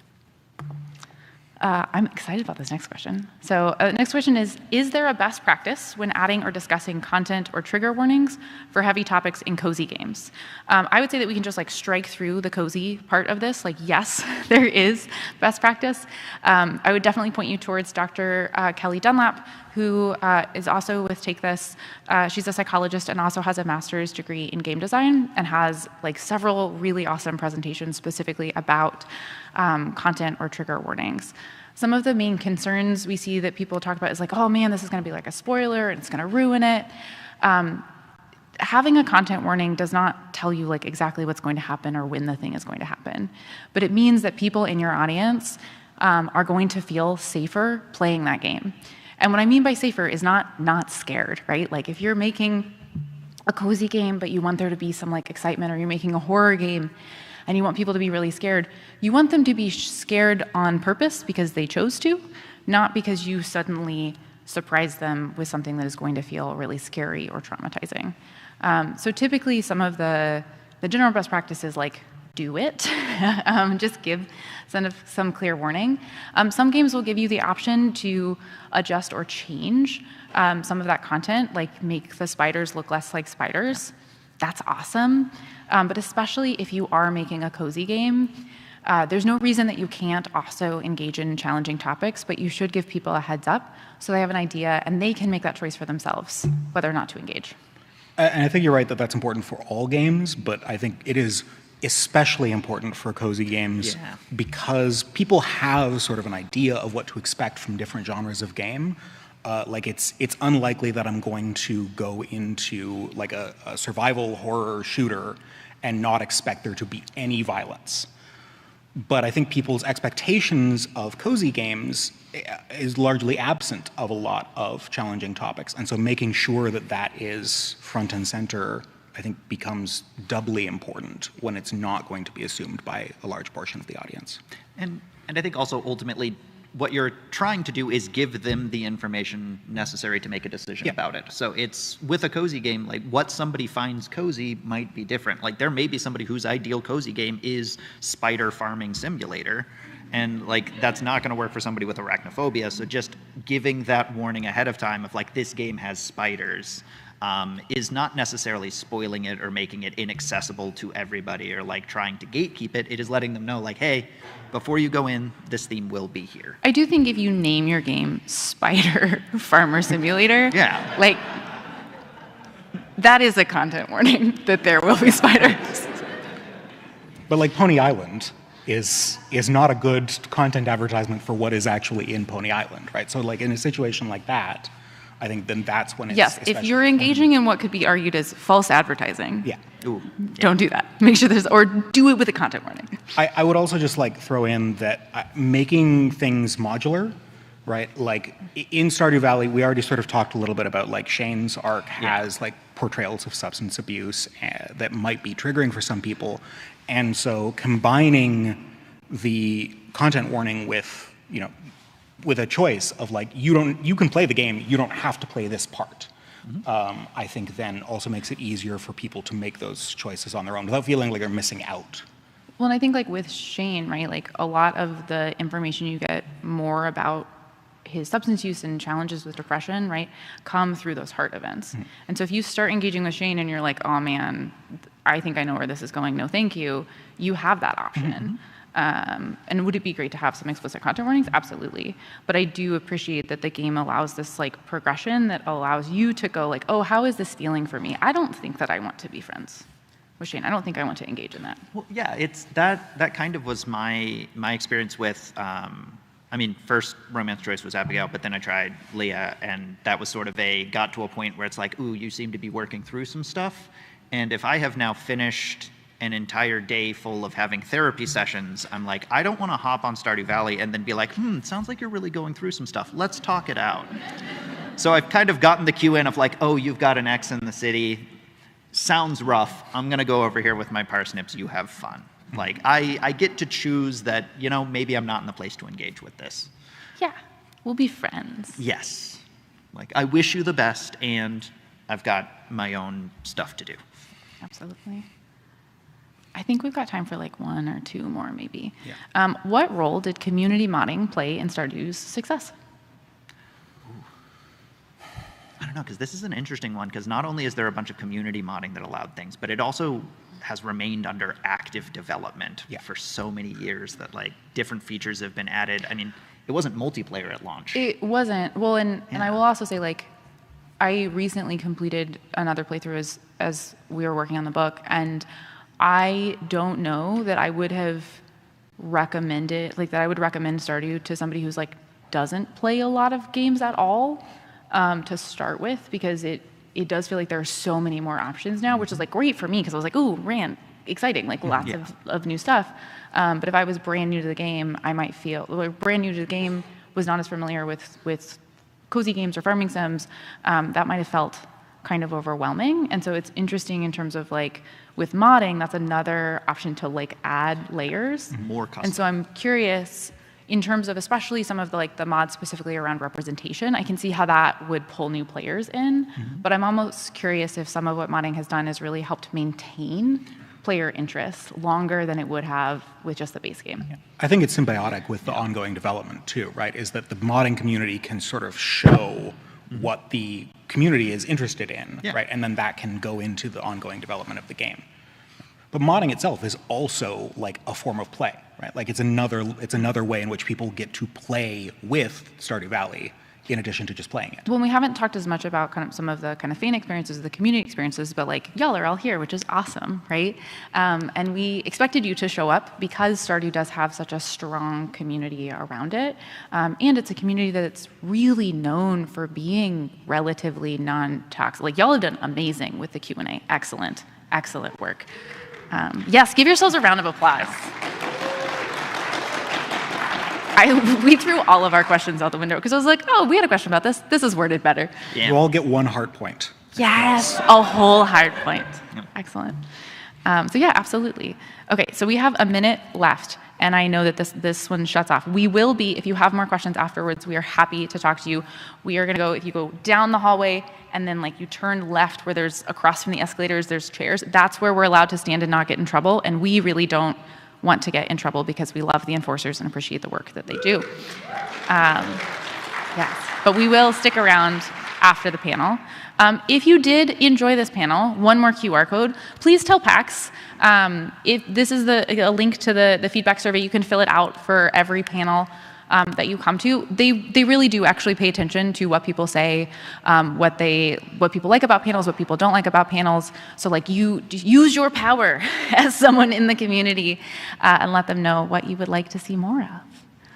All right. I think several of us are on panels more later this week, so check the schedule. But we have 10 seconds left, so I'm just going to wave and say goodbye, and thank you so much for coming, everybody. Thank you all. Bye. Thank you.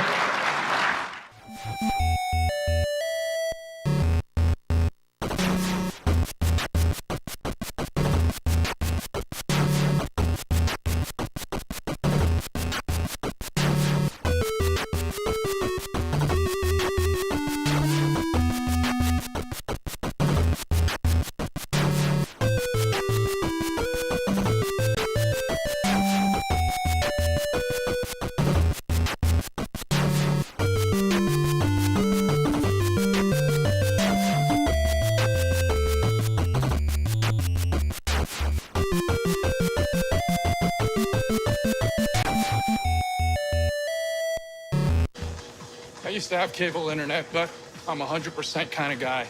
So I got Verizon Fios.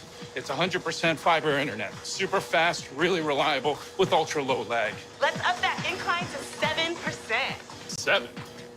How about 100?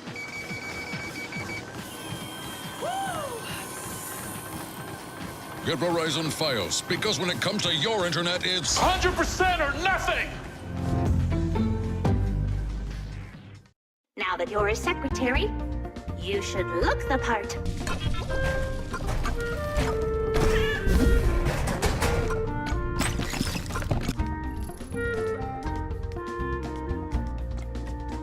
Salutations, Cat Secretary, and congratulations on your recent promotion.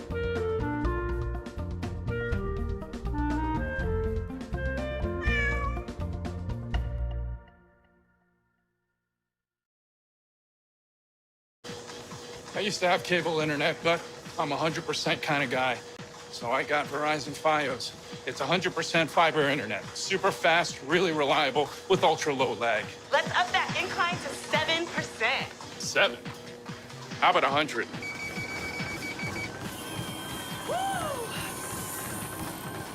Get Verizon Fios, because when it comes to your internet, it's 100% or nothing!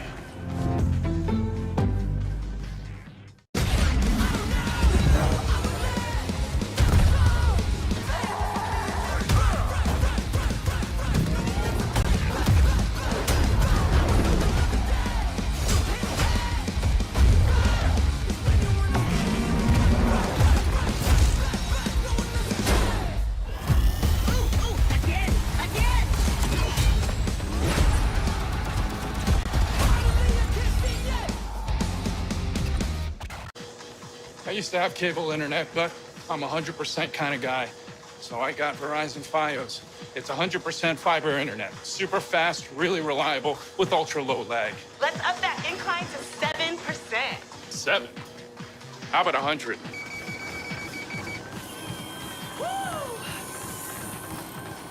Get Verizon Fios, because when it comes to your internet, it's 100% or nothing! Whether it's sunglasses outside, blue light glasses inside, or night driving lenses in the dark, Zenni has affordable eyewear for everyone. Get 15% off with code PAX at zenni.com.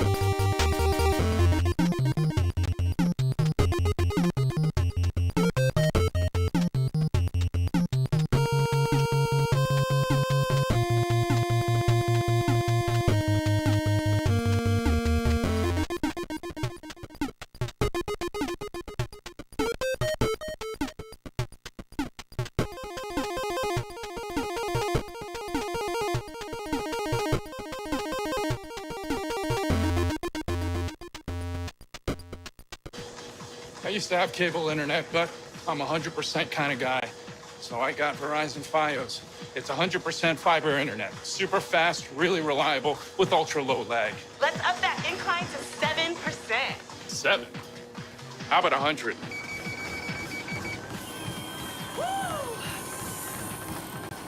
Get Verizon Fios, because when it comes to your internet, it's 100% or nothing!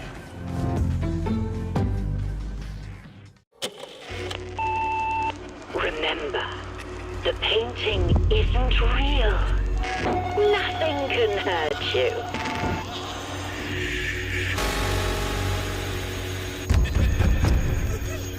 Whatever's scaring you is just an illusion.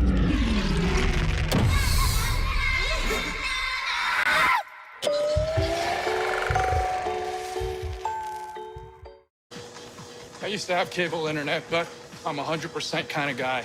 So I got Verizon Fios. It's 100% fiber internet. Super fast, really reliable, with ultra low lag. Let's up that incline to 7%. 7? How about 100?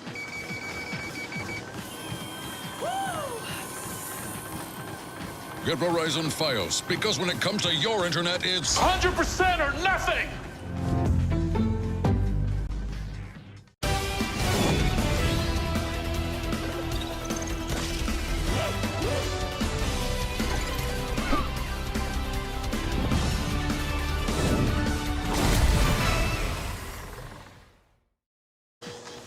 I used to have cable internet, but I'm a 100% kind of guy.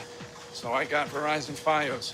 It's 100% fiber internet. Super fast, really reliable, with ultra low lag. Let's up that incline to 7%. 7? How about 100?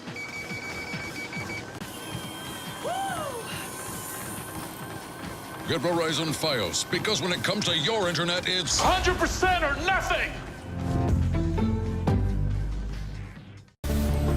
Heroes arrived unnoticed until it was too late.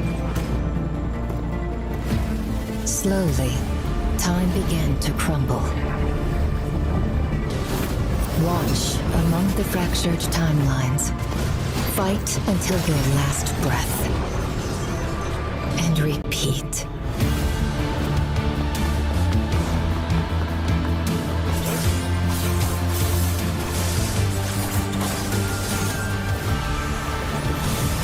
False timeline after another, until the Lord of the Void stands before us. Then, end this. As time hackers, this is our destiny.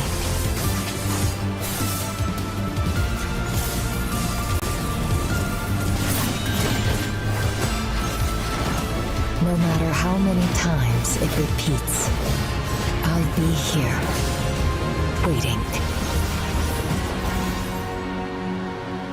Until you see the truth.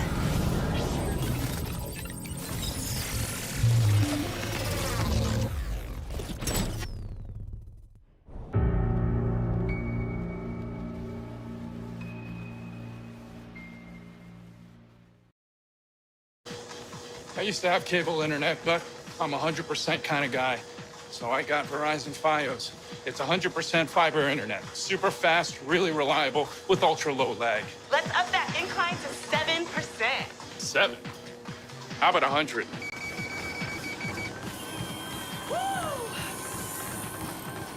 Get Verizon Fios, because when it comes to your internet, it's 100% or nothing! Whether it's sunglasses outside, blue light glasses inside, or night driving lenses in the dark, Zenni has affordable eyewear for everyone. Get 15% off with code PAX at zenni.com. Now that you're a secretary, you should look the part.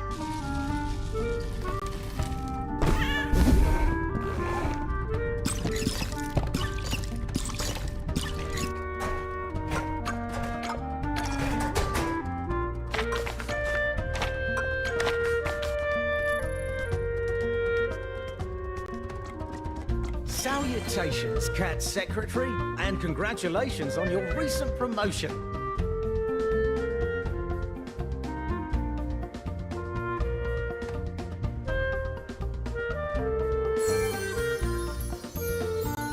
Welcome to Dogs HQ's Lobby Museum.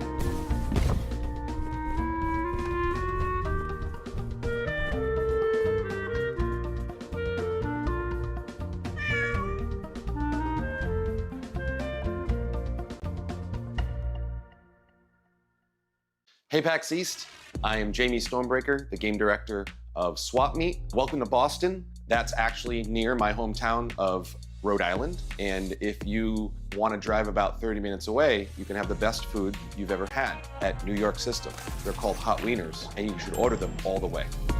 Happy birthday, little buddy! Swap Meet is a third-person roguelite shooter, and you can play solo or with up to 3 of your friends. When we were building Swap Meet, we wanted to build something crazy, and we did. When you defeat enemies, they explode into body parts. You equip them like armor, you gain their powers, and then you defeat them with their own abilities.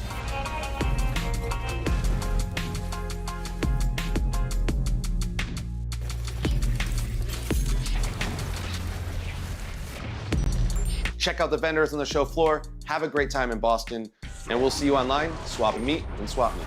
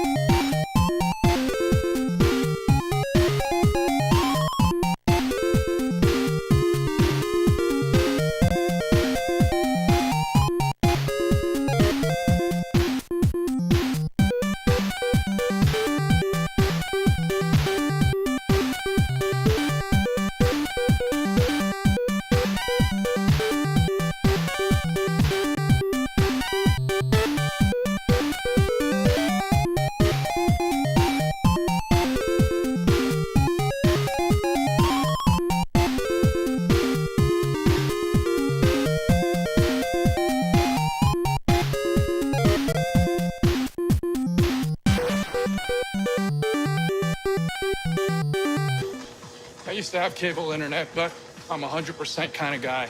So I got Verizon Fios. It's 100% fiber internet. Super fast, really reliable, with ultra low lag. Let's up that incline to 7%. 7? How about 100?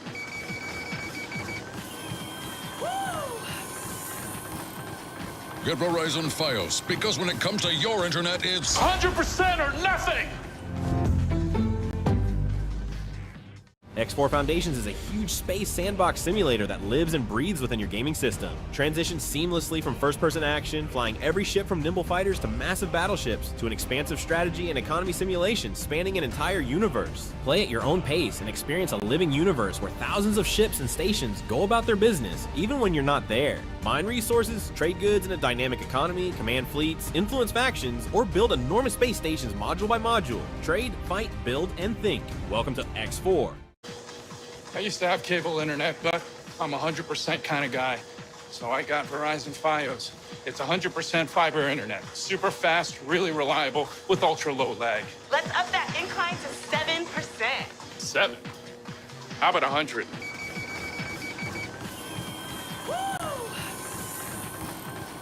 Get Verizon Fios, because when it comes to your internet, it's 100% or nothing!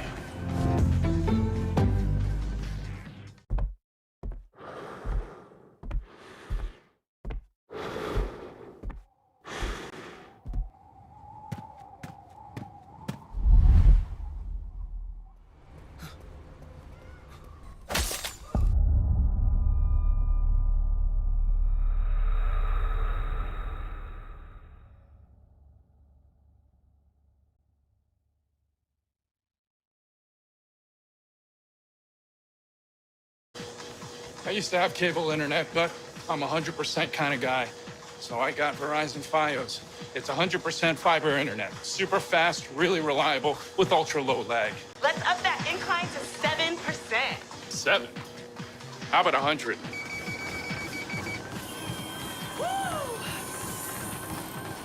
Get Verizon Fios, because when it comes to your internet, it's 100% or nothing! Whether it's sunglasses outside, blue light glasses inside, or night driving lenses in the dark, Zenni has affordable eyewear for everyone. Get 15% off with code PAX at zenni.com.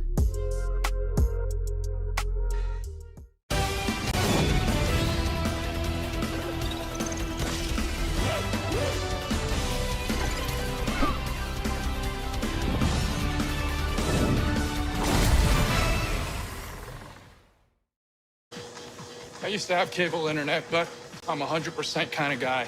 So I got Verizon Fios. It's 100% fiber internet. Super fast, really reliable, with ultra low lag. Let's up that incline to 7%. 7? How about 100?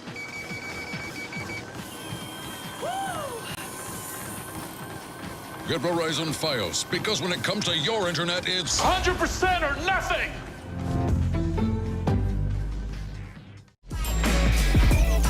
Happy birthday, little buddy!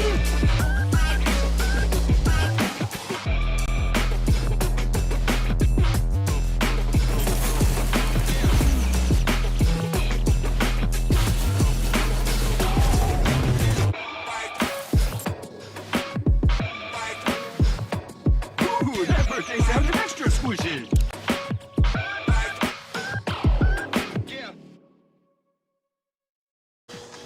I used to have cable internet, but I'm a 100% kind of guy. So I got Verizon Fios. It's 100% fiber internet. Super fast, really reliable, with ultra low lag. Let's up that incline to 7%. 7? How about 100?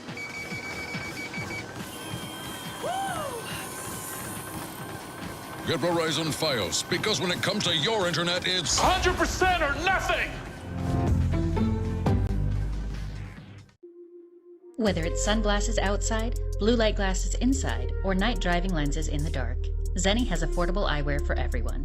Get 15% off with code PAX at zenni.com. I used to have cable internet, but I'm a 100% kind of guy. So I got Verizon Fios. It's 100% fiber internet. Super fast, really reliable, with ultra low lag. Let's up that incline to 7%. 7? How about 100?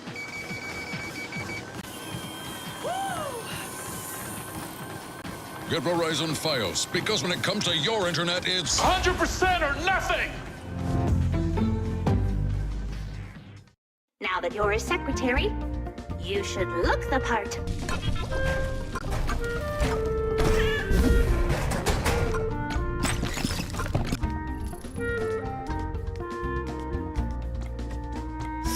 Salutations, Cat Secretary, and congratulations on your recent promotion.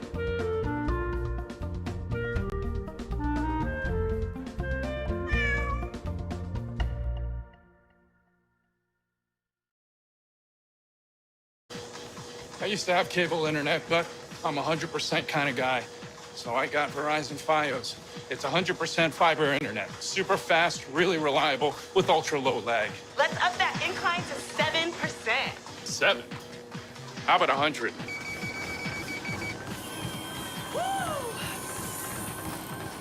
Get Verizon Fios, because when it comes to your internet, it's 100% or nothing!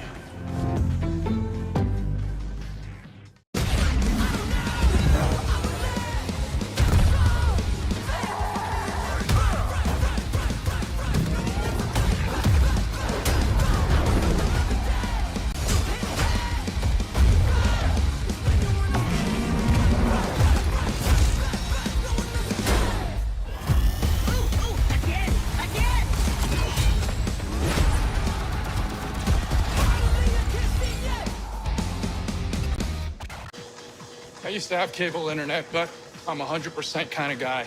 So I got Verizon Fios. It's 100% fiber internet. Super fast, really reliable, with ultra low lag.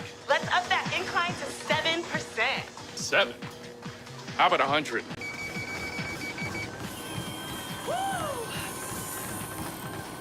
Get Verizon Fios, because when it comes to your internet, it's 100% or nothing! Whether it's sunglasses outside, blue light glasses inside, or night driving lenses in the dark, Zenni has affordable eyewear for everyone. Get 15% off with code PAX at zenni.com.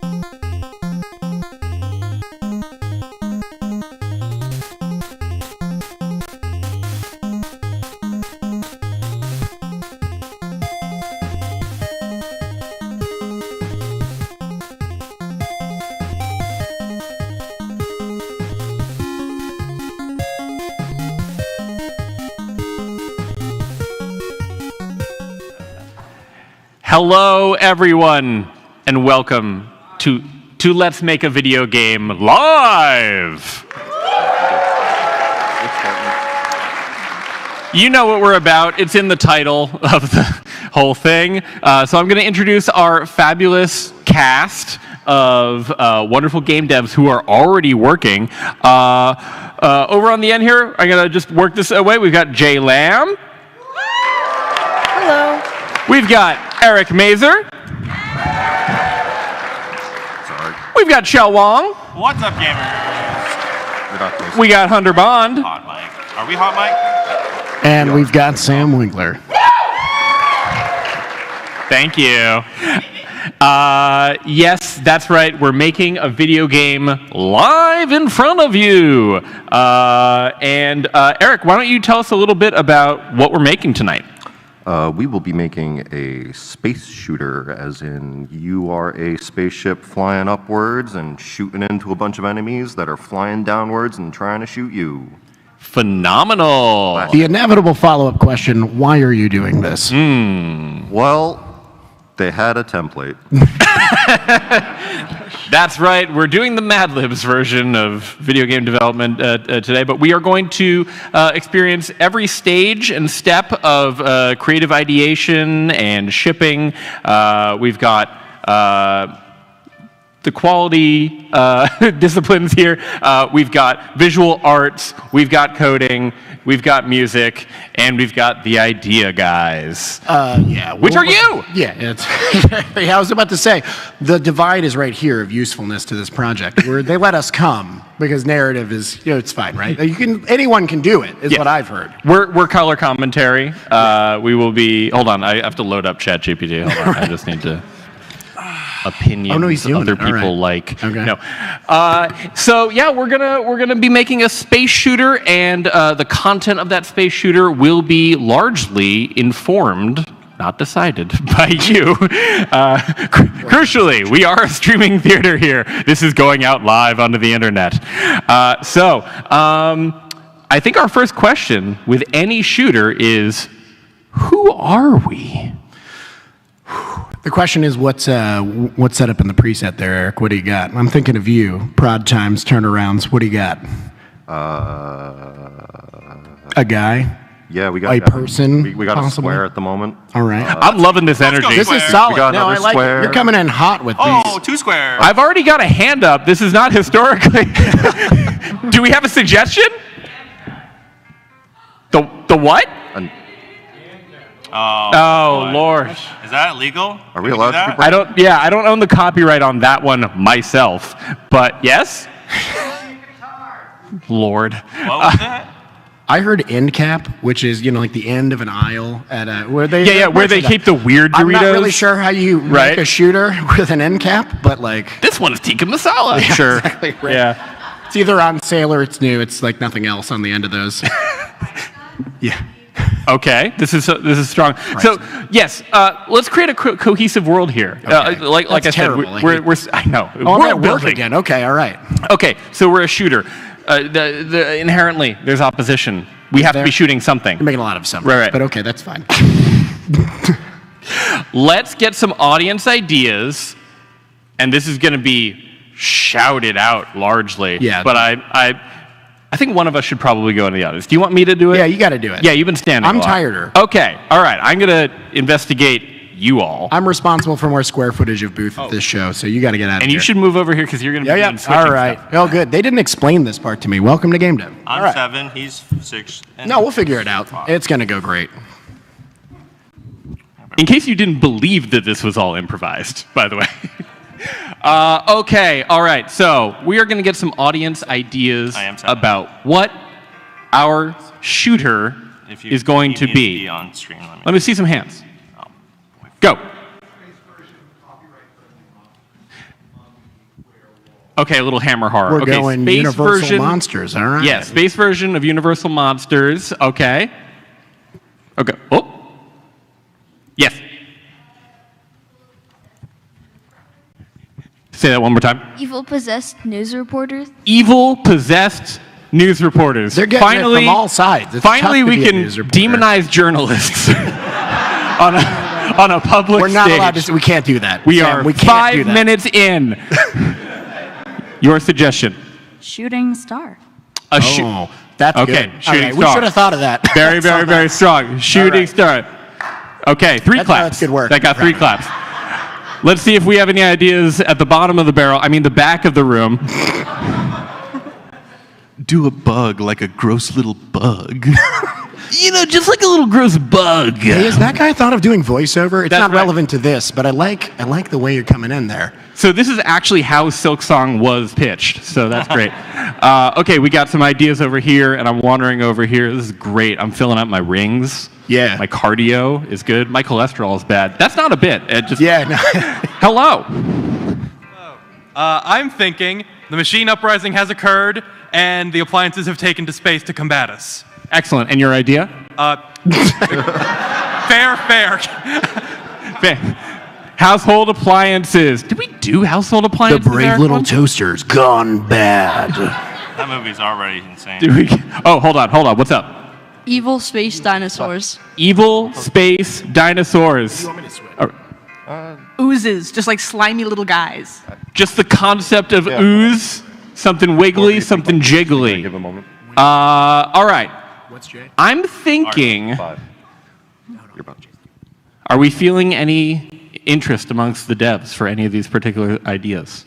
Can we get a stand-up going? Just real. We gotta get it. Oh, quick little stand up. Quick little stand up. We're just gonna do a little game dev stand up. All right, let's see where people are I didn't at. mean and we're gonna literally. see Oh what the God. vibe is. Well, we do it literally every time. Oh, I didn't know. Absolutely. Oh, no. Way to call it. Get those glutes going. Quickly, how are we doing? Should I share my music? Yeah. Probably. All right. Yeah, I gotta. Let's get it over there. Live. Transition. All right, Oh, that's music. As best as I can. I've seen that. Yeah. I get to hear it for once. Oh yeah. This is jaunty. This is an adventurous. Give it up. Give it up for Joe. I wrote down 5 minutes. All right. Oh no, I can't hear the part that I need to hear. Yeah. Everybody be quiet. Wait for the drop. Oh, this is a lot of parallel octaves. You're killing it. This is My great. music teacher music theory professors would not agree, but. All right. I feel like I'm giving the camera operator like sort of a hard time here. Solid aneurysm. Yeah. Oh my gosh. Anyway, folks. So at this point, yeah. We gotta choose who our protagonist is. We had a lot of good ideas. The Creative Council. All right. This is how you sit down. We have to come to a consensus here. Yeah. Oh, that's a good. All right. Jay, what are you feeling? Jay, that's you. I do really like the idea of a neon cat, so I might do an off-brand neon cat. An off-brand neon cat. All right. All right. Okay. Woo! There we go. That's the good stuff. All right. That's. He's kind of angry. Well, there's shooting involved, Sam. It's Yes. not a good time. Things have broken down. I gotta sit. My back hurts. My back hurts. Negotiations are over. The shooting has started. So if it's off-brand, are they like destroying rainbows? That's a good question. Are they shooting stars? It's hard to say. It could be a lot of things. Are they literal stars? Are they stars we enjoy in movies? Are they shaped like stars? There's a lot of options. I thought shooting stars is good. Is a good pun name because you have to sit on it. You go like, oh, what's the verb of the game?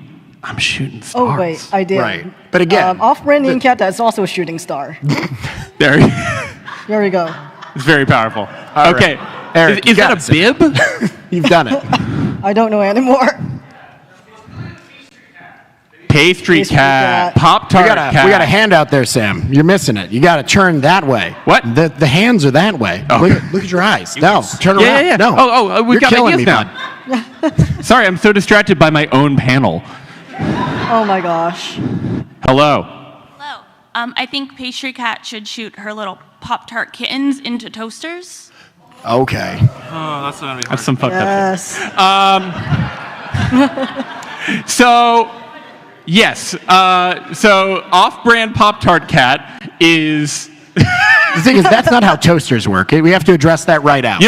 Historically, you do not shoot pastries into toasters. Yeah. Toasters do the firing. Well, you want them to stay near the toaster. Too much out of the toaster is bad too. Yeah. It's sort of like a small zone of the distance from the toaster in or out. Otherwise, forward the pastry. They end up embedded in the ceiling Yeah. somewhere. Hold on, I've got some hands here going on. What's up?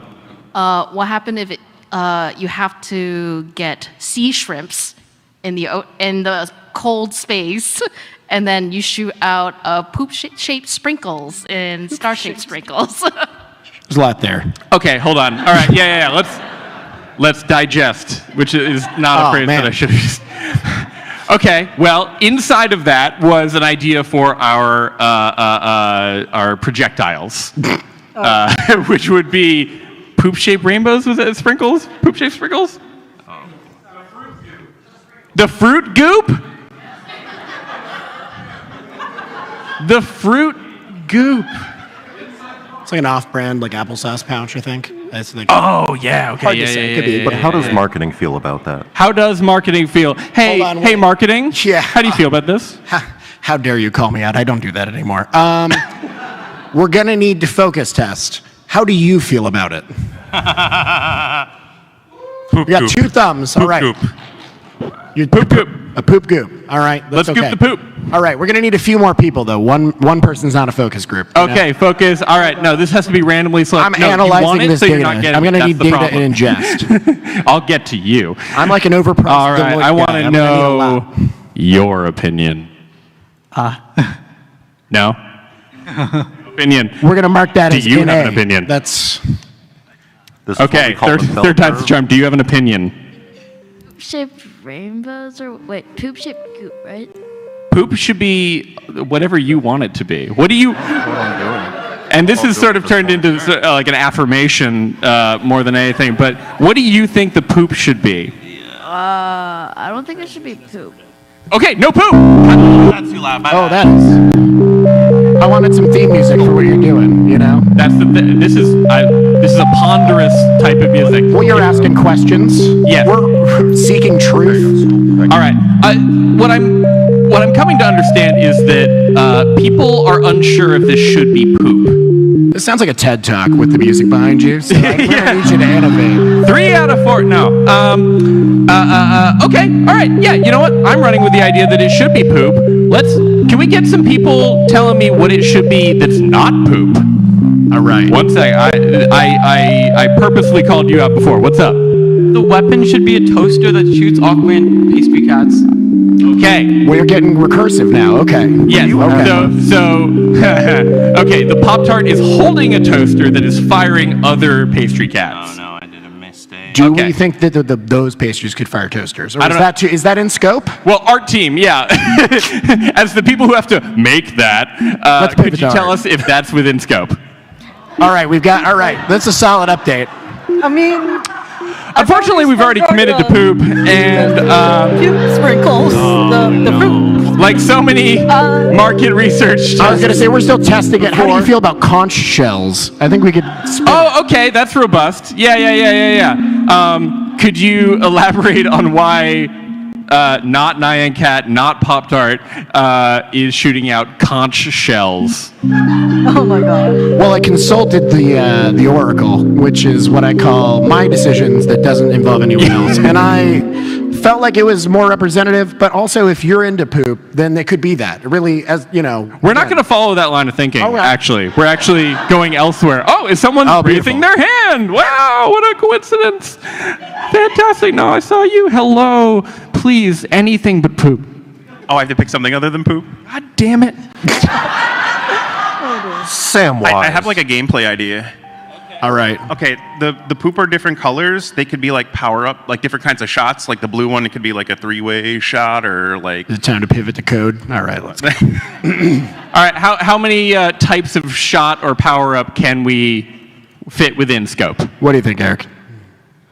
Well, I'm working on one, so at least one. All right, one's good. All right. We're going to market test one, Sam. Hey, that's great to hear in We our got stretch shooter. goals, you know. It kind of depends on how much people are willing to kick in here, you know. Fantastic. All right, this could be soft serve. This could be a conch shell. He's still trying to get out of it. It's too late. He doesn't know it yet, Okay, but we're look, locked I'm in. not committed to the vision, and that's honestly a me problem when you think No about one it. tells Sam, but this was an elaborate Reveal your secret. exercise for I was him. going to ask if I can suggest a name for our little kid. Please. Confection Kitty. Confection Kitty. All right. I'm for it. No, I'm not against it. Okay. It's very All similar. right. We've got a very sure hand being raised. So this had better be gold and not poop. I have a very professional UI idea. All right. There should be a toggle of which on one side of the toggle it has icing and on the other side it has poop. However, with the poop, it is 0.1% stronger.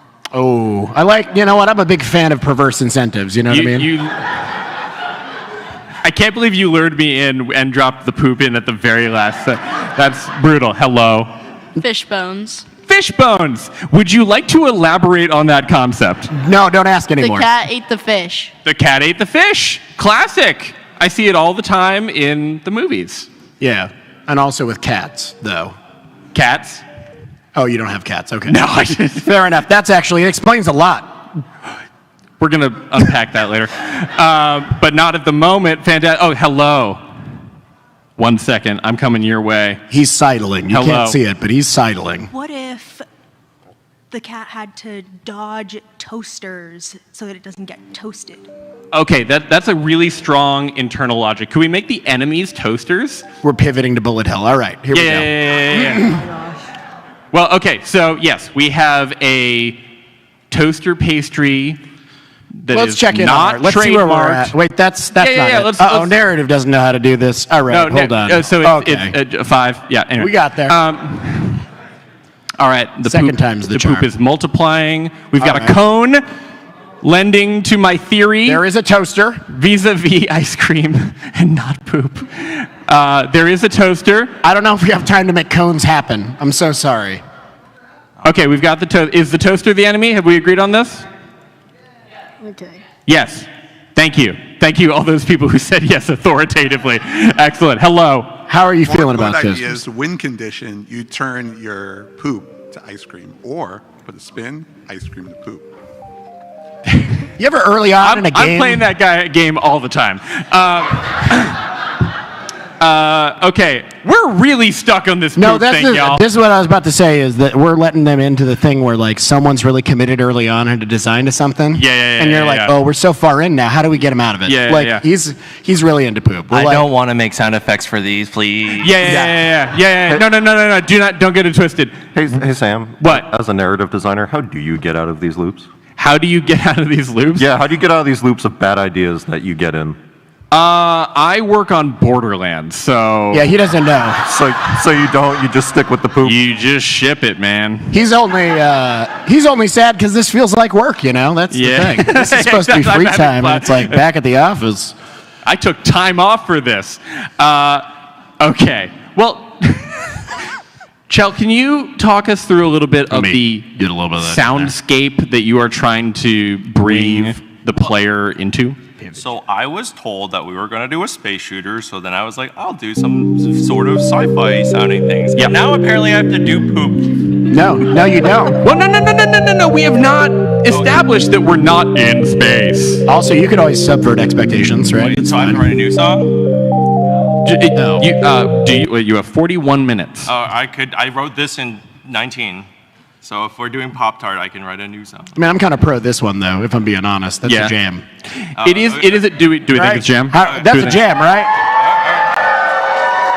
The people have spoken. Since your narrative, and I am marketing now, I guess. Yeah, sorry. Yeah, you just kind of fell into that. I'm going to go ahead and say the people have spoken. The people have spoken. Yeah, All they right. buy our games. That's the thing about people. But you did invoke the dread name that is sound effects. Mm-hmm. So I think we are going to need to start holding... talk through it. We need to have some audition. Well, let's open up with how wet are these sound effects? No, I don't want that. I meant reverb. It's fine. We're just... I meant reverb. Yeah, wet from a professional sense. Yeah, like in an EQ way. So hold on, people got their hands. We gotta. Yeah. No, there's a ripe bounty of ideas. That there's I'm a lot of dread hands to out there. Encounter right now. But do you think we should audition for sound effects? For Are we doing mouth sound effects? Ooh. Yeah, So wet then. Yeah. That's all right. what I was gonna do, but that's why I don't want to do the poop thing. Yeah. Because then I have to do the wet mouth. Well, what if? Okay, let's get a little more esoteric. Instead of the sound of the projectile, which could be anything, to be determined. Yeah. How about this is a line of VO from the cat that the cat gives out when firing their cannon? And like, It's still gonna need a sound effect. Yeah. But I'm saying it lowers the likelihood that it is wet. Yeah, it's just a solid. You throw it out like a mow. And you're good to Okay. go. Like you just. All right. Well, we're doing auditions, and we don't have to record it until we've all agreed on it. Okay. So, are you here to audition a sound or an idea? Okay. Give me your idea.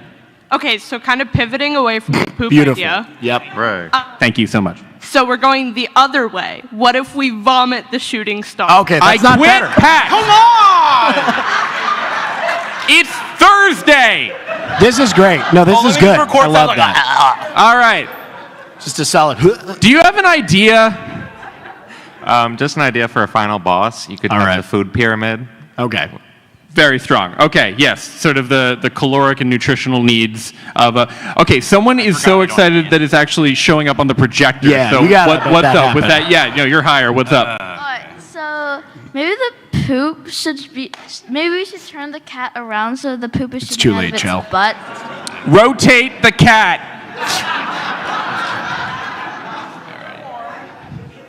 Or okay. Instead of poop, just to save, just to save the sound, we should do. Oh, a taiyaki. That's solid. So, ice cream fantastic. fish, right? This is, we've got the fish going on in there. Okay, Jay, what's our? Yeah, I'm gonna need Jay to walk me through what's going on here. Yeah. Walk us through. Possibly like a scepter is like a scepter of ice cream. There's a cone. There's definitely a cone, which is giving me hope. Yeah. Oh, here's the taiyaki. I'm Here's the. done You're taiyaki. watching it happen. Oh, it's The happening. magic. That was awesome. It rode up and then immediately died. Yeah. Which Fantastic. is what I like about my enthusiasm, to awkwardly Yeah. end right before it should. Sharp peaks. Yeah, no. And then deep troughs. Deep troughs. I've been taking a lot. I need to go back, but give me your idea. It's not an idea. It's an audition for a sound. Okay. Hell yes. All right, we got Just one. when I had given up hope. It is going to be the sound of our confectionery cat. All right. Very strong. All right. I feel the good echo, pain of too. the No, backstory that's that solid. we had already worked out. Thank you so much. We'll be in touch. Hello. I have a sound idea that may steer us away from poop, but still suggest it for those who are Ooh. attached to the idea. A thinker's sound. So in music, there's this concept called scatting. You are on thin goddamn ice. God damn it, buddy. And it's kind of jazzy, like Scooby-Doo-wah. Chell's gonna lose it. Scooby-Doo-wah. We're losing Chell.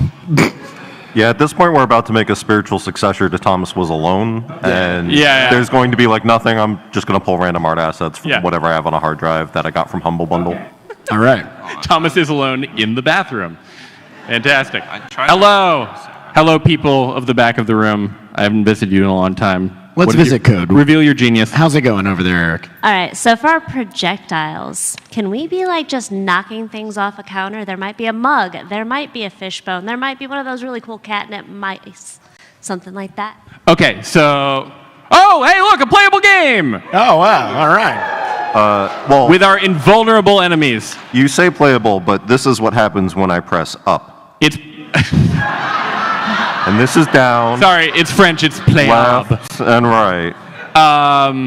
They said it couldn't be done. They might have been right. But that's a GD It's video space game to anything's me. possible. In my heart, that's a video game.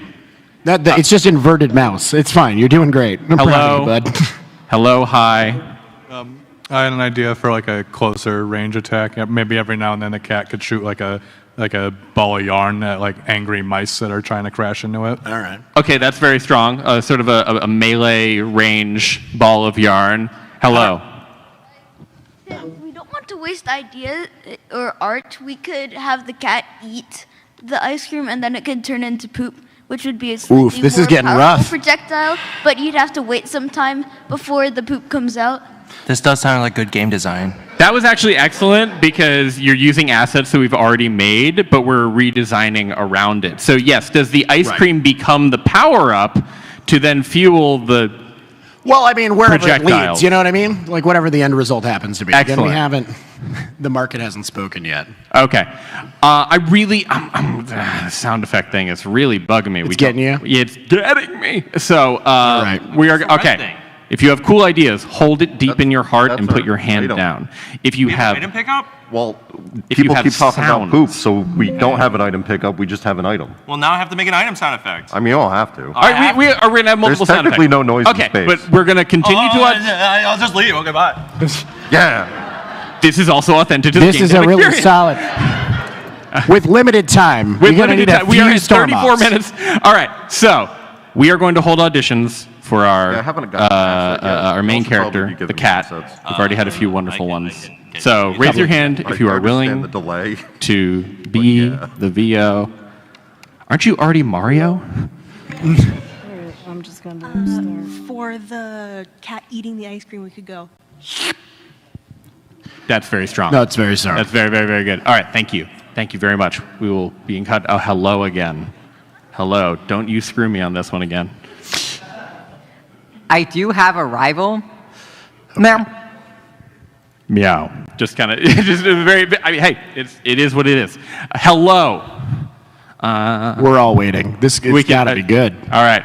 We're going to build this. up. Oh, this is, I was going to say, we haven't really discussed a sound for when the cat gets hit. And so I was thinking either like a hiss, like a, or a, All right. We weren't going to actually make a hit sound effect because we assumed that people would be good at the game. So it's not. It's fine. We'll add it in. There's time, I guess. Sure. No, we're following. So this is a Souls-like experience. No, we thought if you didn't get hit, you get a sense of accomplishment. You know what I mean? I should have. I think, yeah. Unfortunately, we are going to have to be like insta kill on this one. All right. Oh, is it insta kill? Can I get your take on the cat again? I mean, I'll make it a kill. Okay. It's good. It's pretty strong. It's strong. Oh, okay, hold on. Now I need to record these. No. Okay. Yeah, it's still the audition. We're good. All right. We can't shut up, though, right? No, we can't shut up. No, you. And that's why we're here. That's also why all my sound effects are just Sam go. Okay. Okay. Yeah. Cool. Wait, have you been capturing this whole time? No, that's why it's like there's a good sound effect, and then a lot of them is just like, what about you? And then I'm like, oh, well, this. All right, let's do that. Let's get a clean one. I'll be quiet for 10 seconds. All right, everyone, don't mess this up. Wait, well, what am I recording for? Is someone doing the voice thing? This is the voice. This is the voice of the cat. Oh, for the player death. Okay. It is sort of a.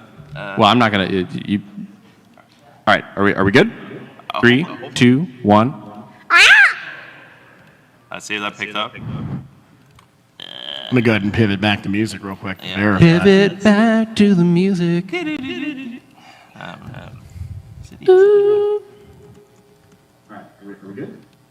don't see anything on there. Nope. It hasn't pivoted back. I heard a ghost of a meow. Hold on, I'm gonna boost the gain. Well, you're entirely. Yeah, we got to plug you back in there. The technology broke. Yeah, the visual. The technology broke. Should I pivot away? Pivot back? Yeah, pivot. Technical difficulty. We may have to re-record you on this one, but congratulations, you've got the role. All right, we got sound. We're live. All right. I have to boost this gain. Boost the gain. Okay. Oh, is this the meow? Nope, that's my voice. All right. I got it. Yeah. Isolated. Ooh. All right. Immortalized forever. All right. Okay. So how many total sounds are we going to be doing? Well, there's player fire, there's enemy fire, there's player death, there's enemy death, there's So many sounds. So many. The possibilities. Okay. We did get a solid collect sound. Was that on the list? I wasn't paying attention. Yeah. So I All right. All right, so here's the thing. We're going to now audition for enemy sound. Actually, have we established what the enemy is? It's the toaster, right? Well, I don't know. Let's pivot to what we got Adult going on. ADHD is real. Oh, I assumed it was. Pivot it the over toast. to. Let's see. Let's go all the way over to art. I'm just hitting all these buttons. It's great. Yeah. Just hit buttons until art shows up. Oh god. This is good. I like the typing. This is really. Yeah. I can't read it. Okay. Wow. Bad news, Sam. Lovingly rendered blue ice cream is what it is. See what Is we it got. poop? Is it ice cream? We'll never know. See what. All right. Okay. Look at that. There were some stars. No. Yeah. All right. It's creating depth. We got a soundtrack. All right. Let's get some music. Okay, here, I'll turn mine down. Ready for early access. All right. Yeah. Hey, that's a video game, folks. What is happening? We got another 29 minutes of polish and bug fixing, and maybe 4-player multiplayer. Oh my god. I'll pick you up and throw you. Counterpitch. How do you feel about asymmetrical multiplayer? Excellent. Yeah. It's going to be hot. That worked out for. What license can we attach to our poop-based Nyan cat shooter? I mean, non-poop legally ice cream, non-distinct poster. I would rather piss off Kellogg's at this point than have it be a poop-based shooter. The thing I know about that is you've never dealt with Kellogg's, Sam. They send people to your home. Yeah. Do they? Oh, well. No. We can't talk about this. Yeah, sorry. I said too much. Pivot. Okay. We need to know what these toasters sound like when they're firing at us. We need to build enmity between the player and the aggressor. Enmity is a good word, man. Enmity. Do you write? You no. should. I'm waiting for. Reddit says no. That's fair. Oh, Jesus. That's. Hi. What's up? Oh, you're Jesus? Yep. Oh, cool. I got 2 ideas. I got a gameplay idea, and I have a narrative idea. All right. So the gameplay idea would basically be like a grabbing mechanic based around like how close the player is to the enemy, and then it would just like use it as like a human shield. Sort of a John Wick situation. Yeah. That's probably out of scope. I'm just going to be real with you. I We'll want circle to back see on it that with one, all of you my know. heart, but. You could just pivot the enemy's position and have it follow the. You could just. player, The and then worst just rotate. words. Assets. Hey, could Eric, how you just. feeling about that? How you feeling about adding grapple melee He's too deep. He doesn't even hear you. with glory kills? I'm also recording for the enemy fire sound effects, and it's just been recording this whole. You're recording this entire thing. Yeah, it's just. What if that plays every single time? I mean, I'm still in it. Oh yeah. What if you just the enemy speed fire. that entire thing up by like Oh, you know what? 800%? Hold on. Yeah. Hold on. Hey, we'll get to you. All right. Let's see. Hold on. I need to hear really this. Sort. We just have to hear Sam compressed, like distilled Sam. Too much Sam, arguably. Too much Sam. This is a lot of Sam. This is a good lead up. I like this. Yeah. Building tension. Mm-hmm. Yeah. I read about that one time. I haven't tried it.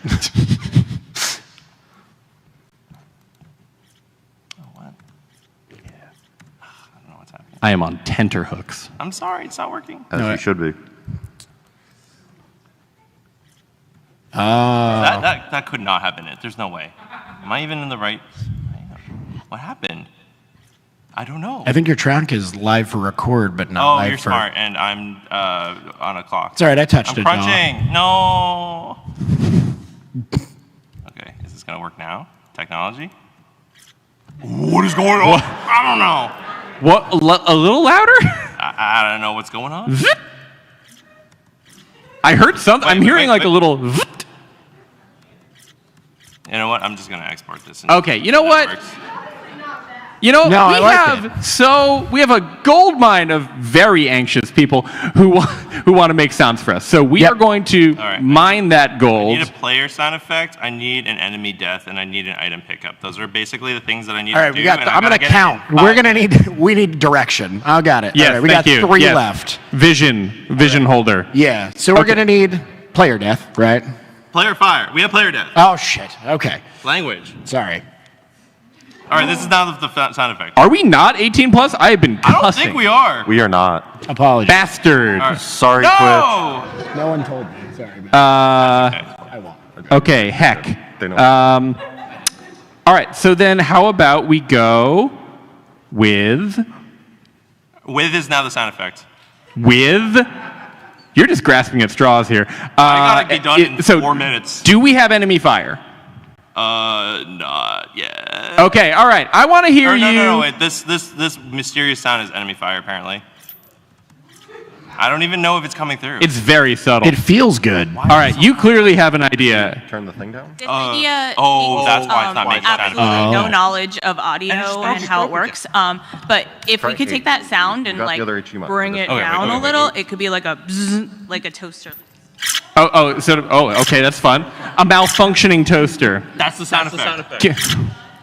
Chuck, can we bring that down a little bit? Like in terms of volume? I can make it. Yeah, pitch. We're pitching it down. Pitching it? Give it a flange. Put a flange on it. I don't. Just find the flange. Hold on. Grab the flange. You're just flanging, huh? Just flange it. First, put a flange on it. Pitch. All right. While you find the flange, we're gonna start auditioning for what? Okay. Hey, vision holder. What do we still need? I'm gonna check in. Yeah. Okay. Well, that's a terrible sound. We just need player fire. Item pickup. We need that. Enemy die. We need item pickup. No, we haven't. I think. Item pickup. Item pickup. Can you give me an item pickup sound? You have an item pickup sound. I can feel it. In your vital waters. Yes. Reveal your sound. Meow meow. Okay, we're interested. We're excited about having picked up an item. Maybe we have a counter argument over here. Okay. Well, I gotta arm it again. All right. We got to let them do it clean, Sam. We've gotten feedback. I feel like I'm using the word audition pretty regularly here. I am on time. I got 3 minutes. All right. Do you have a sound? Is that good for anything? Like a little. I'll try that one. Hey, Art, how you doing? All right. Let's go on down to Art. Oh, hold on. I got an idea here. Ooh. An enemy death sound. I just passed everything over to programming. And there's nothing that we like more than getting all of the art assets all at once. Yes. Yeah. Fantastic. Okay. Well, now the item pickup sound is just that one. That's pretty strong. Yeah, I feel like I'm going to be half the sounds. All right. Oh, were you just stretching? Yeah, fair enough. No. That's real. It's been a long panel. All right, we need enemy death, right? The enemy death is Sam. Well. Oh my. All right. Did that energize you? Feels good. It was good to me. Yeah, I'm feeling in the game good of about life. We might have to table it, but I like it. We can come back to it later, bat it around a little bit. All right, someone noted narrative conceit here. And I feel like we don't have a robust world building. Obviously, we have a scenario. If you're asking me as a writer, it's not that important. You just tack it on at the end. You just throw it on there. Yeah! That's what players like, right?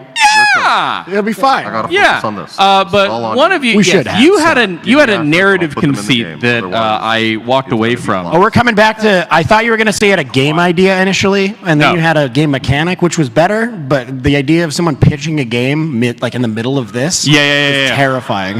Yeah. No, I love it. So I was into Liquid it. Snake. Okay. Exactly. Okay, so a canon reason why the toasters blow up is because when it's about to toast something, its purpose is complete. So therefore, it doesn't need to be around anymore. Therefore, it blows up. It's just a beautiful moment Pretty of deep, yeah. purpose, fulfillment. So the game has gone philosophical. All right, but that also means that we are not. What? Okay, player fires. Hold on, let me get on over there. Player fires. Oh no, that's gonna sound really bad, but I don't have time to fix it. Okay, we got a ship. We got a ship. Let's hear it. It just says it's just my voice saying player fire. No, you gotta do it. Because I needed a voice for player fire. No, this is good. Wait, enemy fire, player fire. What have I not rendered yet? Would you say you're calling an audible? That hurts, huh? All right, not even you. All right, fair enough. Hello. So I have a basically useless idea. It's a toggle that, if you are lactose intolerant, depicts whether or not the icons are poop or ice cream. Okay, that's solid. The thing is, we're low on time. Can you do that one in your mind? It's nice and solid. That's a high fiber idea. All right. Hello. Reveal your secrets. The toast is on fire. Okay. It's clean. It's clear. It's Punchy. robust. It's of the times. Yeah, people are asking for it. Yes. Let me pivot away. Is any of our any of our assets on Ooh, fire? it's on fire. Okay, we've got fire. I mean, Well, I'm having fire. that I like. That, this one's detonating. It feels like, Again, because it reached toaster enlightenment. Yeah, which we've yeah, yeah. established that I can't find it's lived all the cycles of its toaster life. Right. Fulfilled all of it its has meaning. escaped samsara. Oh man, we can't get into this. There's no time. Not with 19 minutes. No. But I wish we could. Fantastic. Hey, Eric. Yeah. Do we have a working build right now? Let's pivot on over there. Let's see. Okay. All right. There's our cat. There's our cat shooting very the wrong direction, but you can kill him. Oh, I thirst for death. No one's really. I don't think I've ever seen a side-scrolling, vertically scrolling. Sort of an XY axis intersection. It is shooting up, so there's that. Yeah. All right. Fair. It is shooting up. It is shooting up. I can't. It's a rotated shmup. I like it.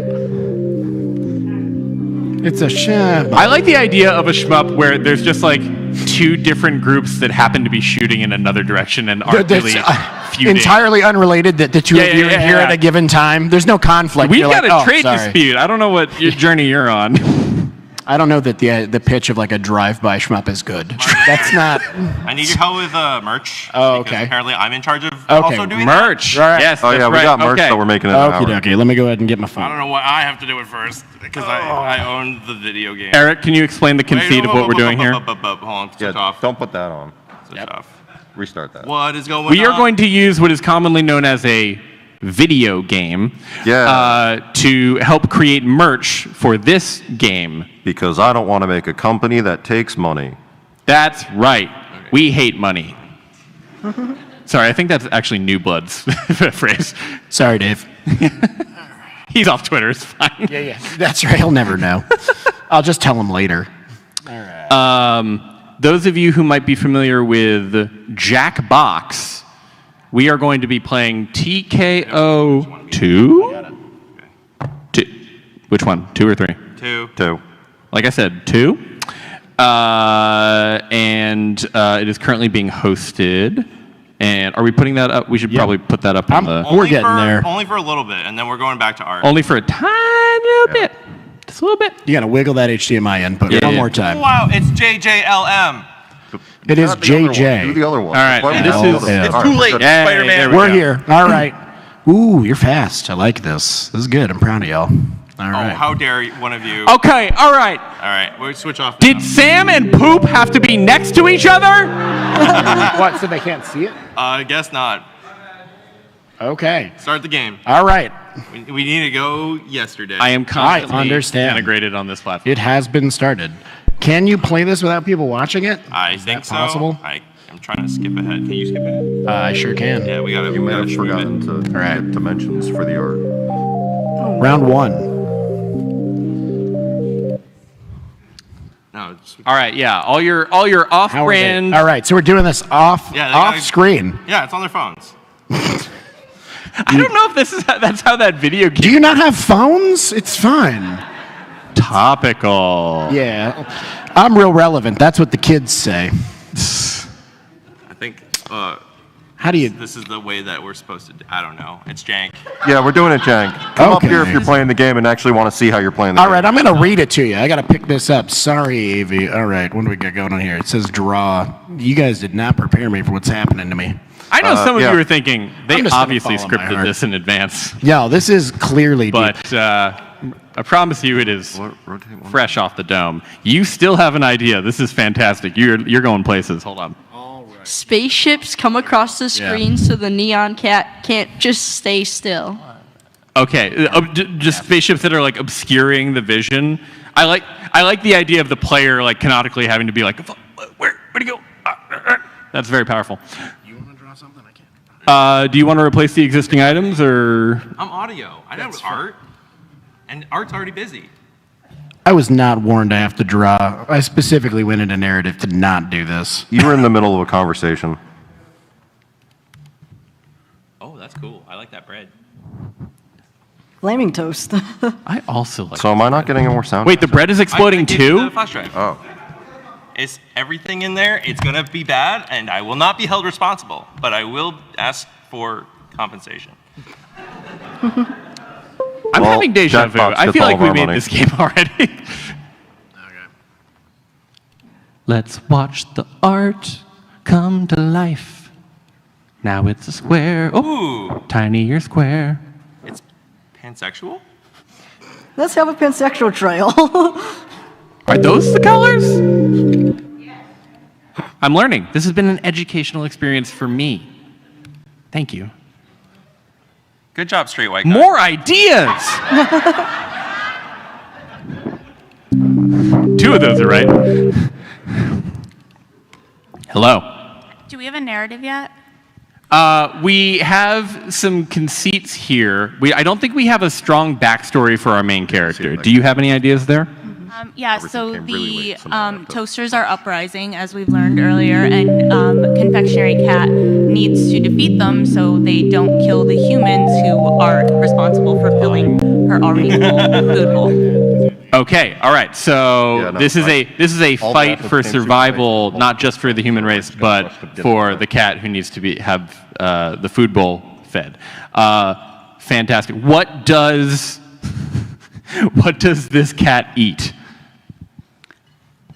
Well, it depends on whether or not they're lactose intolerant. Good point. Thank you. Always reminding me. Hello. So what if there is a soundbite for the game over screen where it's just, tasty. It's too late.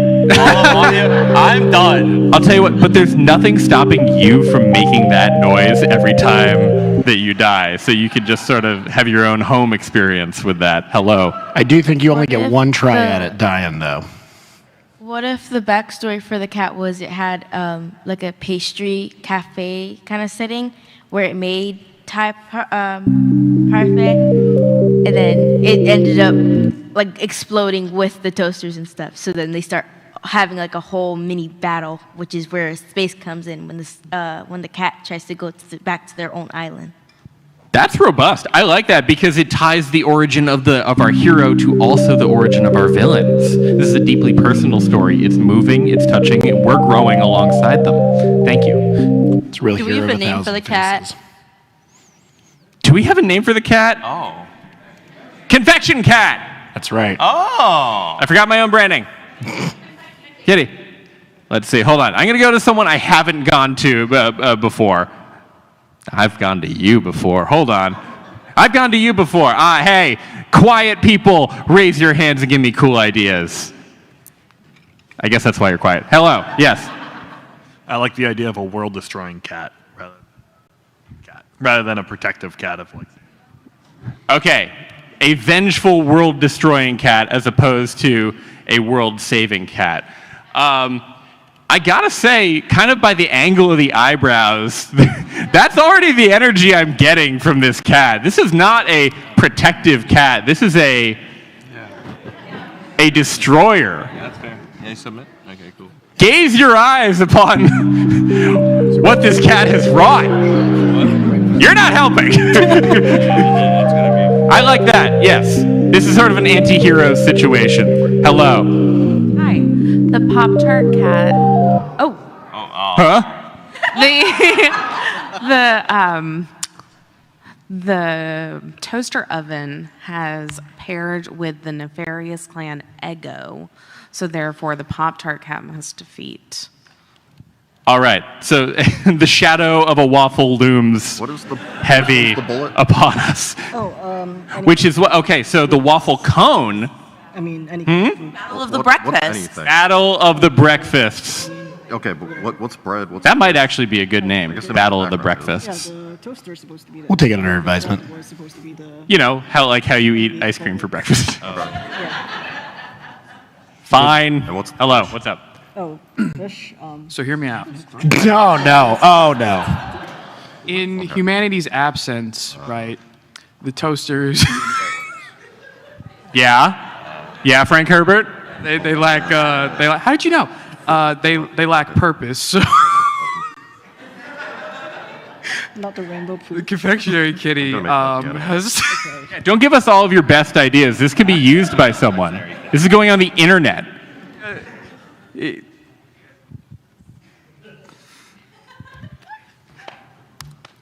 is a good long silence. Really sit in it. Why is it? So the confectionery kitty is bestowed upon this vacant earth run by toasters to deliver the toasters to Toaster Samsara, as you put it. So it is all very existential. It's all very experimental. It's designed. This is very much like Tetris Effect. It's supposed to put you in a vibe rather than tell an explicit story. Hello, could you give me anything better than that? The breakfast wars have loomed. Yin Cat is injured. Confection Kitty is here to the rescue and to end the bread wars. I like the idea that Nyan Cat is injured just off screen. It's a revenge story, and that's why he's angry. That's why the world shall be dominated. I've been to you so many times. I've been to so many people. Hey, I haven't been to you. Here, go. It's all a dream. I'd rather do poop. Hello. I like that. You too. All right, so we're going to workshop this. Basically, I think the cat's already dead. He's been eaten by humans along with his confection kittens, and now is in like a limbo in space that is returning to Earth to destroy Earth, and the toasters are the Earth's last line of defense. And so the cat is eating frosting to refill its filling and needs to use it to shoot to defend the toasters, but also needs enough filling to come back to life at the end when it reaches Earth. So it's a balancing act of, are you going to use your insides to shoot at the toasters to destroy them, or hold on to it so you can come back to life and wreak full havoc on the Earth? Was that one breath? Out so I could still. No, that was powerful. Is this the most Earth should be destroyed pitches we've gotten in a single? This is, the tone is shifting. I just wanted to say I think the shooting should be a little faster, and if the devs do that, I will change my vote from 1 star to 5 star. We don't listen to critics. We don't listen to critics. That's rough. We'll send the community manager to fix that later. It's fine. It's taking a second breath. Hold on. Okay, I'm not a fan of fast shooting. If we could put a toggle in so you have an option to shoot fast or slow. Okay, all right, yes. Whoa, the stars! Look at the depths of this star field. Not lowercase s. Guys, that's a video game! I know that I'm saying that it sounds pandering, but like... No, it's crazy. Honestly, it's been 40 minutes? More? Someone tell me how many times. Oh, we got about 7 minutes left. We got 7 minutes left, but we have a video game where we can shoot, probably poop at this point. Hello. I'm coming to you in my time of need. All right. Backstory for the game. I'm thinking at this point maybe a text that shows up before fades in, fades out. So the cat once was contained within its prison of the toaster. It was able to break free, of course, at the same time that the toaster dinged. And now it is fighting vengefully against the toaster to destroy its capture. I'm starting to think some of you come here with these prepared in advance, which is not in the spirit of the exercise. I think they watched the West one. Hello. Just give the toasters sad faces. I feel like it best represents the situation. Can we get a sad face of the toaster real quick? I don't think we can. We're long past that. It's Sorry, we have 6 minutes. Ooh, we're feature locked on frowns, bud. We can't do it. It's entirely true. But narrative, are you getting all these suggestions? Yeah, we're not paying attention to that. Yeah. This is all going to be in the manual.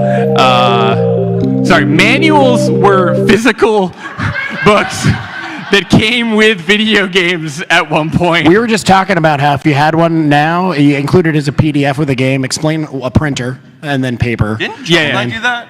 Did they? I think Shovel Knight had a PDF manual. But did they explain printers? That's going to be a step. No, now. What was the game where you were collecting pieces of the manual? Hey, Sam, how about you make the manual right Tunic. now? Thank you. Yes, Tunic. right here. Play Tunic. Oh. This all has been an elaborate ad for Tunic. No, it's not. Actually, this is an intervention. You need to walk more, bud. This is all for I'm you. walking constantly. No, that's what it's about. This was all backdrop for that. We won. You lost. No, my cholesterol won. Oh. You're still walking, not yet. Okay, I think there might still be time for No. an AI metaverse NFT. Jail, 1,000 There years might jail. still be time. Prison. We got 5 minutes. Hello. The toasters were created by humans, powered by AI to make the perfect toast, which is impossible, causing the toasters to overheat, go crazy, go into space, and try to destroy the Earth. Okay, this is strong. This is a strong world, but was that clapping? It was clapping for story in a video game. Yeah, no, that's manual only story. You're gonna need to read that one. Are we only in round 2 of? I don't know how this game works. We are not going to make it to the end of this. Hello. Try to get it going. I just want to name the toaster Burnt Ends. Burnt ends. The toasters are called burnt ends. Actually, how you doing, Art? I mean, I'm pretty much done. I'm not sure what else I'm supposed to be doing other than just staring into the void. Well, let's see. We probably need some cover art real quick. Oh my. Did we settle on a name? We've got Battle of the Breakfast. Okay, I need pitches for names. Battle of the Breakfast is the current winner. Let's find out some names for this video game. What's up? The War of Bread. The War of Bread. Bread Wars. Okay, seeing a theme. Hello, I'm making my way to you. I am blinded by the lights. The Weeknd, great song. Hello. Confectionery Cat, your toast. Your toast is unfortunately really strong. This is a problem. Hello. Breakfast Catastrophe? Breakfast catastrophe, very strong. Breakfast catastrophe. Name pitches. Pastry Panic. Pastry Panic. I got time for a couple more, so I'm gonna walk. We have 3 minutes. Just checking in there. 3 minutes. All right. One more after this. In a jam, but it's like Space Jam. Okay. Oh, Very come cool. on, Yeah. Slam? Could you just come on and slam? Come on and slam. Yeah. And welcome to the jam. Welcome to the jam. No one owns that, so that's really strong. And then there's Sam. All right, you were going to be the last idea on the names. Toastar. Toastar. Ooh. I wish that had been a bummer. Damn it, that was good. Coming in Coming in hot. I'm personally leaning towards your toast. Your toast. Can we spell it wrong? Yeah. Okay. In many well, ways. make it a possessive instead of your toast. Yeah. Yeah. Can I get a round of applause on your toast?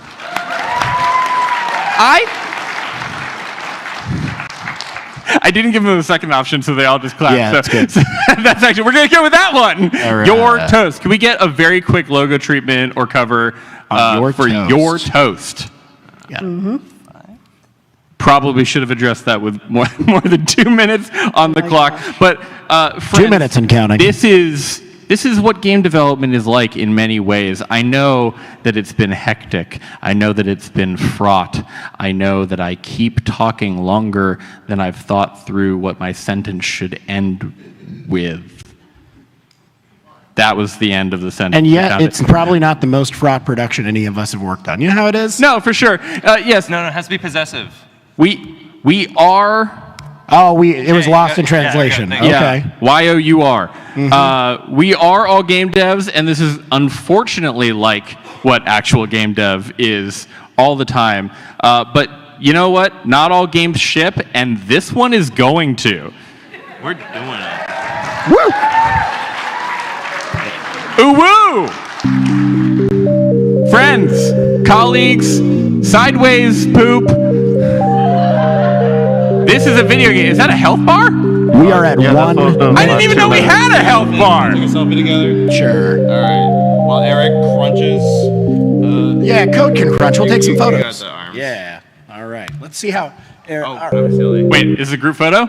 Yeah. You want to run in here? I guess Sam can be in it. All right. we gotta get Jay. Oh no. Oh Jay. Technology. Well, Who knows even how to? All right, ready? 1, 2, 3. I'll share. All right, we got there. Okay, we got 30 seconds. But all of you, thank you so much for joining us. This has been something. It has occurred. It's been fun for me. It's been fun for all of us. Where are you at, Eric? This is Jay. Round of applause Eric, for everybody. Chell, Hunter, I'm Sam. You can play this game at livegame.dev. You're here. This happened. 4, 3, 2, Goodbye. 1. What about Hey. Oh no, there's still 1 minute on the stupid game. And thank you everyone for coming out. I know it's a late panel. I know sometimes people just need a place to sit. Thank you for joining us. Thank you for all of your ideas, even if I made fun of them. Sort of. It has been my absolute pleasure and our pleasure to have you. Enjoy the rest of your pack. Gave me all the assets at once.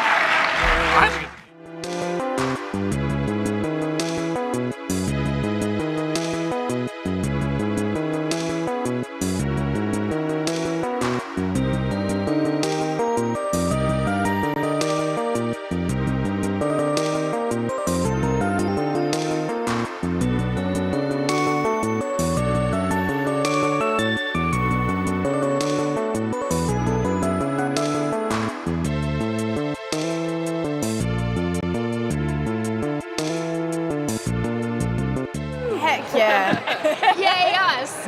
Yeah, and we're working on the game Kiln, which we're really excited to show you all today. If you're not familiar, Kiln is a 4v4 pottery party brawler. And the premise of the game is that you are a little spirit who has to make your clay pot body. And you basically go from start to finish, and that's kind of what we're showing you here. But once you've made your pot body, you enter an arena 4v4, and you smash each other to smithereens. We love it. Creation and destruction. You get to enjoy both in the same game. Exactly. Today we're going to be challenging each other to make just weird pots. The character creator, quote unquote here, is very robust, and we hope that you can make whatever pot you desire. The whole point of the game is it's kind of a pottery power fantasy. Yes. And we're going to be living our best pottery fantasies right now. Yes, we have one of the most best-in-class pottery wheel simulations that you're gonna find. And then you get to wear your pottery as armor, whatever weird little guy or weird little gal or weird little spirit you choose, and then you take it into battle and you destroy your friends and enemies and frenemies, whatever. I don't run your life, but that's the point. But okay, Rocio, we got 3 different sizes of clay we can start with. So what we're hoping to do here is we're going to be challenging each other to make different pots. I would love for Jenna to start by challenging me, and that will determine what size I pick. Uh-oh, Jenna, what are you going to go with? Oh my God, it's such a good question. I actually was thinking about it because you've got your cute little sprite character up here in the top left. Real cute. Adorable. Good little eyebrows, triangle eyebrows. Good little kitty ears, and I was like, you know what? I would love to see you make a kitty pot. I can do that. All right, let's do it. I'm really excited to learn from a maestro. So I'm going to use a medium-shaped clay here. Okay. So you just hold A and you drag. I'll hold this for you. Go ahead. So I think for a cat body, I want like a small head, and like, you know, when a cat's sitting, you kind of have like the... Yeah, you got like that crouch kind of sit. I like that where they're sitting nice and regal. Yes, upright. Okay. You're doing this beautiful so upright kitty Isn't cat. it crazy? It's so fast. You're doing it. It's like actually watching a potter on the wheel just be like, bam, watching bam. a master at So work. the team did a team building exercise where they did some pottery together to try Adorable. to like understand how we wanted the actual clay physics to work. Okay. So one of the things that I know the team has talked about is that they learned the smack technique to get the clay into the wheel. And that's why you actually smack, because they were like, okay, this is actually how you do this in real life. So I'm going to go ahead. I like this pot body. That's a nice shape. Yeah, it's got a good cat booty. And I'm going to go decorate. Now this is classified as a medium bottle. Yes. This is a medium bottle. So each shape and each size comes with a distinct ability in the actual game. In this case, I just kind of went with the shape that I wanted for the cat, but you can customize it to how you want to play. You got it. Let's okay. see. What do I got? And so you played this enough that you just have like an instinct of like, oh, this is a medium pot. Yes. I know what this is going to do. We have seen some wild clay Oh, throwing happening on the wheel. We've seen some crazy creations, things I didn't even know were possible. Oh my God, yes. Our especially, testers are especially this last week, wild. we've seen some really wild pots. You shared some of your collection with us Yeah, thank before, you. and I would actually love for you to show the absolutely. people Yes. what you have made, what you have wrought. I've also stolen several of these from the team, so. Okay. Okay. So I picked this one just for like a little top of the head. Cute. And now I'm gonna pick the actual spout. So the spouts, in this case, I think I want it to represent the tail. Let's see how it goes. Oh, that's smart. That's good. And we have different options for customization. We have toppers. So those are, they work as like almost sometimes little hats, little tops of your pots, little heads, all sorts of different things. You got spouts. You've got some handles, which are very nice. Rocio, you're going through the handles. What are you going to choose here? So here, I think this might be a good opportunity to give it a little bit more arms. So each handle kind of comes in different amounts. So here's like a singular handle, or that was not a singular handle. This was a singular handle. And then there's some that come in pairs, like these. I think this could easily be used as like these are where the legs go, but I'm trying to figure out how I want the final cat to look. It may not need any, and that's also okay to not fill out a slot. Do these elements affect what happens in battle at all? So in battle, the actual shape of the pot is what matters for your actual ability. Got it. But it does affect the way that you roll. This is actually something that I've talked to the team about. So if you add like a handle, you might be a little lopsided, or you might, tilt a little. It doesn't affect how you actually fight or move, because we wanted everybody to feel like they're creating something they actually know what the actual ability is going to be once you come out of it. But in this case, it does affect how you roll and move in that way. So traditionally, if here is your handle and here is your spout, yes, you can be easily tipped over and pour yourself out. Okay. Exactly. So what are you thinking, Jenna, for when you do your pot? Have you got I'm any making ideas? this cat a little collar. I want it to have a collar. Oh, you I got a just little need that collar to be there. known. That's so cute. Yeah, I love that. Thank you. It's coming together. It's really coming together. I'm a big fan of black cats, so I'm going to do a black cat. Yes. And so the actual oh my God, you I love dip it. right in that glaze. the glaze is something the team talked about a lot as well. I think the biggest and coolest thing about it is that when you're actually creating your pot, it's more of like a sock. So when you dip it into the glaze, if you go beyond the lip of it, it will fill on the inside. Oh, okay. But if you don't reach the lip, it only covers the outside. Oh, I like kind of that. like if you were dipping a sock. Yeah. Okay. I'm going to do the rest with stickers, because you have 5 slots between the glazes and stickers. And a lot of this is to give you the flexibility of like a sticker will go under a glaze. They each have a different width. But in this case, it also is to make sure that all the pots kind of like, they all have the same performance. Because if you have too many things on your pot, you might have some performance issues, right? It's a bit of a technical thing. You can't have an infinity stickers. That Exactly. would not be good. That would not. Also, having a little bit of limits is good for creativity. Absolutely. Get creative Yeah. with them. The nice thing about the stickers is you can resize them, you can scale them up and Yeah. down, you can rotate, you can move That's too them, big. you can do all sorts of things with them. We do have some limits on them, Yeah. just because we want them to actually still look like the thing we made. But also we've seen people make like cute Oh, I like noses this with the one. ghost sticker. Oh, I love Which I those. thought was a really cute idea. I was gonna This is say- adorable. I'm going to make these the eyes. Wow, Those I are love good this. eyes. Yes, we're really enjoying this. Oh my gosh. Okay, and now I need a nose. That's cute. Let's see. It's pretty effective. Sorry, It's way that's more okay. effective than I thought it was that's too going to big. be. We're watching a master at work, but when somebody comes into the game and they've just started, how long typically does it take to make a pot? So I think it's quite easy to pick up, and it gets more interesting the more you unlock.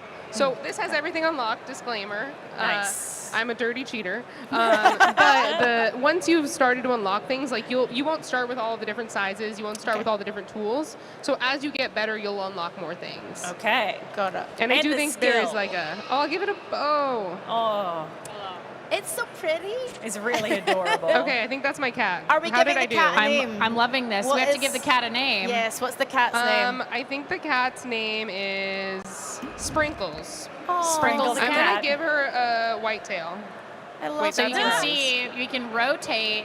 Yes. So with your glazes and We stickers, have a lot of options too. You've got options. You can mix and match. We've seen some really creative paint happening with glazes happening. So yeah, we got a little bit of that dipstick tail there. Oh my That's God, cool. it's so cute. And the that's my Felix cat. of it all. Thank you. Oh my God. I love that. Now you guys, you And now mentioned that's my body. That's your cute little. Look at, ready to fight, Ready to murder. ready to scrap, ready to scrap. It looks quite aggressive. Yeah, absolutely.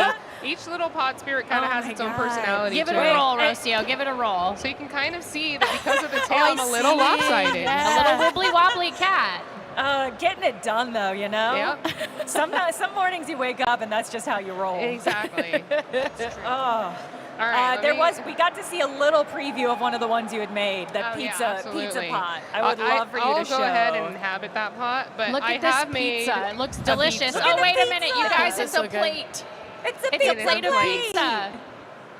And you can see there's a special there that is a pie. Yeah. So I'll of course, show it. if you have a plate, you're gonna want to chuck a pie at something. That's Look at that's it a roll. classic move. Oh my God. Are we? So- Are we fighting? I'm just showing you against a bot. Don't worry, no person is Okay. being harmed. Okay. Yet. Yeah.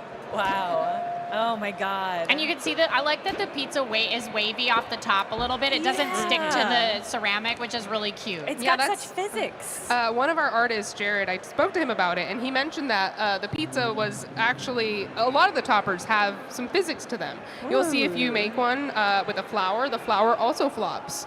And that was something the team kind of decided early on is like, we want a lot of variety in it to feel like each one is distinct. And part of that was the physics. And you'll see that with the glazes as well. I used some pretty simple glazes, but some of them actually have like texture to the way that when you dip them, they'll splash, or they'll have edges that blend into each other.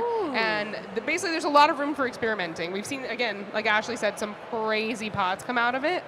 And I would love to challenge you to make a pot. Yeah, I think it's your turn. I'm so ready. We'll I'm do some so play-by-play commentary. Yeah, exactly. You mentioned unlockables. How many unlockables are there? Like, So many. I An exact refuse number, to give a yeah, number I don't know. because Wise, we're good call. always creating Yes. new things. And so there will constantly be new Oh, cool. decorations, really cool stuff. We have so much in store. Yep, Maybe some surprises. I don't know. It could be anything. I'm really excited to share some more about that, but yeah, I'm really, hopefully we get to the point where you're like, there's no pot I can't make. Yeah, You that's know? what we want. Yeah. That's the goal. I'm not Okay. ready for that, but I am ready for a challenge. Okay. Okay. I would like to challenge you. You saw the pizza pot. Make your favorite food. Ooh. Oh, what is your favorite food? I don't know. I wasn't anticipating anything. Okay. What is my favorite Can food? I suggest Okay. one? Oh. How about let's challenge? I like the Okay. food one. Yeah. Yeah. Can you make us a hamburger? I was leaning towards dumpling, and hamburgers are sort of A dumpling, a also dumpling. very good. You could Very do. I good. think a dumpling would be great. I think I want to challenge myself with a dumpling. I'm gonna Okay. see. Let's see. Hamburger seems accessible, and I want to really push myself out here. You know what? I like it. You're rising to love the that. challenge. You're rising to the challenge. Okay, This Jenna, is what good. size are you starting with? I think I'm gonna start with a small dumpling. I think this is gonna be a snack, not a meal. That's what I'm going. Are you thinking about the roll physics here? Is that why you went with dumpling? To try to beat the cat. As we all know, in dumpling versus cat, cat pretty much always wins. It's true. Well, it's like sort of a mouse size, right? A good dumpling is sort of a mouse size. But you can see it's less clay. And you can also see that you're changing your capacity and your health based on how big the vessel is, how big your pot is, or how wide it is. And that's that- also determined by the size of your pot. So you picked a small pot, this is going to be lower than if you were a large pot. Yeah. This is so How does it feel? It's Is so it- soothing and satisfying. Oh my And I didn't God. use any other tools, but if you press your right bumper, you can switch between your tools. Yes. If you use the sponge, the spirit rubs its very cute butt right against Absolutely. that pot, and we'll smooth it out for you. And is that something I want? The yes. answer is yes. Yeah, I It's think what so. the people want. It's what the people want. Okay, hold on. All right. I'm focusing up. I gotta let me get this in a dumpling. It's too much shape. fun, actually. Yeah. See, it's It's really quite fun. I It's a almost delight. said let's cheer for the butt rub. We've said some very But- interesting but related phrases in the Love development of this game. Well, we also have this. This is a real decoration in the game. Yes. This sticker right here, this butt sticker, you can in fact put on a pot. Absolutely. And we have them at the booth. If you come by, Yeah, we if got you're some here, cute butt drop stickers. by the booth. Where's your booth for the people here? We're just down across from Logitech. Please Okay. visit us. Yeah. Go It's visit. a very orange. Ooh, I like that. Go visit. You can't miss it. Nice oblong shape. Okay, so This is looking good. This is looking really It's good. getting there. It's getting there. How are you feeling about like you? Yeah, I was gonna say, are you feeling the tools? Are you like, what are you thinking you're doing next? Walk us through your thought process. I want to do this for 4 hours. I just want to smooth this over. That's a very common. I think we can ask if we can keep the stage Yeah, for a we'll while just keep it longer. going. We'll keep it going. All right, I'm going to use a scraper. Ooh, yeah. I do. Each tool, oh, each oh, tool oh, has different creation and destruction to it. The That's shaper right. has a little bit more organic feel, and it creates. Oh, that's great! I love that. This is becoming. Here's what it's saying. Okay. It's saying dumpling that I, Jenna, made at home, not one I got. It's a from handmade shop. dumpling. This is Made so with love. This is an artisanal dumpling. Yes, lovingly made. This actually looks a lot like a soup dumpling. So this might actually. I was going going to ask what kind of dumpling you were going for. Soup is a great choice. I was going to go for whatever kind of dumpling I thought I could get. This looks lovely. I think this is it. It's not That's very beautiful. exciting, but I kind of love it. I Get think me it's my beautiful. vinegar and soy sauce. I'm Yeah. ready. I need some chopsticks. Yes. For For those on the stream back at home, if you've got any questions, are you happy to take any Yeah, questions? absolutely. So I'm looking at the chat right now, and so if there's any questions, you guys please let me know, and I'll ask the lovely people here. Okay, Thank where are you. we at with your dumpling? I'm trying to figure out what topper I think works because I do want it is a little open in the Yeah. middle, and that will spill all the So, soup fun out. fact: the actual opening of the pot determines the size of the topper. Yeah. So you'll have a teeny you'll have a tiny guy. topper, Okay. yeah. You'll have a little Okay. teeny tiny topper. So I could have a tiny little. Yeah, you have an Tiny orange. little orange. Oh. Yeah, my favorite is when it's a tiny little frog. You're like, my oh, well, God, that's a it's so small cute. I frog. would like to see the tiny little frog. I It's also love the tadpole giant sized. frog. It's really never wrong. No, frogs Oh, never yeah. wrongs. That's kinda what like the that's what my frog. grandma always used to say, Rocio. I think I'm going to go for the frog. I know it's thematically inappropriate for a I don't think dumpling. there's anything wrong. No. here. Exactly. You You're being can't make creative. a wrong pot and kill. Absolutely. That kind of goes All back to pots the are correct. Yeah, the power Exactly. fantasy of like your pot, no matter what atrocity you've made. Because I've seen some weird ones. Atrocity is a good word Yeah. for some of the ones we've seen. But you know what? You can have so much fun with this tool. It's so versatile. It really is the amount of tools that we have available makes some of the sculpting like really incredible. And again, it doesn't have to be symmetrical. It's not a symmetrical pottery simulation. Oh my god. And a banana. I really like the banandle. I like love the that. creativity. This is like a I still think it's life. great. I feel like this is a still life painting coming to life. Absolutely. The dumpling, the frog, the banana. We're getting some good comments on stream, people wanting to play this. Well, they'll have some opportunities. Yeah, we have an absolutely. open beta coming up on Steam. It's anyone can play. You can sign up at doublefine.com. You can do it right beta. now, You yeah. can literally do it right now. You can sign up for it. It'll be April 9th through the 11th. Yep. And we're really looking forward to that. And then the game comes out on April 23rd. Yep. It's coming up. It's really it's close. almost here. Okay. So doublefine.com/beta. Beta. Okay. Yep. Mods, can you please put that in the chat? Thank you so much. Put that in My the chat for beautiful the people. child. My beautiful, perfect Are child. you calling the dumpling? I feel like we need names here because we're Yeah, about you to do fight. need to name them. Yeah. Ooh, yeah. If there's a chance this thing might be killed soon, I should name it now. Let's do it. What's your dumpling's name? Or maybe you don't name it. You don't want to get too attached. Do you know what I mean? I want to Yeah. get attached. Yeah, Okay, get Sweet and attached. the We love sour. that. That's how I play, baby. I'm gonna name it. Roberto. Oh, Roberto the dumpling. Frog is giving me Roberto vibes. I love that. Okay, I like that. Roberto. I see what you did. You did Oh that my even God. subconsciously. Yeah, that was all me. That was incredible. That was So good. incredible. Heck yeah. Look how tiny and cute you are. You're so small. Give it a roll.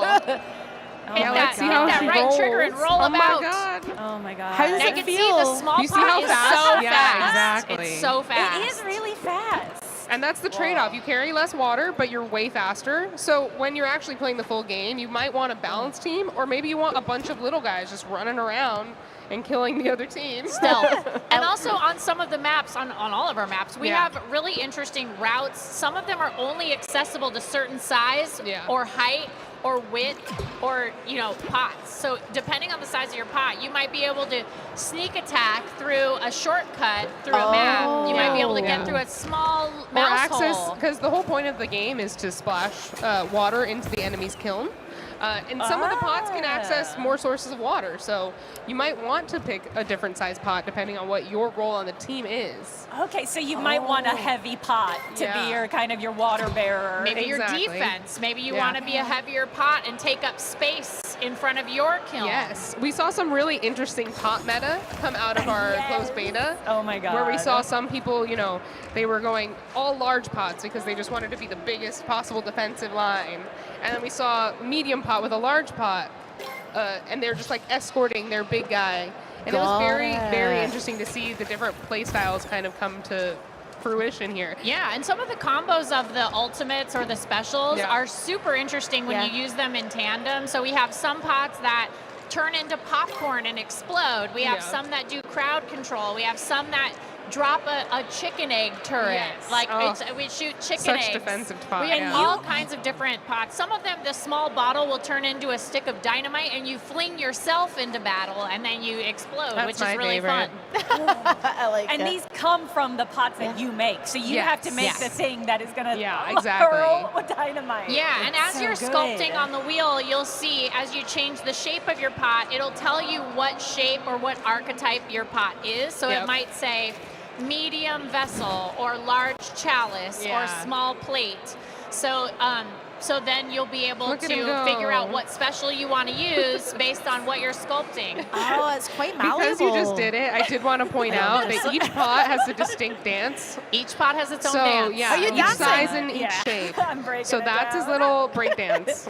And I love him. Roberto, is it Roberto? Yeah, it was Roberto is breaking it down. Break dances. You got your little love Tell us more about the multiplayer element to how many people can play. Yeah, so it's 4v4. Okay. 4 people on each team, and you're basically each trying to put out the enemy base, in this case the kiln. Okay. And once you do it 3 times. There are 3 different health bars, and basically whoever's the first to do that, or the one who kills the most of the enemy's kiln, they win. Got it. So you can get a team together. I like yes. that. A lot of it is teamwork, and a lot of it is trying to figure out how do we all mesh. I know that, especially when I was playing during the closed beta, some of the pots and me, I was like, I'm being countered here. I need to switch pots, right? Got to switch it up. It's a constant creation. So there's that dynamite toss. Incredible. I love that little guy. Are you going to try the dynamite? I kind of want to see what the dynamite do. So you gotta stay really slim, otherwise you turn into a cup, which has a snake that shoots out of a canister. That shoots out like a can. Okay, wow. Then you got the Sunday. Yeah, there's 24 different abilities. There's 8 different archetypes. It looks and like 3 a stick sizes. of dynamite. You could just make a stick of dynamite, You a could. literal stick of dynamite. I challenge you to make this as dynamite as you can. Yeah, it is dynamite. And you've got a bowl, you've got, and it's really fun to see how they run, how the physics are of them running and everything. It's hilarious. Oh my gosh, I'm so excited for this dynamite. I am thrilled. That's beautiful. I'm excited for dynamite? this one. I think Clown Hat probably says dynamite. I mean, yeah, it reminds me of the little gun that just says bang with a flag. Yeah, it's like that. exactly. It's like that. You know, it's fun dynamite. It's fun dynamite. Circus cannon spout, obviously. Boom. Obviously. Yes, I like how you made it party. This makes me feel like a dynamite I would want at a party. Absolutely. Party dynamite. Everyone bring your best. Tell us more about the map, or the maps you described those earlier. Tell us more about those as well. So they're all very distinct. That was one of the things that I know the team really tried to do again, try to make everything feel unique and feel interesting. So the 2 that we just had in our closed beta, we had Dionysus's Disco Lounge, which is basically a big dance floor. It's a nightclub. It's a nightclub where Dionysus made Love the party to throw happen. pots in a nightclub. And what happens is when you step on the dance floor, you have to stop fighting and you have to start dancing. And that's where all those unique animations kind of come into play. Oh, I love that. And then we also had sets punk rock basement punk rock venue. The basement punk rock venue. It's a music venue. On one side, the kiln is the merch booth for the show, and on the other side, it's the bathrooms. Yes. But you can, in our trailer, we have a pot that's dressed that looks like a little plunger that was hiding between two toilets, and it was very cute. Oh my god, I love But that. this is looking fantastic. Yeah, this by is the way. great. I want people to be aware of the dangers. You want to be seen. You're here to be seen at the party. Yes, spicy You're little like, this is a sticker. spicy little stick of dynamite. I love how festive you've made this. So great. Oh my god, and now I want to see it explode. Oh my What god. a little hero. I'm so Ready excited. to Oh my look God. so teeny Look at tiny. This little nugget. Look at this little creature. How okay. does that gameplay feel for you? It's Jenna, very, yeah? very satisfying. It's really smooth. Okay. Yeah, It that all was. works. They're so scrappy. The small Yes. pots are so scrappy. They're so fun. But yeah, fling yourself right over. Yeah. Oh my gosh. I love that little guy. Oh, He's my it's favorite by a really lot. good. It's a delight. It's really fun. I wish I could fling myself as a stick of dynamite sometimes. One of the things that you mentioned, it being like really smooth, the gameplay being simple. One of the things we really wanted to do is make it feel approachable to everybody, because in actual pottery, I don't know if you've ever thrown on a wheel, but it can be kind of difficult to throw on a wheel. Yeah. And originally, the pot simulator was like a little bit more realistic, where it could break, like as you built it, it could tear. They could and tear, it could yeah. topple. Oh, okay. And that was one thing the team realized is like, if you want to have your your pottery power fantasy, which is a mouthful. A great phrase. You do need to have some degree of like control that you don't have in real life. And so that's where some of that symmetricality came in, and that's where the tool selection came in too. Because we originally had even more tools than what we have now, and we realized at a certain point you're kind of entering this like analysis paralysis. You want it to feel a little bit more streamlined, and you want it to feel a little bit more like you can make a bunch of pots rather than one pot that takes you 5 It hours. does look like that. It looks very intuitive. Yeah. It felt just really good. Like You it got just into it real felt fast. Yeah. It's so responsive to your movement, and it just I didn't know what I was doing, but it all felt good to be doing. That's great. Yeah, well, that's the that's goal. the nice thing is the team really wanted anybody to be able to pick up the game and sculpt a pot. Absolutely. But the skill ceiling for sculpting is so high. Oh, yeah. And there are so many tools and so many ways to really bring and carve out details and sculpt detail for your pot that the skill ceiling is great for anybody who really wants to get creative with the entire system. Speaking of, Okay. would you It's show time. us some of your beautiful pots? Oh my gosh. Okay. Show us your Let me beautiful see what I pottery. have. Show us your wares. Show us your Get pots. this. Let's go. Let's see here. So I didn't make this one. I need to disclaim. But this guy, he's a big, beautiful boy. Unnamed all-star Unnamed head. all-star head. I made this little punk rocker. He's my dynamite guy. I just think he's so cute. I love those Let me handles. show it to you. Oh. Because he's like a little punk rock dynamite. But he's like, his personality's scared. So like, look at him. He's a little scared. He's a little buddy. scared, It's but- a scared buddy. It is so tragic to be scared and to be dynamite. I know. That's true. What is Look your at existence? And then we also have, let's see, what else do I have here? I made this little leaf with a worm on it. I was really proud of it. Oh my god, I love Let's it. just inspect this one. But you can kind of see, again, little scared guy. This is the pot I would most want to have in my actual home. This is the Oh, I'm one I would glad. actually just That like makes me to very have. happy. We also had a uniform when we were in this closed Our beta. closed beta uniforms, Yeah, yeah. so we basically made pots, and we wanted to be definable as who we are, Double Fine folks. Yeah. But also, we wanted it to be something cool that other people could steal, because you can steal each other's pots as much as you want. So we have this Double Fine sticker that we have access to as developers. And so we were like, come steal our pots. Find us in a lobby. Grab our pots. So these were my uniform pots. Tell us more about the stealing element of the Yeah, pots. absolutely. So you can see that I have, let's say, there might be some on the There might be shelves some. over So here. there's some. So yeah, there's some pedestals here. Yeah. You can see. This is mine. Yeah, that's Rocio's.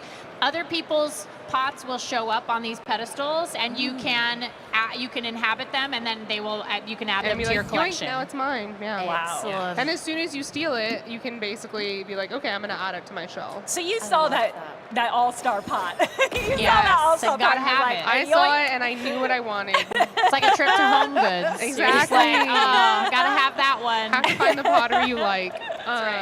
I think we're up for another challenge if you want. Ooh, yeah. Claire, do you want to throw out a challenge? Can I make a pot? Yeah, absolutely. Yeah. I'm please interested do. in making a really ridiculous pot, like a dumb pot. All right. I like dumb stuff. Be the pot you want to see in the world. That's what you can do. You make the one. There you go. Okay, so tell me the controls here, and then So you have 3 different sizes. Use your joysticks to pick between them. big. Big. You gotta smack it down with a cute spirit butt. Okay, so now I just You press- hold A and then you drag. Stick And See, you're sculpting already. So this tool is the lift tool, which basically just creates the big lift that you see here. Each tool, again, kind of has a different role and a different function. Okay. And this one is really about making that initial base shape, that symmetricality that you want. Yeah. And then from there, you can kind of use the other tools to essentially make it a little rougher, a little, more organic. And you can see above the ability, you can see the shapes of all the archetypes. So if you're not sure what shape you want, you can sort of get an idea of where to start. So you can see we've got bottle, we've got vase, we've got jug, cup, chalice, vessel. Vessel's kind of a catch-all for It's sort of everything. anything else we can't categorize, any strange shape you've made that we can't categorize as one of the other 7. Okay. Yeah. Okay, I'm making a head. Right, so this is the head of something. All right, I like it. Make an alien. You want me to make Oh, an an alien? alien would be good. I love that So idea. how my can I challenge. That's a good one. eyes That's a and good stuff one. on this thing? Like, okay, so if I go left, If you want to do some more like tool. Those are the tools. pinching is great Let's for look at just some pinching. smaller, Basically, you pick a point and you drag it out or in. Oh, I You love go, it. yeah, left and right will make it like. Oh, okay, this is the head. Yeah. We're just going with that. What does sponge do? Remind me what sponge It does. smooths it out. Smooth. You If use you want those a nice cheeks to just smooth, smooth it Okay, out. smooth, alien, Your smooth. spirit is cheeked up. A lot of, they're just cakes for days. Please rub it with your magical butt. Okay, get that arse right in there. Okay. Put your back into Put it, that Claire. right in Yeah. there. Okay, shaper, what does this do? So this kind of creates it creates concave or lines depending on how you rotate it. Yeah, you can rotate Yeah. the tool. So you can see one is a straight edge, the other one is a curved edge. Yeah. So you can actually really change what shape you're making with the pot by rotating. Yeah, and it's that one of the tool. more destructive tools in that it can create these weird know what? shapes. So I'm saying we did see a lot of abominations, and that's a good one. You know what? I don't hate this. I actually don't hate this. I think that could be We're an gonna alien. work with this. Okay, so now I want to go for eyes and stuff Perfect. like that. So we're Absolutely. going to press Y to get into decorate. All right, here we go. Look at this beautiful, your spirit face is right Yes, there. It's yeah. a little Love placeholder so you know where it'll show up. So we've got hats. Okay, so Oh my God, give him a hat. I'm totally gonna give this alien a hat. The wizard hat is very cute. I just want to say, I do like I'm the a big wizard fan of the hat. wizard. But I kind of like. We are at PAX. You could, in fact, get your wizard hat. You could, yeah. That's an old meme. I'm gonna make If you it know an that apple. meme, you should stretch. So we're making him an apple alien. Oh, I love that. My worst nightmare. Aliens in the apples, you guys. And I want to put eyes on this thing. So you'll have stickers. Yeah, you can go over to the stickers, and then there are a lot of shapes here that you can make into eyes. We've seen everything. Everything my become God. eyes. I can't believe I missed this is the clown horrific. mouth. So one thing I will say is that because of the way the cool glaze physics works, whatever sticker you put on now, if you glaze it, it will cover it. Oh, So you might want to glaze Let's first. glaze. Let's glaze. If you know what color you want your alien to be. Absolutely. Okay, we're good gonna advice. glaze. Yeah. Thank you. Yeah, Of but course. the toppers do not change. No. Well, it color depends on the to it. topper. Oh, it depends on the topper. Sorry. So yes, that's also true. something that's super interesting, is that the team actually, this one's red because it's an apple, but some of them, certain elements get dipped and certain elements don't. Okay. So you kind of have a lot of room to experiment and see how does the glaze affect it? How does anything affect This it, is right? a cool glaze. Oh, I love that This glaze. is a really cool one. so You can excited. rotate. You can Yeah. do half and half if you want to do Yeah. a different glaze on the top or the bottom or side to side. Some people have done like a full dip and then they do like top and bottom, but it only gives you 2 stickers to work with. So you have to kind of pick and choose how you want to decorate. Wow. This is it. This is it. Wow. This is. I love it. Send it to the Smithsonian. Guys, you're watching art right here. This is art. Art. I'm telling you, you guys are watching history in the making. Quite frankly, this is the highest level. This is the beginning of your ceramics career. Your digital ceramicist. I like that we said power fantasy and she went this. This is it. This is the one. I'm gonna put a little butt on the back. Do it. Do it. So you can tell what's the front That's and right. what's the back. That's perfect. Absolutely. So you know when you're looking into his eyes, which are going to be eggs. This is beautiful. I am gonna have so many nightmares Oh later. my god. Putting the eggs on But the in the best creases way. are really deranged. That's beautiful. It's such a choice. I think the eggs are actually quite like. It really makes it. I So think. you It really have makes reached the it. limit, but I Now you think wanna that it's hold beautiful. Y, and that will fire your pot. Fire and, up, and baby. here you come. Oh my god. I think I'm going to name this one Kenneth. Kevin. Kenneth, I we love love you. Kenneth. Wow. We are now going to send you into the fire. Boy. How do we do that? So just press A. Yeah, and then we can go Bye, see what Kenneth. Kevin looks Enjoy like. Run out of the Fire. kiln. You're fired up. Look at his Oh little my butt. God. Your little spirit butt. Look at his arse. He's got cakes. Cakes for days. Like, all right, I then, love my name's him. Kenneth. You enjoying the game? Kill him. All right, yes, Kenneth. Give him a roll. Hit the right trigger. Give him a roll. Roll around. Get a little. Oh, that's your bell. That's your big I bell. think it's left trigger. Is it the left trigger? I'm sorry. They're My all bad. good. He's a bell type. It's been a long week. It's been Kenneth, a long week. Kenneth is a slow roller, but he'll He's a get slow there. roller. Large because he's large. He uses a lot of clay. Kenneth is But slow. think of all the Large and water in that he can charge. carry. But look, you also have you run on 4 spirit legs Yes. instead of 2. And so the way the spirits kind of manifest themselves in the pots changes based on what you've created. Yeah. I am not gonna lie, I really want this thing in real life. Like, I want Kenneth. Kenneth, I love you. Noted. We're saving these, don't worry. Saving these. Please, because I am getting this game and I'm playing it on stream. How did I get this guy? Get away from me. Oh. Oh, wow, you just kicked him into a wall. Scary Aries is Yeah, you got him. Smash. Now go try your special ability. Try the bell on this one. Yeah, Okay, this is a good so- crowd control ability. Is the bell? Yeah, that's the right bumper. You ring him like a bell. There you go. Bing, bing, bing, and see. So that stuns him. Bang, baby. Okay. Oh wait, Kenneth is confused. I'm confused. There you go. There you go. Yes. And you can see, yeah, you also have sort of an attack that actually radiates out from you. It's not just right in front of you. And that's the advantage of the big pot, is like you can really defend quite well. You're a big chungus. Yep. You're heckin' big spirit. Jenna, you and I need to team up. You can be the tiny guy. Yes. I'll be Yes. this big blob. Dynamo chucker. I love it so much. I am loving Kenneth. I mean, imagine this This is coming towards you. Hello. This is a buddy cop movie. I think I need, which is Kenneth and Small pot, and big we Kenneth, like, hold on, I'm coming. Roberto. We've got Roberto and the Adventures of Roberto and Kenneth. That's what I I want to see. love it. Coming this fall I to mean, a streaming service near I you. mean this full of love and respect for Kenneth. I've never seen a pot I more wanted to smash. I just want to know. Precious. He's a precious, beautiful creature. Kenneth is misunderstood. Kenneth is a sensitive soul. Please. I want to protect him, but I do also want to smash Protect him. Kenneth and at so all it's costs really- until you're on the opposite team. Yeah, that sounds right. That sounds right. And then crush him. Oh, he's killing the cat. I'm sorry. It's okay. Kat. It's okay. I'm sorry.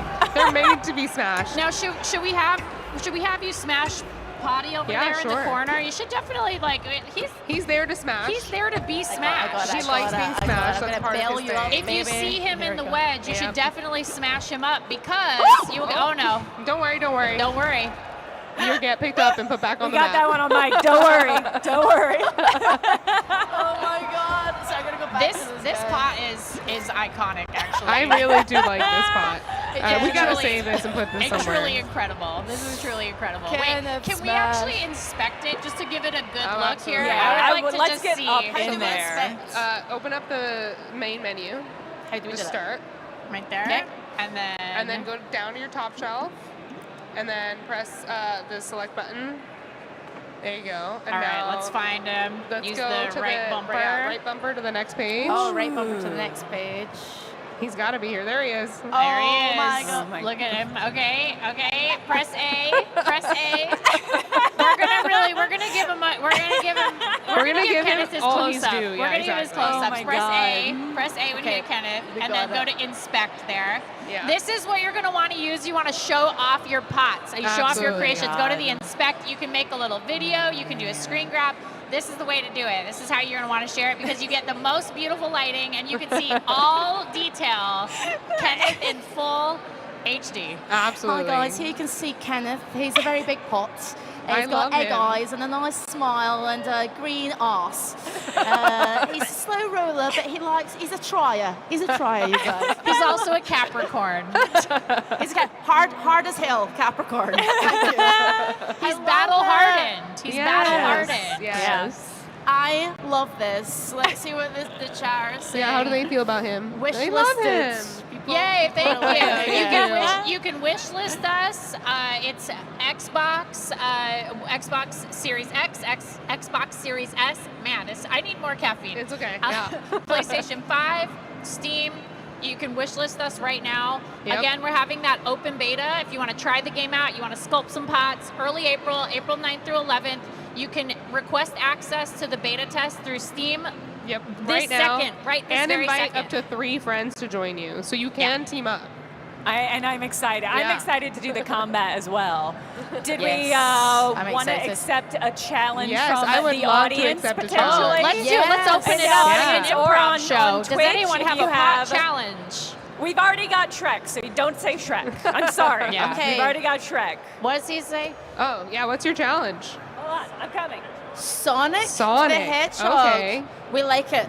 We got Sonic. Who wants to try this blue- out? I want you to do Sonic. Oh, God. Okay. Too intimidating. All right, Sonic Fast, does sound blue, kind of hard. spiky Let's see what I boy. can do. Yeah. Red shoes. I feel Okay. like Sonic is very ambitious. This is ambitious, but I feel like if anyone's up to the challenge, it's Rocio. Is it me? Yeah. Yeah. And you're in Rocio's our expert senior hands. community manager. I wish I could give him like legs, He'll have spirit He'll have legs. spirit legs. You're right. I have to account for For that. I think Anybody you should on do maybe just a red glaze on the bottom to replicate the shoe. Yeah. To replicate the shoe, and maybe Yes. do like a come out a little bit, and we're gonna do this together. We're gonna workshop Okay, it. Yes, let's workshop love Maybe like this, come yeah. out a little bit on the Okay, bottom, I like so that that, it I looks like like that. like it's his shoes. Yes, yeah. Okay. I like that. And if Okay. anybody And on Twitch is watching live right now, if you've got a suggestion, please throw it into the chat as well. And then I think his head is a and little we'll Yeah, see it's a little if we can rounder. That's fulfill good. I your like request. that. Okay, that's good. Now I Okay. think you're probably gonna do like the spiky topper, right? Yeah, I'm gonna do I feel like spiky. that's the one you gotta do. Which for makes the, me want to give him more of a bigger a opening. bigger opening. Yeah. Yeah, that seems good. Oh, it's not that big. Not that big. Oh. My bad. Ooh. There we go. Retreat. I think Can you that's do not things bad. like spikes and things like that, or is that? I think you will should that make be the in bottom a little skinnier because his legs are so skinny. Yeah, you're Yeah, you're right. You're Yeah. right. Okay. I'm not a preeminent Sonic scholar. You Don't- basically please, are. please You're a don't. lesser Sonic scholar. Oh my Now God. his feet are huge. Uh-oh. Maybe I have an that's fine. associate's degree in at Sonic the Hedgehog. I'm not a PhD. Can Okay. you make weird shapes with the clay, or will that rely on the toppers? So you can make Okay, weird I shapes like if you're this using base, I things think. like the Yeah. Oh, yeah. the sculpting tool or Got the it. Yeah. pinching and stuff. But if you can also use the toppers, sort of get Yes. like what kind of look you're going Is for. that spiky enough for him? That feels spiky. Wait, you should bring. I was gonna say you should bring it down a It's little bit. really I want to see. good. You can move the topper, by the way. Oh yeah, you're right. Which I like. I want to show Where is you that how guy? this There how it this is. goes. Yeah. So we can do it. You can actually move it down. Yeah, you can actually set it So flush. it's more of like a head. Yeah, so it's more Yeah, of like a good little fit. head. Good call. Good call. Yeah, Thank yeah, you. yeah. Okay, we have to do two. So I think if we do the Yeah, the pot arms. handles I or actually the think frog. Is it the frog? Yeah, the frog ones. These ones. Yeah, the That frog. looks like That's him. good. I like that. Oh, That's that's nice. Okay, great. so Yeah, we Alright. like that. We like that. Powerful. He's like, I like that. Eggman. I love that. The This is so I'm gonna dip him in great. blue just so I can Well, vision you should this. start there. Yeah, we gotta start the vision. We gotta get the vision. This blue. What other blues do we have? I think I like the that's- darker one. Yeah, I think it's got to be the darker one, but we have more. And so are you gonna dip I'll go with the dark one. Go with the dark make one the up feet top. red and Yeah, then I do think blue. so. Okay, I'd love So, to but see you that. because we want the red on top, we're gonna dip in blue first, so Yeah. that the whole thing is covered in blue. Or Okay. maybe a different blue. I don't know. Yeah, that blue is a But little that's bit kinda natural darker. How about blue. that one? Yeah. Let's go with like Okay. blue. Yeah. So we you want can it to on be be more of a- recognizable. It's Yes. not Okay. lapis. It's Yes. cerulean. We want it to be kinder than like real ceramics, where you're really committed to a glaze once you put it on. This allows you to experiment a little bit more. Yes. What about this one? Oh, that's okay. the Do right that. That's hand. the one. Okay, wait. That's let the me get one. rid of that one. All right. That's yeah, the yeah. one. We all That's agree. the one. That's We the did it. one. We So you found can it. kind of see each glaze has a different. There we go. Sonic That's blue. good. I like that. Perfect. This is Yeah. Sonic vibes. I'm feeling I the need a vibes. red for the shoes. We need a red shoe. Wait, why did I do that? No. I think it was We're the gonna one get on the this left red right shoe there. going. This one. Here we Glossy go. red. Gotta do that Glossy glossy red. All right. Very good. I love that. How do we feel? How do we feel? How we feel that? I feel like Maybe it a needs little a little dip, bit yeah. farther. Yeah. Yeah, get the whole Okay. foot submerged. That's There good. we Okay, go. yeah, There that's we nice. go. That's nice. All right, now we need Soda. a face. We need some Yeah, faces. that's gonna be Okay. hard. This is gonna be a hard one. See, I would just give up at this point and just do a pigeon. The stars might The be stars good. are good The for stars the could eyes, be fun. maybe. Maybe. Maybe we, too we can make it work. big. No, I think we can make it work. That looks It's like insane. It's by like the when way. Sonic gets hit and he's just like, oh, days. dazed. There we Yeah. go. He Can you lost in- all his rings. Yeah, That's yeah. it. He lost all his rings. Oh, you're Very right. I sad. should put a ring somewhere. Can I you wonder if we have increase rings. and decrease the size of the stickers Oh, as what about well? that one? Where you Yes. do the underneath the You gold, can, okay. those ones These instead ones? for eyes or no? Yeah, okay, maybe. I think that. Yes. There we Sorry. go. There we Guys, go. You guys remember when they did the original Sonic the Hedgehog for the movie and the internet was like, we hate this? This is going to be that Sonic. That's the Sonic we're making right now. I feel like he's got to be happier. There we go. Okay, that's okay. good. Yeah, that's Pretty nice. cute. Wow. Okay. Just a little Sonic. I feel like I Just could give him a cute. nose. Does he But need a little nose? just like, I mean, his nose is more Just like something, this. a little something. Yeah, it's kind of, yeah. I don't know what to put there. Just I like a don't dot, know a little- either. Yeah, it's just like a little. Just a little dot. Just or a little worm something. nose. I think Yeah. it's Like a little kind of worm kind of like a nose. little worm. I think everyone Yeah. thinks it just looks Just like a tiny worm. A tiny worm. That looks like an abomination. Don't Put it there. That's a little. Maybe That's a little. Maybe not. I was wrong. I was thinking about something else. There's no wrong answer, but maybe that one. I was thinking of Earthworm Jim. We'll put a frog. That guy's got a worm. A frog Everything. nose. What if you do? Wait, go back. Which one? We do the cake, the fish cake, the Fish little cake. little fish cake. If I we don't can make it think small it's not enough, I don't know if we small. can make it small enough. Oh, but he does have like white, right? Yeah. Yeah, he does. Okay, Yeah, that's it good. kinda Let's has do a- it. oh, I yeah, like the that. flesh That's nice. belly. Okay. Okay, I'm it's feeling really good about coming this. together. I'm feeling really good All about right. this. Really Well, we're coming at together. capacity on our All right. slots, Well, so we I think nailed this it. is Sonic. I feel like we nailed it, guys. I think everybody's this is saying Sonic. chat. I think everybody in the Yeah. audience is screaming, "This is Sonic! This is it. This Yeah, is they're like, Sonic." wow, Yeah. is this the Green Hill Zone? Did we switch games? I'm going to read some of the chat out here. Oh, it looks like they're saying, "This is Sonic." Chippy This Flip is says, Sonic." I love it. People are loving it. This is Sonic's has been tech. We're best Gotta friends go now. fast, gotta All go of you fast. who wrote those nice things, we're all best friends now. Thank you. Yeah, and just like Sonic, when you really want to go Gotta go fast, fast. you gotta Yeah. spin. You kind Gotta of have roll that revving up fast. spin. Gotta roll fast. That's Yeah. our game. I'm Gotta going to roll say fast. this, right? I love this Sonic, but... Has a Oh sword, my God, a it's big got a giant sword. Sorry, Claire. No. I was going to say I love Sonic, but it's no Kenneth. Kenneth, No, Kenneth. Yeah, Kenneth everybody. is- Yeah. You Kenneth? No, you are so right to Kenneth say is it. S tier. I He's would not put him right at Kenneth. the top. Claire and Kenneth, what a legendary What a duo. Man. An I feel like when unrequited love story. I feel like if I played him This in a is game, I would cool. only be allowed to roll.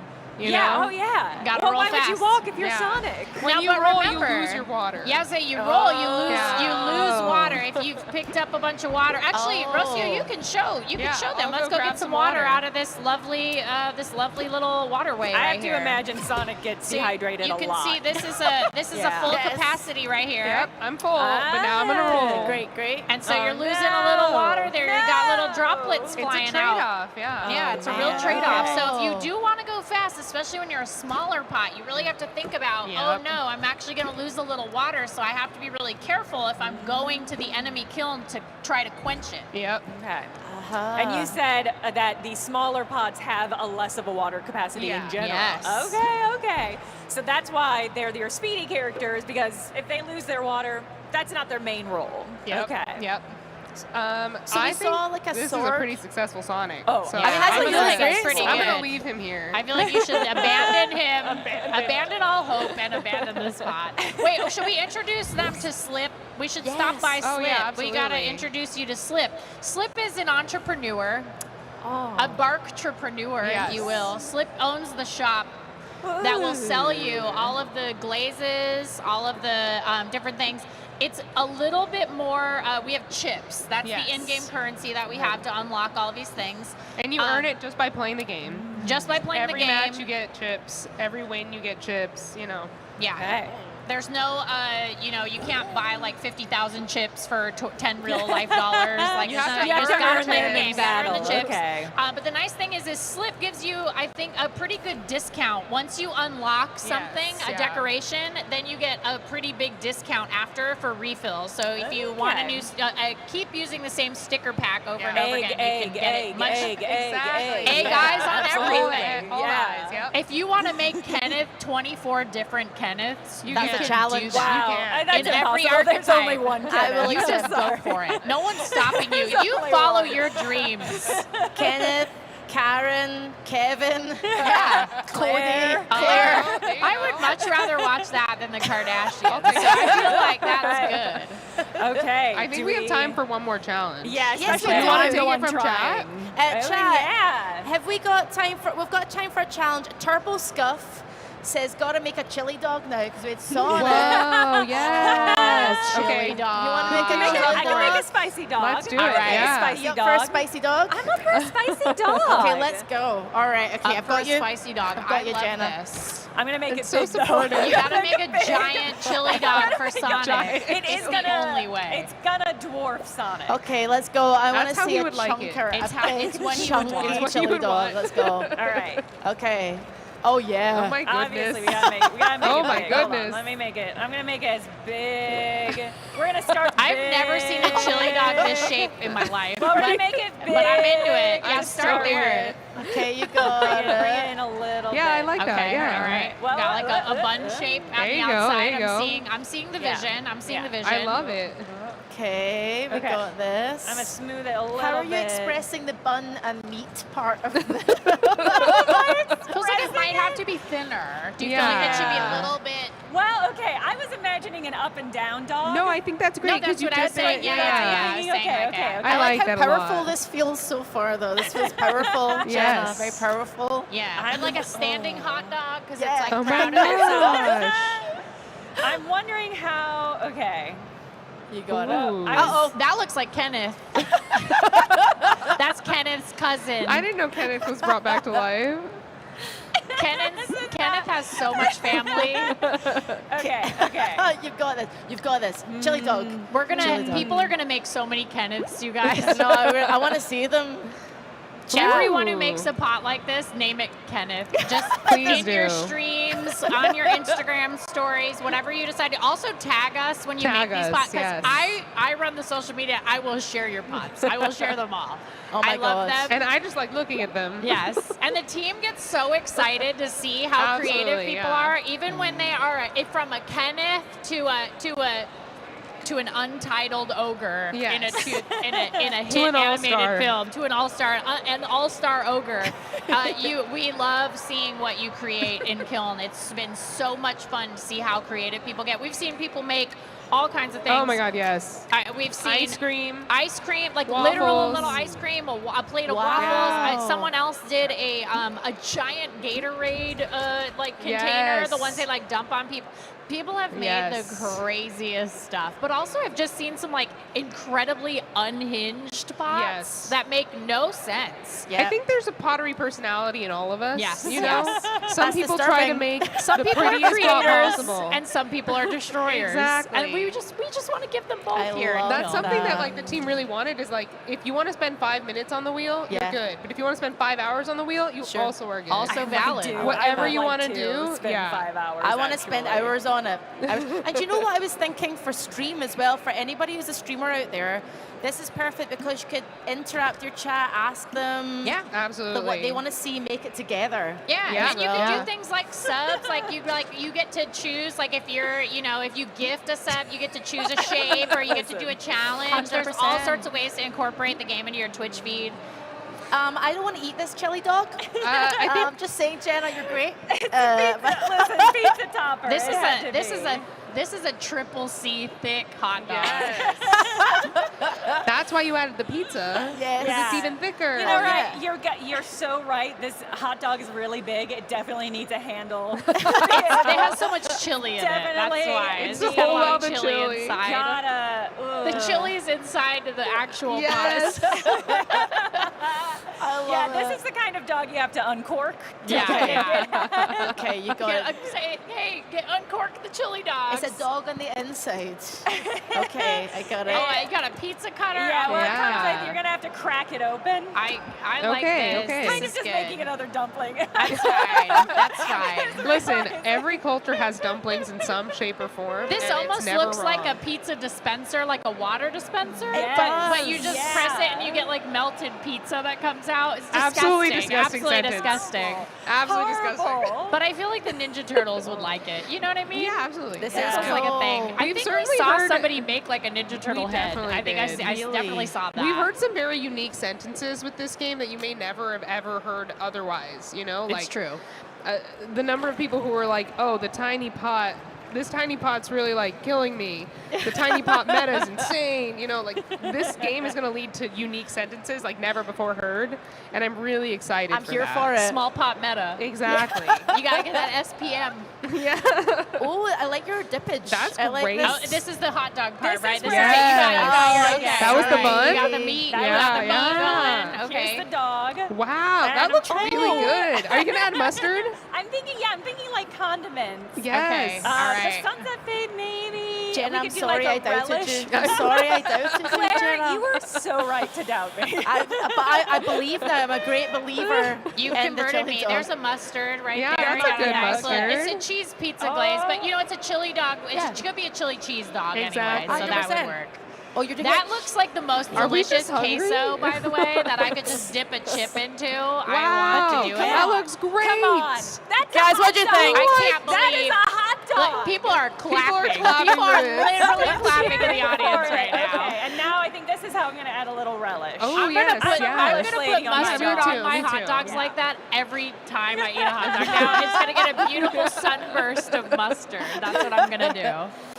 Oh, it's actually a really beautiful pot. Yeah. I'm not gonna. I think This it's is so gorgeous. lovely. It's got like relish fireworks on it. That's I'm really so enjoying pretty. this. Oh my god, I love this. Congratulations. Perfect. I love it. Oh, Yeah. man. Now you What if gotta I like realized that's Wow. beautiful. cast it into the fire. It's beautiful. It's making me feel hungry, honestly. Oh, Yeah, man, it's making me don't feel eat hungry. This pot. Does it feel good to be big? Got a little pizza flopping around on top. Yeah. You feel powerful? It